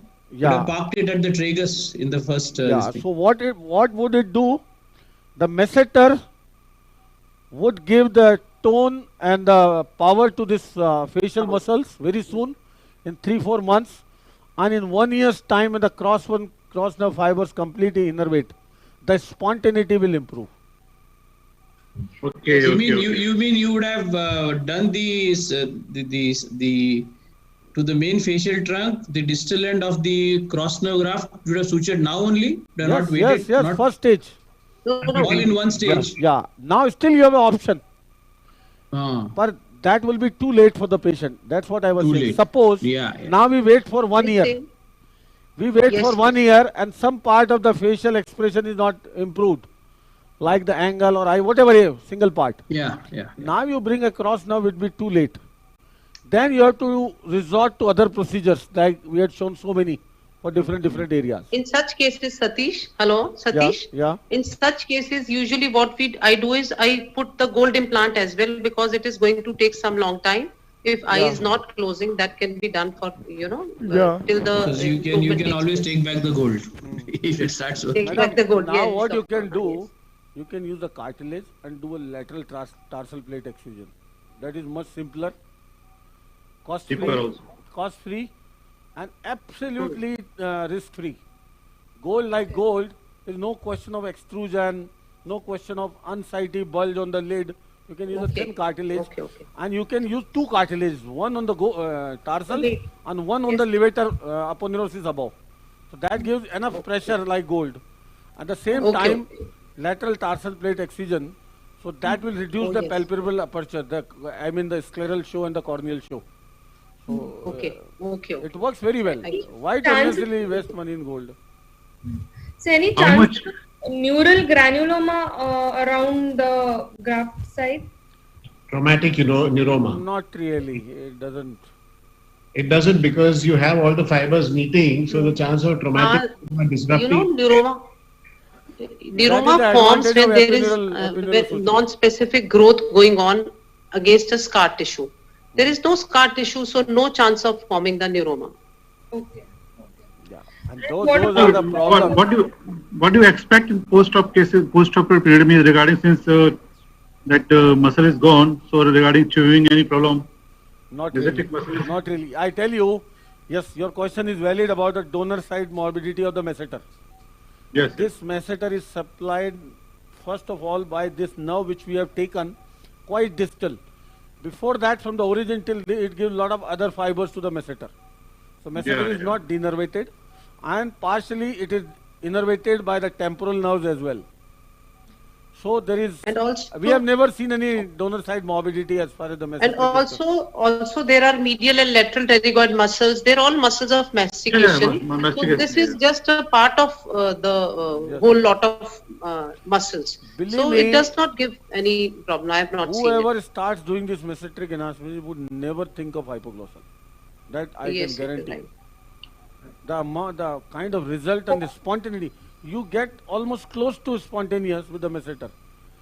Yes, right. It has been proven with a lot of blood flow studies, MRI studies, and so many things. Their cortical representation is so overlapping, and this masseter is already used in smile, so you don't have to train much. Yes, this is a natural action of the masseter muscle to add on to the smile. So that is a natural function of that muscle. So what are the doses of N-acetylcysteine and nimodipine? N-acetylcysteine 600 milligram a day, BD 600 milligram twice a day, and nimodipine we give 30 milligram 5 times a day.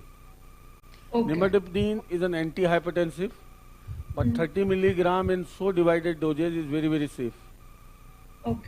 Unless somebody, an elderly cardiac patient having a contraindication to calcium blood, that's unless until cardiac those problem patients we don't do. Those patients we don't do such procedures. These are for and when you recommend physiotherapy in these cases after anastomosis? Radiotherapy. Physiotherapy immediately after 7 days will start. Something like we give some electrical stimulation and all those things. And in 3 months' time, when the the function starts, that requires an intensive physiotherapy by means of, because we have to train these patients by learning the facial expression by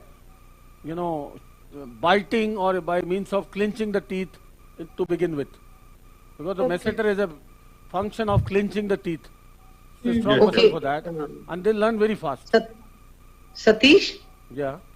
I read it in the literature that giving this artificial stimulation by TENS can actually cause more chances of synkinesis. So these days they've stopped, using it for the stimulation. They say the physiotherapy, manual physiotherapy is more favorable.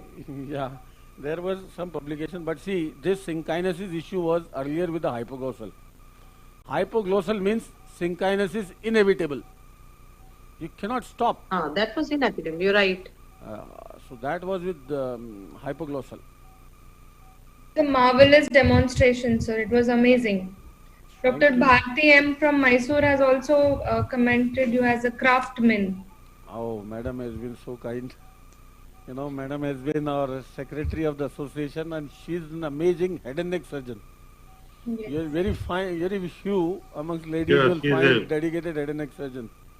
Yes. Madam, Farida madam, they are all top head and neck surgeons. So our next case is ready. I tell you, the small case DLI. So first I will show the initial picture of the lip. Then I will show after xylocaine, and then I will do DLI. Okay? Is it fast? Yes. And the next. Not fast, I mean quick. Yeah, yeah. And next case will take immediately. Because my wife is threatening not to leave me, but she's going to have an affair now. If I And the next also is a small case sling. So we'll keep the facial atta ready for next. Induce the next one also. Facial atta ready. And then we'll put a sling faster. Sling is a very good operation for elderly people. Yes. Yes, yes.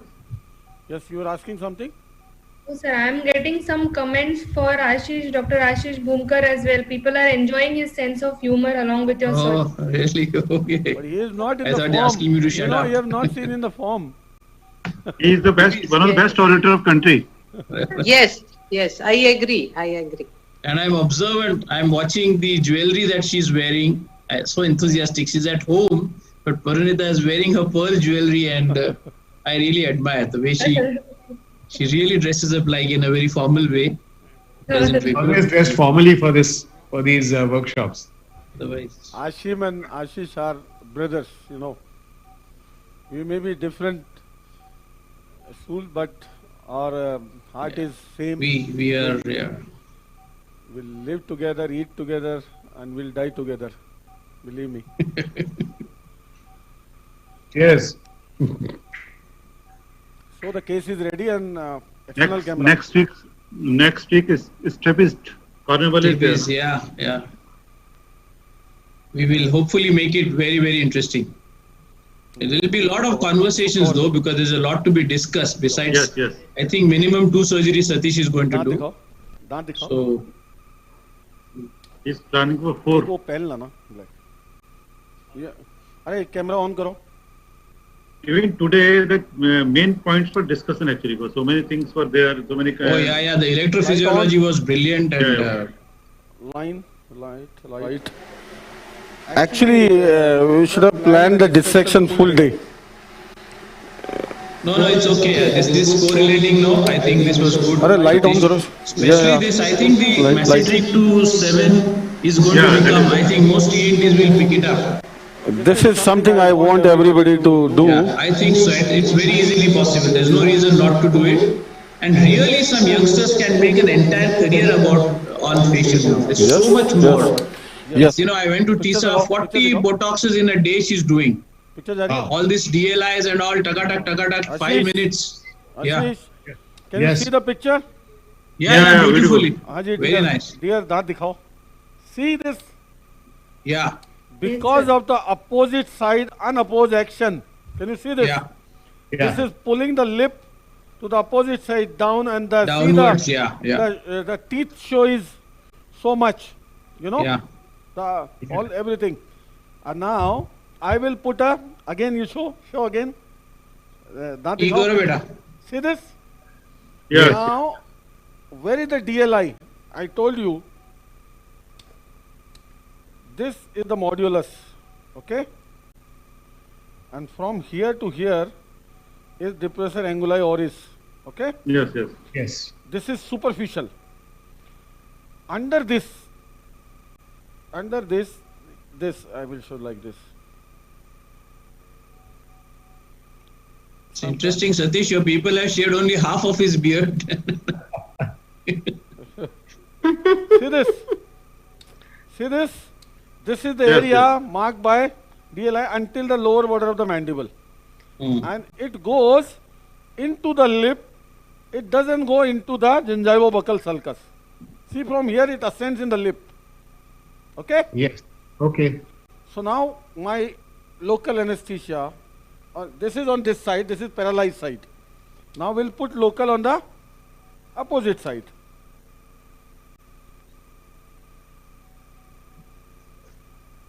there is a very interesting way I look at the muscles of facial expression is by asking a question, how do fish smile?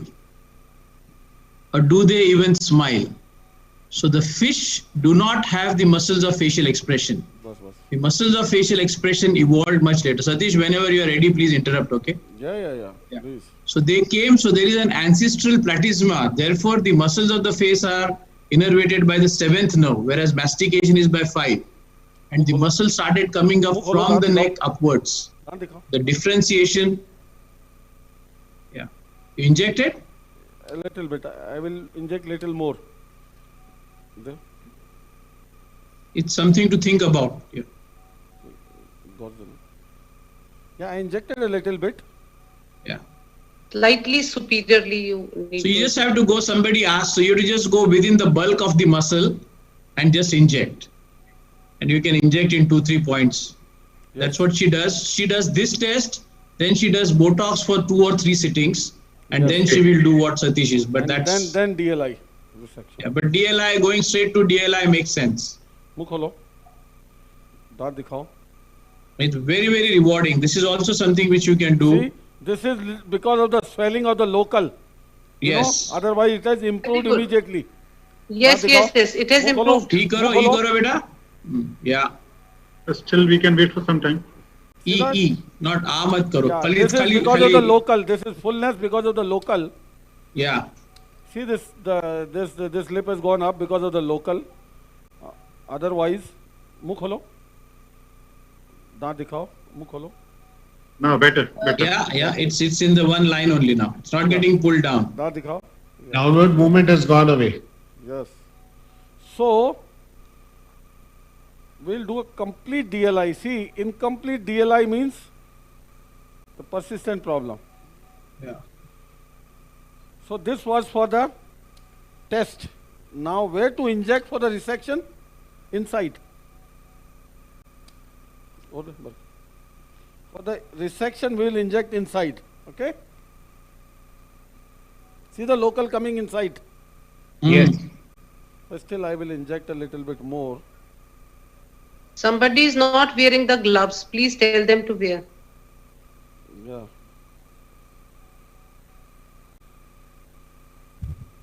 Risky. What? You want whiskey? Risky. Risky. End of the day, whiskey. So now we are all set. We are all set for DLI resection. वो ले लिया?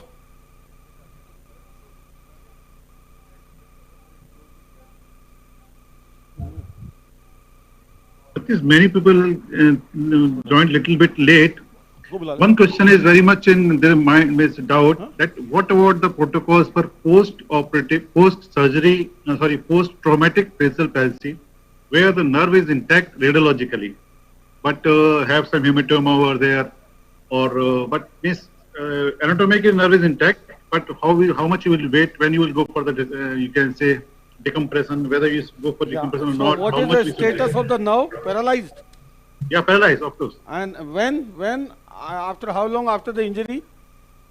Means suppose He's the patient asking. comes to you, suppose patient comes to you post-traumatic after 5 days, 10 days, and radiologically nothing comes is to there. you, comes to you is a different thing. Good is there. See, the most important thing is, when did facial paralysis happen? Immediate. After the injury. Immediate. Yeah, immediate. Immediate. Okay, and it's been 10 days now. Yeah, So 10 days, 1 best week, is 10 days the now. patient has come after 10 days, best ENOG done, electroneuronography. That will tell you. Get electroneuronography, and first of all, CT scan is not 100% sensitive to identify microfractures. Yes. So And don't rely on suppose it CT happens scan after much. sometimes 1 day, 12 hours, 24 hours or 48 hours, then it will be worse swelling. Now the most important Rajiv? thing, are you getting the picture? Yeah, getting. Yes. The most Rajiv? important thing is, Yes, yes. Okay. Let him tell. yeah, see, section kar. एक जन और पकड़, इधर आओ, उधर आओ. The most important thing is where to make the incision. See, mind it, this is mandible, and our muscle is going in the lip. Muscle is going in the lip. This muscle evodes the lower lip. It brings the lower lip down. It pulls the lower lip laterally. Three functions of this muscle. And this comes into the lip. As it arises from the mandible, ascends superficially in the lip and merges with the orbicularis oris. Now, this is the vermilion border, and see, this is the orbicularis oris. You are not supposed to resect the orbicularis oris to compromise the oral competence. So that's why you are going from the mucosal side. Yes, that's why section. First of all, stay a centimeter away from the gingivobuccal sulcus. At the same time, avoid going into the lip. If I go here, I will ruin everything. Got my point? Yes, yes. You are not supposed to go in the orbicularis oris. So we have to go into the depth. Yes, 1 centimeter away section up to the midline. See this?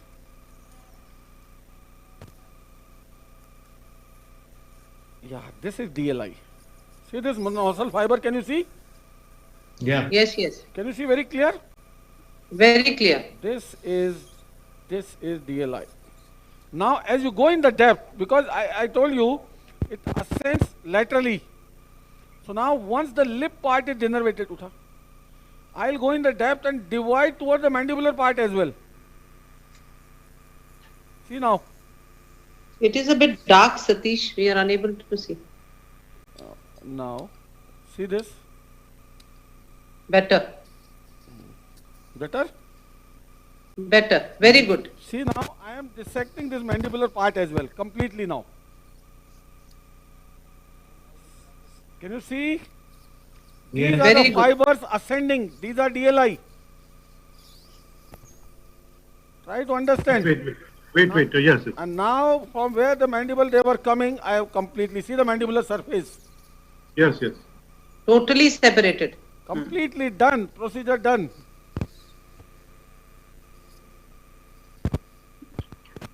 Hemostasis a little bit. Only one tool required is a monopolar cautery. That's it. See this? Complete segregation. Leave it. Now, we will suture this. That's it. See, this is done under local anesthesia with no issues.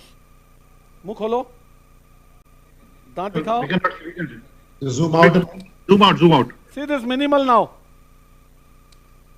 Daant dikhao. See this? Yeah. Unsightly look, the earlier it was going like this completely. See that? Mukh kholo. See now it is much better. See this? Hello? Yeah. Yes, we can see. That unsightliness of the lip at the rest and the opening the mouth, where because of the unopposed DLI, it was going to the opposite side, everted, down, everything is taken care of. So and the lifting of the upper lip on the affected side can be done with the help of a slings. Yes. That will balance the two, yes. The upper lip. Yes, it is done. Beautiful. It's just that the Indian patients are usually not willing to allow you to touch on the normal side. It's a bit of a challenge. It needs counseling, and therefore that xylocare injection test, it helps. They get convinced that, if we weaken this, they are looking better.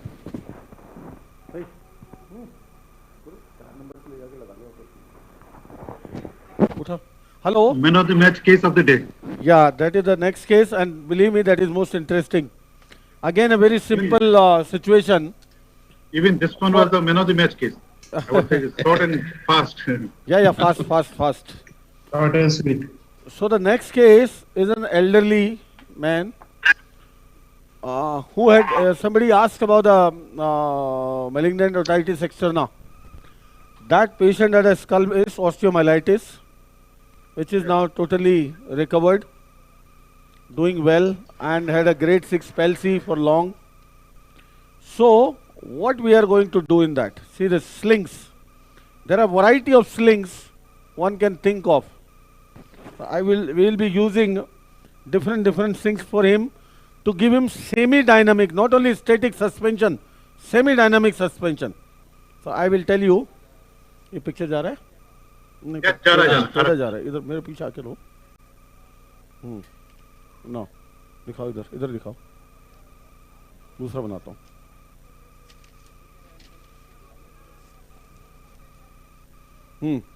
See, these are the eyes and oral commissure. So for the slings to work, we have to give him slings for many regions. Number one, his ala is paralyzed, that's why he has a nasal blockage. So we'll put a sling from ala to the temporal region to pull it. Then we'll put a three-prong sling, prong. Yes. From the upper lip, lower lip and angle to the temporal region. Okay? Then we'll make some sublabial groove. At this point we'll try to. Okay? And fourth and the most important is a semi-dynamic. And what we'll do, this is midline, this is the same side, this is the modulus.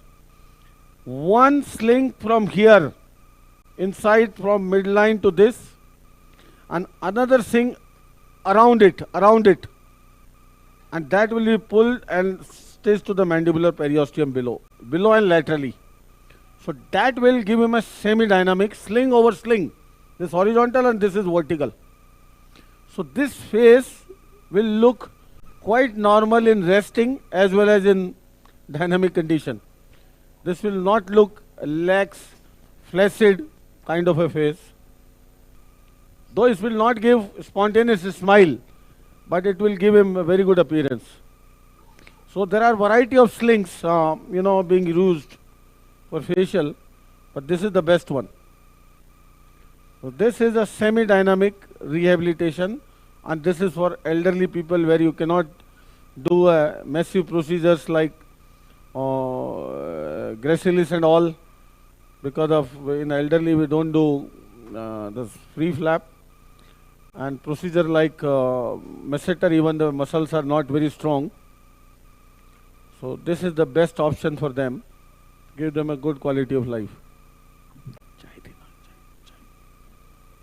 Any questions? Rajiv, chai kisko pila rahe ho? मेरे लिए. And in 5 minutes time we are starting this and finish very fast. Okay. Any meantime we can take questions.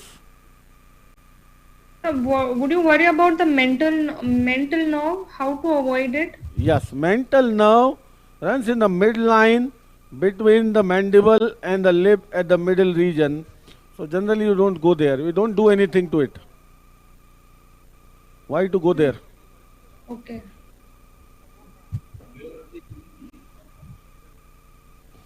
Fast.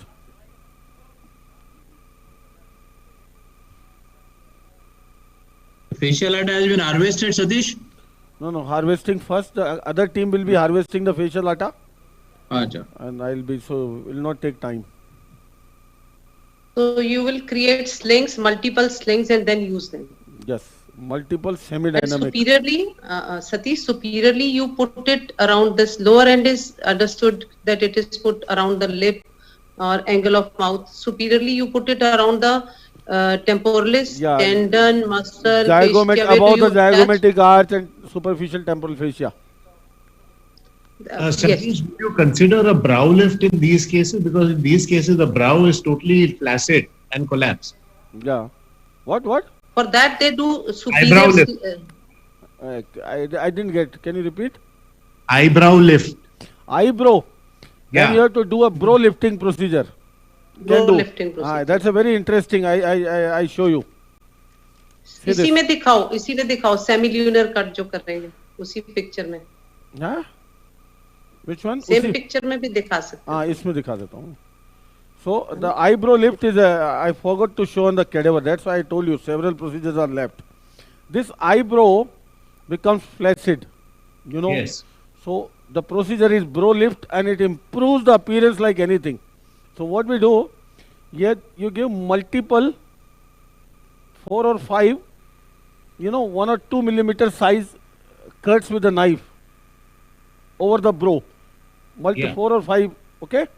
Then pass your suture through it pass your suture through it, 4 or 5 suture to the hairline, to the level of the hairline.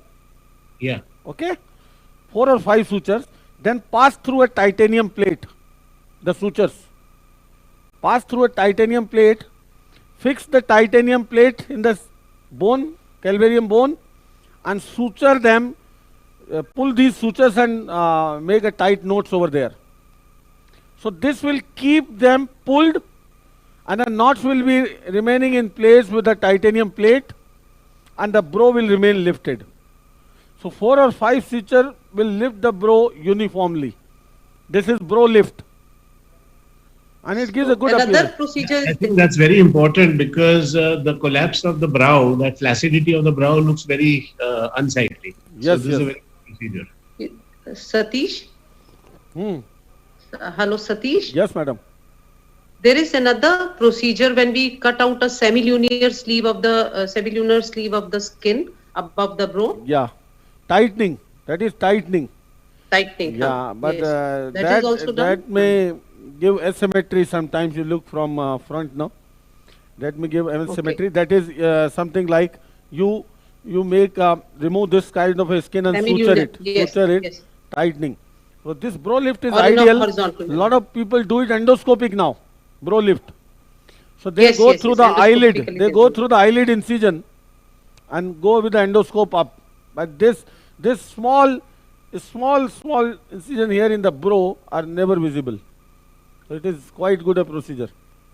So what about in children? How will you do the facial nerve reanimation in children? There's a question from Nigeria. Children are best if, depending upon the the duration of palsy and the cause, you have to take a call. Duration of palsy almost will similar as the adults. Almost similar as the adults. Children have good results. Yes, better, yes. And what about the vertical portion of facial nerve? Suppose it get damaged, then which graft would you recommend? And any difference in suturing of that graft?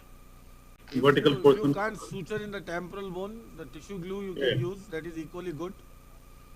Graft ideally is sural nerve. If you can bring, otherwise this greater auricular, but that is inferior. Sural nerve is amazing. And vertical part, Rajiv, is good because it has got a fallopian canal as bed. So it is, Satish is right. We can even put glue works equally good as the suture because there is a bed there, bony bed there for the nerve. Never use nectacryl. Cyanoacrylate is contraindicated. It should be tissue glue. That cyanoacrylate starts or gives intense fibrotic reaction. So that is Baxter glue we use usually. Same like for CSF and the 2 component. Yes, CSF wali.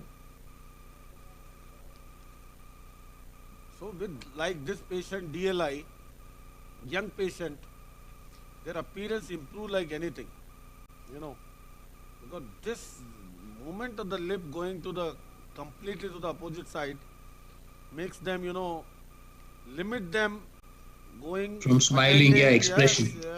In the social function and all. This looks so bad. Any role in Bell's palsy, role of this methylcobalamin and other, any evidence-based methylcobalamin use of, because we use all, and in fact everyone use methylcobalamin in these cases for months or weeks. So how it works and is it really effective or placebo? Yes, totally placebo because things are happening at the site of injury, and this cobalamin is not going to serve any purpose there. If scarring is happening, it is not going to help. It is just a neurotonic and a placebo effect. Yeah, just to give the patient something is taking and getting. Yes, keep them busy till this procedure is decided. Because scarring is a big issue at the site of injury, and we don't know. It starts building after the 30th day of the injury. So, neurotonic is not going to help them. We have almost 7,000 right now. Oh, really? So now we are starting in a minute's time.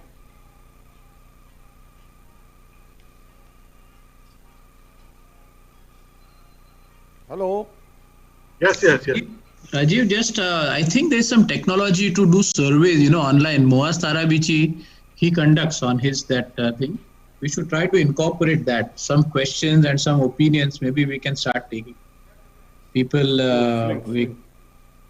But I think since we have library in front of us. If you are tech savvy, I'll connect you with Moaz. I think he and Mustafa. So they have. You can do. You can try in Stepis Carnival. No, Stepis, whichever. I mean, whenever you can. So there are some instant surveys, very friendly for the audience to reply. You can do online voting also, like which tech. So many questions are there. Yeah. Online voting option is there, but just because we get disturbance in between, that's why. Okay, we are not doing it. Okay. No, silently. This can be a data, not to interfere. This can be a data which can come. So we can improve upon our next. If it's on the same topic, you want to do something else. Yes.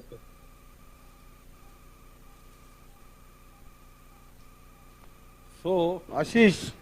Yeah. My sling, the most important sling, the lower I don't think will be required. The upper two slings will be appropriate for him. Sure. I'll show you the video. The pre-op video. कहाँ है रे? Pre-op है? उसका अजय के पास था. Give my phone. I will show you. Can you show through my phone?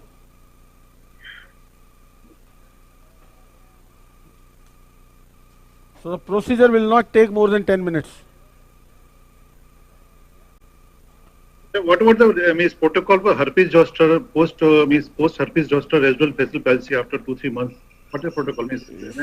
See, is neuritis, if it doesn't improve, there is the same protocol you have to follow. Most of the time it improves with antiviral, steroids, antibiotics and all that. And after 5-6 months doesn't improve, get EMG. Is any possibility if you find? If not, then like any other facial palsy. Discharge हो गया?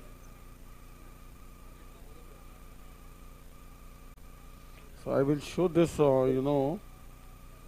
Kumar Raja from Andhra is asking how about using a thread lift for inducing fibrosis around the future? What? Cleft lip? Kya? What? Thread means you putting the thread around the future line. Fat around the? Thread around the sutures or that nerve sutures to induce fibrosis. More fibrosis. Fat around the nerve sutures. There are those threads with those. After the nerve anastomosis, coaptation ke baad, to increase the strength. Threads.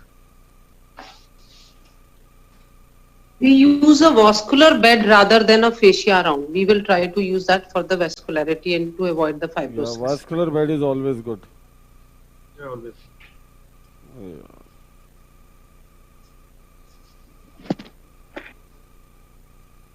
I'm showing you the video.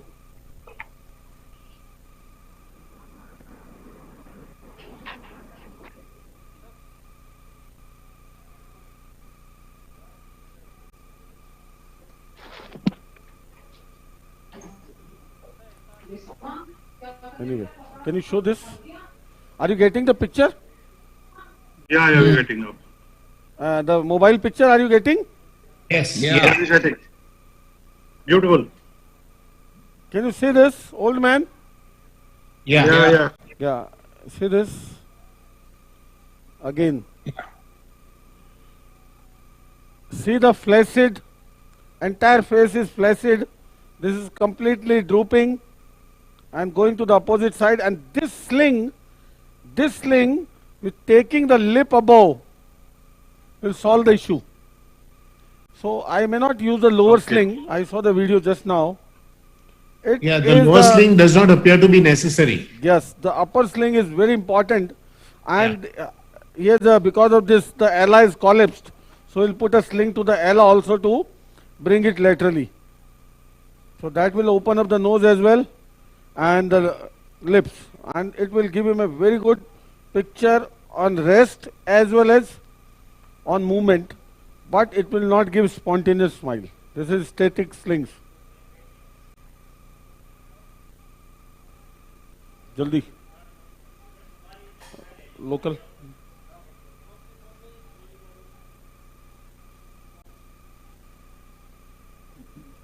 You must be getting so many cases of facial palsy, traumatic facial palsy, maybe post surgery. What is the most common cause you found in your practice since so many years? From these surgical mistakes, you can say, iatrogenic, you can say. Yeah, iatrogenic is common. The commonest site is as the second genu. The site and cause. What was the primary cause, if you can get it? Generally, people are trying an inside-out technique. At the second genu is where it gets injured the most.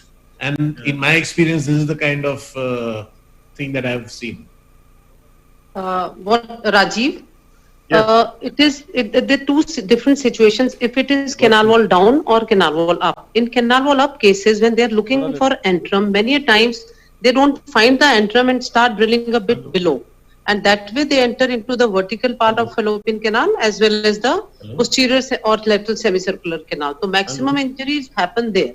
Whereas in canal wall down, as he is telling, inside out mastectomy, they just injure while drilling there, they just injure the tympanic portion as well as the second genu. And there they can also injure the dura because the burr goes in an uncontrolled manner. The facial nerve goes as well as there is a tegment defect also. So in canal wall down, it starts from there, and canal wall up, they go from behind and injure mostly the vertical part and the second genu. So we are all set.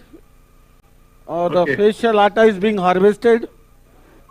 And वो strip बना लेना मेरे को बता दे छोटी छोटी सब size. Did you put drain in that case? That facial and mesenteric anastomosis? No. Just a dressing. Simple dressing. There was hardly any bleeding. So it is all set. So my message to everyone: facial nerve is something which is a very important issue for ENTs, which is a very neglected issue by neuro people. Neurologists, neurosurgeons, practically they don't understand the science of facial nerve because it is not their subject for that matter. And ENTs, many of them are not working on facial nerve. Believe me, this is a huge subject. This in itself is a complete science, full subject, and a lot of work going on this subject. And a lot of new procedures are coming up, new diagnostics. And for future, this is an amazing subject. Let me tell you, the guy, there's a top man in Beverly Hills, and for him, the cross nerve with the free gracilis, how much does he charge? $90,000 US. Yes. Because this is a cosmetic aspect as well. Big ticket surgery. This is a cosmetic aspect as well. Dr. Sunil Savdani from SMS, Satish, you are total package. Proud of you. He has been my teacher, very favorite teacher. Yes. Thank you, sir. I learned my lot of otology practice and tips and tricks in otology during my residency from him. He's amazing, very meticulous. The truth is nobody believes when you say no, you learn from somebody. You keep praising us and anybody and everybody. No offense meant to that person, of course. No, sir is very close to me. Believe me. Sir is very.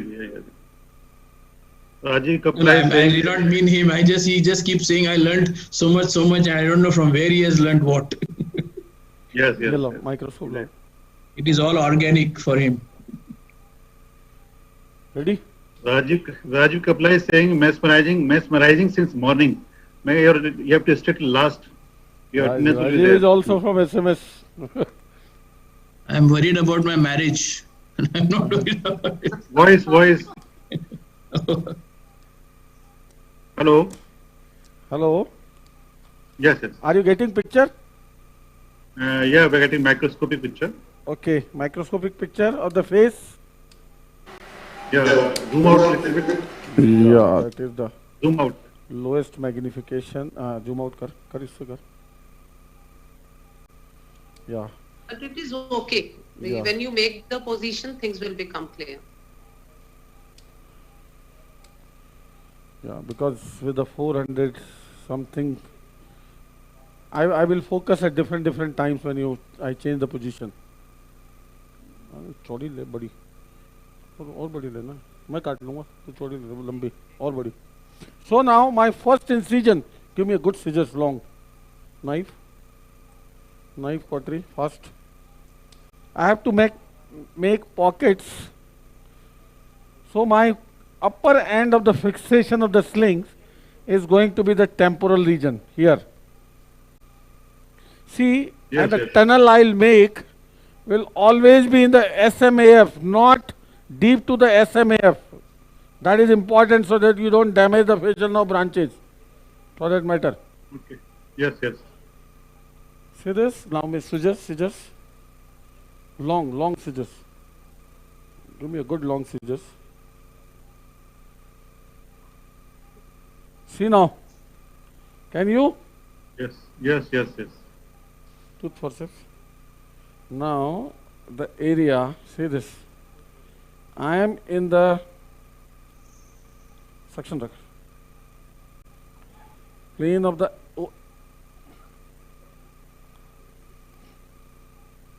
SMF here.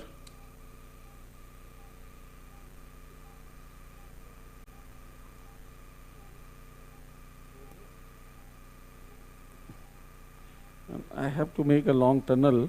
इधर ध्यान रखे. छोड़. Give me good scissors. देखो. लंबी. In that case, we tested with the lidocaine. For this, do we have any test just to assess whether this will work or not? No. This is not dynamic or something. Semi-dynamic it is.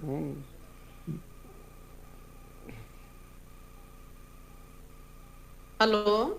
See you now just where have I to reach. know which axis, which angle it's going to go. See, I am at the modulus now. Can you see? Yeah. I am at the modulus now. Okay? Satish? Yes.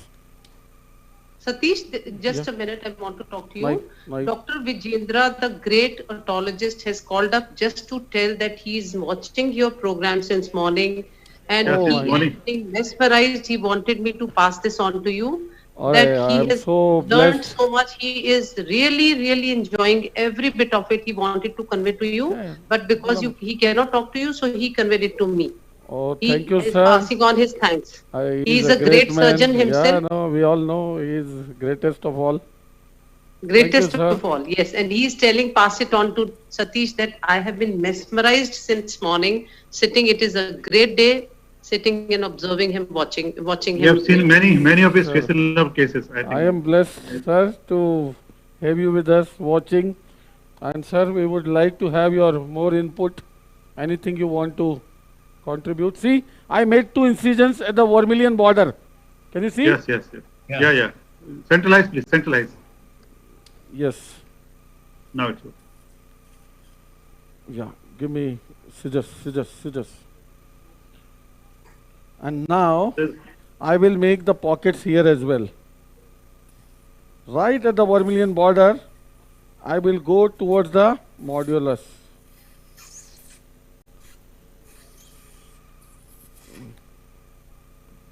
One more message from Ravi from Oman. He is saying it day of webinar, they are not working. They have stopped working on the day of, since morning they all are with the mobile and the laptop. And being Sunday, the working day over there, even they are not working. Ravi Shankar, you know. Either. Thank you, sir. Oman, I have many good friends, very anti-surgeon there. I have been there many a times. Yeah, last was they are from India, many of them, and very good friends. Ravi. Dr. Jagdish Nayak, Ravi is your class fellow. Yeah. See now, I made a pocket coming to the modulus. Can you see this all the way? Yes. Now see what I am going to do. Artery, long artery. Give me the sling.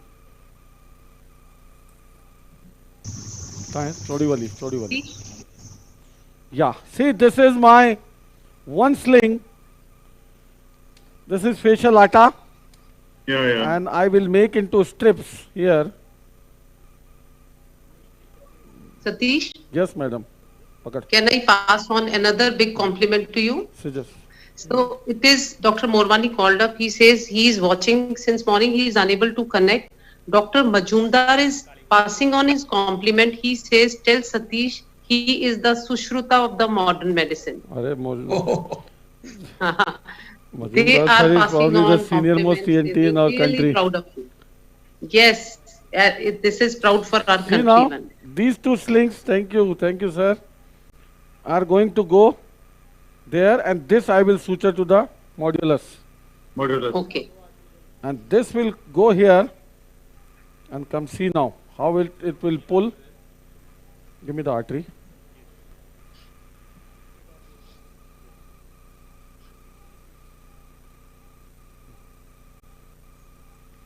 So now we'll just pull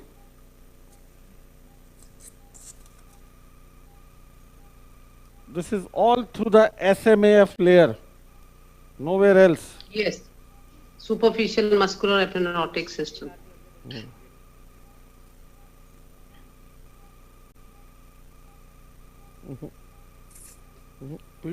छोड़ उसको, छोड़ निकाल. Now what I will do, उधर रखना, रख उधर. Satish, one thing is there, I have seen, they get loosened up after 6 months. They're not very effective when you watch these patients after 6 months to 1 year. The facial aja sticks well. See, Zoom these out are, little bit, if this possible. is something not like I am connecting with any nerve or anything. Satish, please zoom out. Zoom out little bit. Yeah. Idhar se down. So TISA is working on a bionic face. They are looking at implanting some electrodes in the muscles at strategic points. See, boss. They are hoping that through a Bluetooth sort of a technology. See, boss, what I am doing. Yes. This part is being pulled through this tunnel. Okay. Okay. And now we'll first suture these to the orbicularis oculi. These two strips here. Inside. See this? No. Remove this. Yes. See, two tunnels, separate tunnels. Can you see? Yeah. Yeah. Now we'll suture it to the inside.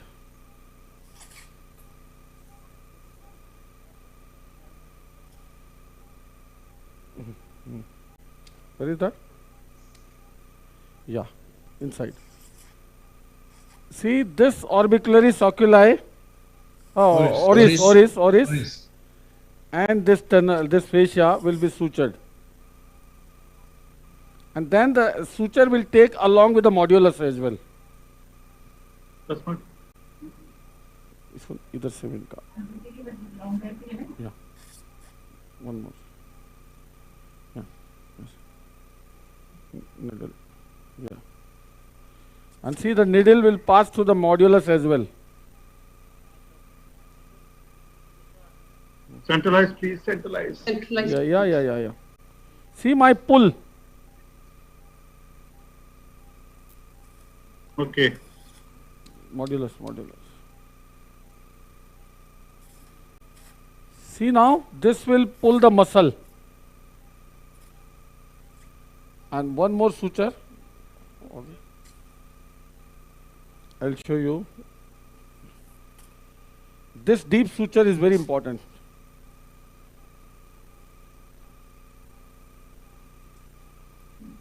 Tooth. Now, this is to the modulus.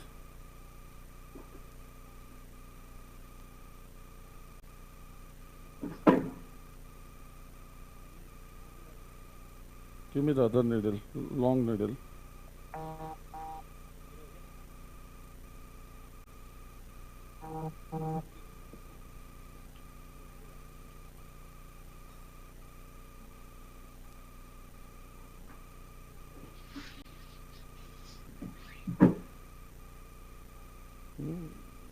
We are suturing the upper sling to the modulus. Yes. Already suture to the Orbicularis, oculi, oris. So this will be stable, you know. Just 2 minutes time and it will be over.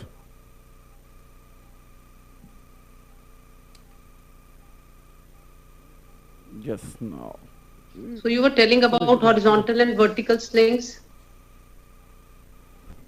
Yeah, that is for the lower lip. I don't think it is required in this patient. Okay. That is for the lower lip, madam. If it is a complete flaccid lower lip paralysis, if it is. Okay. His angle was a big issue. It was not so flaccid. You saw the video. Okay. Okay. Now, this was to the upper part. And this, see, this, once we suture this vermilion border, it doesn't leave any scar. Okay? Scar is not there. Yeah, not at all. Not at all. No. Now, this, the lower one, the same way. Because it should bring the lower lip, upper lip and the commissure together. Then only it will be effective. So, upper and lower sling, both are first suture to the orbicularis oris and then at the same time both are suture to the modulus. Modulus.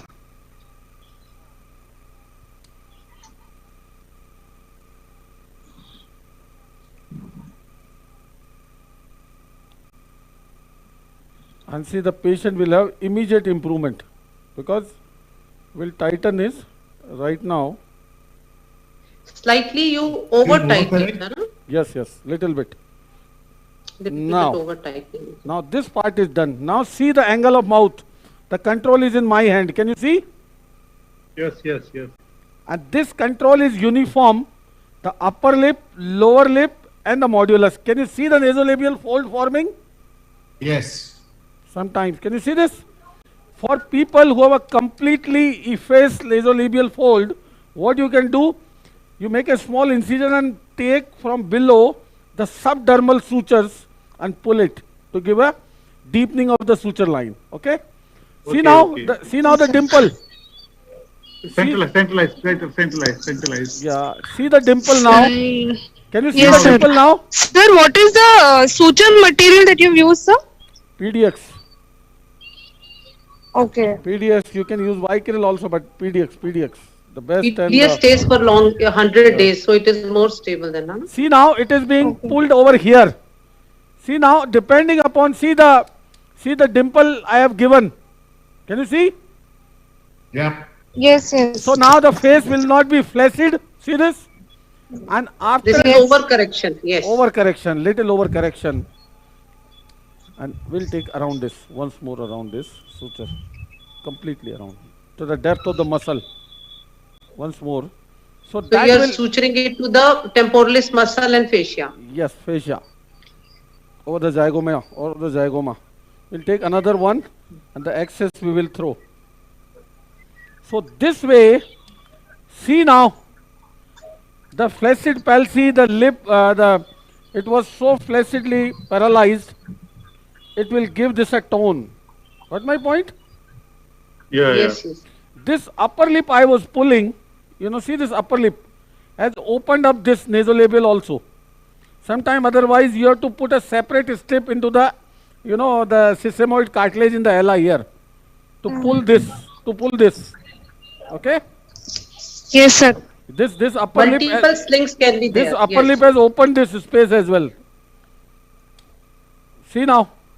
For a few days, they look like they are constantly smiling. Even if they are angry, they are still smiling. Yes, it happens. No, it is because the mouth is not closed.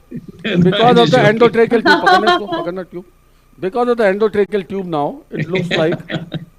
See now? But it will not be a flaccid. In an elderly person, it is very well appreciated. They do very well. Brilliant. Super. What is the post-op means or follow-up means? Now, more slings if required. More slings where you can put what I was telling. One at the nasolabial fold, this thing, the LR cartilage here. Right from here, one sling from here to here. Put in the sesamoid cartilage, take into suture and pull it laterally, and it is already pulled by the upper lip. So I didn't put. Second is for the eye. This much suffices. Yeah, this eye had a good closure if you saw the video. So I didn't do anything to the eye. See this? It had a good closure. Sometimes So, this Satish, lid I is want to drooping. know. You can put another sling to the medial canthus here. Yes? Okay, Satish, have you stopped using gold implant? You're only doing cartilage? Yes, yes.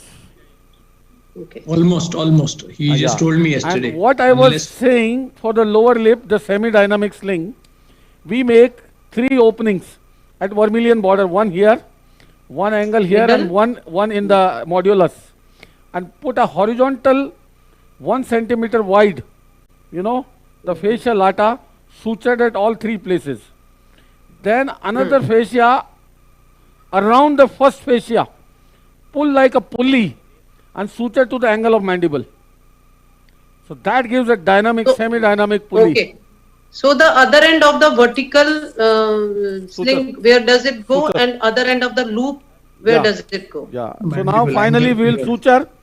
This is good tightening. Can you see? Yeah. And we'll suture finally, and that will be over. So what is long-term outcome in these cases? Huh? What? Long-term outcome after it's 6 good. months, 2 years. The fascia is stable. It's not going to leave the place. So it remains good. The tone on the side of the face remains good. Their appearance at the time of rest looks almost normal. Difficult to appreciate. And that is what the sling can do. There are a variety of other slings available you can do, but this is the simplest one. And we have given a good nasolabial fold as well. Any other question, please? You give steroid postoperatively in this case? No. Why do you give steroid? Nothing to do. Nothing.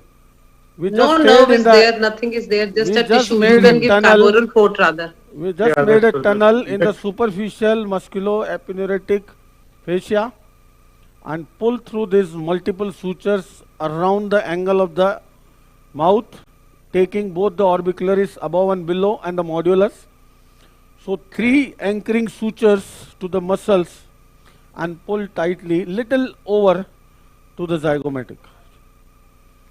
We could have added according to the need to the the lateral ala, to the lower eyelid, upper eyelid, wherever you can give tightening, you can, and the lower slings for the lower drooping, which was not required.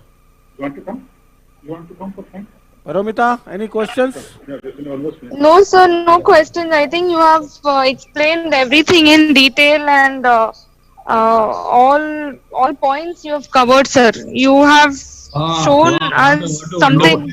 Nobody did expect that it will run for so many hours. See you on Thursday. See you on Thursday, 4 p.m. for the live surgery. And Sunday, next Sunday is a big event. That is stapes, full day stapes. With lot of discussions on each and every aspect of autosclerosis, stapes surgery, advances, variety of situations, variety of difficult situations by the masters.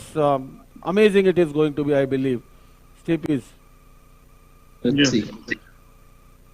Okay. So it was a marvelous demonstration, sir, today. Thank you. And big thanks to Madhuri madam for being with us. Thank you.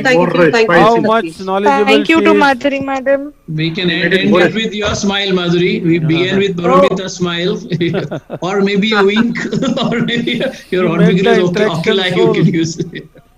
Thanks. Perfectly fine. Great madam. Orbicularis Great Ashish and Ashwin. No, oculi. Akhiyon se goli mare. Oh yes. Verman is there. Yes, sir. Mr. Verman is there. I think. Yeah. For 9 hours surgery, marathon surgery. I mean, actually, I was nine and a half hours. Yeah, my colleagues also that we need to learn a lot from Dr. Satish Jain and the entire team. Just send message to your staff all over the country. Yeah, the dedication really, it's something which is amazing. I mean, on behalf of Sun Pharma Care Division, my sincerest thanks from my bottom of the heart. I mean, very thanks to Dr. Satish, Dr. Madhuri Mehta, who has been given lots of comments, and also Dr. Bunker. Yes. Dr. Asim Desai also. and Dr. Ashim Desai, as well as Dr. Rajiv Pachori, and as usual, Dr. Pamita. Thank you, Rajiv boss. Thank you, Paramita. Rajiv boss. Ashim and Ashish. Thank you so much. Thank you, boss. Satish, Sakshat Saraswati. Amazing, amazing, absolutely amazing. Always. Yes, So nice to have you. Brilliance is only matched by your humility. Doctor, I will just like to say a last thing that Dr. Pratibha Mane from Thane, she has written for you. We are all so blessed to be born in the era of Dr. Satish Jain. He is a university by himself. AOI must facilitate a sir with an award of Master of ENT or a Superstar of ENT title. Such He is beyond that. He is beyond that now.